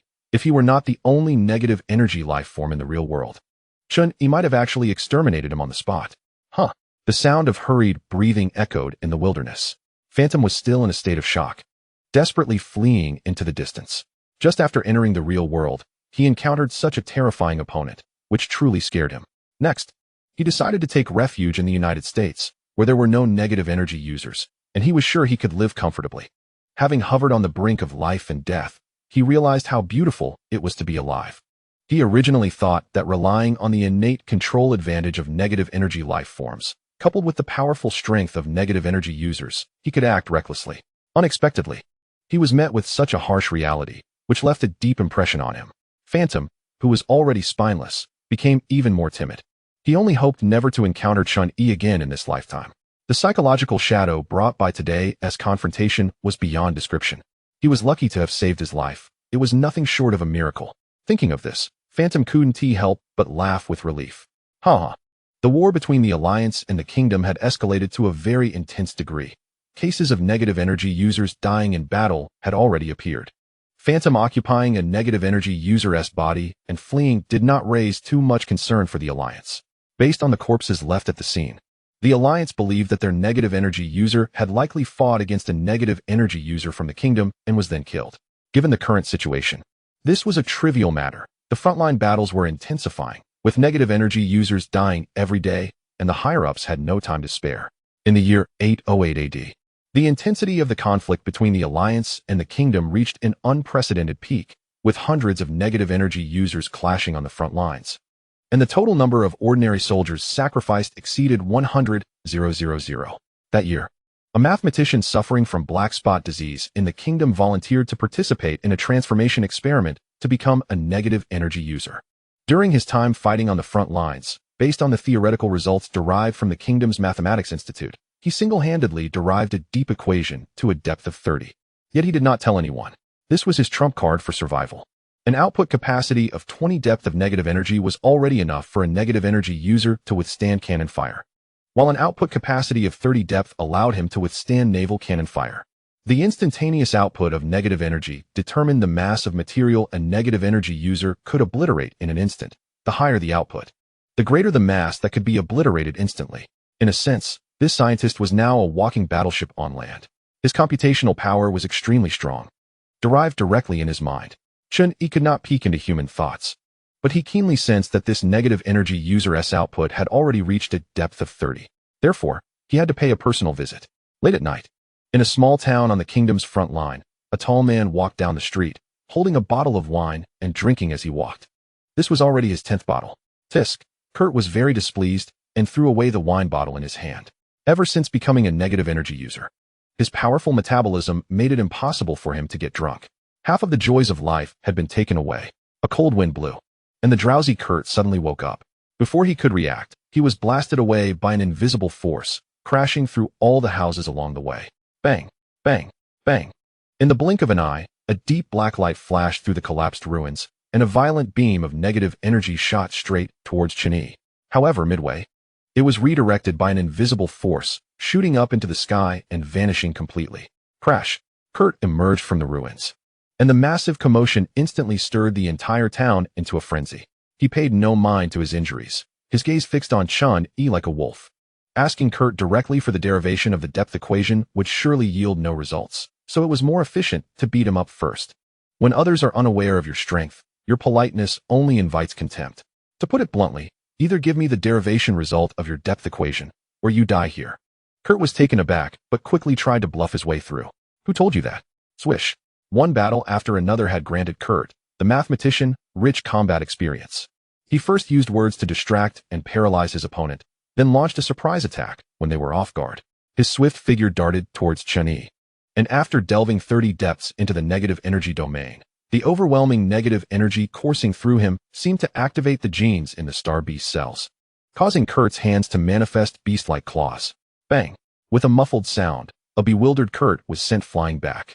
The intense pain jolting his brain and confirming that everything was real. He had been hit again. But what just happened? He couldn't react in time and hurriedly scrambled to his feet. Chen Yi raised his hand, and a luminous glow suddenly appeared in the darkness, quickly coalescing into a bright point of light in his palm, which he then launched towards Kurt. Whoosh! The bullet-like sound of wind barely brushed past his ear, and Kurt, reacting just in time, dodged at the last moment, a grin spreading across his face. Missed. As Kurt laughed, the firefly-sized light point disappeared into the mountains behind the town, followed by a thunderous explosion that shook the ground, sending Kurt flying and sweeping away the negative energy users who were rushing over. When Kurt got back up, he saw that the once mountainous backdrop had completely vanished in the hazy night, leaving him feeling a chill of horror. Looking again, he saw that Chen Yi had remained standing in place the entire time, surrounded by a dense cluster of light points. Upon witnessing this scene, Kurt immediately raised his hands. Utterly decisive. I surrender. I surrender. You want the derivation result of the depth equation, right?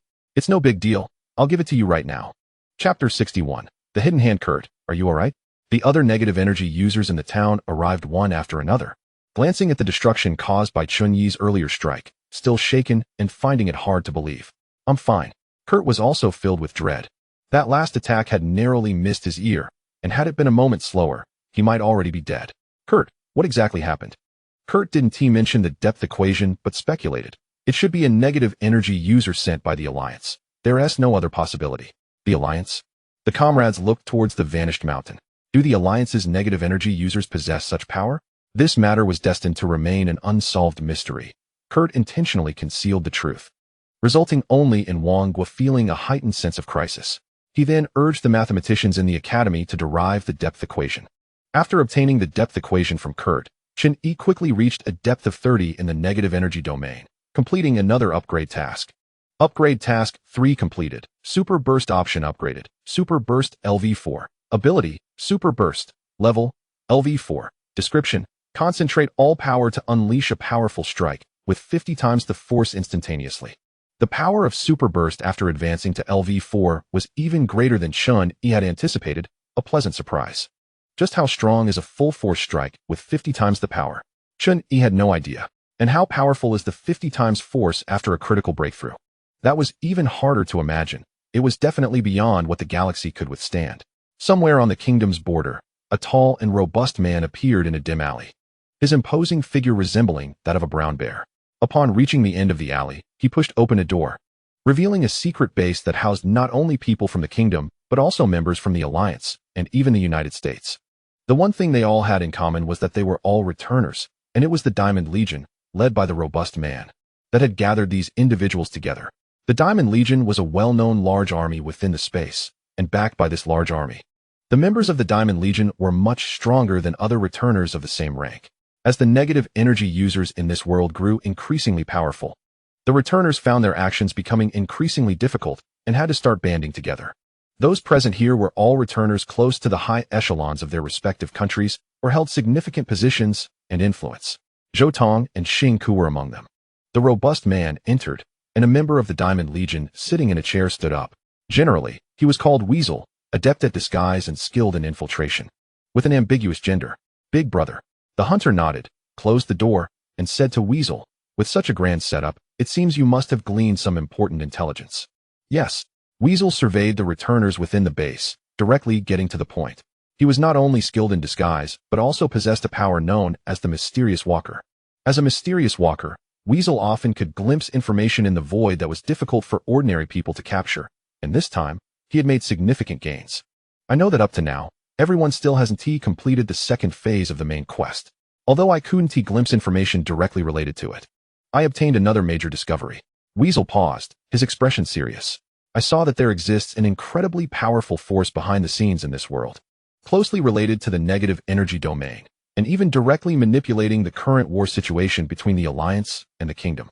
I suspect this hidden existence is the Black Hand that is leading to the destruction of this world. The hunter couldn't help but frown upon hearing this. Are you sure? Regardless, this hidden hand is undoubtedly connected to the world's descent into destruction and ruin.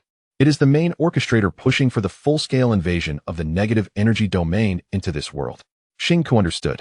You mean to say that if we can find this hidden hand, we might uncover the truth behind the impending destruction of this world? Not just the second phase of the main quest, but potentially even the subsequent phases? Exactly. Zhou Tong was only concerned about one question. I just want to know how strong this hidden hand's power is.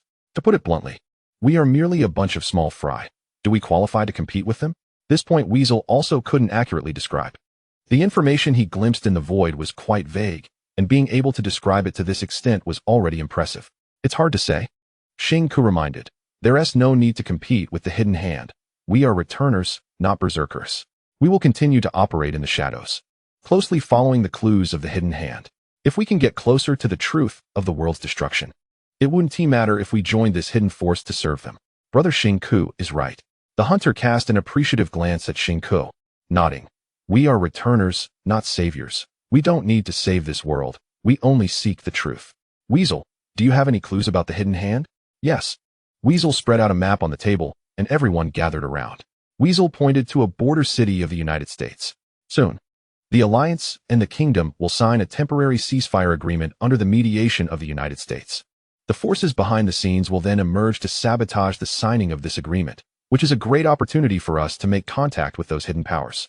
Zhou Tong carefully looked at Hungman City. At the same time, in Hungman City, Chen Yi sat on a bench by the street, putting down the newspaper in his hand. His slightly interested gaze directed towards a certain direction. Is it a causality type ability? This is the first time he has encountered such a powerful probing type Voidwalker, who does not rely on perception to gather information, but instead probes for information on a higher level. Dong, dong, dong. The loud chimes of the huge bell tower standing by the river startled a large number of white doves in the square, sending them flying into the sky. Looking into the distance, outside the city is a stretch of continuous red vine forest. Woo! Amidst the flurry of white feathers, a round figure mixed in, and Wang Kai suddenly swallowed a pigeon, immediately growing a pair of small wings behind him. Mom, look, that pigeon is so fat. In the year 808 AD, the war between the Alliance and the Kingdom caused heavy losses on both sides. Under the mediation of various countries, both sides stopped large-scale hostilities and decided to sign a temporary ceasefire agreement in Hungman City in the United States. Because the United States was wary of the negative energy beings from both countries, they had already compromised and did not engage in further conflict with the two countries. Therefore, signing the ceasefire agreement on the territory of this third major country is the most suitable option. Chapter 62. Never compromise, a new era is about to arrive. The century-long war welcomes the dawn of hope. The Alliance and the Kingdom decide to sign a temporary ceasefire agreement in Hungman City of the United States. Finally, the old man beside him sighed. This long and meaningless war is finally coming to an end. The century-long war has spanned several generations, and he originally thought he would never see the end of the century-long war in his lifetime. It won't end so easily. What?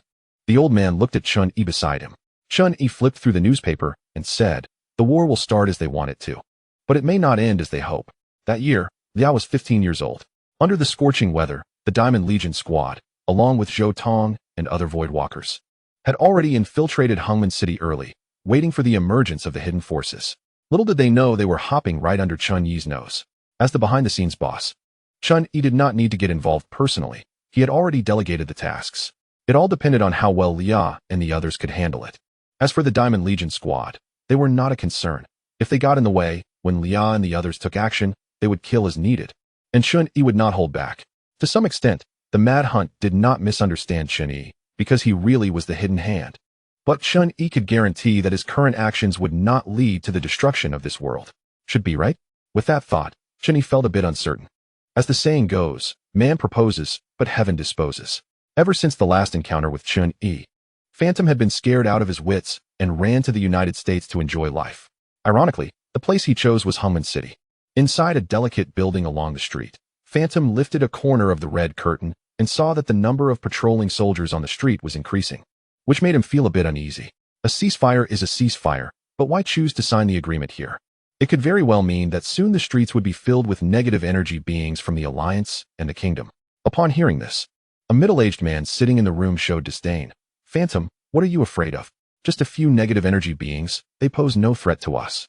Negative energy life forms can sense each other, and this middle-aged man named Volcano is the second negative energy life form to enter the real world after Phantom. Like Phantom, he found Phantom after seizing a negative energy being's body and has been staying in Hungman City ever since. After settling in Hungman City, Volcano quickly showcased his abilities, accumulating a vast amount of wealth and a high position through his power. However, for some reason, he always felt that Phantom was restless, always looking like he was ready to run away at any moment. Volcano particularly looked down on Phantom for this. Volcano said with anticipation, I actually hope to see some stronger negative energy beings. It would be perfect to seize their bodies and enhance my combat power. With such ignorance of the dangers, Phantom became even more worried. This kid has never faced death, otherwise, he wouldn't say such arrogant things. As the date for signing the agreement approached, the number of patrolling soldiers in Hungman City increased, and the vigilance became stricter. The citizens, unaware of the undercurrents, were rather excited. Until the day of the agreement signing. Dong. The solemn and deep bell rang throughout Hungman City, symbolizing peace and tranquility, as white doves flew in flocks from the sky. And the representative teams from the Alliance and the Kingdom appeared one after another. The signing location was set in the Hungman Convention Center. Although the security at the venue was very tight, the Diamond Legion squad and others still easily blended in. Zhou Tong and Xing Ku, as Voidwalkers, had been working on intelligence in recent years and were quite familiar with the characters in the two representative teams. Inside the venue, Xing Ku's gaze immediately fell on a young man in the Alliance representative team. He reminded the others through the communicator, if a fight breaks out later, be careful of that tall young man in the Alliance. He is Ackerman, the first negative energy being of the Alliance, and very powerful. Is it him? Mad Hunt knew the intelligence on this person, but it was the first time he saw him in person. Even without Xing Ku's reminder, his beast-like intuition could sense an extremely strong sense of threat from Ackerman. Zhou Tong scanned the venue, and just the visible negative energy beings exceeded 10. The faint sense of oppression made one feel uncomfortable. Each of them was not an easy opponent. Negative energy beings with a depth of 20 in the negative energy field are generally stronger than mid-level Voidwalkers. And every negative energy being in this venue is a bloodthirsty beast that has crawled out of a mountain of corpses and a sea of blood, not to be underestimated. A certain Voidwalker in the communicator expressed relief. Fortunately, the deep equations of the Alliance and the Kingdom have not yet been derived to a depth of 30. Otherwise, it would be tough.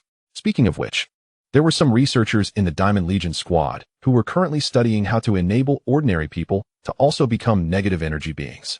Once this research succeeded, it would mean that Voidwalkers could also gain power from the negative energy field, greatly enhancing their combat power. Raccoon, who are the people behind the scenes? I don't know. Whoever starts causing trouble first later will be it. Understood. There were several people in the Alliance representative team whom Chen Yi knew. There was no need to mention Major General Kelvin. Ackerman was the first negative energy being he had created. Besides him, there were a few others who also came from his hands, while the representatives from the Kingdom were relatively unfamiliar, but they were not important. At the moment of signing the agreement, Major General Kelvin felt a bit uneasy and secretly reminded, Ackerman, stay alert. I don't know why, but I have a bad feeling. Bang. Warm blood splattered on Major General Kelvin's face. He turned his head in shock and saw Ackerman blow the head off a nearby Kingdom negative energy being. Ackerman smiled at him, then raised his bloody fist and shouted loudly, the Alliance will never compromise. Major General Kelvin finally understood why he felt uneasy. His pupils shrank, and he immediately became furious, roaring, Ackerman. He never expected that this highly decorated first negative energy being of the Alliance would cause such a big scene at such an important occasion. The Alliance will never compromise. The Alliance will never compromise. The Alliance will never compromise. Not just Ackerman. More than half of the negative energy users accompanying the Alliance's representative team immediately responded to Ackerman's rallying cry, launching an attack on the nearby Kingdom delegation.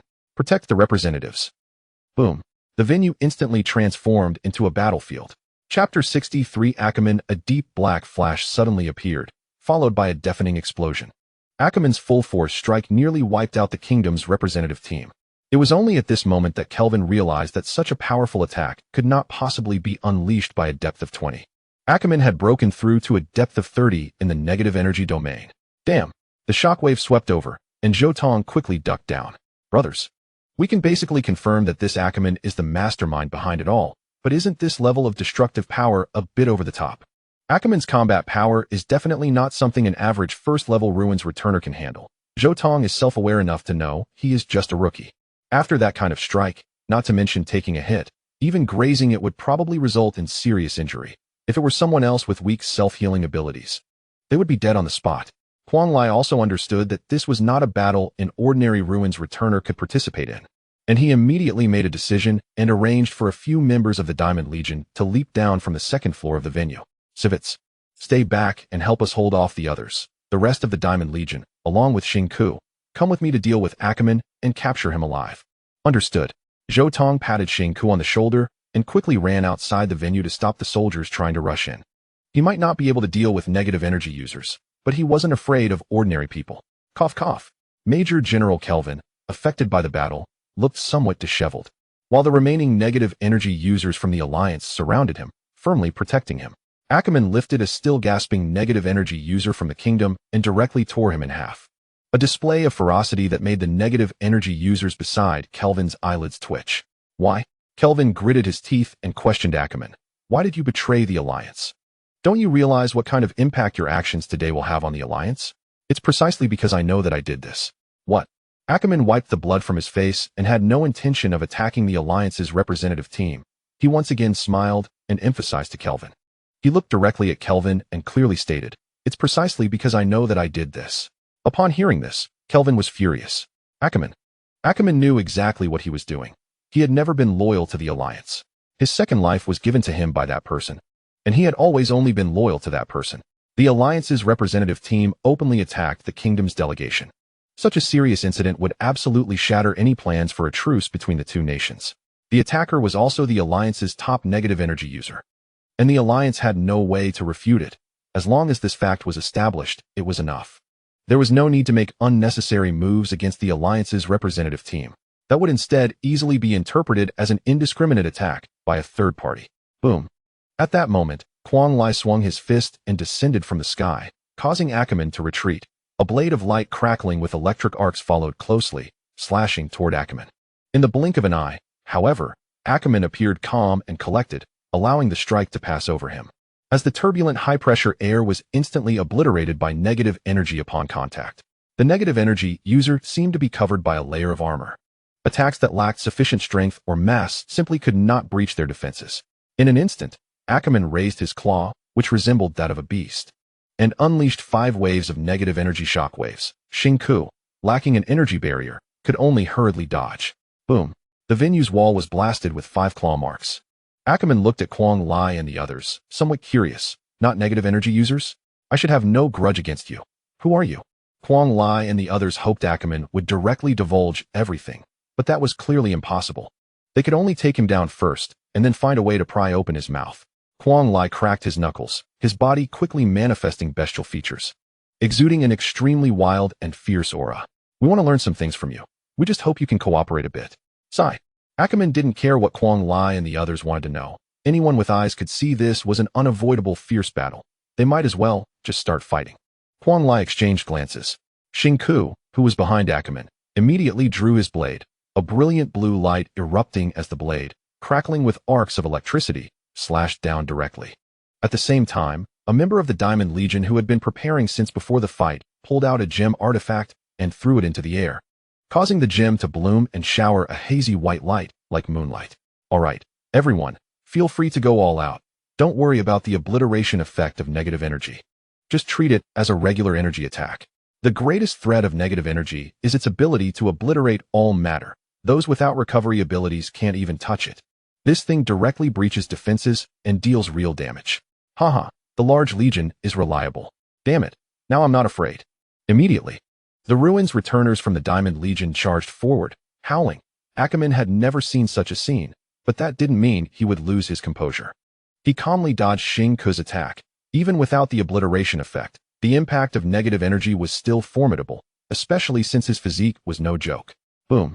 Huang Lai seized the opportunity to engage Ackerman. The clash of the two beasts was particularly brutal.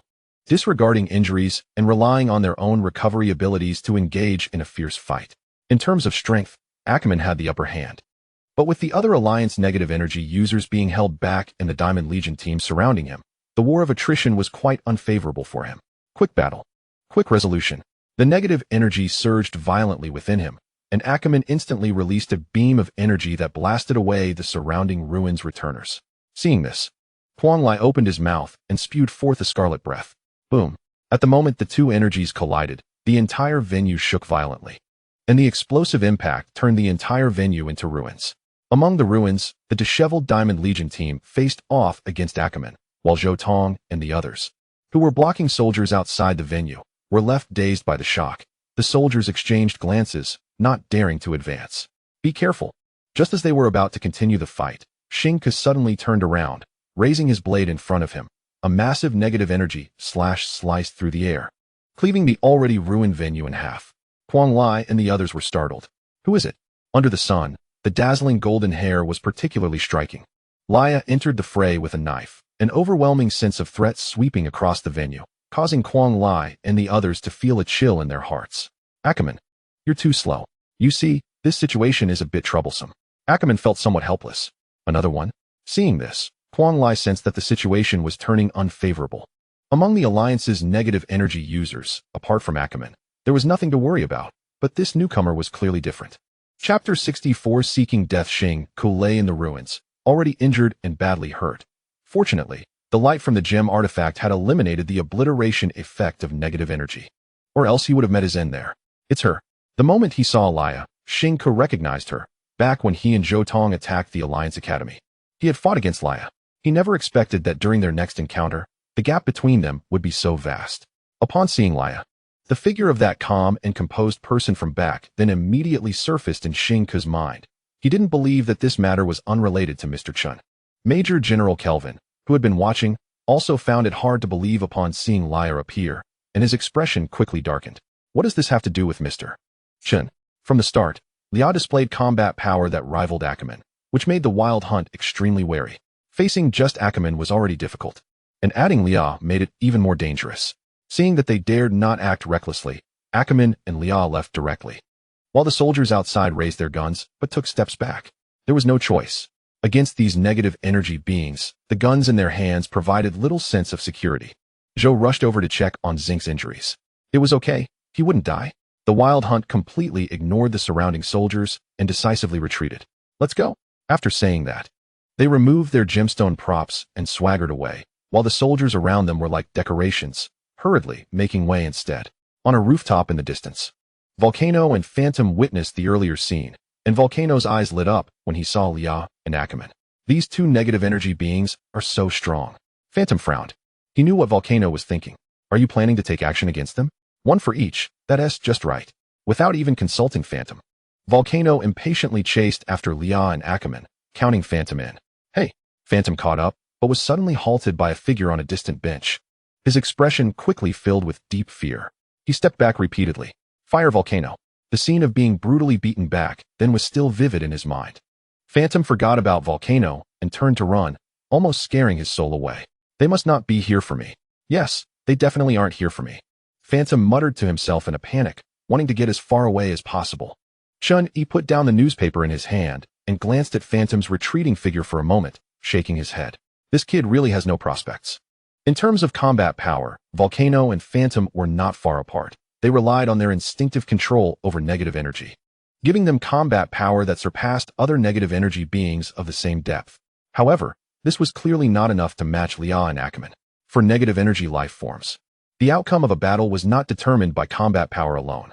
As long as they could touch the opponent, even if it was just for a moment, they could occupy the opponent's body and even read their memories. This was Volcano's reliance. Boom. Volcano charged in like a cannonball, blocking Liao and Ackerman's path. Wearing a smile that seemed to indicate he had succeeded, recklessly pouncing towards the two. Seeking death. Both Liao and Ackerman possessed top-level combat awareness, and without any hesitation, they launched lethal moves at Volcano. The scene that Volcano anticipated did not occur. The two suddenly retreated to create distance. Ackerman decisively unleashed a blast of negative energy that sent Volcano flying, and then a slashing attack instantly cut Volcano in half. Blood splattered. Volcano was vertically sliced in two, his face frozen in a look of ecstasy. Liao sheathed her weapon. A negative energy life form? I thought keeping you around would be somewhat useful. But I didn't expect you to come here to seek death. Then I'll just take care of you." As she spoke, she released negative energy to obliterate Volcano's corpse completely. It was only at this moment that Volcano felt terror. He didn't understand why Leon knew his identity. He had thought that even if he failed, he could pretend to be dead and escape, but unexpectedly, he had plunged headlong into the guillotine. This was just a shell. Volcano's true body had not died. However, if the body was completely obliterated and he lost his hiding place, he would immediately be exposed in this world, leading to his annihilation and complete death. A mass of negative energy emerged from the corpse, and Volcano begged for mercy in terror. Only then did he understand why Phantom was so wary of the real world. It must be because this kid had also been dealt with by someone in the past. "Don't kill me." With no time to ponder why the other party knew his identity, Volcano only wanted to survive. "As long as you don't kill me, I can agree to anything." No need. There was another negative energy life form in the real world. Since this one was seeking its own death, Liao would oblige him. No matter how Volcano begged for mercy, she still obliterated his body completely. After the hiding body ceased to exist, a mass of black negative energy was completely exposed to the air, quickly being annihilated and disappearing. All that was left was Volcano's scream. Ackerman was somewhat surprised. A peculiar life form.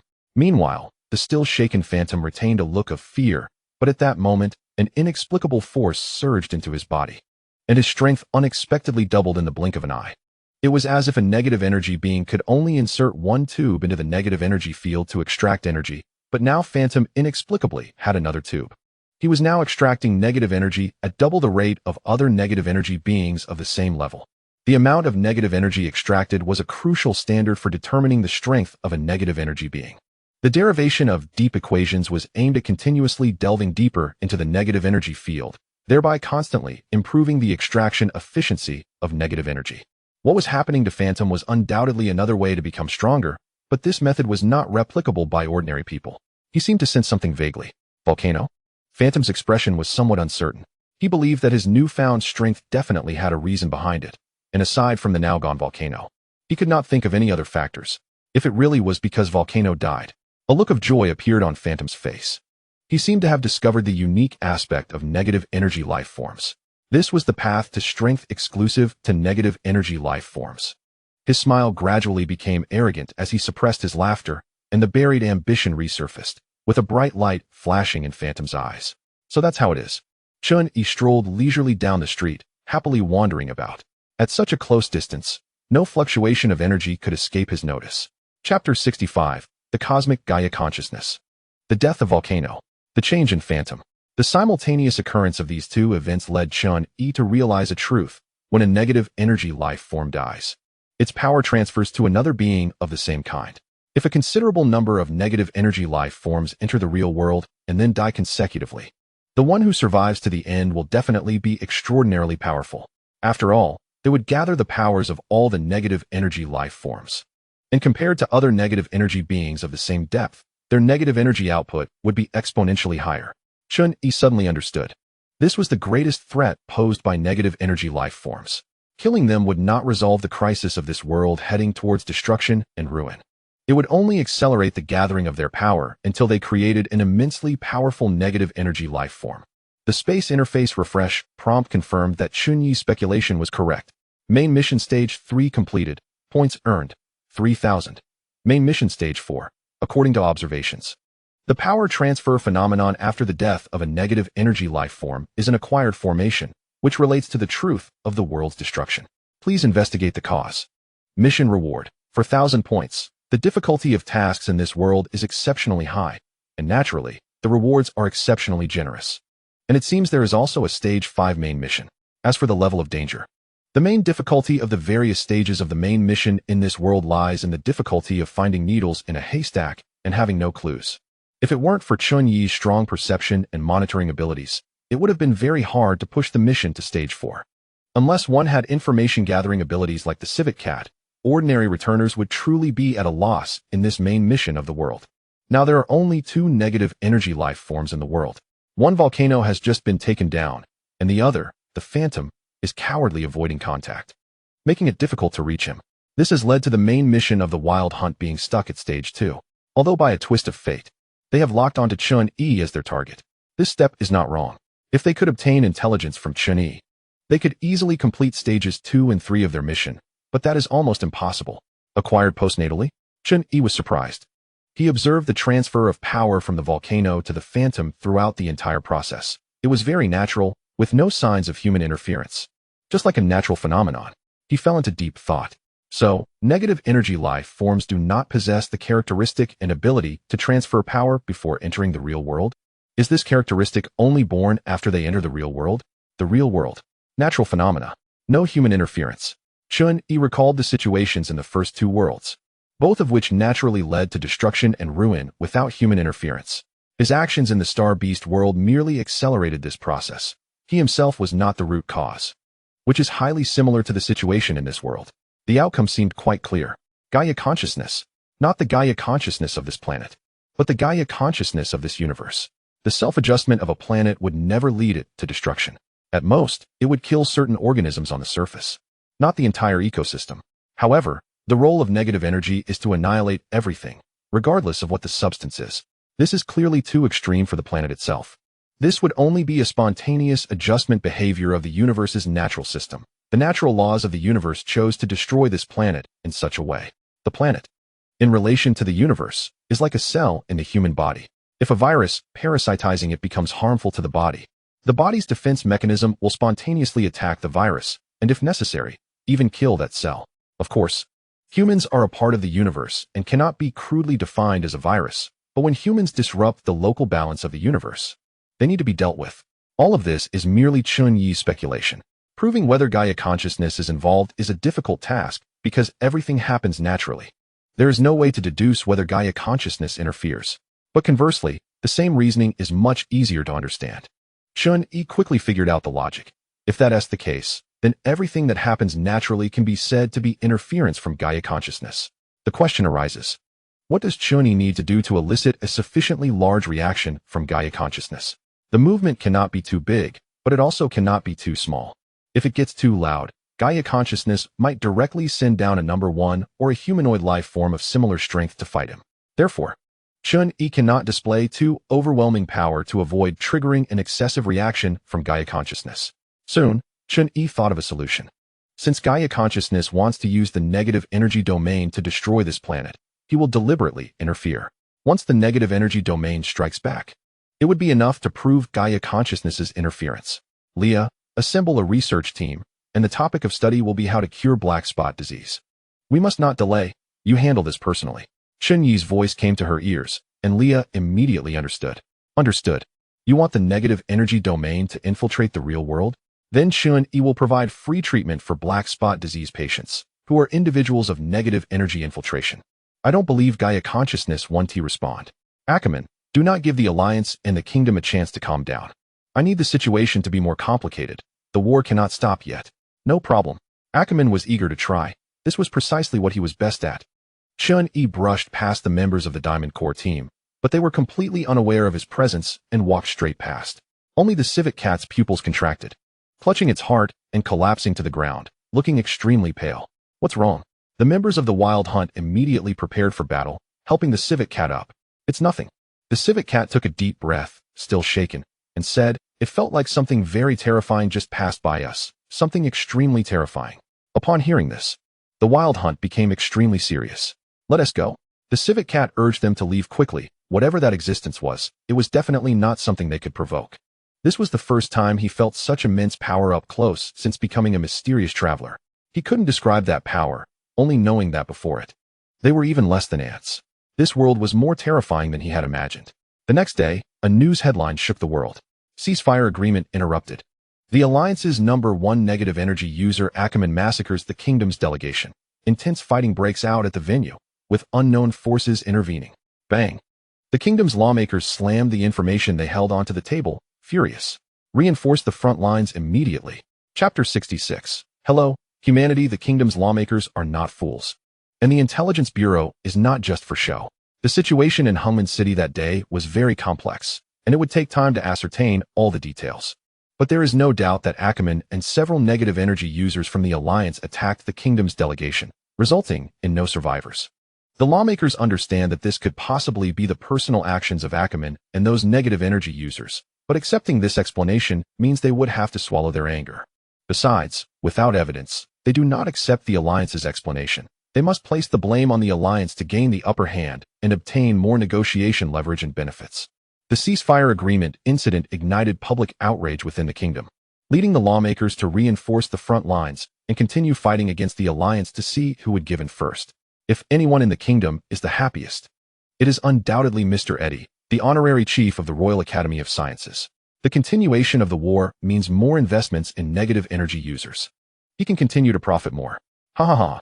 Eddie looked at the negative energy users lying in the experimental chamber, grinning from ear to ear. This is the best investment I've made in my life.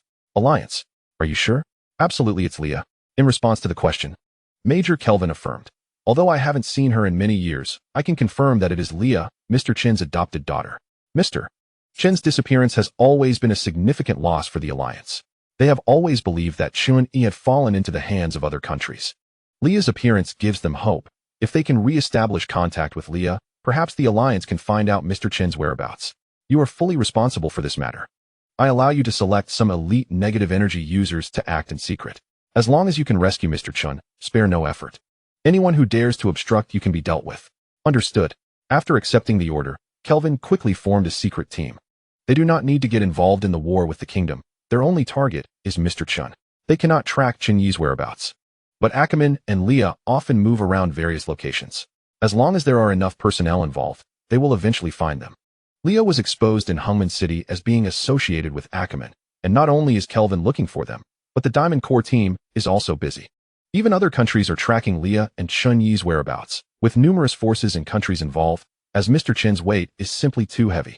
Furthermore, the Alliance especially wants to understand why Leah and Ackerman would want to disrupt the signing of the ceasefire agreement, and who the mastermind behind the orders to them is. Could it be Mr. Chen?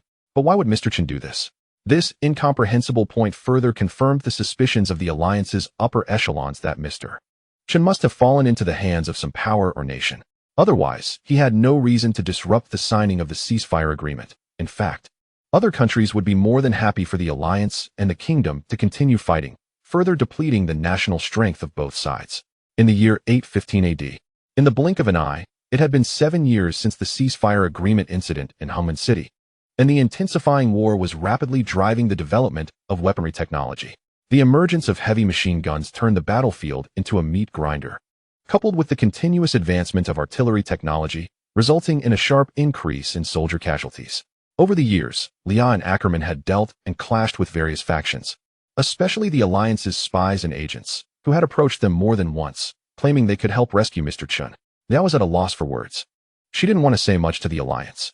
Additionally, over the 7 years, following the Phantom and Volcano, an increasing number of negative energy life forms had entered the real world from the negative energy domain. Many negative energy users suffered, as the negative entities that occupied their bodies mostly gathered in the United States, causing it to gradually become the stronghold of negative energy life forms. That year, a mathematician from the Alliance's Mathematics Institute laughed out loud, holding up a notebook filled with derivations. I figured it out, I derived it. I have derived the depth equation to 40.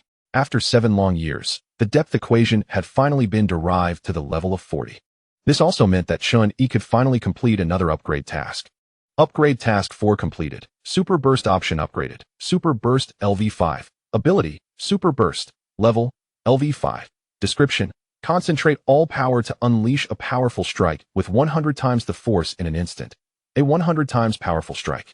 To be honest, Chen Yi really wanted to find a place to test the power of this strike, considering the noise it would undoubtedly create. He decided to hold off for now.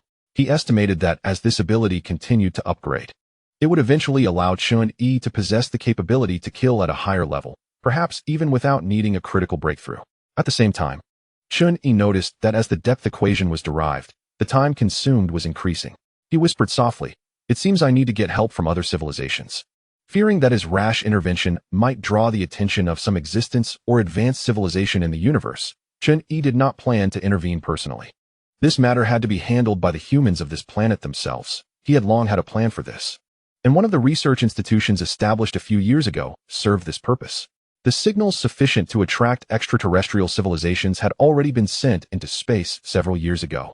But even the staff within this institution did not believe their signals could be received by extraterrestrial civilizations. They didn't even know who their boss was. Another boring day. In a secluded forest, a tall signal transmitter stood, and a man and a woman sat at the control console, idly checking the signals. The once young man was now slightly balding, and he weakly complained, "Sitting here every day is going to make me moldy." The woman beside him didn't have much of an opinion. In such an environment, finding such a leisurely job was something to be grateful for, at least here. They didn't have to worry about where their next meal was coming from. That's true. Do you think what we're doing is meaningful? What do you mean? The man had no sense of the distant cosmic starry sky. I don't believe there are civilizations in the universe other than humans. Perhaps this is just our wishful thinking. Bang! As the man continued to ramble, the woman suddenly stood up, startled, as she glanced at the control console, causing her chair to fall to the ground with a loud noise. "What's wrong?" the man asked in confusion. Then his pupils contracted, and his scalp tingled. Zzz, a distant signal responded to them from outer space, translated by the signal receiver after traveling light years, appearing on the display. "Hello? Humans." Chapter 67. Finally meeting the research team secretly controlled by Chen Yi possessed technology far beyond the current era. As long as he explained the principles and structures, he could instantly create any machine. The energy under his control could be converted into any substance. He could even form neutron stars and black holes, let alone ordinary machines. Based on this, the research team quickly made progress in studying black spot disease, finding a way to permanently eliminate negative energy erosion in black spot disease patients with little effort. Each patient cured was equivalent to sealing a hole through which negative energy fields had infiltrated and eroded the real world. Chen Yi did not believe that Gaia's consciousness would remain indifferent. It was easy to encounter black spot disease patients in daily life. Globally, their numbers were vast, and it remained an incurable disease that no one wished to suffer from. Those who could become negative energy users were ultimately a minority. The vast majority were ordinary people. And when faced with the chance to completely cure themselves, ordinary people were ecstatic. Years ago, a research institution in a neutral country announced that they had developed technology to cure black spot disease, leading to a steady stream of black spot disease patients seeking treatment. Chen Yi watched everything from the shadows, and all the plans were progressing smoothly according to his arrangements. The dim building was already empty, and an alliance spy sneaked in, starting to search around for clues. Creak! Zhou Tong barged in, and the spy searching for clues bumped into him, instantly relaxing upon recognizing a familiar face. It's rather interesting. Zhou Tong was a double agent, holding an identity as a kingdom spy while also being an alliance spy, able to thrive in both environments. The Wild Hunt had been pursuing Chen Yi's whereabouts for years, and it made no sense to rely solely on the civic cat for information. Other returnees were also using various means. The spy shook his head at Zhou Tong. "We're too late." Sigh. Zhou Tong let out a long sigh, another futile effort. At that moment, a message came through the communicator. "Wild Hunt, the civic cat has a lead, and also, the experiment has made breakthroughs. Return quickly to undergo the negative energy user experiment and boost your combat power." Received. That's good news. Zhou Tong's mood brightened instantly. Black spot disease patients wanted to be cured, while returnees were trying to contract black spot disease to become negative energy users through the experiment. As the combat power of negative energy users increased, the returnees seemed somewhat inadequate, but as long as they could become negative energy users, the combat power issue would be easily resolved. Even now, he could not forget the sense of oppression Ackerman had given them during the battle in Hongmen City and Lia. Just the two of them made their group of returnees dare not act rashly. It was too frustrating. The Diamond Legion team assembled, and within a month, Wild Hunt, Zhou Tong, and Xingku all underwent the negative energy user experiment and successfully became negative energy users. With the intelligence they had, they easily obtained the results of the depth equation derivation to 40, achieving the combat power of the first echelon of negative energy users.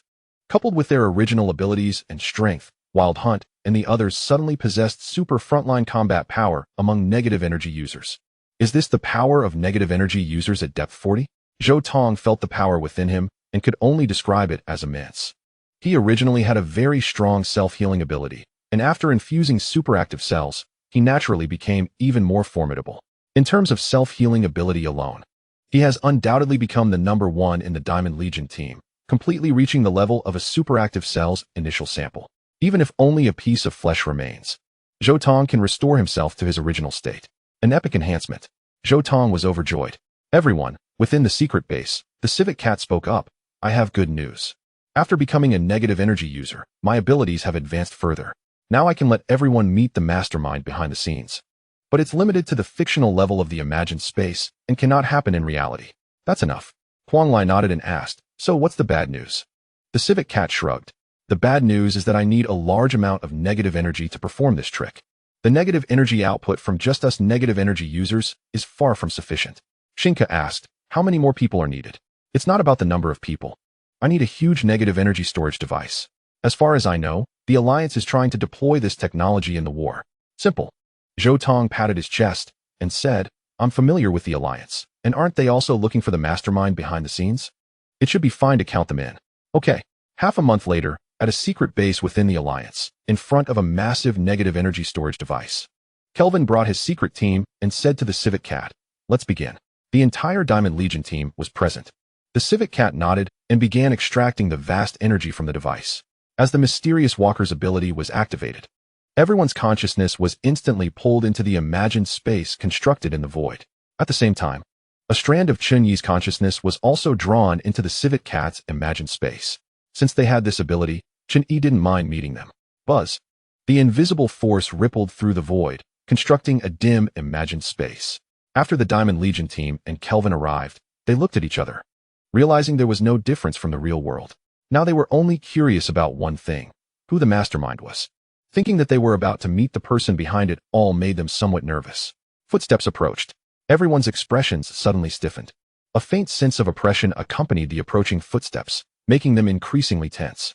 This was not a psychological effect, but a tangible energy pressure. The civet cat, Huang Lai, and Zhou Tong, who had a strong sense of danger, felt like startled cats, feeling an intense chill. The ordinary person, Major Kelvin, was relatively dull in perception but still watched the dim space before him with great vigilance, and then his pupils gradually constricted until a figure entered his line of sight. Chen Yi smiled. "Finally, we meet, everyone." Mr. Chen. Kelvin couldn't believe it, including himself. The Alliance had always thought Chen Yi was being controlled and had no agency. They never expected he was the true mastermind. Thud, thud. The civet cat reacted even more strongly. The moment he saw Chen Yi, he covered his heart and knelt on the ground, looking extremely terrified. "Everyone, I might have made a mistake. It seems we have offended an incredible existence." Chapter 68, Witnessing Destruction Crack.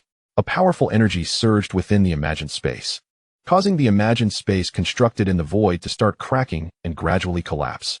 This was a huge problem. Although the civet cat could spy on various information in the void, this information was discontinuous. He knew that there were quite terrifying figures in this world, but he didn't know that it was the mastermind behind this planet, and the probability was too small, until a familiar feeling once again pierced through his senses. He realized they were targeting an absolutely formidable and terrifying existence. "Mr. Chen, why is it you?" Ignoring the Diamond Legion team's terror, Major Kelvin darkened his face and questioned Chen Yi. "You're the one who disrupted the signing of the truce agreement, right? Why did you do this?" "Major Kelvin. Long time no see." Chen Yi nodded to Kelvin without answering his question. Instead, he turned to Huang Lai, Zhou Tong, and the others, admiring, "You really are capable." Saying this, he glanced at the civet cat. The causal ability is indeed very useful. Suppressing the beastly instinct of fear, Huang Lai gritted his teeth and said, "Mr. Chen, we mean no harm. We just hope to gather some information from you. I know, if they had malicious intent, they would have been dealt with by Chen Yi long ago." Chen Yi thought for a moment. "I have some matters to attend to. How about this? I'll give you a chance. If you can defeat me here, I'll give you the information you want." "You're joking." Zhou Tong forced a smile, wiping the cold sweat from his forehead, thinking that this imagined space was too realistic, exactly like the real world. If his sense of crisis could be converted into electronic signals, it would definitely be ringing like an alarm right now. The pressure from Chen Yi was indeed too strong. Chen Yi raised a finger. "I'll only use 1/1,000,000th of my power. How about that?" Saying this, Chen Yi converged the energy he was releasing, and the sense of oppression in the imagined space instantly disappeared. Xingku immediately drew the long knife at his waist. "Are you sure?" "Of course." In an instant, the knife light burst forth with azure arcs of electricity, and Xingku slashed down in a split second. Huang Lai and the others understood they only had one chance, and they all acted in the blink of an eye. However, their opponent was Chen Yi. Even if he only used 1/1,000,000th of his power, it was still energy on the level of thousands of stars, far beyond what Huang Lai and the others could resist. None of them could even explode a star.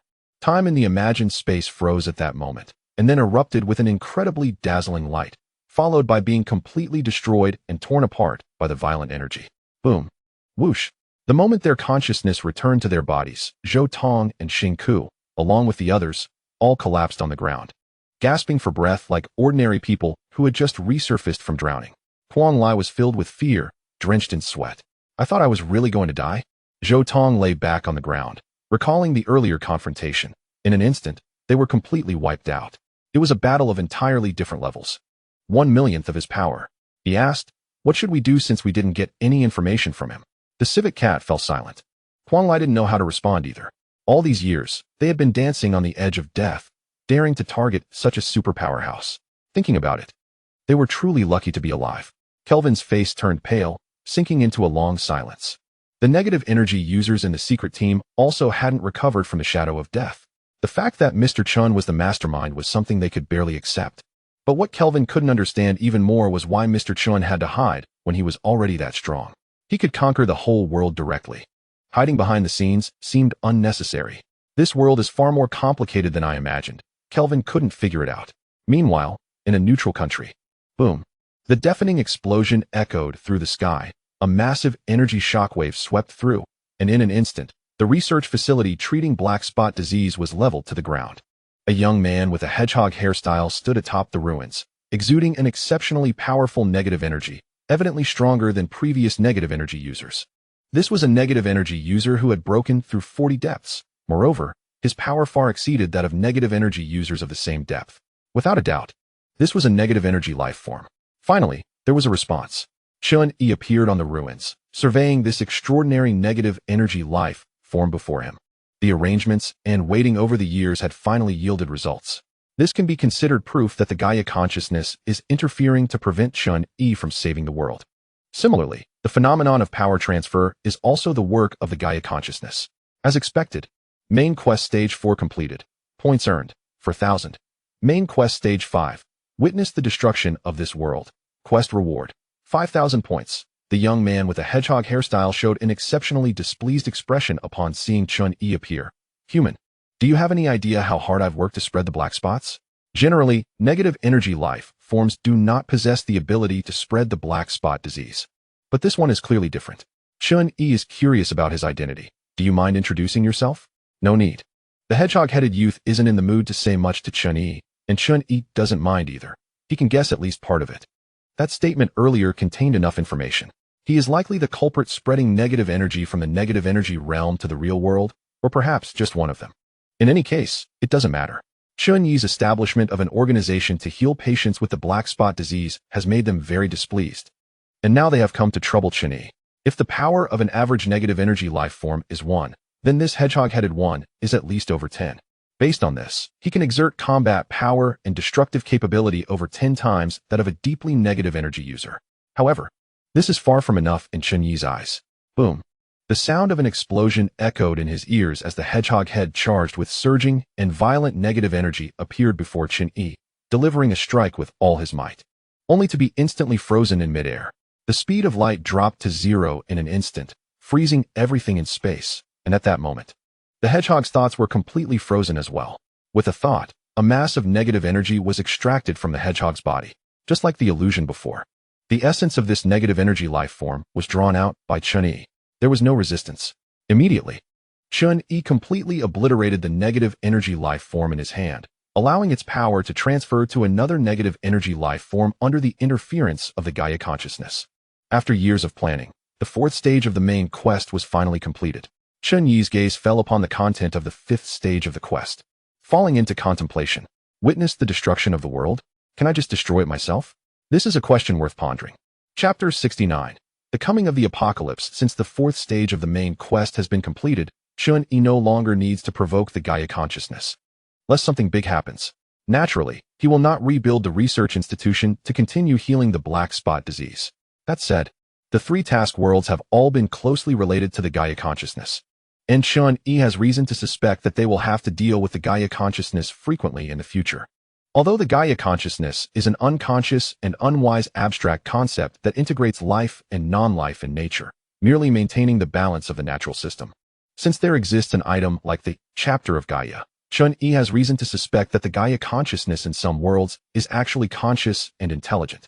Just as the star spirits are manifestations of cosmic energy, in the countless levels of worlds and universes, miracles are bound to happen. Chen Yi knows that as he rises in level, he will eventually encounter such advanced beings. On the other side, in the United States, the Phantom is secretly planning to eliminate a certain kindred to gain their power, only to sense a surge of power entering his body, causing him to be astonished. What's going on? Since discovering the phenomenon of power transfer among negative energy life forms, he has spared no effort to become stronger, secretly eliminating quite a number of negative energy life forms. As he expected, the powers of those eliminated kindred were transferred to him nearby, resulting in his current power being several times greater than that of a deeply negative energy user. With this newfound advantage, he now possesses over 20 times the power. But it's still not enough. If he wants to take revenge on someone, this is far from sufficient. Chen Yi is the greatest shadow in Phantom's heart. The rise in power comes with an expansion of ambition. Upon discovering that he has a chance to turn the tables, the fear he once felt has transformed into hatred. One day, he will make that person feel what despair truly is. He will return to that person the fear he once experienced tenfold, 100-fold. A look of hatred flashed in his eyes as Phantom walked toward a negative energy life form that had just entered the real world. Brother, welcome to the real world. The year 820 AD. In this year, the world is still engulfed in war. Following the heavy machine gun, another revolutionary weapon has appeared on the battlefield, the airplane. The roar of propellers cuts through the air above as fighter planes serve both reconnaissance and transport functions, while also being able to drop ammunition for long-range bombing. The front lines have therefore been stretched even further. In the Green River, the sounds of artillery from the Alliance and the Kingdom are incessant. When a shadow descends from above, the soldiers initially think it is a fighter plane passing overhead. However, when they look up, they see a gigantic object sparking as it slowly breaks into the atmosphere, like a mythical leviathan, appearing and disappearing in the sea of clouds. The gunfire gradually ceases, and the soldiers stare in awe. What is that? A space battleship? Chen Yi gazes at the descending cosmic battleship from a distance. With no space defenses, the enemy has directly and unceremoniously broken into the atmosphere. Finally, it has arrived. This is a day that will be recorded in history. On this day, the warship of the Centaur civilization, after years of traveling at light speed, has finally descended upon this planet. On the warship, the captain of the Centaur civilization's Alpha battleship looks at the still electric age human civilization and sighs. What a backward civilization. He doesn't quite understand where such a backward civilization finds the courage to announce its existence in the universe. Perhaps it is to prove its own sense of existence? If that is the case, then this civilization must be ignorant and arrogant to a certain degree. Because of ignorance, they are unafraid, and because of arrogance, they face extinction. An electric civilization against an interstellar civilization is a war with no chance of winning. The Centaur civilization can conquer this planet with just one battleship. Even though the individual powers of the Centaur civilization cannot match the negative energy users, in front of the Centaur civilization's battleship, human civilization trembles in fear. In terms of civilization level, human civilization holds no value against the Centaur civilization, but the Centaur civilization is very interested in the technology of transforming negative energy users. The strength of individual power can compensate for the shortcomings of the Centaur civilization to a certain extent, and they covet the endless energy in the negative energy realm. Without breaking a sweat, the Centaur civilization obtained all of humanity's technology regarding negative energy users and the negative energy realm, and then transmitted it back to their home planet via quantum communication. They spent several years traveling from the Centaur civilization to this planet. But quantum communication requires not even a second. It is an instant communication technology that ignores distance. The Centaur civilization is one that is keen on conquest and expansion, thus possessing a vast colonial territory. Within several light years, there are colonial planets of the Centaur civilization, forming a massive interstellar civilization built through quantum communication. Based on the Centaur civilization's advanced mathematics and quantum computing, they can derive deep equations much faster than human civilization. In just a few days, the deep equations were derived to a depth of 50, and in less than half a month, they reached a depth of 60. Chen Yi's interface subsequently displayed prompts. Upgrade task 5 completed. Super eruption option upgraded. Super eruption LV6. Upgrade task 6 completed. Super eruption option upgraded. Super eruption LV7. Ability. Super eruption. Level. LV7. Description. Concentrate all power to unleash a powerful strike with 500 times the strength in an instant. A full power strike with 500 times the strength. Furthermore, in the past 5 years, the number of negative energy life forms entering the real world has increased explosively, not just by the hundreds, but by the thousands. Until half a year ago, it abruptly stopped, as if the negative energy realm had been emptied. and no more negative energy life forms were seen entering the real world. The massive influx of negative energy life forms would undoubtedly cause great chaos, and in addition, it fed the Phantom. This guy had already eliminated hundreds of his kind, and now possessed power hundreds of times greater than that of other deeply negative beings. So strong that he could hardly contain his urge to seek revenge on Chen Yi. Until one day, the Phantom gathered the power of 1,000 negative energy life forms. As if crossing a critical point, this power could no longer be hidden. Boom! The surging energy shot into the sky, and the astonishing negative energy annihilated everything, giving birth to a super negative energy life form. The space within the planet instantly collapsed, and the negative energy realm was completely connected to the real world through the Phantom, with immeasurable negative energy flooding into the real world like a burst dam. The apocalypse had arrived. Chapter 70. The beginning of the fierce battle rumble. The overwhelming negative energy surged out from the negative energy realm, annihilating all matter in its path, creating a doomsday scene in the sky and on the ground. The turbulent energy swept through the clouds, thunder rumbled, and dark fog spread, gradually causing everything on the planet to disappear. This was somewhat unexpected for Chen Yi. Looking at the apocalyptic scene before him, he said, "I can understand the trigger is that kid Phantom, but the apocalypse came a bit too quickly." He thought at least he would have to wait for the Phantom to gather the power of all negative energy life forms before the apocalypse would arrive. He didn't expect that just 1,000 would be enough. Haha. Ackerman laughed and said, "This is truly spectacular." Buzz.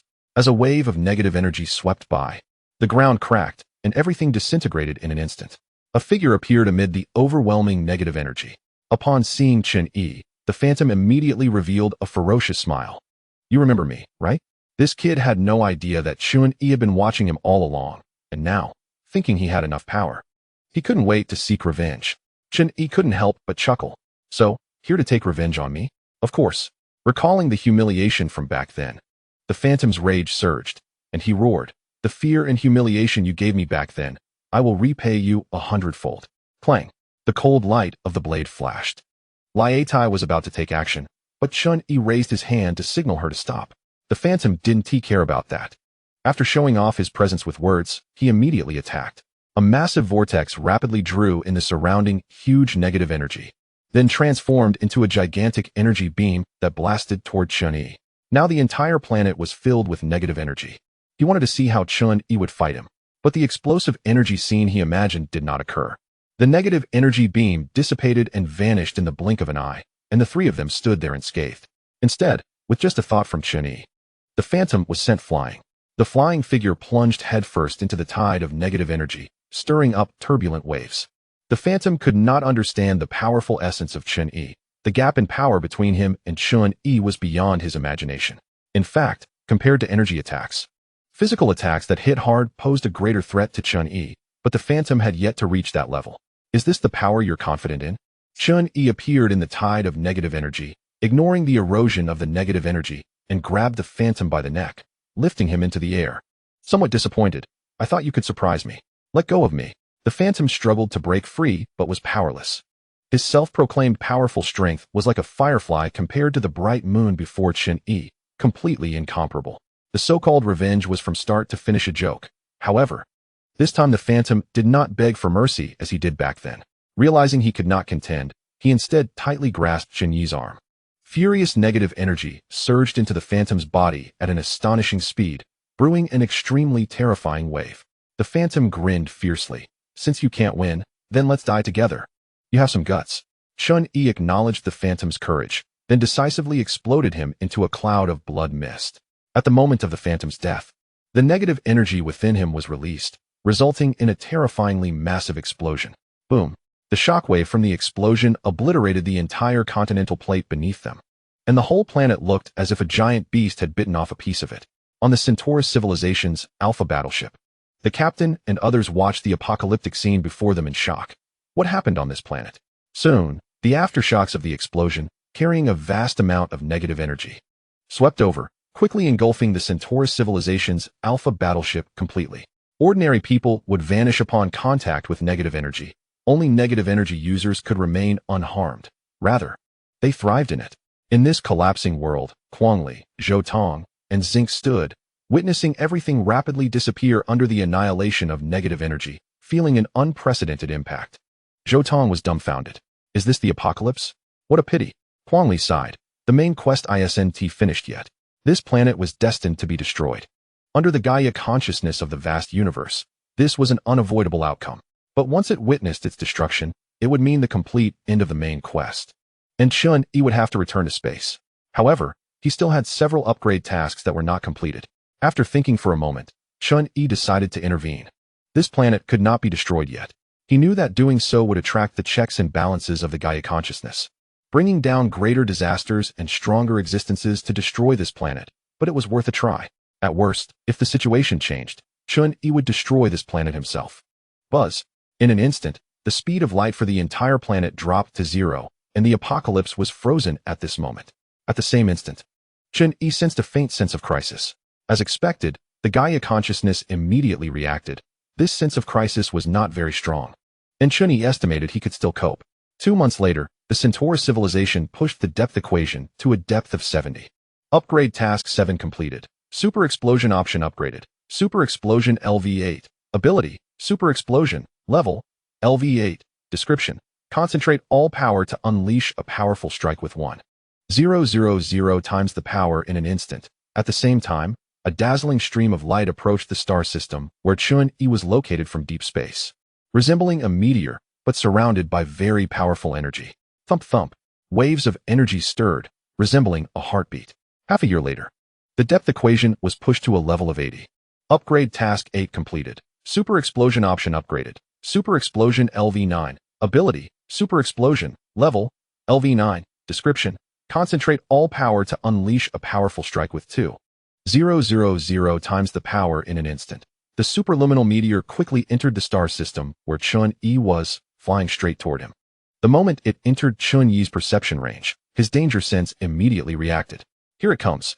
Instantly, he flashed his figure, teleporting 5,000 light years to the front of the meteor, and the vast star power instantly transformed into infinite resistance, forcibly pulling the meteor out of its superluminal state. Without hesitation, Chen Yi struck out with a blow of immense power at the speed of light, and an incredibly dazzling light erupted in the universe. Following that, the residual power of the stars spread out, turning into a large expanse of photons that filled the cosmic starry sky, washing over everything. Chapter 71 Starry Sky Battle. Since it had already entered the final stage, Chen Yi no longer had to hold back.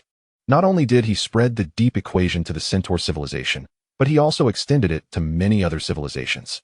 As a result, the speed of deduction was naturally greatly enhanced. To avoid these civilizations being affected, he took the initiative to engage in battle, keeping the battlefield as far away from them as possible. In the deep space of the universe, 5,000 light years away from the Centaur civilization, a dazzling light burst forth, and Chen Yi's unparalleled strike directly evaporated the entire asteroid along with the cosmic life forms inside it. However, things did not end so simply. Buzz. As if time were flowing backward, the energy in the starry sky rolled back, and in an instant, an asteroid-shaped life form reformed. The unknown life form stretched its curled body, revealing a terrifying giant beast. Roar. A violent roar stirred energy ripples in the cosmic starry sky, and the sound of all things conveyed the information contained in this roar to Chen Yi's mind. Life. Destruction. Chen Yi's expression hardened. This giant beast from the starry sky seemed to be somewhat difficult to handle, as it possessed an indiscriminate malice towards life and an immensely powerful instinct for pure destruction. This was a beast of battle and destruction that was almost devoid of rationality, and most critically, this beast's energy was not inferior to Chen Yi's. The moment its violent gaze locked onto Chen Yi, the giant beast lunged at him at the speed of light, following its battle instincts. Chen Yi decisively froze the surrounding space-time, but it had no effect on the giant beast. It was evident that this giant beast could manipulate stellar energy. Even if it did not have the ability to control stellar energy, it must have the ability to control light. Otherwise, it would not have been able to resist this move. The giant beast ruthlessly attacked, delivering an infinitely powerful blow to Chen Yi. Although it sent him staggering back, it could not break through his defenses. Chen Yi's body was composed of unknown substances within the Planck membrane, giving him nearly limitless defensive power. In close combat, Chen Yi held a significant advantage. A star along the way was pierced through, and the star material ejected turned nearby planets into scorching red magma planets in an instant. The overwhelming stellar energy dissipated the force, and Chen Yi halted his movement. Then, with a punch, he smashed half of the giant beast's body into a mist of blood. Blue flesh and blood flew through the starry sky, but the giant beast, with only half of its body remaining, surprisingly could still survive. Opening its mouth to unleash an energy shockwave that engulfed Chen Yi, the brilliant light radiated out, and the energy shockwave struck Chen Yi's body, dispersing like dazzling fireworks. Causing no harm at all, a neutron star was hit by the splattered energy and instantly exploded into countless fragments that scattered into the deep space of the universe. Chen Yi, with his indestructible physique, braved the energy shockwave and swam upstream, forcibly twisting off the giant beast's head and tearing it in half. Compared to the giant beast, Chen Yi's combat was more brutal. The giant beast's flesh floated in the cosmic space, and after a long silence, Chen Yi stared at the beast's corpse and head, not daring to let his guard down. Dead. Thump, thump. Suddenly, the energy in the starry sky rippled, followed by a rhythmic pulse like a heartbeat. And the giant beast's corpse exploded into a mass of energy, rapidly rolling back, reenacting the previous scene. It was going to revive again. Chen Yi furrowed his brow. This was going to be endless. He quickly gathered vast stellar energy in his hands and, at the fastest speed, shaped a black hole. The energy mass of the giant beast that was reviving was thrown into the center of the black hole, and the powerful gravitational force instantly tore the energy mass apart, completely shattering it at the level of fundamental particles. Atoms were squeezed into a mass of neutrons by the immense gravity at the center. And then the neutrons continued to be crushed into more fundamental quarks, and then the quarks were further shattered. However, what happened next left Chen Yi somewhat helpless. The giant beast actually managed to revive even after being reduced to the most basic information state. And it crawled out from the center of the black hole with an even fiercer and more powerful posture. Roar! The violent energy tore apart the black hole, and the energy of the cosmic starry sky surged, presenting a distorted scene, with endless malice continuing to follow its instinct for destruction, locking onto Chen Yi. The giant beast charged at him again.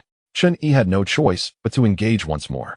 The ultimate power and ultimate body collided fiercely. Unfortunately, Chen Yi discovered that the giant beast had actually evolved. Its body strength was even more formidable than before. Even so, in terms of physical strength, Chen Yi, as a plank membrane life form, still held the upper hand. Evolution or not, Chen Yi could still beat this giant beast. At extreme speed, Chen Yi and the giant beast skimmed over the surface of a supergiant star, and the shockwave from their battle blew half of the supergiant star apart. On a life planet, intelligent life forms still in their primitive era looked up at the sun in the sky gradually extinguishing, and then they, along with the planet, turned into cosmic dust. Boom. Chen Yi smashed the giant beast's head into the planet, causing the entire planet to explode, with a large amount of material being scattered into the cosmic space. Roar. The intense pain stimulated the giant beast's nerves, and Chen Yi ripped off one of its arms, and they only stopped when they crashed into the surface of a star. On the scorching surface of the star, Chen Yi casually discarded the giant beast's arm and said, "I want to see how far you can evolve." Not far away, a spaceship was parked nearby, and the huge energy reaction immediately caught the crew's attention until they locked the scene onto the surface of the nearest star. The crew was instantly horrified. "Captain, there are signs of life activity on the surface of the star. The energy reaction is extremely strong." Before the spaceship could react, Chen Yi and the giant beast had already vanished from sight, and the terrifying power of their light-speed battle directly blew the entire star apart. The dazzling fireball welcomed its grandest funeral, scaring the crew on the spaceship so much that they fled in a panic.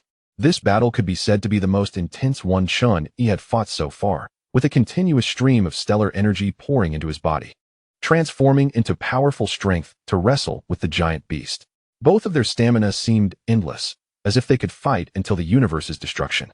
They destroyed countless celestial bodies along the way, and relying on his powerful physique, Chen Yi killed the giant beast time and again, only for the giant beast to revive again and again, its ever-evolving body strength continually approaching Chen Yi's physical strength until it completely surpassed it. Once again, the giant beast revived, and its terrifying body strength had already surpassed that of Chen Yi's plank membrane life form. Under normal circumstances, Chen Yi could no longer break through its defenses. However, only under normal circumstances. Roar. The violent aura swept across the starry sky, and the response to the giant beast's roar was an even stronger force, as infinite light burst forth from Chen Yi's body. The terrifying power erupted suddenly. Critical breakthrough. Chapter 72 Death Evolution. Ability. Critical breakthrough. Level. None. Description. Duration of 1 minute. Overdrawing power for the next 30 days, temporarily breaking through to a higher level, but unfortunately, it can only break through to the 6th level at most. Otherwise, its value would be far beyond this. A terrifying power strong enough to shake the entire star system swept through, and the ocean of stellar energy boiled endlessly, with an extremely dazzling light exploding in the deep space. At this moment, Chen Yi's power had already leaped to the 5th level, and the power he possessed could easily destroy this star system, which had a diameter of 100,000 light-years.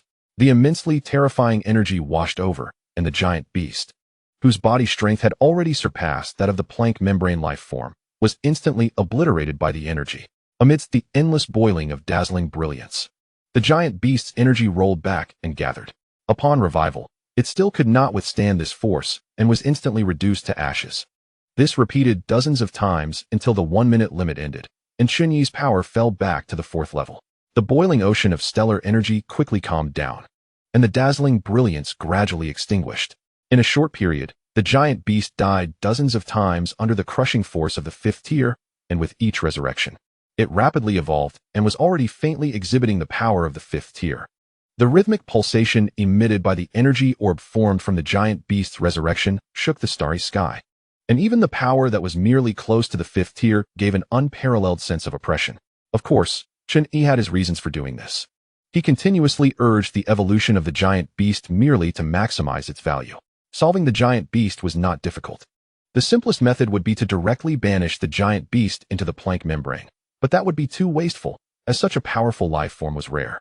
Wang Ke, who had long been waiting, appeared at Chen Yi's side like a shadow. At Chen Yi's command, it immediately opened its mouth and swallowed the giant beast in its resurrected state. Instantly, Wang Ke digested the giant beast, sharing an incredibly terrifying surge of power that flooded into Chen Yi's body. Enhancement successful. Star Beast LV-18. Star Spirit LV-18. The upgrade from LV-16 to LV-18 was a significant enhancement, expanding Chen Yi's perception radius from the original 5,000 light-years to 20,000 light-years. Most importantly, now he could transmit his will to the stars with just a thought. His will was the will of the stars.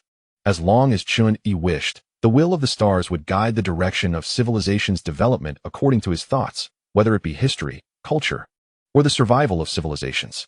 Of course, the stars did not possess wisdom or true consciousness. The so-called will here was actually the same abstract concept as the Gaia consciousness. Chen Yi's will would naturally influence the development and operation of civilizations and the starry sky as a natural law, within a radius of 20,000 light-years. He was a true god, but the harvest did not stop there. A burst of light appeared before Chen Yi. Acquired ability, death, evolution. Ability, death, evolution. Level, none. Description, each death will significantly enhance the power of one of your weaknesses, provided that you possess the ability to resurrect. It was another ability without a level. Without hesitation, Chen Yi immediately mastered this ability. Mastered ability, death, evolution. It was a pity that he did not obtain the infinite resurrection ability of the giant beast. For now, Chen Yi only had the star spirit's Shinnik resurrection technique to make do with, unless he had a sufficiently reliable resurrection ability.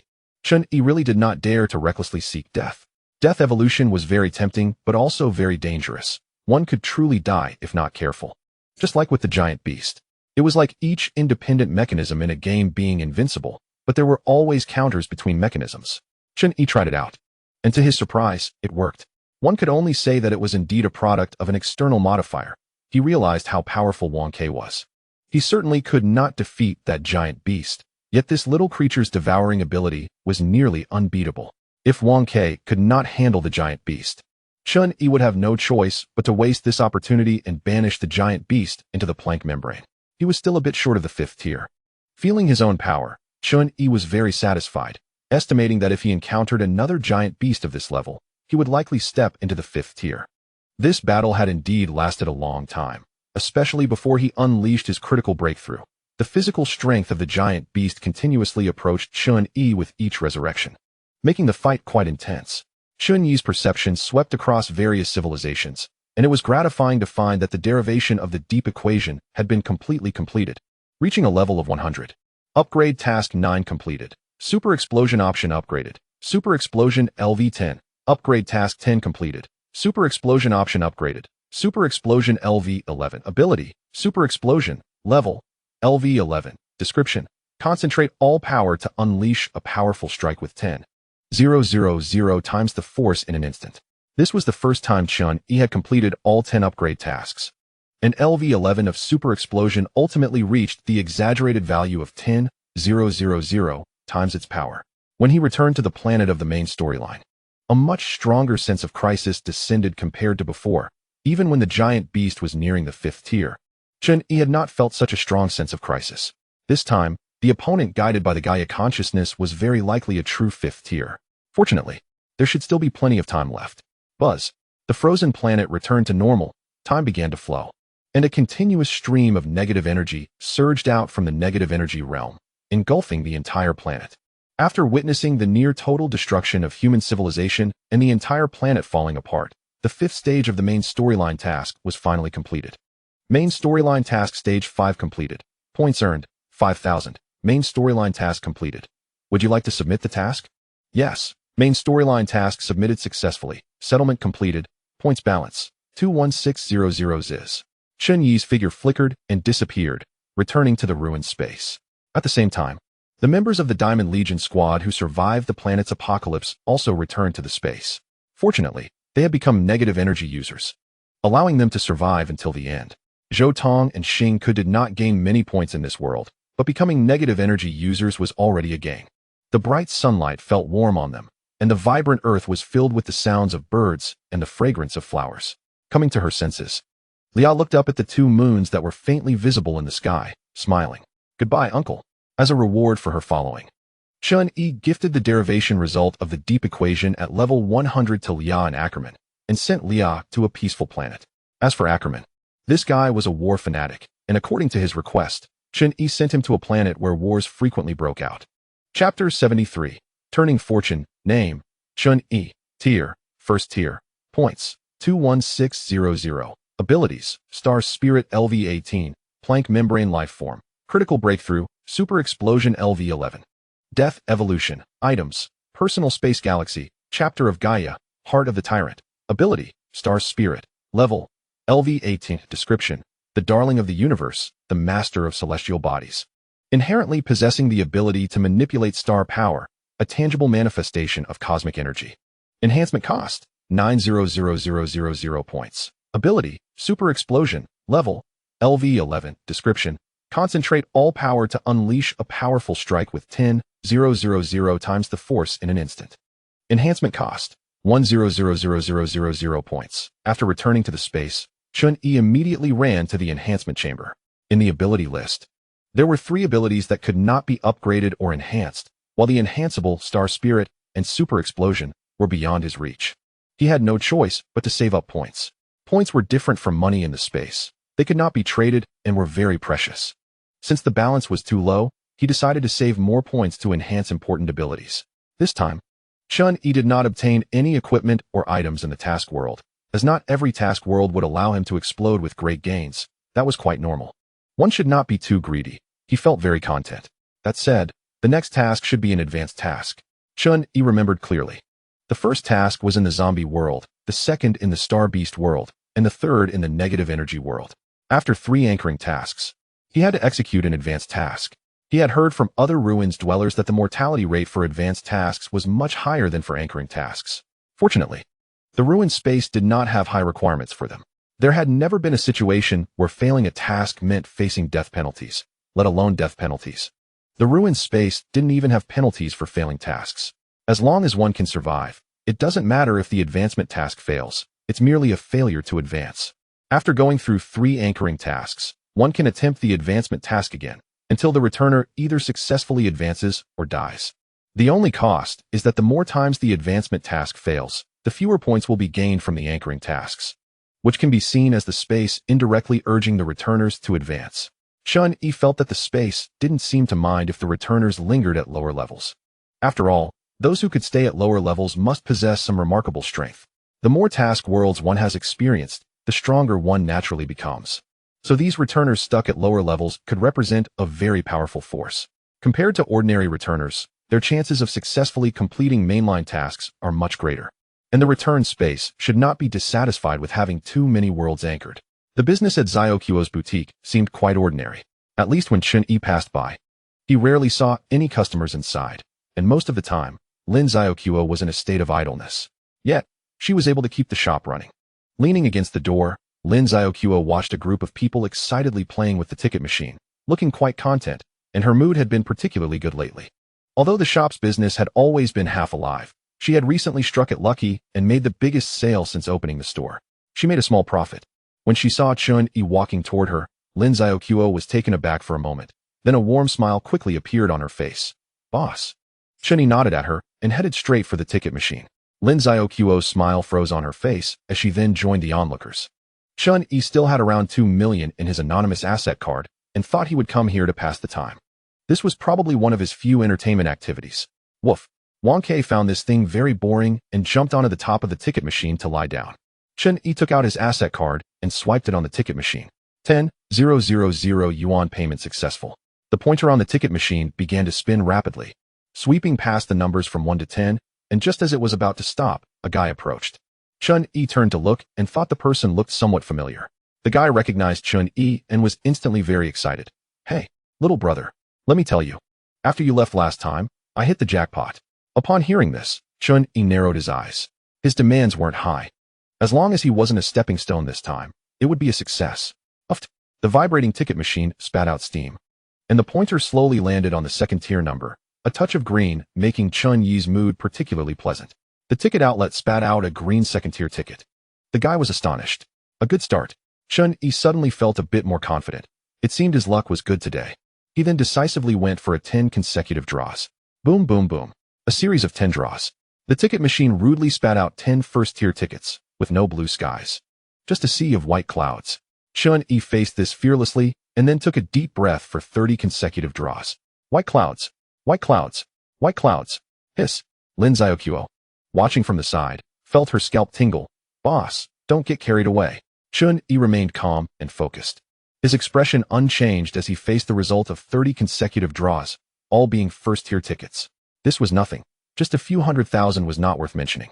Another 10 consecutive draws. Chen Yi's demand wasn't high. Just a green ticket would suffice. At least he didn't want the green ticket rate to drop below 1 in 20. Otherwise, he would break his previous record. Perhaps good fortune was on its way. After the outlet spat out 9 first-tier tickets. A color clearly different from white caught his eye, and the guy beside him and Lin Xiaoquo instantly became excited. "It's here, not green." A blue third-tier ticket was spat out from the outlet, and the onlookers were even more excited than Chen Yi. It was not easy, really not easy. Woof. Wang Ke was startled and then flipped over. As the saying goes, miracles can happen with a single draw, and Chen Yi felt that a miracle might really occur next. He directly took a single draw. The pointer spun rapidly. And then, no miracle. A white cloud came in hand. By this point, Chen Yi had already spent 520,000, and he looked at the balance on his asset card, neither too much nor too little, exactly 2 million remaining. He then directly swiped for 90 consecutive draws. A big wave was coming. Boom, boom, boom. The onlookers immediately became tense.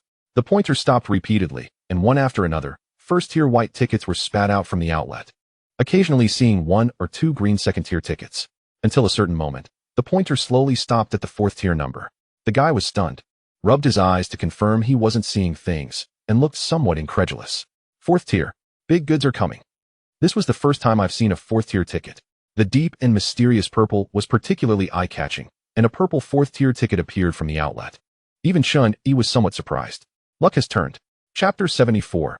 Civilization Relics. Chen Yi's original plan was to keep 1 million in the card, thinking that the last 10 draws might yield something good. Unexpectedly, the big goods came out with 90 consecutive draws. A 4th-tier ticket. Any 1st to 3rd-tier upgradable equipment, items, or pets can be directly upgraded to 4th tier with this ticket. This is the strongest function of the ticket.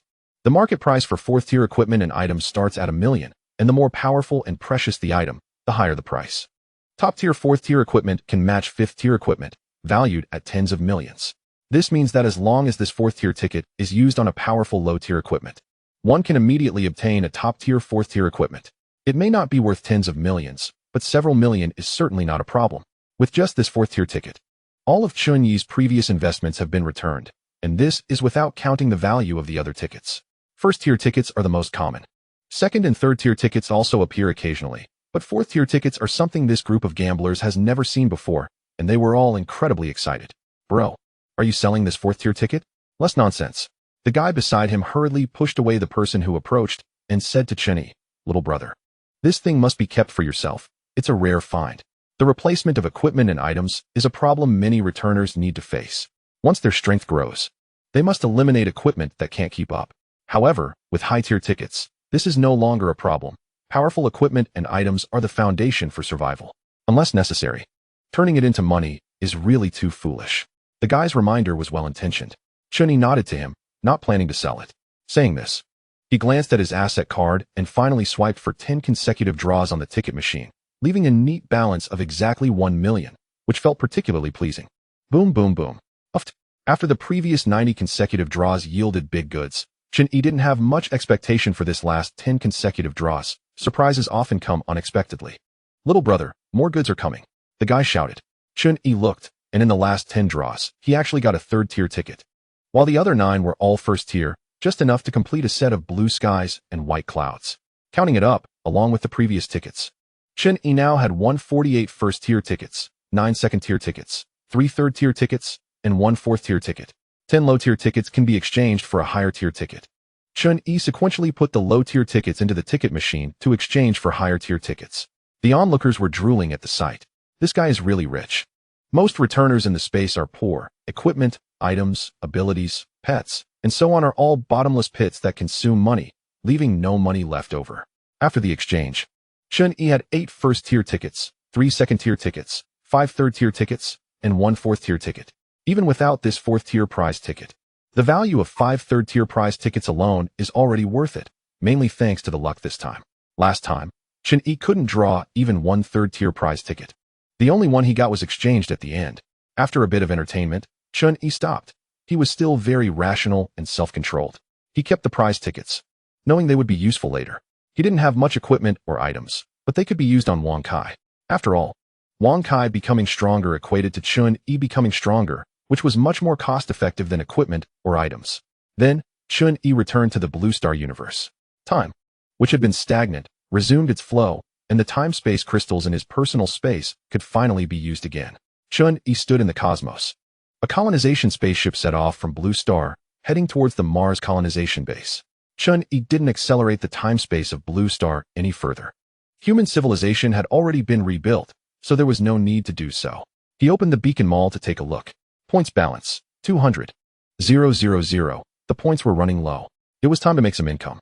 Now, Chen Yi's perception range had expanded to a radius of 20,000 light-years. But his sensing distance for beacon holders remained unchanged at a radius of 5 light-years. Quite reasonable.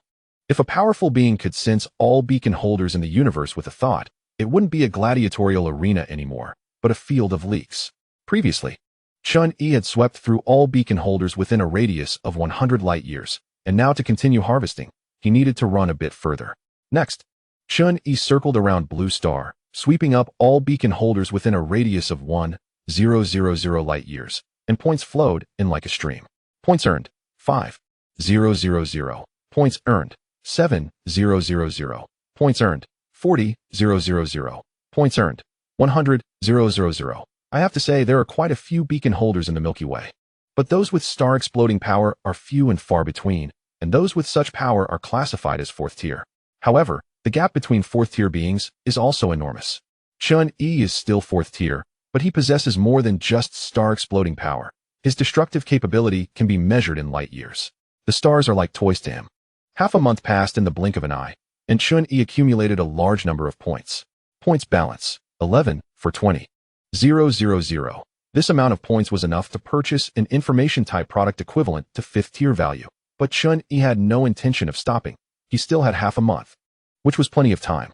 Wherever his thoughts reached, all beacon holders instantaneously perished, turning into fundamental particles and disappearing without a trace, leaving not even a drop of blood mist. Points earned, 140,000. Occasionally, 1 or 2 fourth-tier beings would appear, but unfortunately, at most, they only possessed the power to destroy planets, unable to compare with Chen Yi. In the end, they could only become points. One day, points balance, 34,000. Chen Yi's sweep of beacon holders gradually reached 2,000 light-years away, and far 20,000 light-years away. A very special piece of celestial debris entered his perception boundary. This piece of celestial body gathered extremely powerful star power, and the strength within made Chen Yi feel very familiar. He focused. This was the residual power of the star spirits. There were traces of star spirit life forms in this universe. Such a powerful residual force was definitely not a normal phenomenon. There must have been a very intense battle here. His danger perception did not react, and Chen Yi's figure flashed and teleported over. Using the ocean of star power, he instantly crossed the distance of 20,000 light-years. And Chen Yi appeared on a huge piece of celestial debris. Looking around, countless planetary and stellar remnants drifted in the cosmos, their mutual gravitational pull forming a vast debris zone. Many cosmic beings and spaceships were weaving between the various fragments, scavenging like treasure hunters, creating a bustling scene. Chen Yi landed on a piece of planetary debris and looked at the stone tablet beneath his feet, which was inscribed with incomprehensible characters. The voice of all things spoke of the meaning of the unknown script. Clearly, this was a relic of civilization. Chapter 75. Same race star spirits. The violent energy residue filled this area, and everything was telling Chen Yi the information that remained within. Frightening dragons. Void race. Negative energy life forms. From the residual energy, it could be inferred that an extremely intense battle had occurred here, involving many races in the universe, and their common enemy was the star spirits. This was not good news for Chen Yi. In the star beast world, his identity as a star spirit had already been targeted, and for this, the behind-the-scenes forces of that universe had even destroyed the entire galaxy. Chen Yi couldn't figure out whether this battle was a personal grudge between certain cosmic races and a particular star spirit, or whether the star spirits faced hostility from this universe. Also, what was the reason for the star spirits being targeted?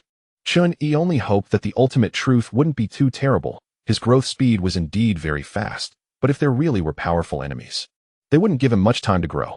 Through the voice of all things, Chen Yi learned that this relic was not the main battlefield, but had merely been affected by that previous battle, being knocked away by the aftermath of the fight, drifting through the cosmos for eons before being captured by the Milky Way. Naturally, that battle had not occurred in the Milky Way, and it had happened approximately 5 billion years ago. Very ancient. Chen Yi muttered to himself. This universe is probably just over 10 billion years old. In the debris zone, a girl floated in the cosmos. Purple patterns occasionally appeared on her face, and behind her, energy veins resembling circuits occasionally emerged, like tree roots, directly plunging into the void. Only one race in the blue star universe possesses such features, which is the void race, whose basic appearance is not much different from that of humans, but whose life level is far higher than that of humans. The void is a concept. The void race believes that everything, including the universe, is born from the void, and void energy is the source of all. The void race is born with the innate ability to draw energy from the void, and since everything is composed of void energy, even the universe exists within the void. The void race can possess endless energy at any time and place. The void race is an absolute dominant force in the blue star universe, and their individuals undoubtedly possess unparalleled combat power. The girl from the void race sensed something, turned her head to look at a piece of celestial debris, and her gaze pierced through the distant cosmic space to land on a certain life form. A smile appeared on the girl's face. A beacon. Clearly, she was also a beacon holder. Without a moment's hesitation, the void veins behind the girl flashed and disappeared, and violent energy immediately formed a beam of light that shot out in front of her. The celestial debris along the way was utterly destroyed. Boom. The violent energy struck the planetary fragment, and intense fluctuations kicked up large clouds of dust, distorting even the surrounding space. Chen Yi looked up.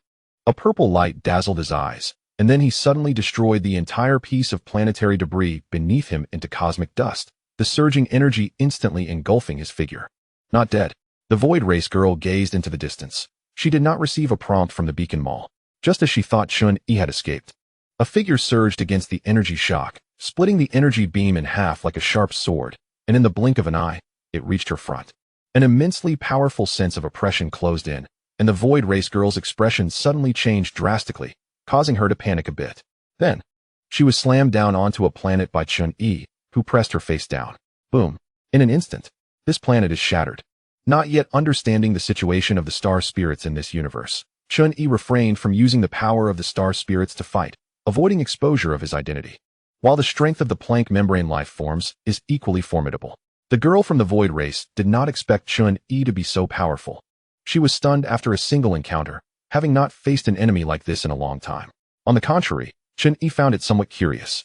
By the standards of the Guixu Space, this girl was a fourth-tier powerhouse, and a mid-level one at that. She could easily destroy stars with a radius measured in light years. Yet she was still no match for Chen Yi.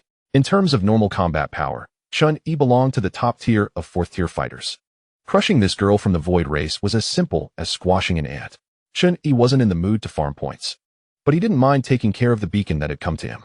A strong sense of pain stimulated the girl's nerves, but she felt a rare excitement and adrenaline rush, excitedly asking Chen Yi, "What is your name?" Chen Yi was speechless. Then he punched the girl, exploding her. The purple energy veins flashed and then vanished without a trace. And the voice of the girl from the void race echoed in Chen Yi's mind. "Looks like I'm lucky to have met a good opponent. Points earned, 550. 000. Points balance, 34, 550, 000. Just like that, she's dead?"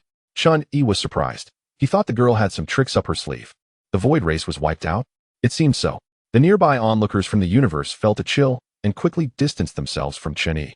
This guy's combat power seemed excessively fierce. That was the void race. At this time, Chen Yi sensed an extremely friendly energy and turned to look, only to see a young man with black hair. At the moment their eyes met, both were quite stunned. Star Spirit? Star Spirit. The energy fluctuations intertwined, and the two immediately confirmed each other's identity.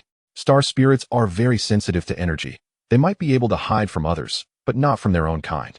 The young man's expression suddenly turned ecstatic, and he approached eagerly, thrilled to finally find a fellow kind after wandering for many years. "Bro, we're kin." Chen Yi kicked the young man who had lunged at him, sending him flying with a howl that echoed in his mind. He wasn't good at dealing with overly enthusiastic people. Being kin is one thing, but why rush over? Boom. The young man crashed onto the nearest piece of planetary debris, and scathed, and then instantly teleported in front of Chen Yi, grinning excitedly and saying, "Haha, isn't this great?" After all, meeting a living star spirit is really not easy. A living star spirit? Chen Yi sensed the key point. What does that mean? Literally, the young man was beaming, and even though it was their first meeting, he acted very familiar, lacking any sense of distance. He patted his chest and said, "It's clear you're a newly born star spirit. Don't worry. I'll take care of you from now on. We'll roam the universe together." Chen Yi just wanted to know the situation of star spirits in this universe. And coincidentally, the young man seemed to have some understanding of this, at least more than Chen Yi did. He asked, "What is the situation of star spirits in this universe?" Chapter 76, Silver Heart Black Hole. According to the young man's self-introduction, his name is Gamma. Born in a certain galaxy 300 million light-years away from the Milky Way. By Earth time, he is just over 10,000 years old, making him a very young star spirit. Unless killed in battle, star spirits have no lifespan limits. So this length of time is negligible compared to other powerful cosmic life forms. Very young indeed. I was born from a gamma-ray burst, a powerful energy capable of destroying hundreds of thousands of light-years, sweeping through the entire galaxy. I came into being along with it, so I named myself Gamma. Compared to Gamma, Chen Yi had not even reached 100 years since his birth. According to Gamma, Chen Yi was still in the infancy stage among star spirits. After introducing himself, Gamma addressed Chen Yi's concerns, precisely the situation that Chen Yi was most worried about. Star spirits are viewed as absolute enemies by the entire universe. Over the past 10,000 years, Gamma has roamed the universe, encountered countless civilizations, explored numerous star spirit relics, and has even been hunted down by cosmic forces. However, he managed to understand the situation of star spirits in this universe. Chen Yi asked in confusion, "What is the specific reason?" Since star spirits are regarded as enemies by this universe, there must be a reason. Gamma pointed to the debris field in front of them. Such battlefield relics are scattered throughout the universe. I've traveled countless places to finally understand the situation. About 5 billion years ago, this universe erupted in an unprecedented war. To be precise, it wasn't just this universe. It was a super war that affected countless universes and worlds, and this universe was caught up in it as well. So the star spirits were involved in the war, becoming the enemies of the entire universe? Upon hearing Chen Yi's question, Gamma puffed out his chest proudly and said, "No, it's not that the star spirits were caught up in the war. They were the ones who instigated it. This war had no special reason. It was simply because the star spirits wanted to conquer countless universes and worlds. They firmly believed they had the power to overthrow all cosmic civilizations and races, So they launched a conquest war without hesitation, opposing countless civilizations and races across numerous universes. The outcome was predictable. The star spirits lost. Chen Yi finally understood why the star spirits were so hated. The star beast world was probably one of the victims of this war, which explained why they still remembered it after billions of years. To be fair, it was evident that the star spirits were an incredibly powerful top-tier force at their peak, capable of instigating a war that spanned countless universes. Although they were being hunted down mercilessly by the entire universe, Gamma felt a great sense of pride in his racial heritage, as it was truly impressive to stand against countless civilizations from numerous universes alone. After learning about the actions of the star spirits, Chen Yi could only say they brought it upon themselves. He possessed the power of the star spirits, but he never felt like he was part of the star spirit race. It was just a power, after all. Who knows, it might be merged someday. Chen Yi didn't feel guilty for being a star spirit. He just felt a bit unlucky. If anyone dared to come and kill him, he would take them down. Remembering his time in the star beast world, Chen Yi recalled that shortly after he became a star spirit, he was detected by forces in the universe and subsequently faced precise strikes. A decade or two might seem long, but on a cosmic scale, the reaction speed of the star beast world was very quick. A newborn star spirit simply couldn't cope with such annihilation strikes. Newborn star spirits would be killed off by the arriving cosmic beings before they had a chance to grow. Even if they were lucky enough to defeat the attackers, they would likely be annihilated by even stronger strikes. Not knowing the situation of the blue star universe, Chen Yi had only spent less than 2 months there after becoming a star spirit.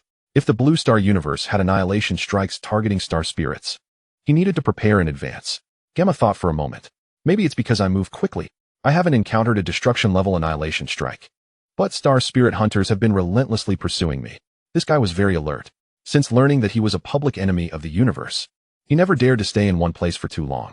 Coupled with holding a beacon, his growth has been quite rapid, and his strength is quite good. He has always managed to escape from the pursuers of the star spirit hunters, which is why he is still alive today. Star spirits have a high starting combat power, possessing the ability to explode stars from the moment they are born, a significant advantage that most cosmic races find hard to match. Additionally, they can teleport using the sea of star power, making them very fast. Over the years, he had not found the traces of other star spirits. But the speed of the star spirit hunters was too fast. They always managed to eliminate newborn star spirits first. Chen Yi was curious. What is the strength of the star spirit hunters like? Gamma thought for a moment. There are strengths and weaknesses, but no matter what, they are definitely stronger than the target star spirit. If I hadn't accidentally obtained a beacon, I would have been eliminated long ago. Then, Gamma urged, we need to go. You've stayed in the galaxy too long, and the star spirit hunters could come for us at any moment. It would be disastrous if we encountered them. As soon as he finished speaking, a vast wave of energy swept across the entire galaxy, rapidly spreading outwards like ripples from the center of the galaxy, revealing an incredibly terrifying aura. In an instant, Gamma's scalp went numb. Chen Yi gazed at the galactic core, and his danger perception was passively triggered. It seemed that the time had come. Gamma's heart trembled, his expression extremely grave. There was no way to escape now. A dazzling light erupted from the galactic core, pulling forth the entire galaxy's celestial bodies, revealing the imposing figure of an ultra-large black hole at its center. The center of the galactic black hole was a quantum foam area, and quantum fluctuations could form wormholes, providing a very convenient passage for advanced civilizations and life forms. Ordinary civilizations and life forms could not achieve rapid movement this way. A slight misstep could lead to death within the black hole, which also meant that any life form capable of using this method to appear must be very strong. This is bad. Gamma felt the powerful force that could seal off the entire galaxy, and after the initial shock, he couldn't help but stare in disbelief. Is it really necessary to use such a high specification to entertain us? A battle was inevitable. Chen Yi estimated that the enemy was definitely at least 5th stage in strength, though the exact level was still unknown. He might not be without the power to fight back. A strong energy wave swept through the debris zone, immediately shocking a group of cosmic beings into a state of panic, but they lacked the strength to understand what was happening. What is going on? I have a bad feeling. In the face of this power that could sweep across the galaxy, they had no means to resist, only able to panic and subsequently be instantly swallowed by endless light. Boom. In an instant, a beam of light erupted from the galactic core, instantly releasing and destroying all celestial bodies along the way, accurately hitting the debris zone and completely erasing it. The powerful attack pierced through half the galaxy, obliterating countless celestial bodies over tens of thousands of light years, leaving an empty vacuum zone. Chapter 77. Super Explosion shows its might. If this had only been a guess before. Now it could be confirmed that the enemy from the galactic core was indeed the star spirit hunters coming for Chen Yi and the others. In the empty cosmic space. Gamma was nearly scared out of his wits by this attack, and when he came to his senses, he found himself completely unharmed. As an invisible barrier had opened up, blocking the attack that pierced through the galaxy. He turned around in disbelief, his eyes wide. Not expecting Chen Yi to have been able to block this attack, he thought they were done for. On the surface, Chen Yi's strength should have been comparable to his. But in any case, he had saved his life, and his face immediately showed surprise. "Buddy, stay back. I might not be able to take care of you if a fight breaks out." "All right," Gamma said without hesitation, scampering away from the galactic core. Under normal circumstances, Chen Yi would definitely not have been able to withstand that terrifying blow. The 30-day cooldown for critical breakthrough had not yet ended, and he couldn't break into 5th stage to face the enemy. But that didn't mean Chen Yi was helpless. This was not the returning ruined space or the mission world. Chen Yi was already able to tap into the energy within the time-space crystal. The defense of time-space energy frozen in time and space was truly infinite, far surpassing ordinary physical defenses. No attack could possibly break through the frozen time and space, unless the opponent had the ability to destroy or manipulate time and space. Even if they were 5th stage, Chen Yi did not believe the enemy possessed such power. Buzz, a towering figure emerged from the galactic black hole, stepping into the cosmic starry sky, with energy radiating from it causing all celestial bodies along its path to collapse, a terrifying sight. Its body was pure white and flawless, with sharp angles and a strong sense of line, resembling a statue, and behind it bore a halo of light, appearing incredibly sacred. Vast energy swirled around it, flickering, and the terrifying aura firmly sealed off the entire galaxy, giving an unparalleled sense of oppressive strength. A message came through the energy, and the voice of the divine life form echoed in Chen Yi's mind. Since spirit, resisting is futile. In terms of momentum, Chen Yi could not contend with it. However, surrounded by time-space energy, he possessed an unbeatable defensive advantage and was not the least bit intimidated. There was no need for further nonsense. Buzz. The invisible time-space energy swept over, and the divine life form was immediately frozen within the time-space energy. Chen Yi teleported over, summoning a colossal surge of star power, which erupted at light speed in a mighty strike. Boom. The divine life form was struck squarely, instantly sent flying. The immense power hit its body, but could not break its defense. However, the punch truly stunned it. What just happened? Things frozen in time-space energy cannot be destroyed. So Chen Yi had to unfreeze the time-space at the moment of attack, allowing the divine life form to regain consciousness. Realizing that this star spirit in front of him was somewhat difficult to deal with, the divine life form no longer held back, unleashing boundless light in an attempt to destroy both of these star spirits and the entire galaxy along with them. However, Buzz, the time-space energy swept over again, forcibly interrupting the divine life form's attack, and the moment it regained consciousness, it was hit by Chen Yi's powerful strike, its form flying backward at light speed, crashing into a star and piercing through it. Boom. The star exploded. The divine life form forcefully stopped its movement, utterly confused, not understanding what was happening. It knew that Chen Yi must possess some special ability, but it couldn't judge what that ability was. Meaningless counterattack. In the midst of speaking, the divine life form opened layer upon layer of energy barriers in an instant, while simultaneously gathering energy, still intending to completely destroy the entire galaxy. Although it didn't understand what Chen Yi's special ability was, through these two encounters, it immediately realized that Chen Yi could not break through its defenses. Knowing this was enough. Always, there existed a huge gap in strength between them, a fact that no mere special ability could bridge. The divine life form did not believe these two star spirits could withstand an attack capable of destroying the galaxy. Boom. Chen Yi's punch struck the divine life form's energy barrier, unable to shake it in the slightest, and then he used time-space energy to freeze the divine life form again. There were two methods to handle this. The simplest was to banish the divine life form into the Planck membrane, or to destroy it with absolute power. Compared to banishment, Chen Yi decided to eliminate this guy. Letting the enemy go was not his style. In fact, the divine life form had misjudged Chen Yi's strength. Chen Yi did possess the ability to break through its defenses, and not only that, he could do more than just break through its defenses.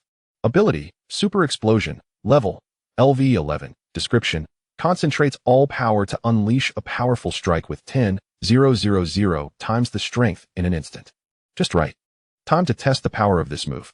In an instant, An energy even more magnificent and terrifying than that of the divine life form suddenly erupted in the galaxy, shaking the cosmic starry sky, draining all star power within a radius of 20,000 light-years.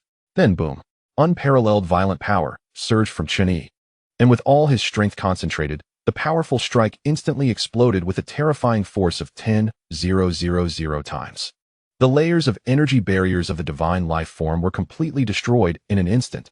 Chen Yi threw a punch, using absolute crushing power to obliterate the divine life form in a moment.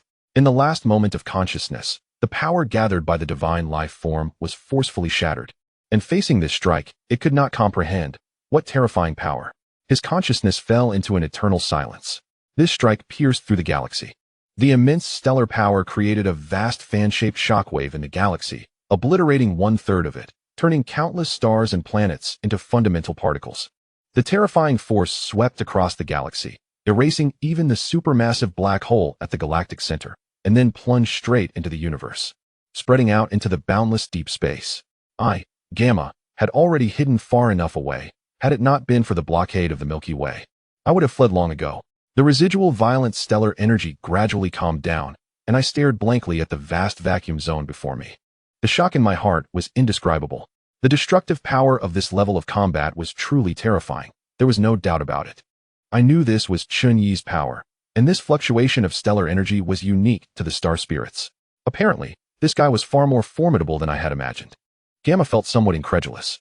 He couldn't possibly have really taken down the star spirit hunter, could he? In reality, this level of destruction was still a result of Chen Yi compressing his power as much as possible. If he had allowed his power to spread freely, let alone a mere galaxy with a radius of 50,000 light-years, even a galaxy 10 times larger would still be obliterated.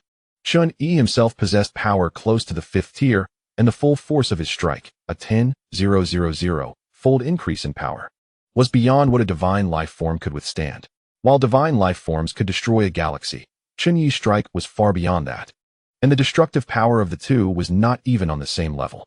Chapter 78, Galaxy Destruction, Points Gained, 1, 500,000, Points Gained, 80,000, Points Gained, 4,000, Points Gained, 18,000, Points Gained, 200,000. The divine life form was the first 5th-tier powerhouse to die at Chen Yi's hands.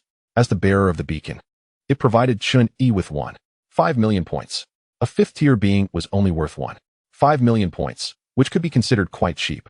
Chen Yi always felt that the beacon marketplace was clearly designed for harvesting players like crops. Harvesting low-tier players could yield a large amount of points, and obviously, it was not cost-effective to engage in battles with high-tier powerhouses. Chen Yi understood this principle, and there was no reason others in this universe wouldn't understand it as well. There were definitely some players who were absurdly strong at harvesting crops. Chen Yi had also been harvesting crops within the galaxy. His previous speed was not impressive, but this battle yielded enormous rewards. The super explosive strike directly obliterated 1/3 of the galaxy, and a large number of beacon holders perished under this strike, causing the points notifications from the beacon marketplace to refresh wildly. However, one thing that surprised Chen Yi was that the divine life form had no means or ability to resurrect, simply dying very decisively. Chen Yi opened the beacon marketplace. Points balance, 400 million. Even though he was mentally prepared, Chen Yi couldn't help but feel that this string of zeros was somewhat unreal. It was simply outrageous. 400 million. If he had doubts before, now Chen Yi could basically confirm that the beacon was indeed meant for harvesting players. This amount in the beacon marketplace could already buy 6th-tier goods. And this was only from destroying 1/3 of the galaxy. Any 5th-tier being could achieve such destructive power, and even a powerful 4th tier could begin their harvesting journey. As long as they started harvesting, even 4th-tier and 5th-tier powerhouses could quickly possess 6th-tier combat power. Was the balance system of the beacon marketplace just a decoration? Chen Yi didn't understand, but he was greatly shocked. Of course, it was still uncertain whether there were individuals in this universe who crazily destroyed galaxies to harvest beacons. If so, then the above speculation would hold true. Realizing that the battle had ended, Gamma hurried back, looking shocked at the shattered galaxy. Dude, you're a bit too fierce. Chen Yi asked, we should still have time, right? Should be, Gamma replied uncertainly, but at least we have a couple of hours. You blew up the supermassive black hole, and the other star spirit hunters won't be able to catch up so quickly. That's good. Just enough time to completely digest the galaxy. The stellar energy in the cosmic space quickly filled back up within a radius of 20,000 light-years. Since he could directly extract zero-point energy from the vacuum to convert into stellar energy, Chen Yi didn't feel weakened. Theoretically, he could even unleash a series of super-explosive strikes. Returning to the solar system, Chen Yi directly stored the entire solar system along with all celestial bodies within a radius of 1,000 light-years into his spatial pocket, and casually created a small black hole at the center of the stars to mimic the supermassive black hole. Under the gravitational pull of the black hole, the stars in the spatial pocket began to rotate slowly like a galaxy. It resembled a miniature galaxy. Then, a terrifying wave suddenly erupted from Chen Yi as he ascended above the galaxy, and the surging stellar energy gathered, releasing a 10,000-fold force. Boom. Since he was already being targeted by the star spirit hunters, he definitely couldn't stay in the Milky Way, but he couldn't skip harvesting crops either. He might as well destroy the entire Milky Way. The radiant energy torrent engulfed the entire galaxy, obliterating it in an instant, with countless celestial bodies turning into fundamental particles, ceasing to exist. Instantly, the points notifications refreshed wildly. Points gained, 3,000. Points gained, 10,000. Points gained, 50,000. Points gained, 110,000. Points balance, 1 billion beside him. Regardless of how many times he witnessed it, Gamma was still shocked by Chen Yi's terrifying destructive power. After all, the amplification of this power was truly exaggerated. Was there such a technique in the Beacon Marketplace? Probably not. He possessed above-average fourth-tier combat power, capable of easily destroying everything within tens of thousands of light-years and harvesting a large amount of points. But Gamma had never dared to do so. He was timid, afraid that releasing the power of the star spirits on a large scale would likely attract the star spirit hunters, and he had always been cautiously wandering. This was also the reason he possessed beacon power but was not very strong. It could be anticipated that the star spirit hunters pursuing them next would definitely be stronger, enough to crush them without giving them any chance to resist. The future felt somewhat hopeless. Even Gamma's optimistic personality couldn't help but turn pessimistic. Let's go. After erasing the galaxy, Chen Yi decisively headed with Gamma to another star system, simultaneously opening the Beacon Marketplace to browse products. 1 billion points was enough for Chen Yi's power to rise to another level. Not long after, a spaceship arrived at the location of the Milky Way. The crew looked at the empty cosmic space, stunned, while the captain repeatedly confirmed the star map coordinates. That's right, this is the Milky Way. Where's the Milky Way? The crew exchanged glances, all bewildered. Scar, with a red steel knife at his waist, fell silent as he looked at the cosmic space before him. They had finally arrived at the Milky Way, but it seemed they were a step too late. In the Beacon Marketplace, 1 billion points could already purchase top-tier 6th-tier goods. Excluding equipment, items, and abilities, the options were greatly reduced. Ultimately, Chen Yi locked onto a top-tier 6th-tier product, which was an advanced version of the Star Spirit Resurrection technique, more powerful and safer. Product, Star Spirit Source Resurrection. Type, information, description, a unique technique exclusive to Star Spirits, using stellar energy and attaching some consciousness to create a personal source core. As long as the core is not destroyed, it can possess the ability of infinite resurrection. Supplement, suffering from mental control is equivalent to death, which will directly trigger the source core. Price, 1 billion. The Source Resurrection is a 6th-tier product, and as a top-tier 6th-tier product, its price is extremely high. This powerful resurrection ability is exactly what Chen Yi needs. As long as the core of the source is hidden within the Planck membrane, no one will be able to find it. It simply doesn't exist in this universe. So it would be strange if anyone could find it. Although it can't be said to be foolproof, at least the safety is greatly enhanced. In this way, as long as the core of the source is well hidden, Chen Yi essentially possesses the ability for unlimited resurrection, coupled with the effects of death evolution. It is simply unimaginable. For specific effects, refer to the giant beast in the negative energy world, which can be considered a Buju-level existence. If one were to stubbornly confront it, that giant beast would be nearly invincible. After carefully confirming that the product description of the Source Revival was correct, Chen Yi decisively made the purchase. Consumption, 1 billion points. Purchase successful. Star Spirit Source Revival. Points balance, 100 million. Immediately, a surge of information flooded into Chen Yi's mind, enabling him to instantly grasp the technique for creating the core of the source. Chapter 79. The end of the world before reaching the next star system. The 30 days of rest time were about to end, and Chen Yi welcomed his first advancement task. Chen Yi entered the return to ruined space. Time in the Blue Star universe immediately came to a halt. Taking advantage of the remaining time, Chen Yi began to craft his core of the source within the space. As there was no place safer than this, buzz, energy trembled, and a blue light appeared in the air. Chen Yi intricately intertwined his star power and spiritual energy to sketch out a circuit of star power and spiritual energy. As the circuit became increasingly complex, the light gradually intensified. The swirling star power created rippling waves, and the blue spiritual energy seemed to contain infinite mysteries, with the drawn circuit resembling the vast and mysterious cosmos.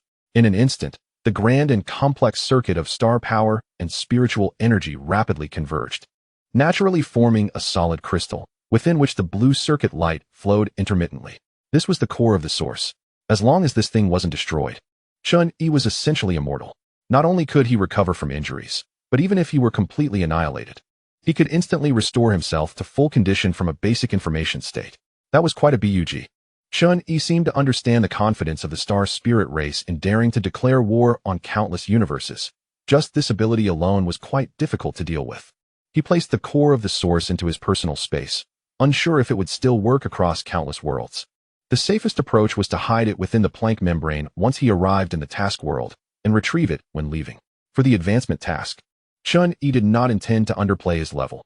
He aimed to complete the task successfully and advance to the second level at once, as remaining at the first level held no significance for him.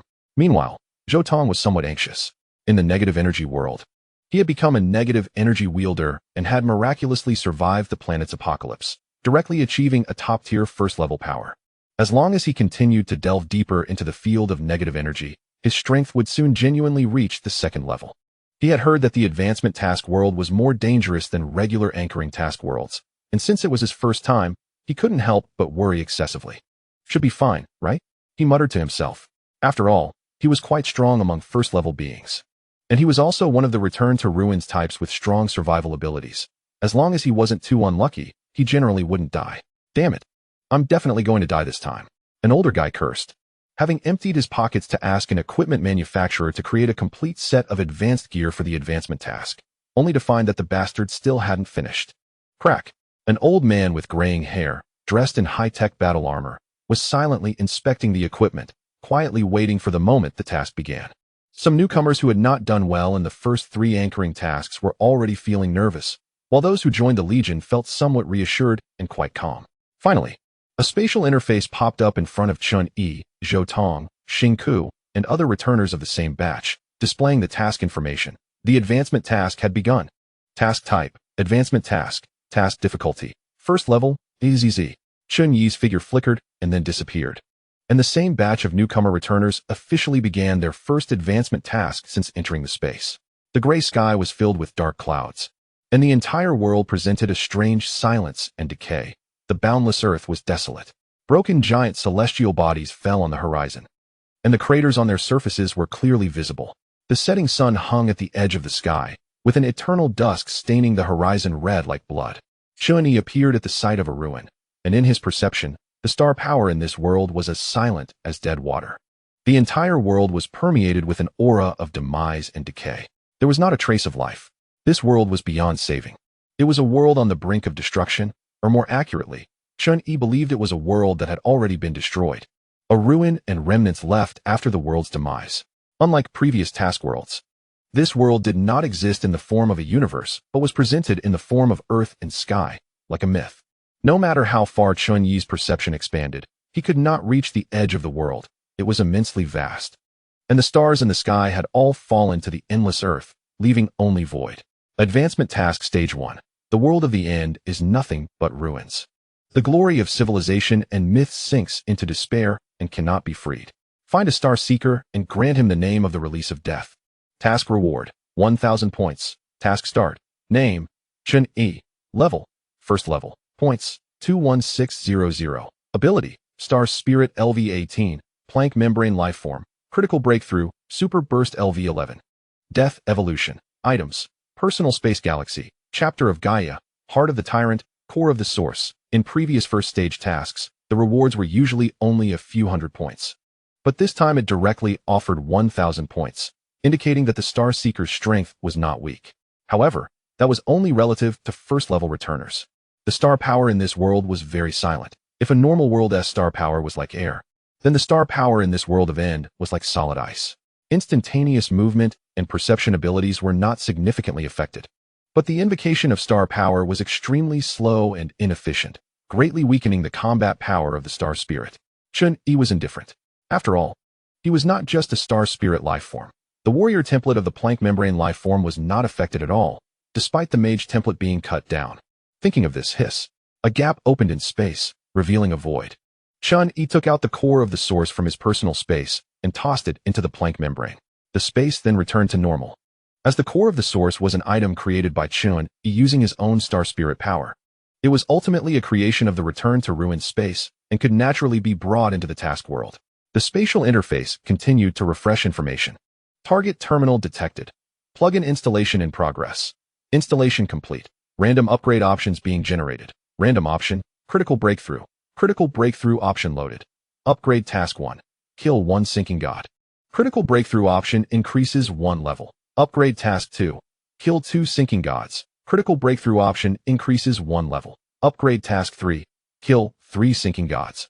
Critical breakthrough option increases 1 level. 10 upgrade tasks. Critical breakthrough? Chen Yi was taken aback.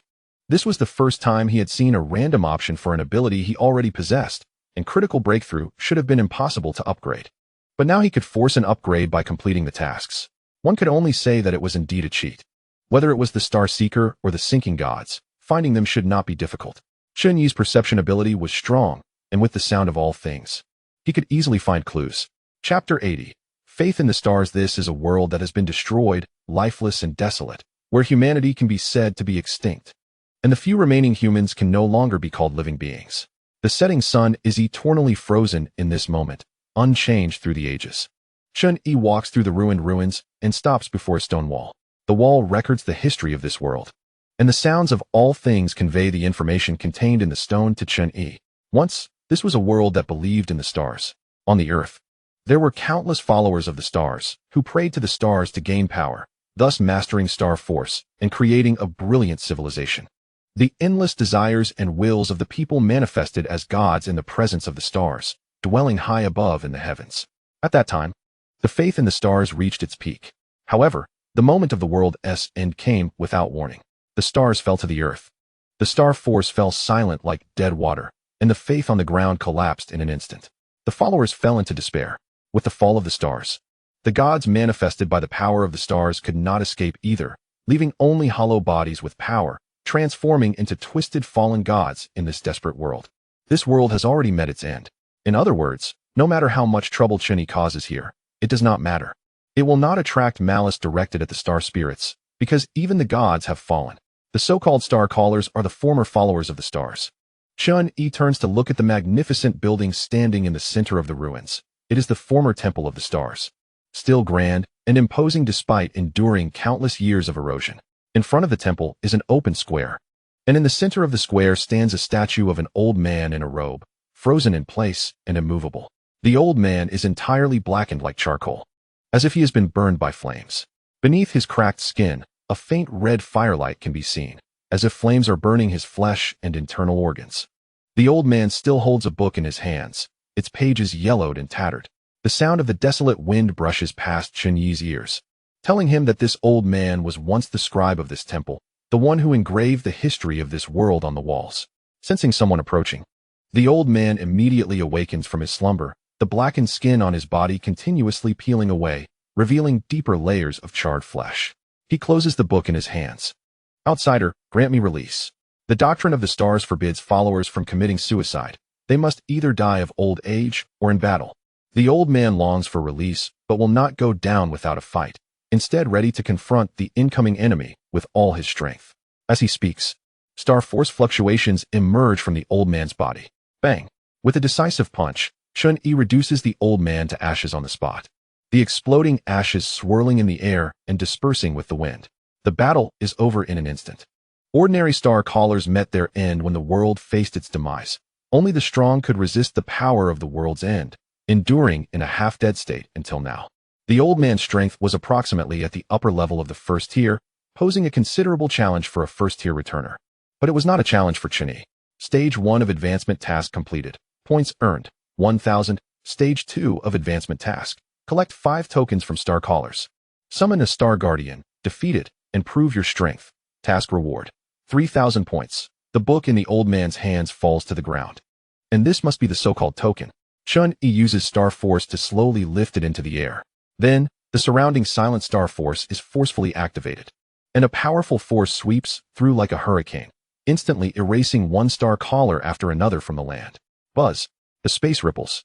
Staffs, badges, crowns, swords. One token after another is teleported to Chen Yi from the ocean of star force, with hundreds of tokens surrounding him, a spectacular sight. Not knowing if stage 3 of the task requires defeating multiple star guardians, Chen Yi decides to prepare in advance.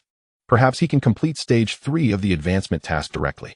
These tokens are, in a sense, the equipment dropped by the star callers, but unfortunately, they can only be used to complete the task and cannot be brought back to the space. Otherwise, Chen Yi would have cleaned out this world. Meanwhile, in another ruin, a group of returners is planning to surround the star callers in front of the temple, but before they can act, the newly awakened star caller explodes into ashes. The group of returners looks at each other in confusion. What is going on? Such situations occur simultaneously in many ruins, as the tokens dropped by the star callers disappear, all captured by Chen Yi. Before long, boom, a white light shoots into the sky, attracting the attention of many. Chen Yi bathes in the dazzling light, with hundreds of tokens forming a star map, radiating intense brilliance. Originally, summoning a star guardian does not create such a commotion, but due to the sheer number of tokens he collected, the light forms a cohesive display, making it particularly conspicuous. Dong!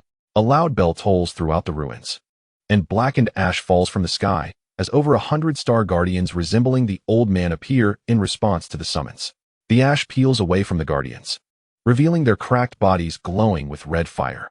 The only difference from the star callers is that the star callers retain consciousness, while the guardians are truly statues made of rock.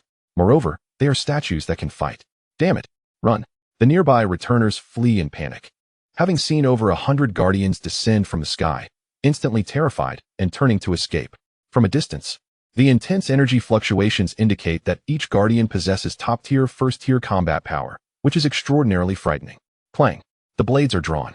Over 100 guardians point their swords at Chen Yi and launch an attack. Even if the power of the star spirits has been diminished in this world, Chen Yi remains a top-tier, fourth-tier powerhouse. In an instant, boom, a powerful energy shockwave erupts, flattening the entire ruins in an instant. In the face of this force capable of disintegrating all matter into basic particles, over 100 guardians are wiped out in an instant.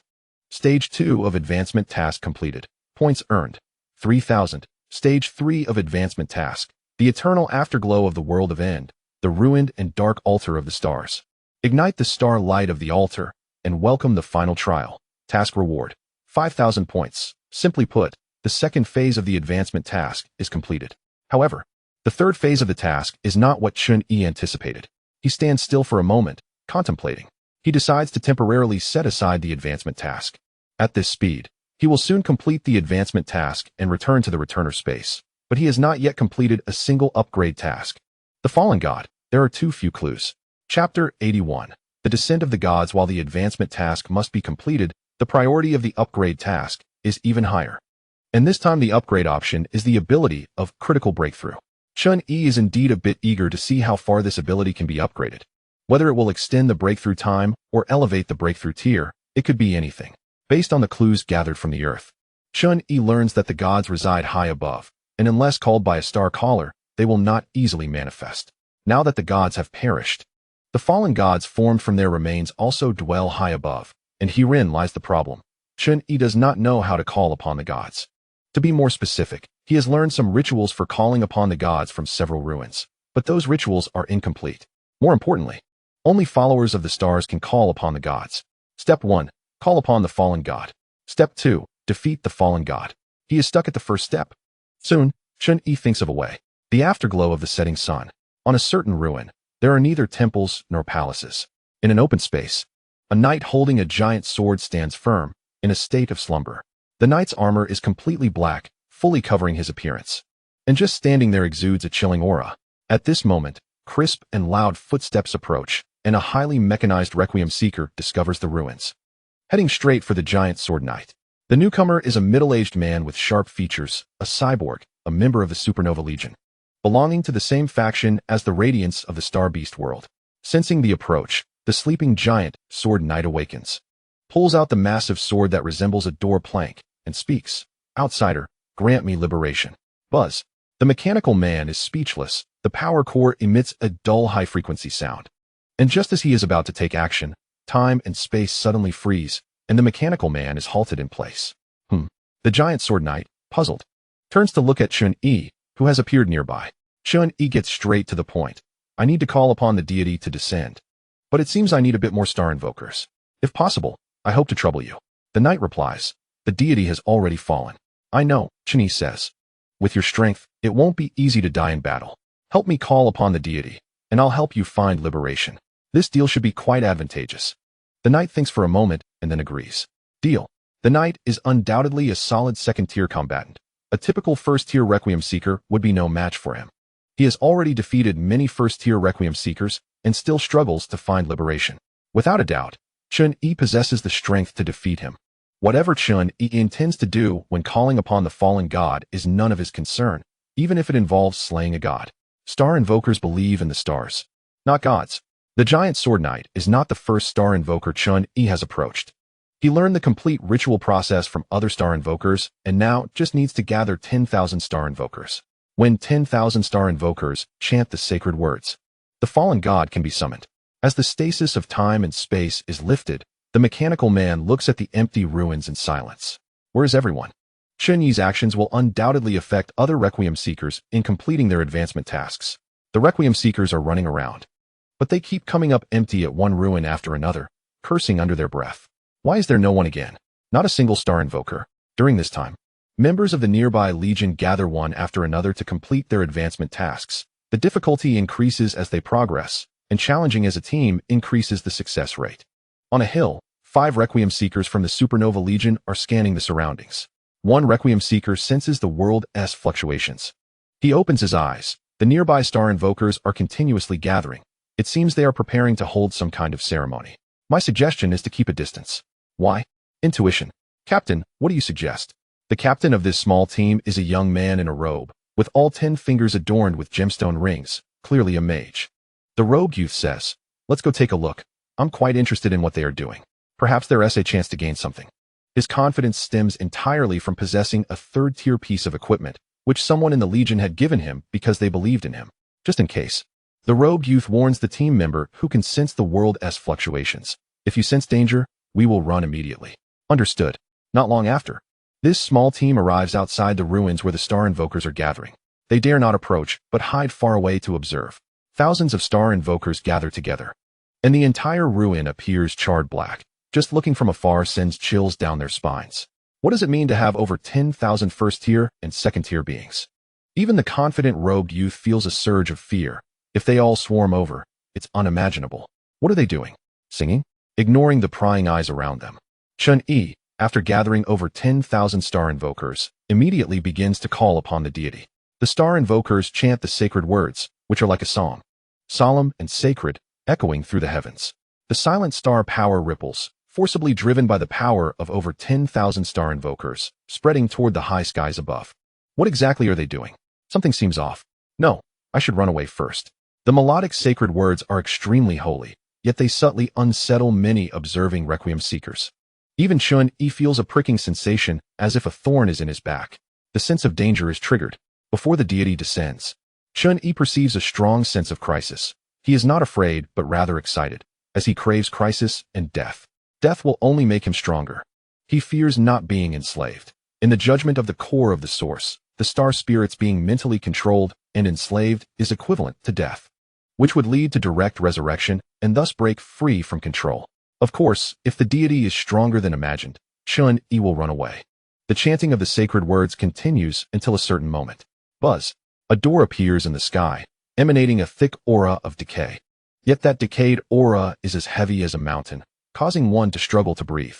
Quietly, black ash begins to fall from the sky. A terrifying power seeps out from within the door, striking fear into all observers. A withered hand reaches out from the door, and a thin, corpse-like black figure descends upon the earth. The overwhelming power feels despairing. The perceiver from the supernova team has his pupils constrict violently. Unable to control his terrified expression, the deity. They are calling upon the deity. Boom. Unexpectedly, before the deity has fully stepped out of the door, a figure shoots skyward, carrying an incredibly violent force that slams the deity back into the door. Chen Yi leaves the crowd with a domineering silhouette and then rushes into the high heavens. Chapter 82. The power of the stars can fight. This is the judgment Chen Yi makes after the fallen god descends. He has fought against fifth-tier powerhouses and knows their strength. The descending fallen god's power has not reached the fifth tier, only the fourth tier. Therefore, he acts without hesitation. Moreover, the sense of crisis is not strong enough to make him retreat. The door in the sky closes and then disappears, as if it never existed, but the black ash continues to fall from the sky, leaving the Requiem seekers in shock and trepidation. What the hell? What just happened? Which brother is so fierce? For fourth tier, the perceiver from the supernova team is filled with dread. The descending deity possesses fourth-tier strength. Upon hearing this, the robed youth breaks out in a cold sweat, and the other team members feel as if they've narrowly escaped death. If they hadn't been slammed back into the door, it's hard to imagine what would have happened next. At the very least, that fallen god could easily kill them, even more simply than crushing ants. The star invokers look at each other in silence, seemingly realizing that Chen Yi forgot to finish them off. Then, they all turn to look at the observing Requiem seekers around the ruins. Suddenly, the Requiem seekers are filled with horror. Damn it, run! A shout awakens everyone, and then they start to flee in a frenzy. They want to complete their tasks, but these tens of thousands of star invokers are just too terrifying. In the high heavens, boom, in a strange space, the divine residence constructed from the fantasies of countless star invokers combined with star power is now in ruins. A loud crash echoes. Chen Yi slams the head of the fallen god, shattering large sections of the palace. The violent power spreads, instantly turning the divine residence into a wasteland. Once, this fallen god was the god of pride, but now he is humiliatingly smashed to the ground by Chen Yi, extremely disheveled. Even as a deity, the fallen god also craves liberation. So, he will kill everyone in sight, just to pursue the result of a battle dead. The original deities may have possessed wisdom and consciousness, but the god of decay no longer has either. The god of pride instinctively retaliated against Chen Yi, reaching out a hand, sketching the image of stars in the void. Before the powerful star power could gather, Chen Yi ripped it away with his withered, charred arm. A deity? How weak. The severed arm in his hand quickly turned to black ash and dispersed. Chen Yi forcibly activated the star power, and with a sudden force on the head of the god of pride, he crushed it. In terms of combat power, Chen Yi was nearly invincible among the fourth tier. Upgrade Task 1 completed. Critical Breakthrough option upgraded. Critical Breakthrough LV1. Ability, Critical Breakthrough. Level, LV1. Description, duration 2 minutes. Overdraws the power of the next 30 days. Temporarily breaking through to a higher tier. Unfortunately, the highest can only break through to the 6th tier, otherwise its value would be far beyond this. After leveling up to LV1, it made sense. The original 1-minute limit became 2 minutes, and the improvement was quite satisfactory. Chen Yi picked up the corpse of the god of pride. Want to eat it? The elusive Wang Kai poked its head out from the ruins of the divine residence. Quickly shaking its head, it only eats exotic beasts, and this thing isn't on its menu. Weeview, what a waste. Chen Yi felt a bit regretful. Allowing the body of the god of pride to dissipate into black ash, a ball of light flew out from the god of pride's body. Long-awaited equipment explosion. Item acquired, Star Power of Pride. Item, Star Power of Pride. Type, Item. Description, a partial manifestation of star power. If you can defeat all gods and gather all manifestations of power, you can obtain the complete star power. This was a star map with 12 stars on it. After killing the god of pride, one of the stars was lit, while the other 11 remained dim. The item description was somewhat vague. Chen Yi didn't know how strong the so-called complete star power was, but he estimated it wouldn't be below the 4th tier. He stored the star map in his personal space. Compared to the star power, Chen Yi cared more about something else. He looked at the black ash that the god of pride turned into, and a thought quickly emerged. Star spirit? No matter how you looked at it, this so-called deity was a star spirit. As the world faced its end, the more Chen Yi thought about it, the more he felt this was a nest of star spirits that had been wiped out. He once again felt the strong malice from countless worlds towards star spirits. The sins created by the ancestors were all visited upon the newly born star spirits. Who could he reason with about this? Buzz. A powerful wave of star power suddenly appeared, and 11 dazzling stars rose above the divine residence. The waves of star power connected into one piece. And the other 11 gods of decay made their appearance. Boom. A counter-causal strike came. And Chen Yi only sensed danger when a gorgeous feathered arrow had already pierced his body. The heavens trembled, and Chen Yi was killed in an instant. Buzz. Chen Yi's entire being exploded into a mass of unknown substance, and then, as if time were flowing backward, he restored to his original form. Death evolution triggered. And Chen Yi's power surged greatly. Enhancement successful. Star Spirit LV-181. In a vague sense, Chen Yi seemed to touch the threshold of the 5th tier. A long-lost surge of blood boiled in his heart as he gazed at the horizon. The 11 gods of decay, 3 of whom were 5th tier, exuded a strong sense of oppression. Sure enough, they were all star spirits. There was no need to consider anything else. He could unleash his full power and fight fiercely. Today, Chen Yi would accomplish the feat of slaughtering 12 deities with his own strength. Boom. Moving at near light speed, his body carried infinite power toward the gods. A female god of decay drew her bow and shot an arrow. In an instant, it hit Chen Yi accurately. The other gods of decay attacked together. Blood-red spears pierced through Chen Yi's heart, and star power rained down like thunder. A golden war chariot rushed in. Boom, boom, boom. There was no suspense. Chen Yi was killed again. However, death would only make him stronger. Enhancement successful. Star Spirit LV-182. Unknown substance reassembled, and Chen Yi quickly returned to his original form. An excited smile appearing on his face as he stirred the sea of star power and threw a punch. Boom.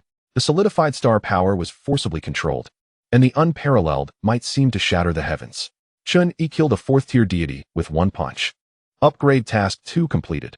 Critical Breakthrough option upgraded. Critical Breakthrough LV2. There wasn't even a millionth of a second to catch his breath when the countercausal arrow came, pinning Chen Yi in midair. Roar. The golden war chariot let out a beast-like roar as it crushed Chen Yi. Without the time-space crystal as support, and without using super explosion, the gap in strength between Chen Yi and the 5th tier was immense. With each death and revival, Chen Yi's power continued to rise. Enhancement successful. Star Spirit LV-183. Chapter 83. Transcending space after finally running far away and shaking off the group of frenzied starseekers. The perceiver of the supernova squad squatted on the ground, holding his head, trembling with a pale face. The robed youth was astonished. What's wrong with you? I don't know. The fluctuations of the world are too intense, causing the perceiver to feel extreme discomfort. He curled up, holding his head, unable to stop shaking. I don't know either. But I just can't help but feel scared. Crack. A crisp, loud sound suddenly came from above, and everyone looked up, their faces changing drastically as they saw the sky cracking with glass-like fissures. It looked like it could shatter at any moment. Everyone was extremely anxious. Hey, is this advanced task world too strange? Is this world about to collapse? Captain, what should we do? The robed youth fell silent. How could they ask him such a question? How highly did the team members think of him? The strongest equipment in his hands was only tier 3, and he was also very anxious. Do you desire power? A voice came from afar, initially thought to be an illusion, until this sentence resonated in his mind. The robed youth realized it was not an illusion. Who? The team members were startled. How could even the captain seem a bit off? They were even more anxious. What's wrong? Nothing. The robed youth covered his forehead, his expression somewhat uncertain. He suspected his mind had been invaded. And that voice echoed in his mind again. This time he heard it more clearly. Do you desire power? Transcending space begins to anchor. Enhancement successful. Star Spirit LV-199. Once again resurrected, a powerful force transformed into a substantial pressure that seemed to collapse the heavens. Chen Yi had forgotten how many times he had died. But the power brought by death evolution was real. Being pierced by arrows and crushed by the golden war chariot time and time again, his body became increasingly indestructible after each death evolution. The LV-199 star spirit life form was already infinitely close to the power of the 5th tier. The vast star power surged. Combined with the power of the plank membrane life form, Chen Yi was now strong enough to rival the 5th tier. Boom. The golden war chariot charged in, and Chen Yi blocked it with one hand. His body, forged through countless trials, was now terrifyingly strong. A god of decay swung a sword at him, and Chen Yi immediately lifted the golden war chariot and smashed it back. The explosive power capable of destroying nearly 100,000 light-years in diameter erupted in an instant. And Chen Yi faced the attacks of the gods with the most ferocious and domineering stance, killing the sword-wielding god of decay with one strike. Upgrade Task 7 completed. Critical Breakthrough option upgrade. Critical Breakthrough LV7. Ability. Critical Breakthrough. Level. LV7. Description: time limit 30 minutes. Overdrawing power from the next 3 days. A brief critical breakthrough to ascend to a higher level. Unfortunately, the maximum can only break through to the 6th level, otherwise its value would be far greater. With the Sword God, Chen Yi has already defeated 7 gods of despair, and there are still 5 gods of despair in the high heavens. 2 at the 4th level and 3 at the 5th level. Among the 3 5th-level gods of despair, 1 is drawing a bow, 1 is driving a golden war chariot, and the last one has yet to make a move.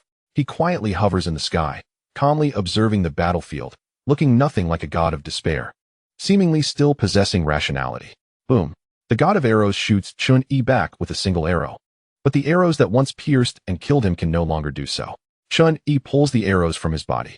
Although he is still at a disadvantage in combat power, his momentum is overwhelmingly strong. If these gods of despair cannot kill him again, then their value ends here. The god of despair who controls thunder rides a violent thunderstorm to strike Chen Yi, but he shatters all the thunder with overwhelming force, erasing that god of despair along with it. Upgrade Task 8 completed. Critical Breakthrough Option Upgrade. Critical Breakthrough LV8. Ability: Critical Breakthrough. Level: LV8. Description: time limit 30 minutes. Overdrawing power from the next day. A brief critical breakthrough to ascend to a higher level. Unfortunately, the maximum can only break through to the 6th level. Otherwise its value would be far greater. Just when Chen Yi thought this battle was about to end, the god of chariots, the god of arrows, and the remaining 4th-level god of despair unexpectedly connected their star power. The trinity of gods of despair instantly experienced a crazy surge in power, shocking the heavens, which could not bear this force and soon showed signs of breaking apart. Then, a terrifying energy torrent capable of erasing 5th-level experts descended. The god of arrows raised his bow, and the moment he drew it, star power wildly converged, forming a massive vortex above the heavens. The dazzling light destroyed everything, and the divine residence in the high heavens collapsed with a roar. This arrow was enough to annihilate the earth. Boom. With a single strike, this time, not only was Chen Yi blasted into an unknown material state, but even the unknown material was completely shattered, turning into a basic information state. When everything calmed down, the heavens were in ruins. In a state of death, the core of the root was triggered, and the Chen Yi who had been turned into a basic information state reassembled into a mass of unknown material, then formed his body back to its original state. Buzz. At the same time, an incredibly powerful force rose. Enhancement successful. Star Spirit LV20 Death Evolution triggered. Chen Yi had thoroughly stepped into the 5th level. At this moment, he felt an unprecedented powerful force. His star power perception and control range surged to a radius of 100,000 light years. The value of the gods had been exhausted. It was time to end this battle. Zzz. Powerful energy rubbed through the void, and the collisions between particles erupted into dazzling sparks around Chen Yi, while the surging power combined with his battle intent transformed into an overwhelming pressure. Boom. The few gods of despair hovering in the high heavens were directly crushed down to the ruins of the divine residence by this momentum, completely powerless to resist. Super explosion. The 10,000 times power had not yet erupted. Just the dissipating force was already beyond the capacity of the gods to resist, and the high heavens continued to collapse, gradually turning into nothingness. The 5th-level god of despair, who had not moved all this time, crashed down to the ruins and knelt on the ground, revealing an expression of disbelief. Then he surprisingly spoke. Incredible, among all the returners I've seen, you are the most shocking one. Logically, you should only be a 1st-level returner. But this power is truly incomprehensible. Chen Yi's expression froze. You are not a god of despair. People from the task world cannot know his identity as a returner. At least this body belongs to a god of despair. The man smiled. There are not only returner spaces in the infinite world. How about considering switching to the transcendent space? The benefits and treatment will be better, at least you won't have to scavenge for garbage in the returner space. An existence like you will receive superior treatment in the transcendent space. Chapter 84 Stepping into the 5th level in the infinite world. The transcendent space is a high-level existence that is completely not weaker than the returner space. This is the first time Chen Yi has encountered someone from another space. It is truly astonishing. Those who exercise the will of the returner space are called returners, while those who exercise the will of the transcendent space are called transcendents. Clearly, the one occupying this god of despair's body at this moment is a transcendent. The two spaces are in a hostile relationship, often undermining each other. Generally, returners and transcendents are absolute enemies. Both spaces strive to eliminate each other's powerful beings. If you encounter someone from the opposing space, just attack. If you don't kill him, he will kill you. High-level returners and transcendents are nearly at each other's throats, with returners deeply loathing the old schemers in the transcendent space, while transcendents affectionately refer to returners as garbage collectors. Transcendent detected. Assassination task triggered. Assassination task. The transcendent space is an enemy force of the returner space. All transcendents are mortal enemies. Please be sure to eliminate the transcendent in front of you. Task reward. 1,000,000 points. 1,000,000 points. Perhaps because this transcendent occupies the body of a 5th-level god of despair, the amount of the task reward is unprecedentedly huge. This is a pleasant surprise. Chen Yi suddenly felt invigorated. The energy accumulated from the super explosion poured out, and the 10,000 times 5th-level power, with an absolutely unresistible terrifying force, completely annihilated everything. Boom. A powerful force akin to a cosmic explosion. The high heavens were destroyed. The sky shattered, creating a massive hole. And an infinite torrent of energy swallowed all the gods of despair, instantly erasing them all. What a pity.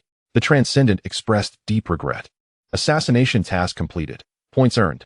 1,000,000. Upgrade task 9 completed. Critical breakthrough option upgrade. Critical breakthrough LV9. Upgrade task 10 completed. Critical breakthrough option upgrade. Critical breakthrough LV10. Ability, critical breakthrough. Level, LV10. Description, time limit 60 minutes.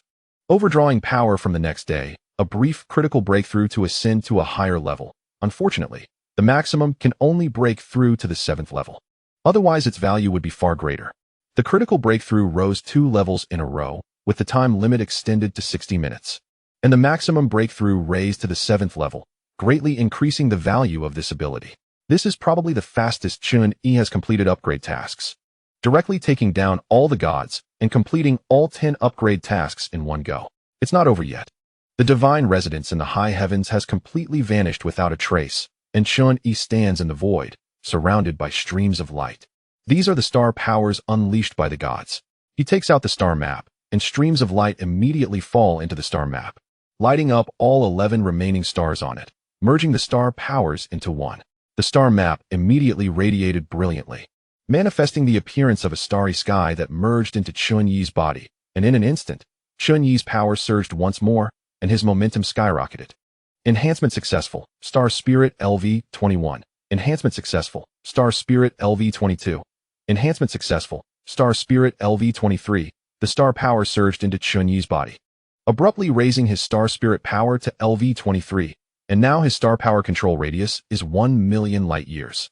Galaxies with a radius exceeding 1,000,000 light-years can be considered super gigantic. With this power, Chen Yi can be regarded as a mid-level strongman even among 5th-tier beings. The gains were immense. Not only did Chen Yi leap into the 5th tier in one go, but he also acquired formidable strength at a mid-level 5th tier, and the death advancement system was fully formed. His perception expanded to 1,000,000 light-years, and Chen Yi found the location of the Earth above in the high heavens, then teleported back to the ground in an instant. Looking up, the sky was shattered like glass, a massive hole that was spine-chilling. The high heavens had been blasted apart by Chen Yi, which was why the sky looked like this.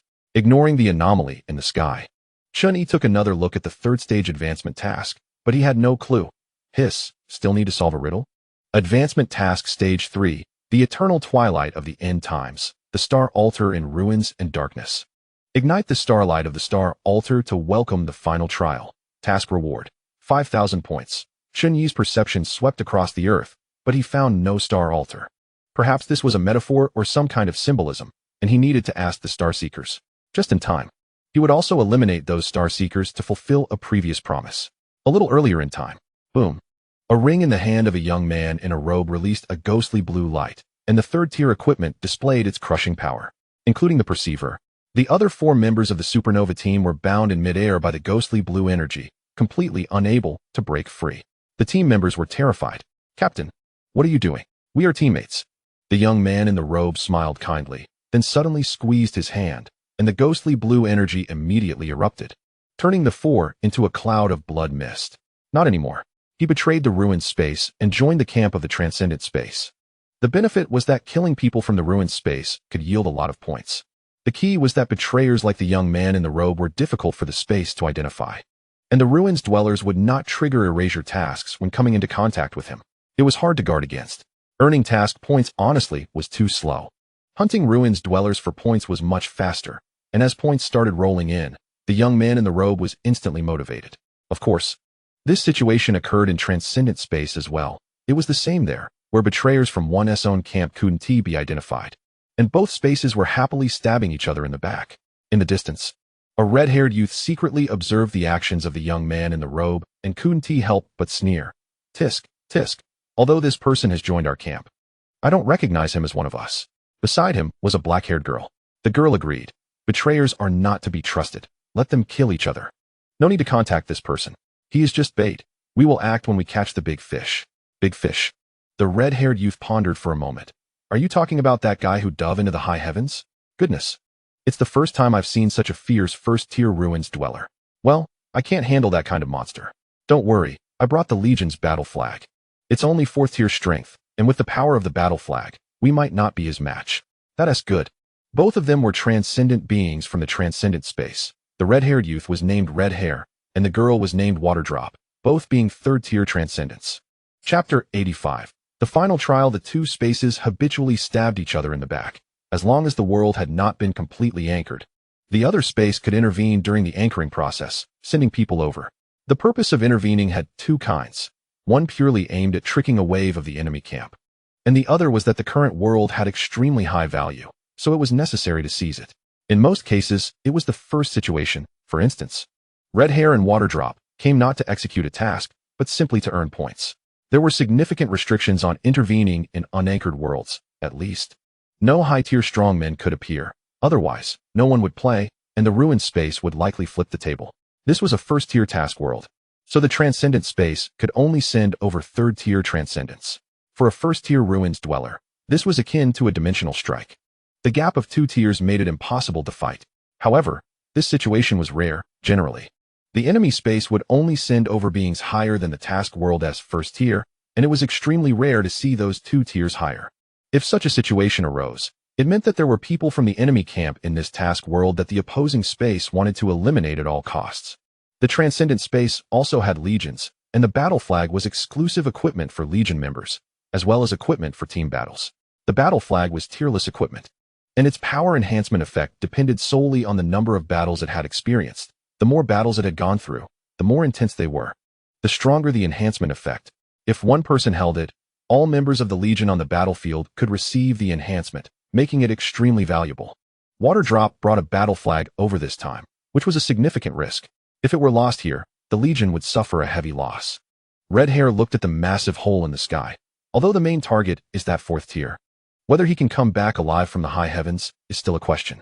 Returning to the current time, Chen Yi had previously summoned over 10,000 Star Seekers to chant the holy words, and there were still a few Star Seekers left in some scattered nearby ruins. Not long after, a mechanically modified man arrived at this ruin. His expression was cold, and the metal on him reflected the yellow light of the setting sun, radiating a cold glow. Amidst that coldness, there seemed to be a hint of impatience. Upon seeing the Star Seekers, his eyes instantly lit up, entering a combat state and fiercely launching an attack. The young man in the robe, the Star Seeker, awakened and immediately raised the gem on his wrist, emitting a hazy glow, with surging stellar power ready to go. Boom! The mechanically modified man leaped up and then froze in midair. His thoughts halted in that instant within the frozen space. The Star Seeker looked at the mechanically modified man suspended in midair, falling into contemplation. Should I attack or not? Maybe I should just go back to sleep? Chen Yi appeared. Do you know where the Star Altar is? The Star Seeker looked at the frozen mechanically modified man, and then at Chen Yi, nodding. Ignite the starlight of the Star Altar to welcome the trial of the gods. Hearing this, Chen Yi was overjoyed and asked several Star Seekers, but they all claimed not to know what the Star Altar was. He finally found a clue. However, the trial of the gods? Chen Yi was taken aback. The gods are gone. For a moment, he fell into silence, not knowing whether the trial could still be conducted without the gods. He had to try to find out. So he asked the Star Seeker, "Where's the Star Altar?" The gem on the Star Seeker's wrist glowed again, and his eyes reflected a longing for liberation as he assumed a combat stance. "If you have the ability to grant me liberation, I will tell you." "Good." Chen Yi agreed. Buzz. Stellar power surged. The Star Seeker confidently said, "I am different from those ordinary Star Seekers. I am one favored by the gods who has passed the trial of the gods. If you equate me with those common star seekers, you will suffer a great loss. Boom. A spark of firelight erupted with lightning speed, and the powerful stellar energy instantly turned the star seeker's arm to ashes. The residual force creating a massive trench in the earth. The gem on the star seeker's wrist extinguished, his confidence shattered to pieces, and he decisively conceded, laughing heartily. Just consider what I said earlier as if I never said it. The battle ended swiftly and cleanly. The light points Chen Yi had gathered dissipated. What is the star altar? And then, the star seeker drew a circle and a hexagram pattern on the ground with his remaining arm, and said, "This is the altar of the stars. You can draw it anywhere. Is it that simple?" Additionally, 6 tokens from the star seeker need to be placed at the 6 corners of the hexagram. Normally, the star seeker would also need to perform a ritual to inject star power into the altar to awaken it, but since you can harness star power, you probably won't need the star seeker anymore. Understood. Alright. The star seeker was already eager, his eyes filled with immense anticipation. Loudly chanting the sacred words to welcome the coming liberation, "I will return to the embrace of the stars." Chen Yi's mind moved. Bang. The star seeker exploded into a sky of black ash. The star seeker's token was the gem on his wrist. Chen Yi directly drew a slightly larger altar of stars on the spot, and 5 tokens from the star seeker appeared in succession, indicating that the other 5 star seekers in different locations had also achieved liberation. Ignoring the mechanical modified man frozen in midair, Chen Yi placed the 6 tokens one by one on the altar of stars. With the infusion of star power, the altar of stars radiated brilliance. Advanced Task Phase 3 completed. Points earned, 5,000. Advanced Task Phase 4. The Altar of Stars shines. The final trial descends. Task reward, 8,000. Chen Yi waited for a while. The brilliance of the Altar of Stars continued to shine, but the so-called final trial never arrived, as if no one was answering the phone. All the gods are dead. Chen Yi guessed the reason, and what was even more laughable was that the culprit was himself. The brilliance of the Altar of Stars gradually dimmed, and the ritual still went unanswered. It would be a miracle if there was a response. Just when Chen Yi thought this advanced task was about to fail, a thread of power from the void fell upon him, and then he sensed it. Was he calling himself through the Altar of Stars? That seemed reasonable. With the complete acquisition of star power, Chen Yi was now the supreme deity of this world, and the only existing god in this world. Calling upon the deity was essentially calling upon himself. A faint thread of power was drawn from the Altar of Stars, projecting a clone of himself in front of Chen Yi, a clone with only second-tier threshold level strength. Unexpectedly, the final trial was to fight against himself. Chapter 86. Projected clone. Chen Yi's trial clone did not possess self-awareness. It was merely an energy projection that fought according to instinct. Although it only had second-tier strength, its combat power was off the charts. Star Spirit, Super Burst, Critical Breakthrough. The projected clone only had these 3 abilities. Normally, it indeed only had barely city-destroying level second-tier combat power, but when fully unleashed, its combat power was still quite frightening. Even though the Super Burst and Critical Breakthrough of the projected clone were a nerfed version of what they could be, they were still beyond what a second-tier returner could withstand. Moreover, this was a first-tier advanced task world. After responding to his own summons through the Altar of Stars ritual, Chen Yi understood that he would not be able to return to the space until all returners completed the final trial. He had to respond to the trial summons here as a deity. Sure enough, boom, with a thought, a violent vortex of star power immediately crushed the trial clone in front of him, swiftly completing the final trial of the advanced task. Advanced Task Phase 4 completed. Points earned, 8,000. Triggering Temporary Task. Temporary task. As the only god of this world, please respond to the returner's call to bring down the final trial. You cannot return to the space until this temporary task is completed. Time limit, 1 year. Task reward, 10,000 points. No surprise there. At least it wasn't for nothing. Chen Yi didn't mind too much. He was just a tool responding to the summons anyway. Since he didn't need to personally participate, he could leave everything to the projected clone to conduct the trials for the returners. However, he was quite skeptical about whether any other returners besides him could pass the final trial in this advanced task. The returners would have to fend for themselves. The combination of Critical Breakthrough and Super Burst could easily crush not just second-tier returners, but even third-tier ones without leaving a trace. Logically speaking, if returners did not possess strength surpassing their current tier during an advanced task, they would likely return empty-handed, just like this time. Not to mention the difficulty of the final trial. Even the tasks in the preceding phases had already far exceeded the strength range of first-tier returners. making it difficult to manage without second-tier combat power or equipment. Only the members of the Legion had it a bit easier. They could fight side by side, significantly reducing the task's difficulty. Temporary teams lacked a solid foundation of trust, and they could easily have disputes over interests while fighting. The Legion had a very strict and fair distribution and compensation system. Thus, the cohesion of Legion members surpassed that of temporary teams. Flash. Understood. Another Supernova Legion team had formed, but this team only had 3 members, one of whom was Flash, who had previously entered the Star Beast world. Having merged with the WYRM, Flash fully possessed second-tier combat power, and after experiencing another task world, he now had a mid-level second-tier strength. This advanced task posed no difficulty for him. The team was purely formed to assist other Legion members in completing the advanced task, and he was the absolute main output. Facing a second-tier Starseeker, the other 2 were responsible for containment, and Flash seized the opportunity to unleash a powerful attack that severely injured the Starseeker. Clang! A sharp blade light flashed, and one of the sword-wielding teammates caught this fleeting moment, severing the Starseeker's head in one stroke. The Starseeker's body fell to the ground, turning to black ash. The sword-wielding returner sheathed his sword and let out a long breath. Finally got rid of it. Flash picked up the fallen token of the Starseeker. Now we have all 3 tokens needed for the final trial ceremony. I'll go first. Alright, sounds good. It wasn't strictly necessary to have all 3 tokens for the ceremony, but the information about the Altar of Stars was indeed hard to come by. After learning about the Altar of Stars, they were close to gathering the 3 tokens. As the absolute main force in the team, Flash went first for the final trial, and the other 2 had no objections. Perhaps due to experiencing the advanced task for the first time, Flash felt a bit nervous and somewhat uneasy. He drew the pattern of the Altar of Stars on the ground, placed the tokens, and then used the power of the Star Beasts to harness star power into the Altar of Stars. Buzz. Immediately, the Altar of Stars began to glow. The 3 of them immediately took their positions, and Flash became increasingly anxious. The brilliance of the Altar of Stars gradually solidified in midair, and a figure radiating a hazy light responded to the summons and gradually materialized. Flash frowned, sensing something was off. He couldn't see the figure's face clearly, but for some reason, it felt strangely familiar. Had he seen it somewhere before? It shouldn't be. Suddenly, the fear imprinted in his body was awakened, and Flash's heart involuntarily raced.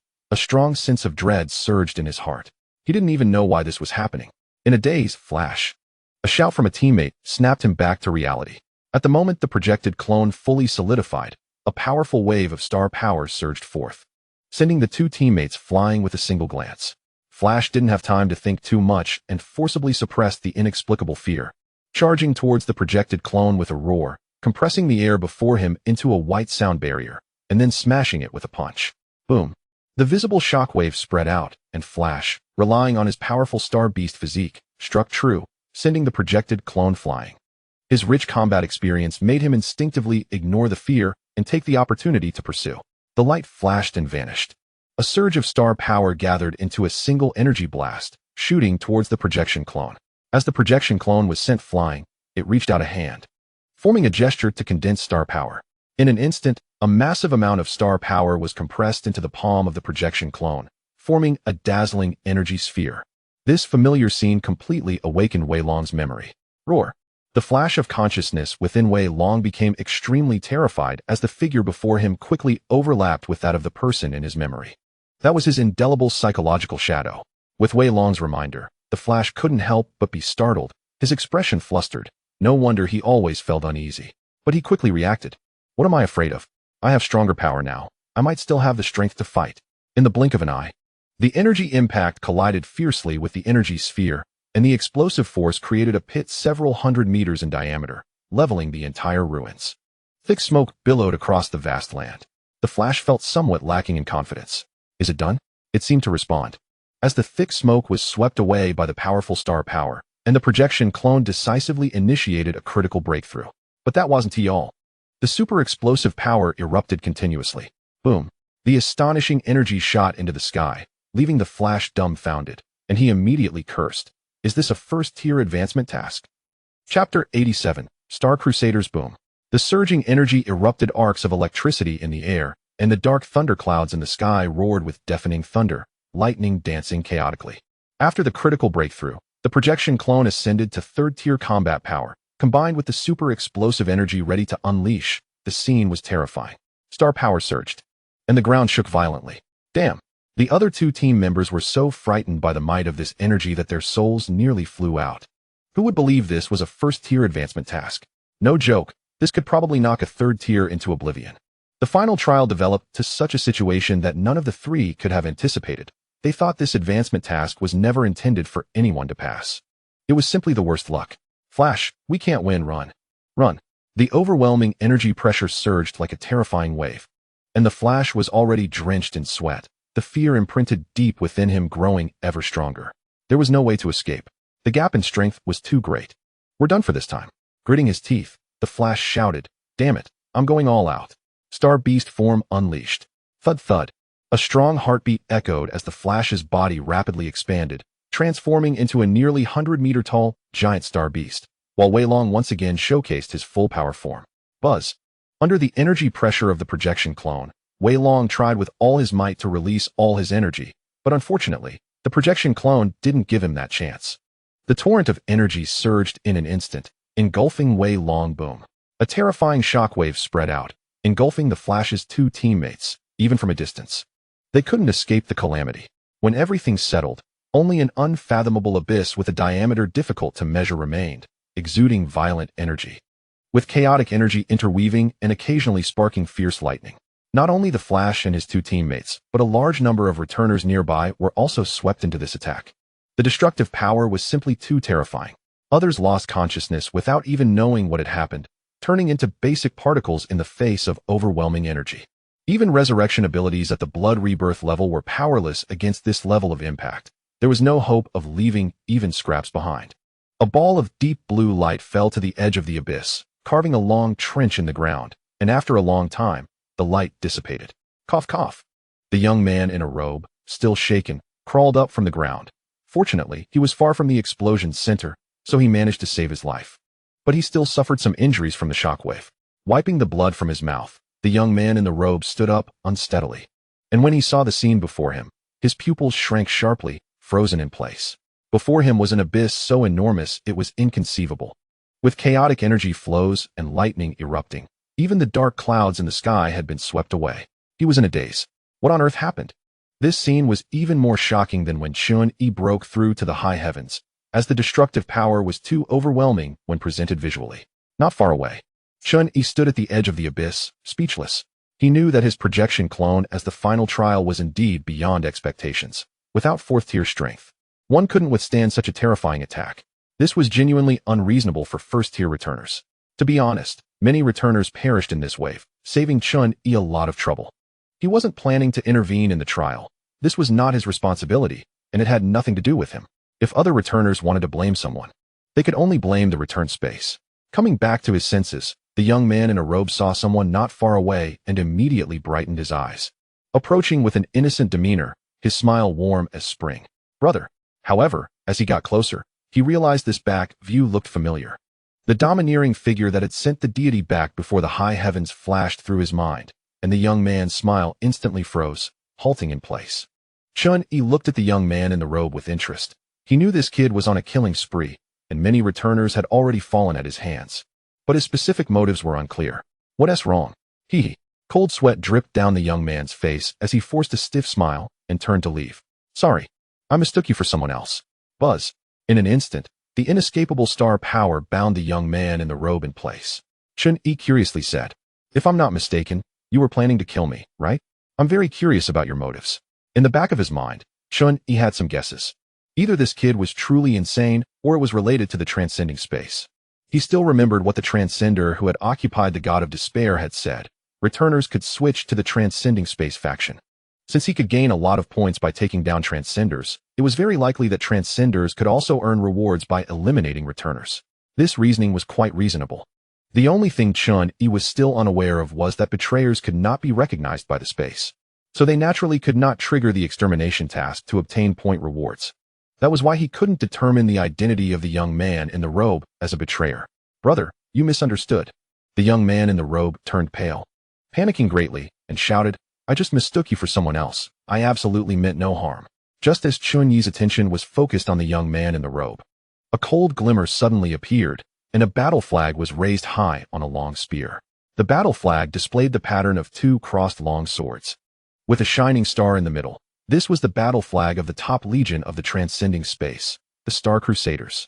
The battle flag whipped in the wind like a dragon's roar, and water drop, holding a long spear, tore through the air, instantly crossing a great distance to take Chen Yi's head, unstoppable as 1,000 troops. Transcender detected. Extermination task triggered. Extermination task. The transcending space is a hostile force to the return space. All transcenders are sworn enemies. Please be sure to exterminate all transcenders before you. Task reward, 20,000 points. I see. Chen Yi suddenly understood. He had suspected that water drop and the red-haired one were sneaking around, and it turned out they were transcenders. This was a meal delivered right to his door. Boom. The long spear, wielded with immense power, obliterated the robed youth, leaving no trace of him. However, just as it was about to pierce Chen Yi, it couldn't advance an inch. Shui Di's expression changed. Immediately after, a flash of light swept by. Failing to launch a surprise attack, Shui Di swiftly withdrew, and the red-haired man took action. Standing at a distance, he drew his bow and nocked an arrow, releasing a brilliantly colored arrow that seemed to tear through space and struck Chen Yi directly. Chapter 88. Advancement to second level. Boom. The earth trembled violently. Under the power of the Star Crusaders' battle flag, the red-haired man's dazzling arrow unleashed destructive force equivalent to the fourth level. A massive energy pillar shot up into the sky. Crack. The longbow in the red-haired man's hand shattered piece by piece. A third-level weapon was thus rendered useless by a single arrow. He felt a pang of heartache, as this ability was truly costly. The energy within the pillar surged, reaching the heavens. The red-haired man approached Shui Di and retrieved another third-level equipment from his personal space. Having prepared for a significant loss. Is this for real? He didn't die? With the points not yet credited, it meant the opponent was still alive. The red-haired man found it hard to believe. With the battle flag's power and his ability, that strike should have been enough to take out a fourth-level opponent. Shui Di braced for impact. Even if he survived, he would surely be heavily injured. The power of that strike was undeniable. This kid had not only heavily injured but even taken out fourth-level Void Seekers before, so Shui Di had a deep respect for his attack power. However, the next scene completely took both of them by surprise. A figure emerged from the energy pillar. Chen Yi appeared unscathed, and the energy's intensity was like a mere tickle to him. Hiss. Realizing the situation was beyond expectations, the red-haired man's pupils constricted, and he involuntarily took a step back, his expression darkening as he gritted his teeth and said, "Not fourth level, but fifth level. If it were fourth level, he definitely wouldn't have withstood that strike unscathed. Perhaps the equipment, he had negated the damage from that blow." The red-haired man hoped it was the latter possibility. If it was truly fifth level, they were doomed. Whether it was luck or misfortune, the robed youth had indeed lured a big fish, but it was a fish that could overturn their boat. A suffocating sense of oppression. Chen Yi reached out and gripped. Bang! Bang! At the critical moment, an overwhelming force descended, and Shui Di and the red-haired man vanished from their spot. Two straw dummies taking their place, obliterated into fundamental particles by Chen Yi. In an instant, the two used the decoys to flee thousands of miles away.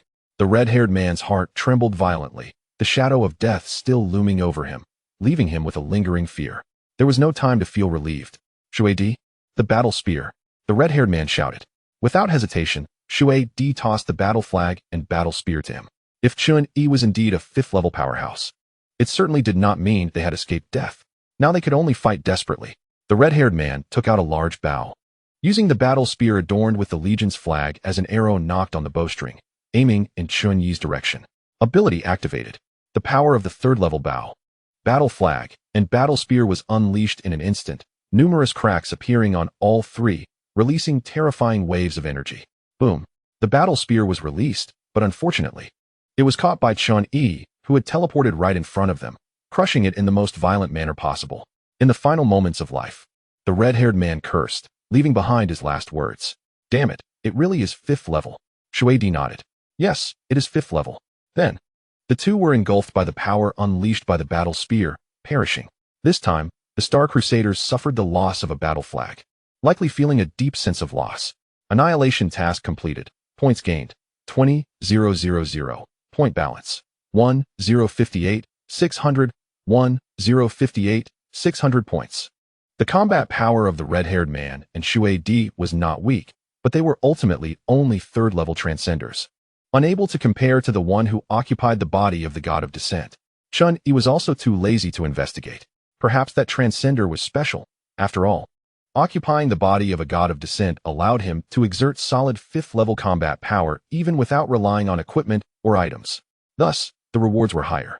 Realizing the high quality of the Transcenders, the Annihilation rewards were far greater than simply completing tasks.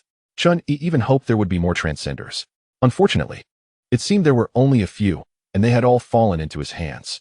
As for those well-hidden traitors, Chen Yi was still unaware of their identities, so he couldn't root them out. Moreover, annihilating traitors came with no rewards, and Chen Yi wouldn't engage in such thankless tasks, even if he knew. He would likely adopt a hands-off approach unless provoked. The time limit for the temporary task was 1 year, which was practically a blink of an eye for an immortal being. Lifespan had long lost its meaning and value to Chen Yi. In his slumber, Chen Yi responded to all the calling ceremonies of the Star Altar, and with a blink of his eyes, a year had passed. On the land of the Endworld, many massive abysses appeared, and it was clear what had happened. After discovering the immense danger of the final trial, the Void Seekers abandoned this advancement task. The Legion members were the most sensitive. When they noticed their comrades in the same Legion were losing contact one by one, they likely understood that something had gone wrong with the final trial. This was a trial of certain death. Thus, a year later, many Void Seekers survived. Some never reached the final trial, while others were the first to sense something was amiss. Not all had perished. 3, 2, 1 time limit reached. Temporary task completed. Points gained. 10,000. Advancement task completed. Would you like to submit the task? Yes. Advancement task submitted successfully. Settlement completed. Point balance. 1068. 600. After choosing to submit the task, the space interface appeared for settlement. This meant the advancement task was completely over, and Chen Yi immediately returned to the space. Before returning to the space, Chen Yi made sure to open the spatial gap and retrieve his root core from the Planck membrane. Ziz. The Void Seekers' figures flickered and disappeared. Back in the void space, the interface popped up. Current level, second level. Chen Yi looked at his point balance of over 1 million and momentarily didn't know which ability to enhance. After reaching LV-23, the enhancement cost for his Star Spirit had reached a staggering 3 million points. At least it was a 5th-level ability. After much thought, he realized that using these points on any single ability didn't offer good value. Critical Breakthrough, although forcibly raised to LV-10 in the advancement task world, was still unable to be enhanced after returning to the void space. In the end, Chen Yi decided to save these points. It would be best to use them for enhancements once he acquired a new ability, as that would offer the highest cost-effectiveness. 1 million points would be enough to fully enhance a low-level ability. Wang Kai, with a lollipop in his mouth, bounced along behind Chen Yi. Chen Yi strolled through the commercial area and finally stopped in front of the Xiaoguo boutique. He sat down in front of the lottery machine. Hey, little brother. Back to play again, huh? Chapter 89. Crisis approaches, not more, not less. Chen Yi followed the old routine and took out 1 million to have some fun.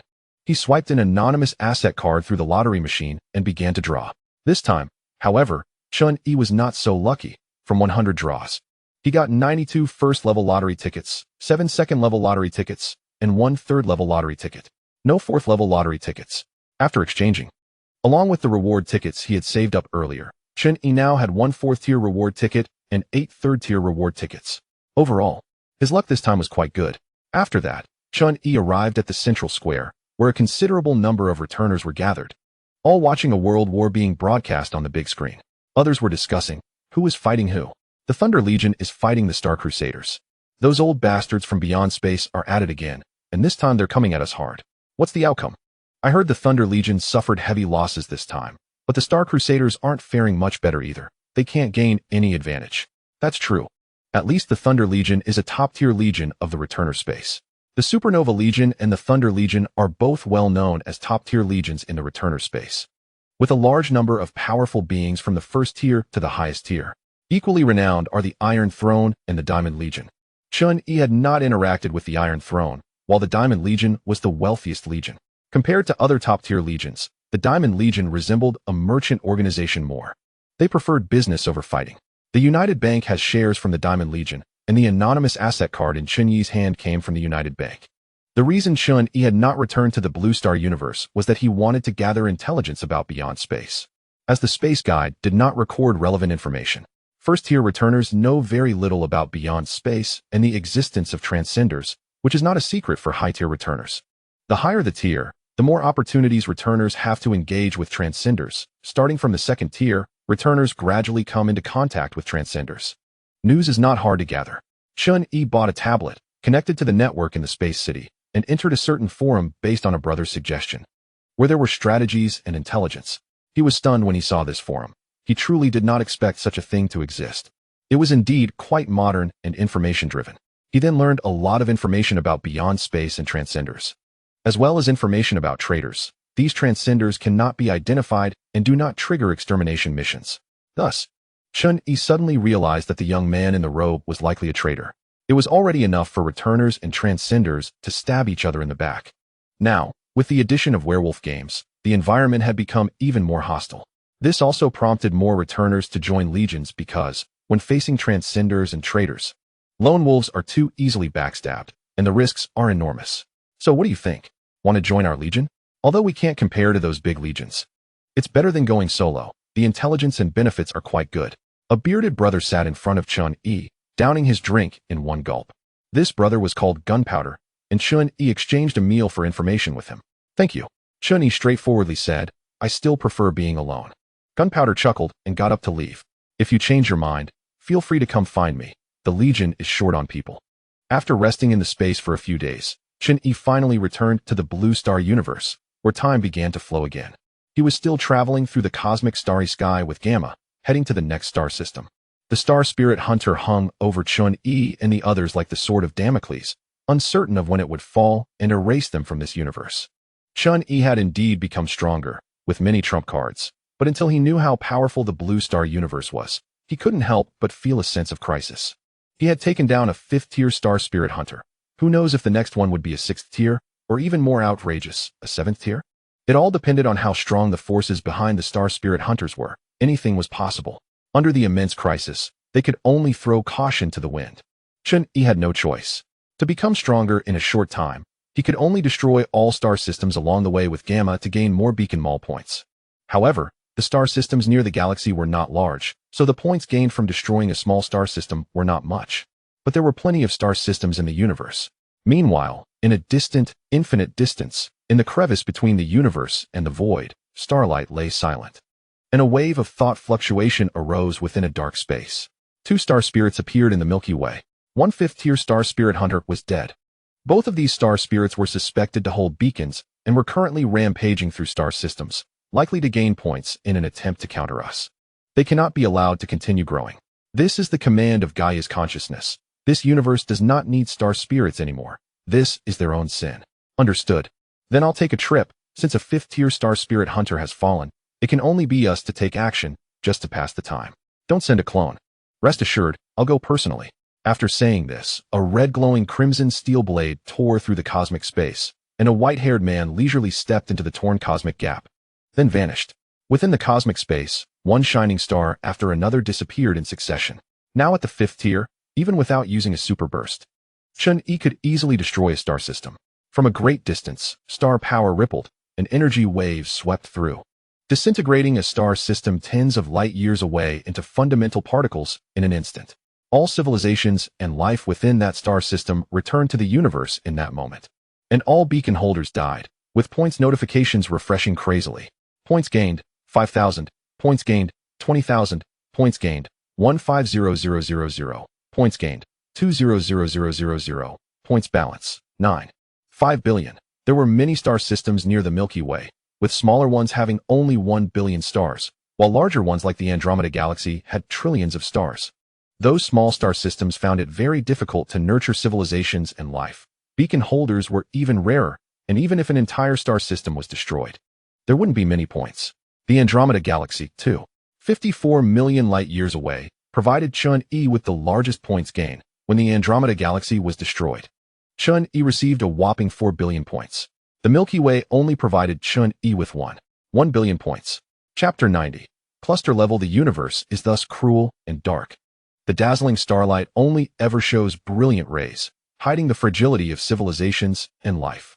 Once a large-scale gamma-ray burst sweeps through, perhaps star systems within dozens of light years will turn into complete dead zones, without a shred of mercy. Since entering the Milky Way from the blue star, Chen Yi had been cautious, but crises arrive without being swayed by personal actions or will. If the universe wants to kill you, it will certainly do so, leaving no room for struggle, which is why the star spirit hunter came. He was forced to fight back. According to his previous methods, he would only eliminate beacon holders within a 5 light-year range at one time to harvest their points. He wouldn't easily destroy other civilizations and lives unless necessary. But now there wasn't enough time for him to take it slow, to face the star spirit hunters of the blue star universe. He could only indiscriminately destroy all star systems to gain a large number of points. This was a battle for survival, allowing no mercy. Gamma also understood the severity of the situation. No longer timid, he became tougher and gained quite a few points. But due to the significant gap in strength between him and Chen Yi, the points he earned were far fewer than Chen Yi's. One day, while traversing the cosmic space, Chen Yi suddenly felt a sharp sense of crisis and immediately realized that a star spirit hunter was about to attack. He quickly stopped and opened the beacon mall to start purchasing goods. A great battle was imminent. Gamma also opened the beacon mall to prepare. To be honest, he had never been this wealthy in his life. That string of zeros in his points balance was quickly used to purchase abilities and equipment. Waves of light appeared in front of Gamma, and the purchased items were delivered immediately. Ample ammunition. Chen Yi didn't need much in terms of equipment. The time-space crystal was the strongest defense, and critical breakthrough and super eruption were the strongest attacks. He planned to focus entirely on developing the series of abilities related to the star spirit. After all, he had already invested so many points into it. There was no reason not to continue developing. The subsequent development of the star spirit had considerable potential. After all, it had once single-handedly defeated countless powerful races in the universe. Among the 7th-tier products, the price typically started at 1 billion and reached a maximum of 10 billion. But there was a significant divide in the prices of products in the Beacon Mall. The price of 7th-tier products skyrocketed to start at 10 billion, with top-tier 7th-tier products even reaching 1 trillion, an astronomical figure. Because the 7th tier was called the universe level, it was not surprising that the prices increased sharply. Chen Yi had his eye on a 7th-tier product, but he couldn't afford it for now. It was sold in 4 parts, each worth 250 billion. And only together did they form the complete product. Unified force form gravity volume. Unified force form electromagnetic volume. Unified force form strong interaction volume. Unified force form weak interaction volume. As long as he could gather these for legacies, the star spirit would know how to evolve into the unified force form. Once it evolved into the unified force form, the combat power of the star spirit would explode. Obviously, Chen Yi's current points balance was far from enough, let alone gathering all 4. He couldn't even afford one, leaving him just staring at the prices. Moreover, he didn't seem to have much to prepare.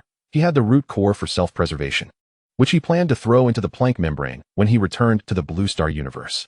Turning off the Beacon Mall, Chen Yi's sense of danger suddenly peaked at one moment. Here it comes. In an instant, boom. A massive slash appeared without warning, instantly tearing through the fabric of space. And Gamma was caught off guard and sucked directly into the space crack. Damn it, the battle had just begun, and this little nobody was already out. Disappearing into the space crack. He definitely wouldn't die that easily, but he had no idea where he was thrown. If it weren't for the time-space energy barrier blocking this strike, Chen Yi would have had no chance of withstanding it. There was no doubt that the enemy's strength was formidable. Without hesitation, boom. Chen Yi decisively used critical breakthrough to break through to the 6th tier. If the 5th tier combat power had the destructive capability to annihilate star systems, then the 6th tier represented cluster-level combat power. Even at just the threshold level of the 6th tier, Chen Yi could unleash the combat power to destroy hundreds of star systems in an instant. The reason he didn't use the critical breakthrough to enter the 6th tier to speed up point acquisition was purely due to Chen Yi's caution. There was a cooldown time for the critical breakthrough. What if the enemy attacked while he was cooling down? That would be troublesome. The starry sky trembled. Chen Yi's momentum skyrocketed, and a figure holding a crimson steel knife appeared before him, facing off against him. This person was none other than Star Scar, who had almost killed Chen Yi on Blue Star. Seeing this familiar face, Chen Yi was extremely astonished. He had once speculated that Star Scar's true form possessed power above that of Star Annihilation, but he never expected it to be so outrageous. Star Scar? This must be fate. Star Scar's fighting spirit was high, and his aura was not weaker than Chen Yi's, even stronger than Chen Yi at the moment, indicating his genuine 6th tier strength. He smiled and said, I didn't expect that after our battle on Blue Star, we would meet again under such circumstances. I said we would see each other again. Time was short. After the shock, Chen Yi decisively chose to strike first. The terrifying power of cluster-level combat erupted instantly, and the vast star power swept across the universe, as if ready to obliterate the entire cosmos. Star Scar grinned. The crimson hue swept through the deep universe. and an invisible slash instantly cut through space over 1,000,000 light-years away, striking directly at Chen Yi with unstoppable momentum. Chen Yi was unafraid, and with one punch, he shattered the slash capable of cutting through the cosmic space. The star power erupted, annihilating all star systems within tens of millions of light-years. The points prompt kept refreshing, but Chen Yi had no time to pay attention. The collapsing space and the violent star power collided, forming an immensely large gamma-ray burst, obliterating everything in its path. Gazing at the starry sky, one could see a dazzling brilliance, and when any civilization saw this light, it meant that destruction had arrived. Gamma-ray bursts would turn the Earth of planets into magma, and no ordinary life could survive in such an environment. When the star power surged through, entire planets would be reduced to cosmic dust by the aftermath of the battle. The chaotic star power, even if it spread over tens of millions of light-years, would still cause significant effects. Some stars would burn even more fiercely after capturing large amounts of star power, while others would immediately undergo collapse due to the loss of star power, transforming into white dwarfs or neutron stars, even beginning to evolve into black holes. Chapter 91. The battle concludes. More distant star systems were not destroyed, but they still could not avoid the impact of the battle, being pushed towards the farther reaches of the universe by the residual star power. Many stars and planets were flung out, even colliding with each other and shattering into cosmic dust. And this was merely the aftermath of a battle between two sixth-tier cluster-level powerhouses. A large amount of cosmic dust floated in space, and the violent friction of basic particles sparked dancing electric lights, which were then crushed by the overwhelming star power. The incredibly sharp crimson steel knife sliced through the galaxy, tearing apart the starry sky. Upon realizing that the time-space energy barrier surrounding Chen Yi was indestructible, Scar swung down his blade. The strike passed through the time-space barrier and landed solidly on Chen Yi's body, severing one of his arms. At that moment, Chen Yi's powerful recovery ability came into play. The severed arm immediately reattached itself to the wound, leaving no trace of injury. Amazing! Chen Yi couldn't help but exclaim. This was the first time someone had managed to injure him through the time-space barrier. You're not bad either. Scar felt a hint of excitement. He had not felt this way for many years. A worthy opponent was hard to come by. As one of the few at the pinnacle of this universe, Scar had not enjoyed such a thrilling fight in a long time. However, this was ultimately a life-and-death struggle, not a friendly match. Both were doing their utmost to try to take each other down, without holding back. Clang! The light ringing of the crimson steel knife resonated through the star power and reached Chen Yi's mind, and Scar's gaze became incredibly sharp in that instant. The oncoming sense of danger chilling to the bone. Buzz! At the same time, the star power within tens of millions of light-years was completely drained. Following his instinct in the face of danger, Chen Yi decisively unleashed a full power strike of super eruption at 10,000 times the power. Boom! The strike that transcended causality landed squarely on Chen Yi, and the violent slash shattered the material constituting his body into a basic information state.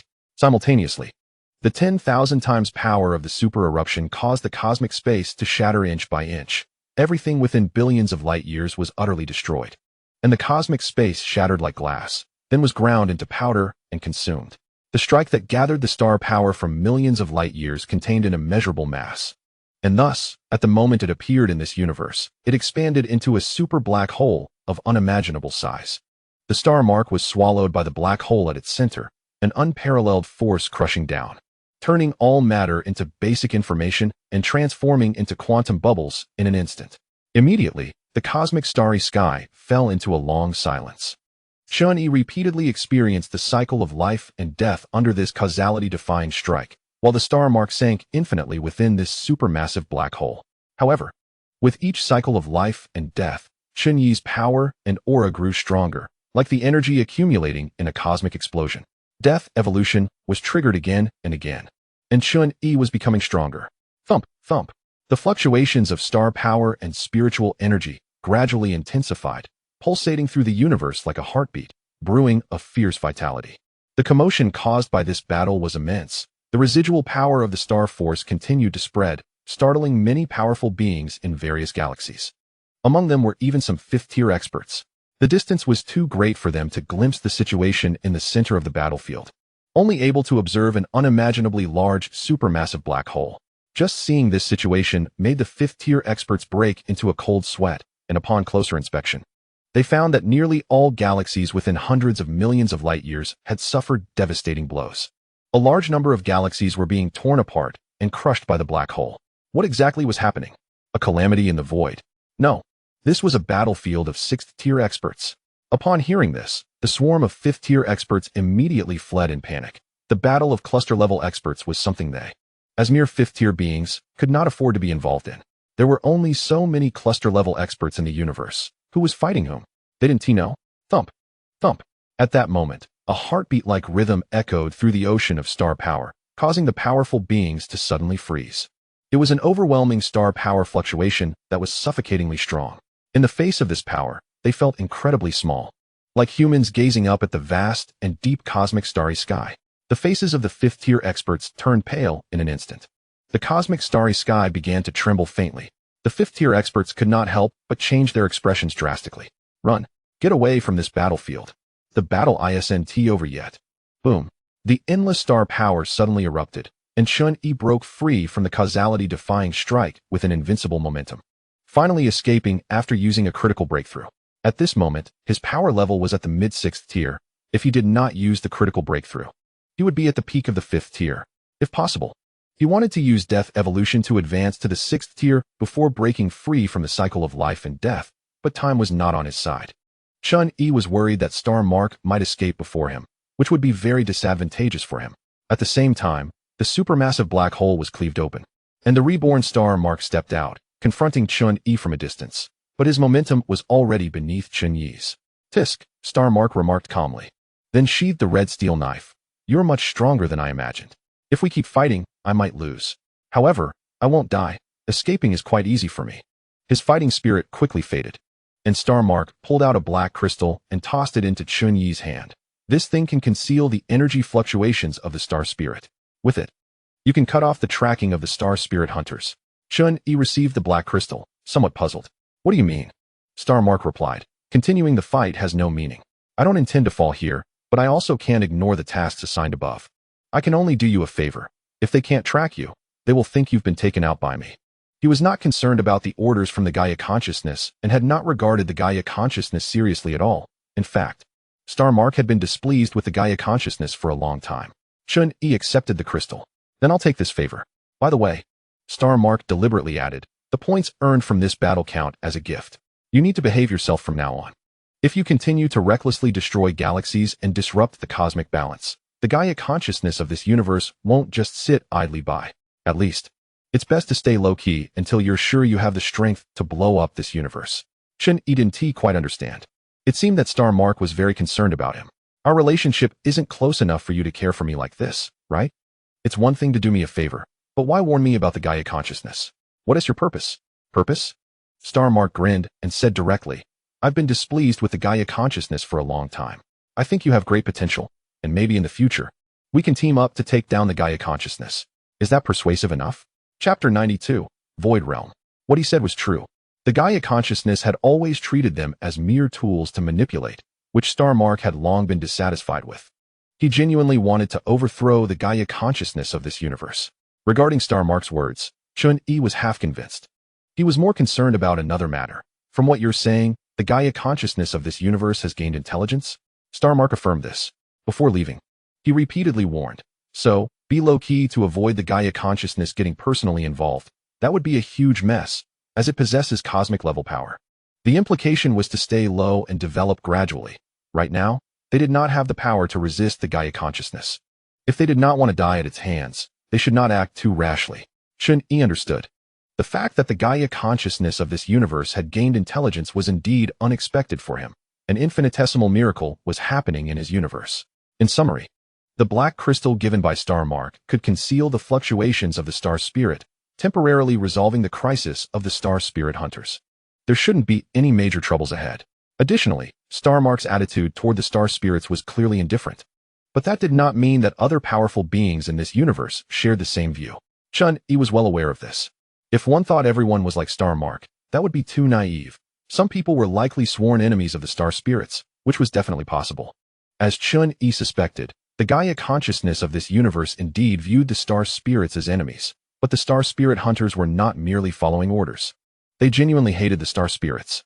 The blood feud from 5 billion years ago remained difficult to erase, and the star spirits had made too many enemies across countless universes, digging a super pit for the newly born star spirits.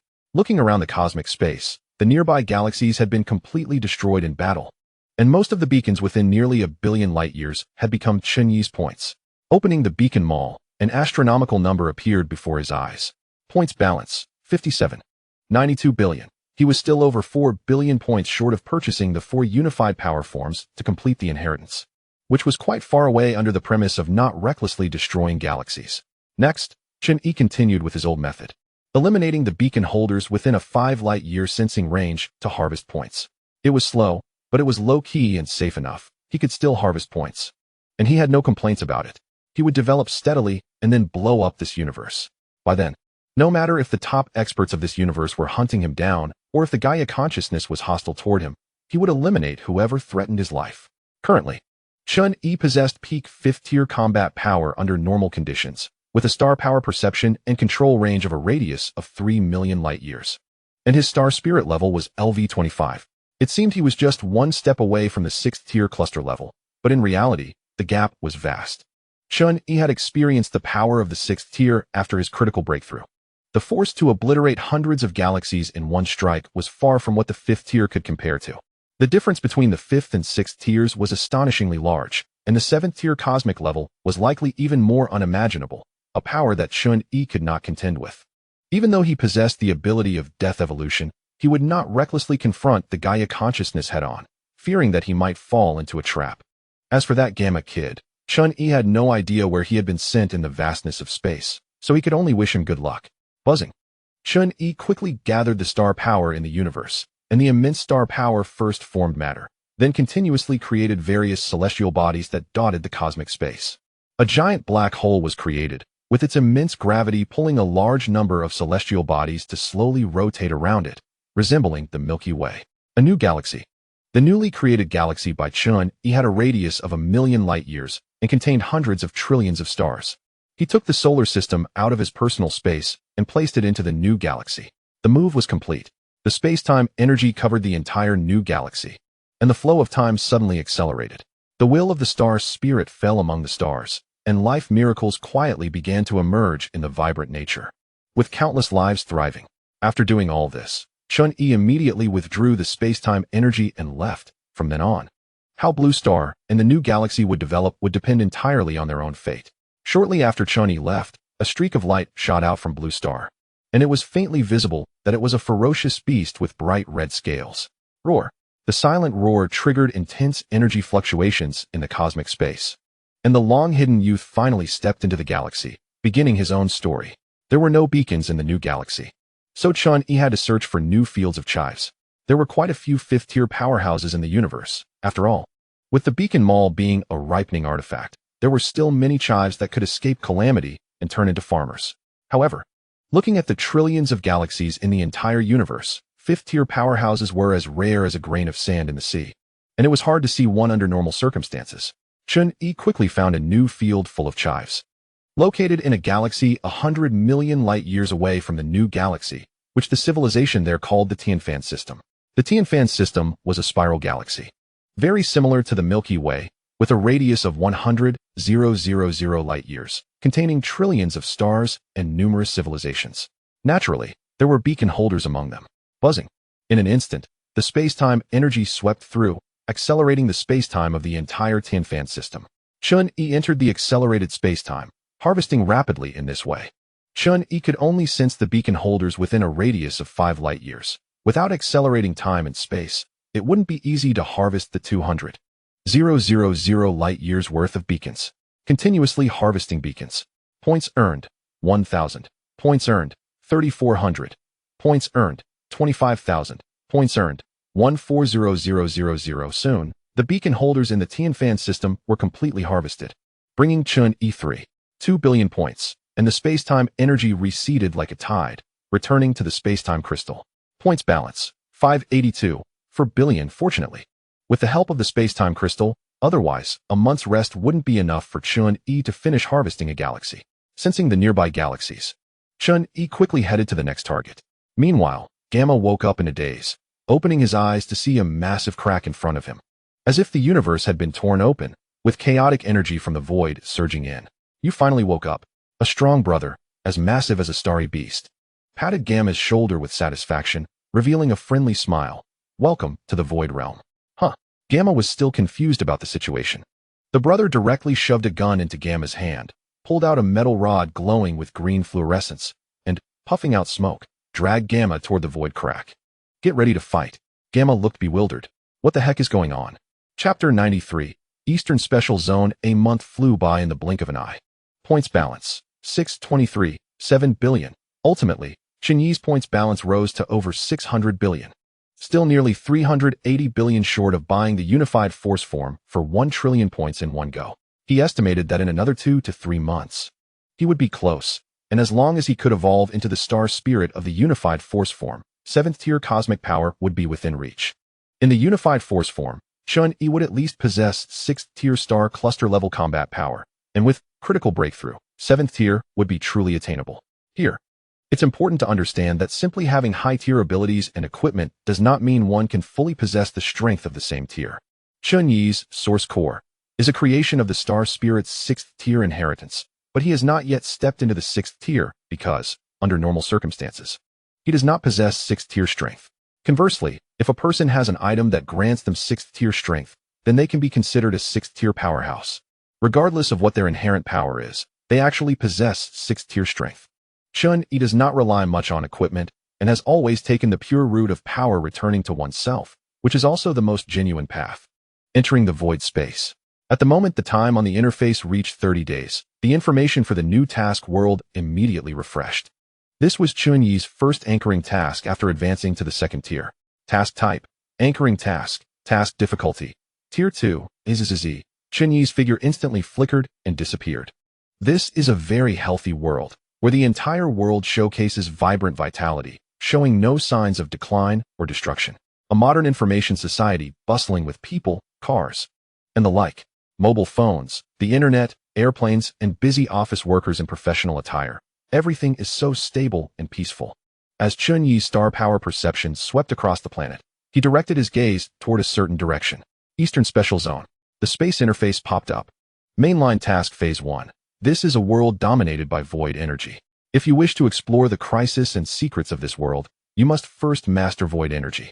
Task Reward. 1,000 points. After Tier 2, the rewards for the first phase of the mainline task have significantly improved compared to Tier 1. At least not just a pitiful few hundred points. Name, Chen Yi. Tier 2. Points, 1,068, 600. Abilities, Star Spirit LV25, Planck Membrane Lifeform, Critical Breakthrough LV10. Super Eruption LV11, Death Evolution. Items, Personal Space Galaxy, Chapter of Gaia, Heart of the Tyrant, Source Core. Chen Yi first threw the source core into the Planck membrane. On the surface, it appeared to be a very ordinary planet, but in reality, it concealed extremely powerful extraordinary power, the basis of which was the void energy mentioned in the first phase of the mainline task. The void is the source of all things, and even all universes and worlds are born from the void, which Chen Yi understood. Not limited to the void races, many advanced civilizations in the universe hold such theories. The void is infinitely vast, encompassing countless universes and worlds. The void is filled with violent and chaotic void energy, but that is the most advanced and primordial energy. The source of all energy and matter is void energy. In simple terms, some worlds may not be able to use star power, but absolutely no world can be without void energy, because it is the very essence that constitutes the world. Based on void energy, this planet has developed a quite powerful power system. However, this remains a secret to ordinary people. To study and develop the void power system, 4 large special zone cities appeared on this planet, namely the Eastern, Western, Southern, and Northern special zones, all isolated from the outside world with strict prohibitions against the spread of extraordinary power. The closest to Chen Yi is the Eastern Special Zone. Don't be fooled by the fact that the humans on this planet struggle to land on the moon. The 4 special zones contain ultimate powers capable of destroying an entire galaxy. The extraordinary side remains secretive, while the 4 special zones publicly claim they are merely research zones conducting the most advanced scientific studies in the world. In a sense, this isn't entirely wrong. They are indeed extraordinary, but not ancient beings. The application of void energy has been passed down from a distant ancient era. Yet the research methods of the 4 special zones are quite scientific and advanced. Target terminal detected. Plugin installation in progress. Installation complete. Random upgrade options being generated. Random option. Guaranteed critical hit. Guaranteed critical hit option loaded. Upgrade task 1. Ascend to the position of demon god. Progress reaches 10. Guaranteed critical hit option increases by 1 level. Upgrade task 2. Ascend to the position of demon god. Progress reaches 20. Guaranteed critical hit option increases by 1 level. Upgrade task 3. Ascend to the position of demon god. Progress reaches 30. Guaranteed critical hit option increases by 1 level. There are 10 unchanging upgrade tasks. In the Legends of the Extraordinary Side, there exist high-level entities known as demon gods. And the ultimate goal of these upgrade tasks is to become one of them. It seems quite troublesome. Looking at the ability that has been randomly assigned this time. Ability, Guaranteed Critical Hit. Level, LV1. Description. Each attack has a 1 chance to trigger a guaranteed hit effect, guaranteed hit. Chen Yi has long wanted to possess a causal or conceptual ability. Whether it's the guaranteed arrow of the end world or the blade of the star mark that transcends causality, both are extremely powerful. Now, he has finally gotten his wish. Once he completes the upgrade tasks, the probability of triggering the guaranteed critical hit should reach 100. Just thinking about it excites Chen Yi. Numerical values have their own beauty, and mechanisms have their own strengths, but every mechanism has a limit to what it can bear. Chen Yi forcibly broke free from the blade of the star mark. However, if there are extremely high values coupled with an extremely strong mechanism, that equals invincibility. On the roadside, a black business car came rushing in like a racing car, then suddenly braked, leaving 2 dark skid marks on the ground. 4 men in black suits and sunglasses opened the car doors and hurriedly brought Chen Yi inside. Then they sped away. Inside the car, one of the men in sunglasses politely apologized to Chen Yi. "I apologize, sir, but time is of the essence. And we had to ask you to come with us this way. We hope you understand." Chen Yi nodded in acknowledgement. As he spoke, the man in sunglasses handed Chen Yi a business card. Chen Yi took it and looked at it. The card read Eastern Special Zone and Yuan Sure Heavy Industry. At the same time, within the Eastern Special Zone, at 0 Point Elite Academy, a woman with golden long hair hung up the phone in frustration. Tisk. Just a little bit more, and I would have secured another talent. Chapter 94. The Long Corridor Courtyard. The Eastern Special Zone has 3 major research and educational institutions, all dedicated to cultivating the next generation of power, and there is fierce competition among them. Yuan Sure Heavy Industry, 0 Point Aerospace, and the Void Organization represent the 3 major factions within the Eastern Special Zone. These 3 giants possess financial resources far beyond the ordinary, continuously investing resources into their respective research institutions and educational systems. Chen Yi unexpectedly gained a legitimate identity in this world, and he is a special student in the Eastern Special Zone, just as the 3 factions are in fierce competition to recruit students.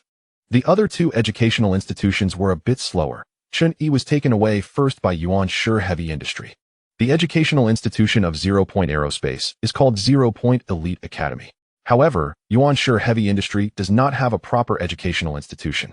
The extraordinary power system has been passed down from ancient times, and some old families have profound attainments in this area.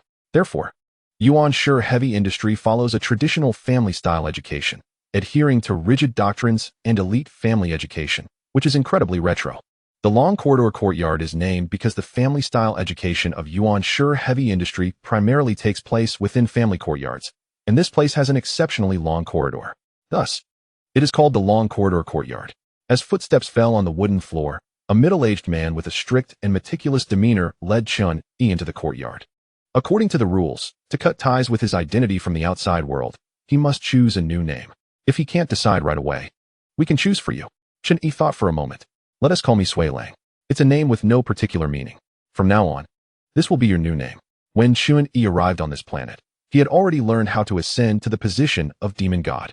Even though the 4 special zones tightly sealed ancient data, it still couldn't hinder Chen Yi's astral perception.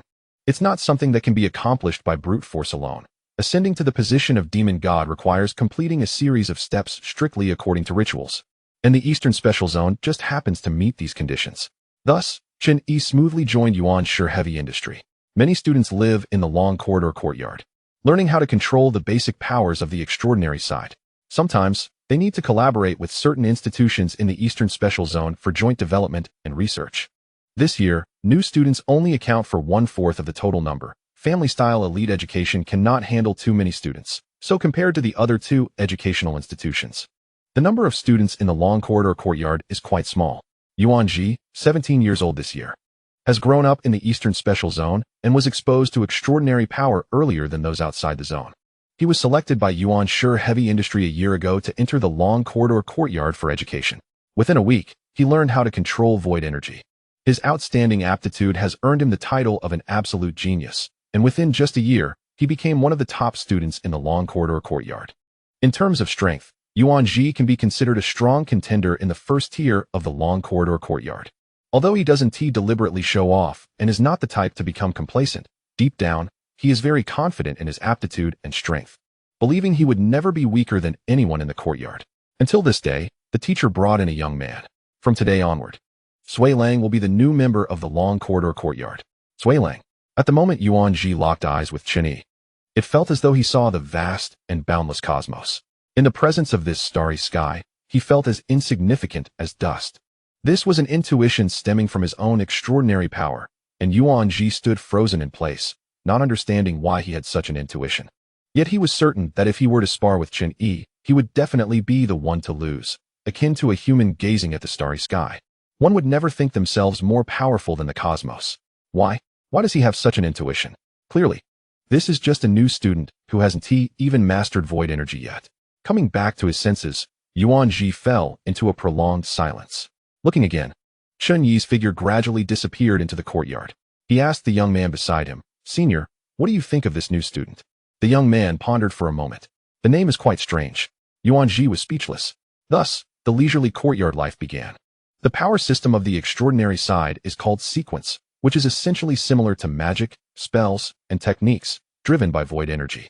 Within the 4 special zones, there exists galaxy-level ultimate power, but the students in the courtyard are merely beginners, with only a few students possessing second-tier strength. Chen Yi felt no pressure staying here. This is a great opportunity. As a star spirit, Chen Yi can harness various energies, including astral power, but he will inevitably encounter exceptional situations in the future. The end world is a good example. Astral power lies dormant like solid ice, making it very laborious to control. What if there comes a time when astral power and void zero-point energy cannot be utilized in a task world? The mage template would be severely compromised. Taking this opportunity to master the void energy, which is boundless and truly omnipresent, with its versatility fully maximized. From now on, abandon star power and embrace the void. In the empty courtyard, all of Chen Yi's star power drained away, and he easily sensed the existence of void energy according to the methods of this world. The void energy was extremely violent and chaotic, and the moment it surged into Chen Yi's body, circuits resembling those of electric circuits appeared on his body, emitting a purple glow.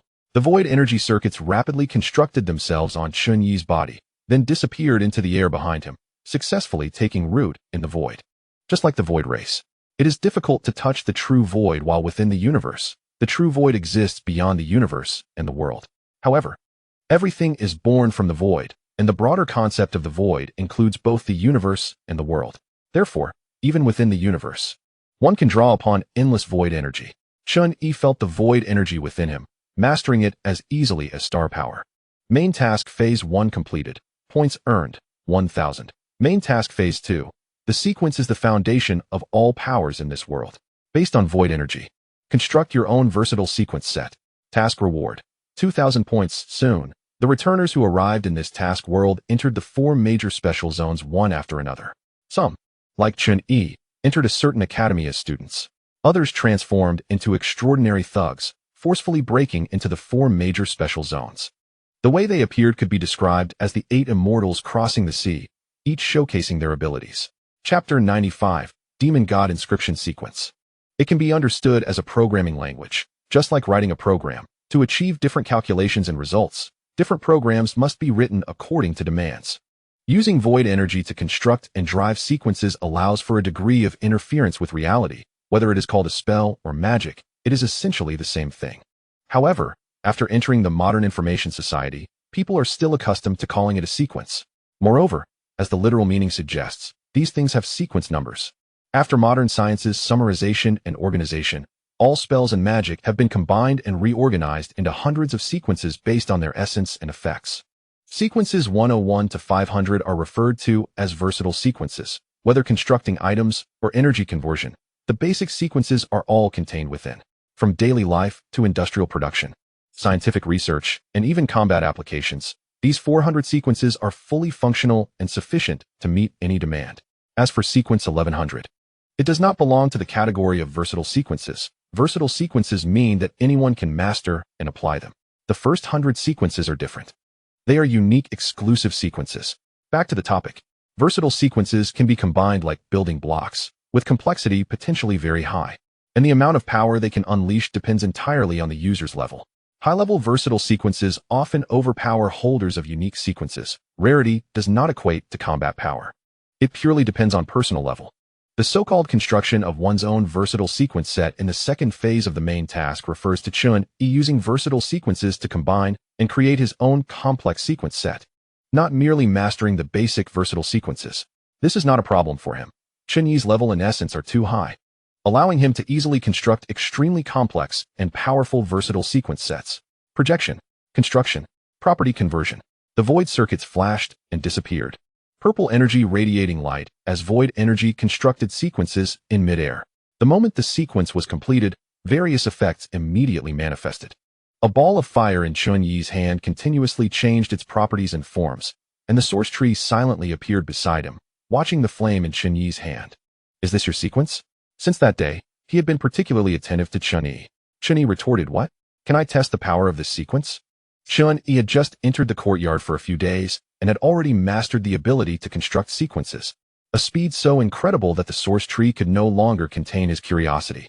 He was eager to know Chen Yi's strength. He wanted to know if his intuition that day was correct. Would he really lose to Chen Yi? The source tree was a person with a strong competitive spirit. Upon hearing this, Chen Yi's expression was somewhat strange. "You want to try?" "Yes." The source tree's expression was very serious, and as he spoke, he took a fighting stance to begin the sequence. "I will do my best to defend. Don't worry about hurting me. Despite only being in the courtyard for a year, I am quite confident in my strength." "Ha." Chen Yi found it amusing and laughed. "All right, then let you try. Come on." The source tree stood ready.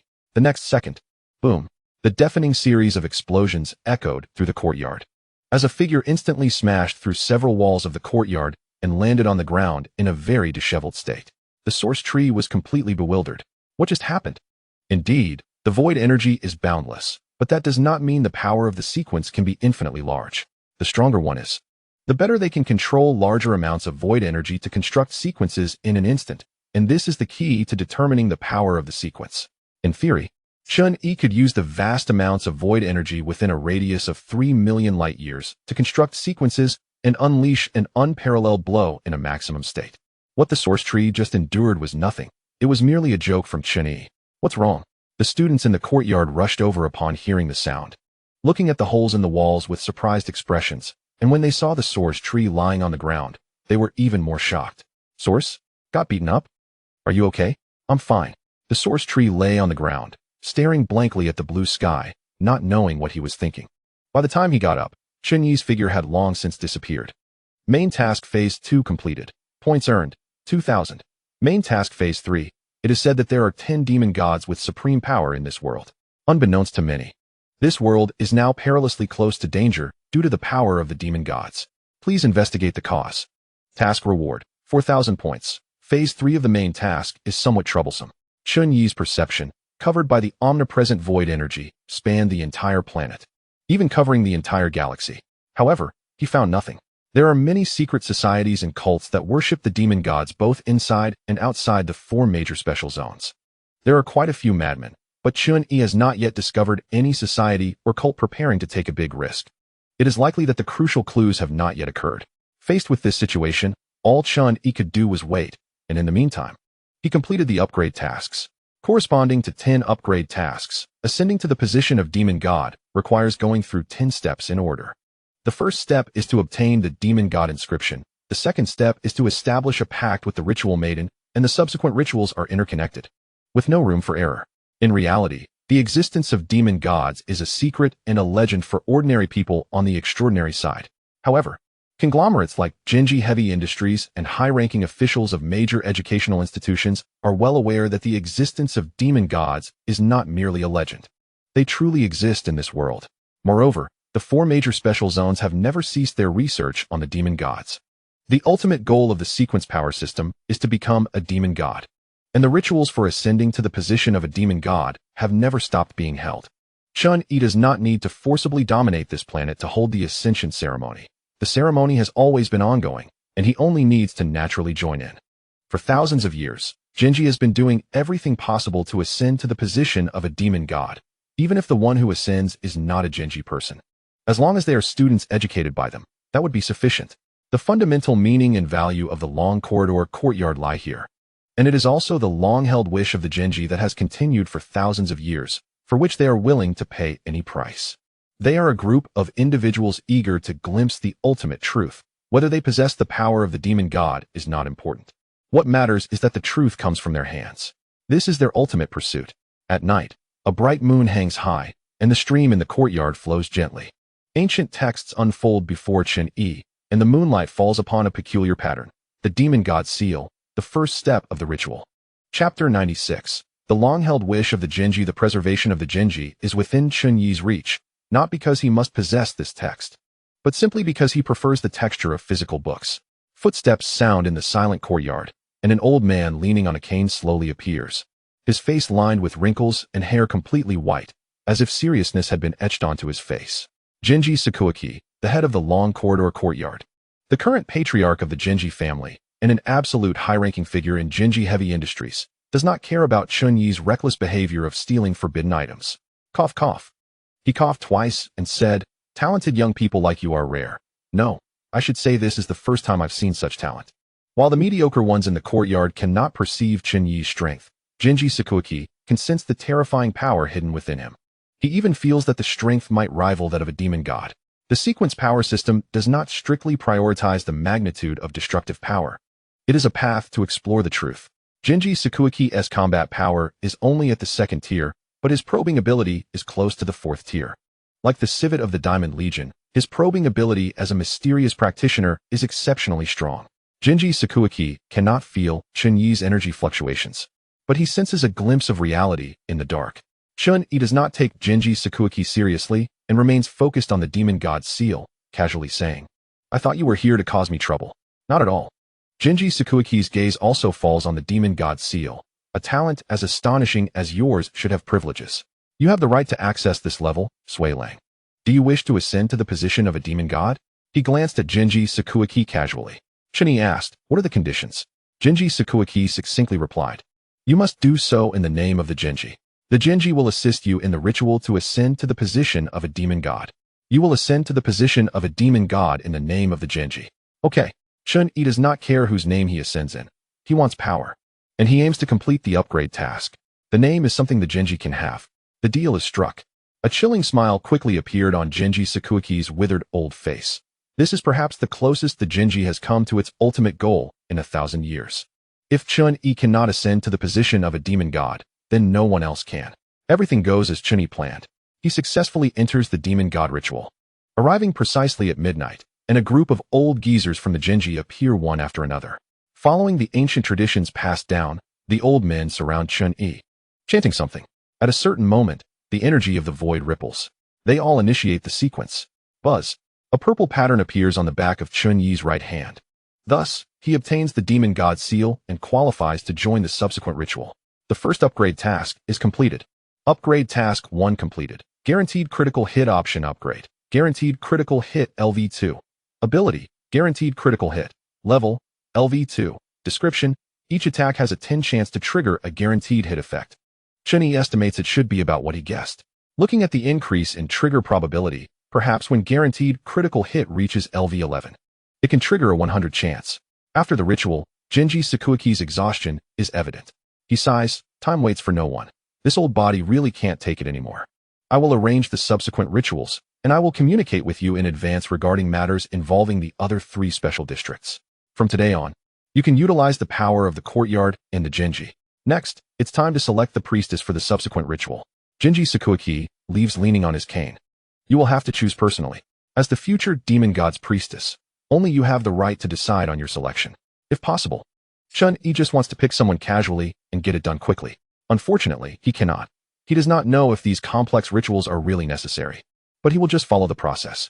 For the students of the long corridor courtyard, Chen Yi is shrouded in mystery, a figure full of enigma and legend. In just a few days, he has leapt from being a student to someone appreciated by the higher-ups of the courtyard, always accompanied by followers, his whereabouts a mystery, making everyone extremely curious. He has hardly interacted with the students of the courtyard, and only when he is enveloped in mist do they notice his existence. One day, a car stops outside the gate of the long corridor courtyard, and a blonde, blue-eyed boy gets out, dressed in a blue uniform with the 0-Point Elite Academy badge embroidered on his chest. The boy rushes into the courtyard. "Jen, brother, I've come to find you." "Derek," a young man in the courtyard greets the boy, asking familiarly, "Are you here to find Jen again?" "Yeah, where's Jen, brother?" Derek looks around curiously. The 3 educational institutions in the Eastern Special District often organize student exchange activities and do not prohibit students from different schools from communicating privately. So Derek frequently comes to find Chen Yi. As the name suggests, the educational philosophy of the 0-Point Elite Academy is very similar to that of the Long Corridor Courtyard, both advocating elite education. But the 0-Point Elite Academy represents modern elite education. The teaching style and philosophy are much more open and distinct. As a member, Derek's strength is only slightly weaker than Chen Yi. If he does not go all out, Chen Yi may not be able to easily defeat Derek. Thus, Derek has always seen Chen Yi as a rival and a goal to chase and surpass. On the other hand, he also admires Chen Yi greatly. The young man in the courtyard shrugs. "Well, Jen has been a bit busy lately." Just then, a group passes by, and the leader is none other than Chen Yi, followed by 2 aides from the Genji. In addition, Chen Yi also follows Chen Yi with a capable demeanor. "Jen, brother." Derek is about to approach, but is stopped by the young man beside him. Chen Yi turns back and nods at Derek, then leaves with Chen Yi. "How did Jen, brother, become a follower?" Derek is taken aback. The young man explains, "That's why I said he's been a bit busy lately. And this isn't called being a follower, it's Jen's own choice.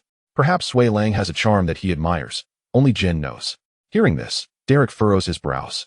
The one he has always regarded as a rival and a target to surpass, even his idol, has become someone else's follower, making Derek feel quite uneasy. First, he does not understand. Moreover, he feels extremely indignant, disappointed in Chen Yi's choice, angry at his idol being driven by someone else, and feels a slight humiliation at being belittled himself. Chapter 97. The 10 Gods Cult. Derek says, "The person who just walked in front is called Sui Lang, right? I don't remember there being such a person when I came to the courtyard before." "A newcomer," the young man adds. "He just enrolled a few days ago." "Just enrolled?" Derek finds it hard to believe. How strong can someone who just enrolled be? He does not understand what Chen Yi has experienced to make such a choice, willingly following that person. The more he thinks about it, the more indignant he becomes. Derek left the courtyard with a gloomy expression. He was determined to test that person's capabilities and see what made him able to convince Yuan Ge. Recently, Chen Yi had been busy with the second phase of the Ascension ceremony, which involved selecting his own priestess. Clearly, this was not a decision to be made lightly. There were many factions in the Eastern District pursuing the path of the demon gods, and besides the 3 major giants like Yuan Shi Heavy Industries, there were also many research institutions and ritual families. Due to the large-scale and complicated process of the ceremony, subsequent phases required all participating factions to work together. It wasn't just Chen Yi. Other factions would also select their priestesses during this phase of the ceremony. In fact, Chen Yi had chosen a perfectly timed moment to get involved. Yuan Shi had originally already selected their ascendant, but Chen Yi's appearance led Yuan Su Yi and the Yuan family to unhesitatingly abandon that unfortunate soul. After several days of preparation, everything for the ceremony was ready, and Chen Yi immediately set off to determine his priestess. Not only that, but this would also be his first meeting with the other ascendants in the Eastern District.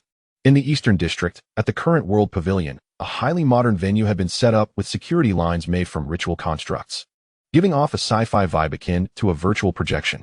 In the center of the venue, several young girls dressed in traditional Eastern priestess attire were conducting the ceremony. Some came from the 3 major educational institutions in the Eastern District, while others were staff members. The one commonality was that all these priestesses possessed ritual power, and they were well aware of what they were doing. The contrast between the ancient ceremony and the modern environment created a strong sense of dissonance. Outside the ceremony, many people were already waiting, including Asta from Zero Elite Academy, Levis from the Void Organization, and other factions' ascendants. Asta was still a student, but he was quite sturdy, with black hair and blue eyes, and his strength was at a moderate level in the 2nd tier, making him a standout among the younger generation. Although the Void Organization had developed a considerable scientific research industry, Its main body remained an educational institution, so it didn't need to establish a college division. The chosen ascendant, Levis, had a mysterious identity and unclear strength. He was a mixed blood and appeared slightly thinner compared to Asta. Upon hearing footsteps, everyone turned to the entrance of the venue. The Yuan family had arrived. The first to come into view was a young man. And the moment Chen Yi stepped into the venue, everyone's expression changed. A faint sense of oppression lingered in their hearts, as if a massive celestial body in the universe exuded a terrifying gravitational pull. Void energy quietly gathered towards Chen Yi, and just his presence there created an intense sense of existence. Asta's eyes brightened, and he couldn't help but feel excited. So strong. Is he the chosen ascendant of the Yuan family? The on-site head of the Void organization was a woman in a researcher's outfit, who curiously and unabashedly examined Chen Yi. Everyone present could see that the leader of the Yuan family was actually their chosen ascendant. Did the Yuan family trust this young man so much? Chen Yi glanced around. Can we start now? At that moment, a priestess stepped forward and spoke in a melodious voice. Candidates wishing to ascend to the position of demon god, please present your marks of proof. As her voice fell, Chen Yi, Asta, Levis, and others stepped forward, raising their right hands. The void energy rippled, and various patterns of demon god marks appeared on the backs of their hands. At the same time, outside the current world pavilion, groups of people began to gather towards this direction. The guards quickly sensed something was off and immediately engaged in combat with these individuals. Boom! A lightning bolt struck down, taking out a guard on the spot. And a middle-aged man shouted angrily, "The act of desecrating the demon god is a grave sin. We shall bestow divine punishment upon the desecrators." Bestow divine punishment upon the desecrators. A group of people charged into the current world pavilion. The 10 Demon cult was a radical sect that worshipped the 10 demon gods, believing that the 10 demon gods were supremely unoffendable. Anyone who aspired to become a demon god was committing the greatest blasphemy against them. This was an act the 10 demon cult could not tolerate. Therefore, they planned this attack to capture and eliminate all the ascendants of the Eastern District within the current world pavilion. Tisk, a bunch of lunatics. Luo Changkong blended in with the 10 demon cult members as he entered the Eastern District, planning to slip away during the attack. He didn't want to get involved in troublesome matters. Many returners mixed in with the 10 demon cult, some using it to sneak into the Eastern District, while others were genuinely participating in the attack on the current world pavilion. Luo Changkong had no intention of staying long with the 10 demon cult and was just looking for an opportunity to escape. In fact, it wasn't just returners within the 10 demon cult. There were also infiltrating transcenders. A figure with white hair dashed past, cloaked in black, rushing into the current world pavilion. Boom. Just as the ascendants finished displaying their demon god marks, a large hole was blasted through the wall of the venue, and a large truck was smashed inside. The ceremony was interrupted, and everyone immediately showed anger. Asta heard the shouting from outside, and his expression darkened. The 10 demon cult? To be fair, the current world pavilion, as a site for a phase of the ascension ceremony, had already implemented strong security measures, but the 10 demon cult was not an opponent to be easily dismissed. Many strong individuals among the 10 demon cult had planned this attack, and with inside help, the security forces of the current world pavilion were overwhelmed. Many demon god cults harbored great hostility toward the ascension ceremony and the chosen ascendants, which was why the candidates had assistants and bodyguards accompanying them. The 10 demon cult members rushed into the venue, killing anyone in sight without saying a word, instantly turning the current world pavilion into a fierce battlefield. When Chen Yi's gaze swept over certain individuals, he immediately showed a look of interest. Transcender detected. Assassination mission triggered. Assassination mission. The transcending space is an enemy faction of the returners. All transcenders are mortal enemies. Please be sure to eliminate all transcenders in front of you.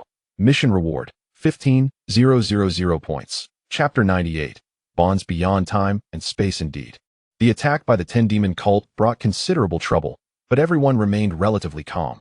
This was the Eastern District, and it was not something a mere 10 demon cult could shake.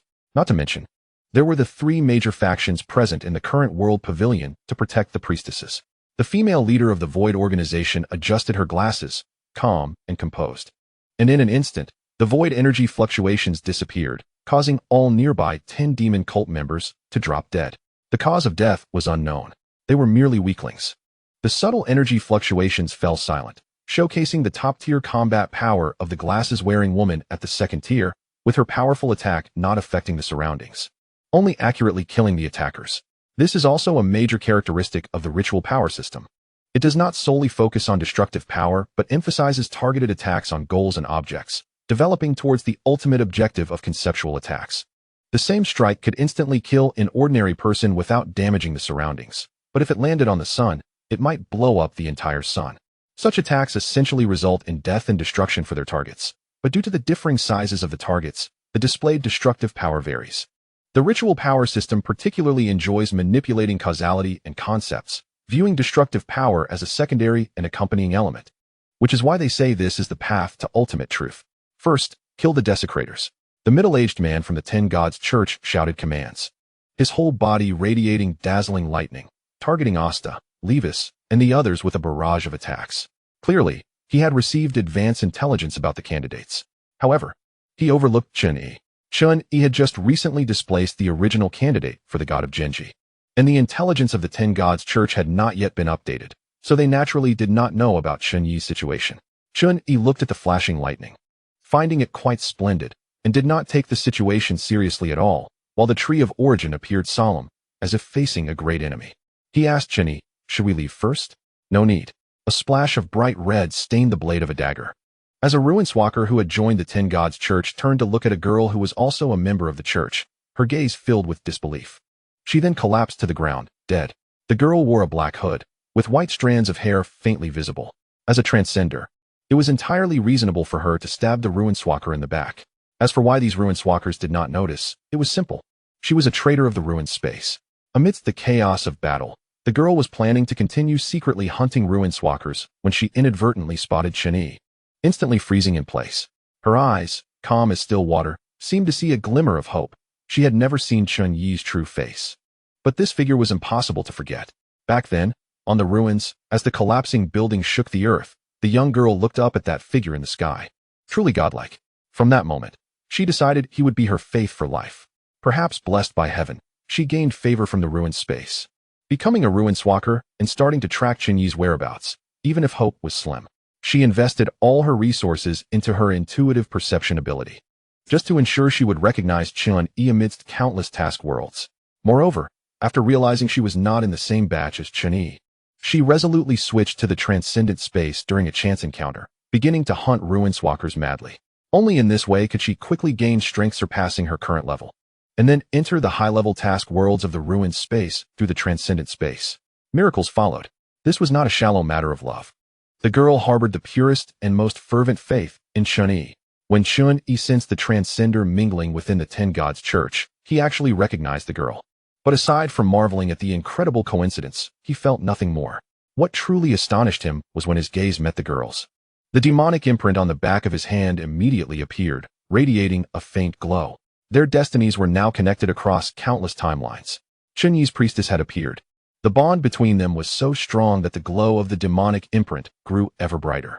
Without waiting for Chen Yi to choose, the imprint split in two, with the other half landing directly on the girl's forehead. Instantly, this conspicuous phenomenon attracted everyone's attention, and the chaotic battlefield fell silent for a moment, leaving the people from the Eastern District dumbfounded. The three giants of Genji, Zero, and Void were also stunned. What was happening? When did the demonic imprint become so proactive? Even though they had experienced the Ascension ritual more than once, they had never seen such an unexpected situation. It truly opened their eyes. The members of the 10 Gods Church quickly reacted. One of their followers had been chosen on the spot to become a priestess. What did this mean? But regardless, even for the followers of the 10 Gods Church, becoming a priestess was still a great blasphemy against the demonic god, as they were an important part of the Ascension ritual. Kill her. Kill that priestess. The followers of the 10 Gods Church rushed toward the girl without hesitation. In an instant, bang, bang, bang. Whether ruinswalkers or transcenders, as long as they were followers of the 10 Gods Church, they all exploded into a mist of blood in that moment, filling the entire current world hall with a crimson haze. Only the girl remained unharmed. The people from the Eastern District were taken aback. The bespectacled girl's pupils constricted. This is assassination task completed. Points earned. 15,000. Chen Yi walked over and pulled back the girl's hood, revealing her shoulder-length hair as white as snow and her eyes like red rubies. The demonic imprint on the girl's forehead slowly faded away. What is your name? Chloe. Let us go? Just like that, with a few short sentences, Chen Yi led the group away. The girl followed Chen Yi's back without any hesitation. The priestess had appeared. Chen Yi's second stage ritual was considered complete, which also meant that Chen Yi had completed the second upgrade task. Upgrade task 2 completed. Guaranteed hit option upgraded. Guaranteed hit LV3. Ability, guaranteed hit. Level, LV3. Description, each attack has a 20 chance to trigger the guaranteed hit effect. The remaining people were still in shock. Levis looked at the lingering blood mist in the current world hall, his expression extremely grave. The moment Chen Yi took action, he felt a chill run down his spine, completely unable to react. His strength was formidable. As for how strong exactly, Levis had no idea. Just thinking about having to compete for the position of the demonic god against such a person made things seem interesting. Haha, Levis said with a nervous laugh. We're definitely going to die a terrible death.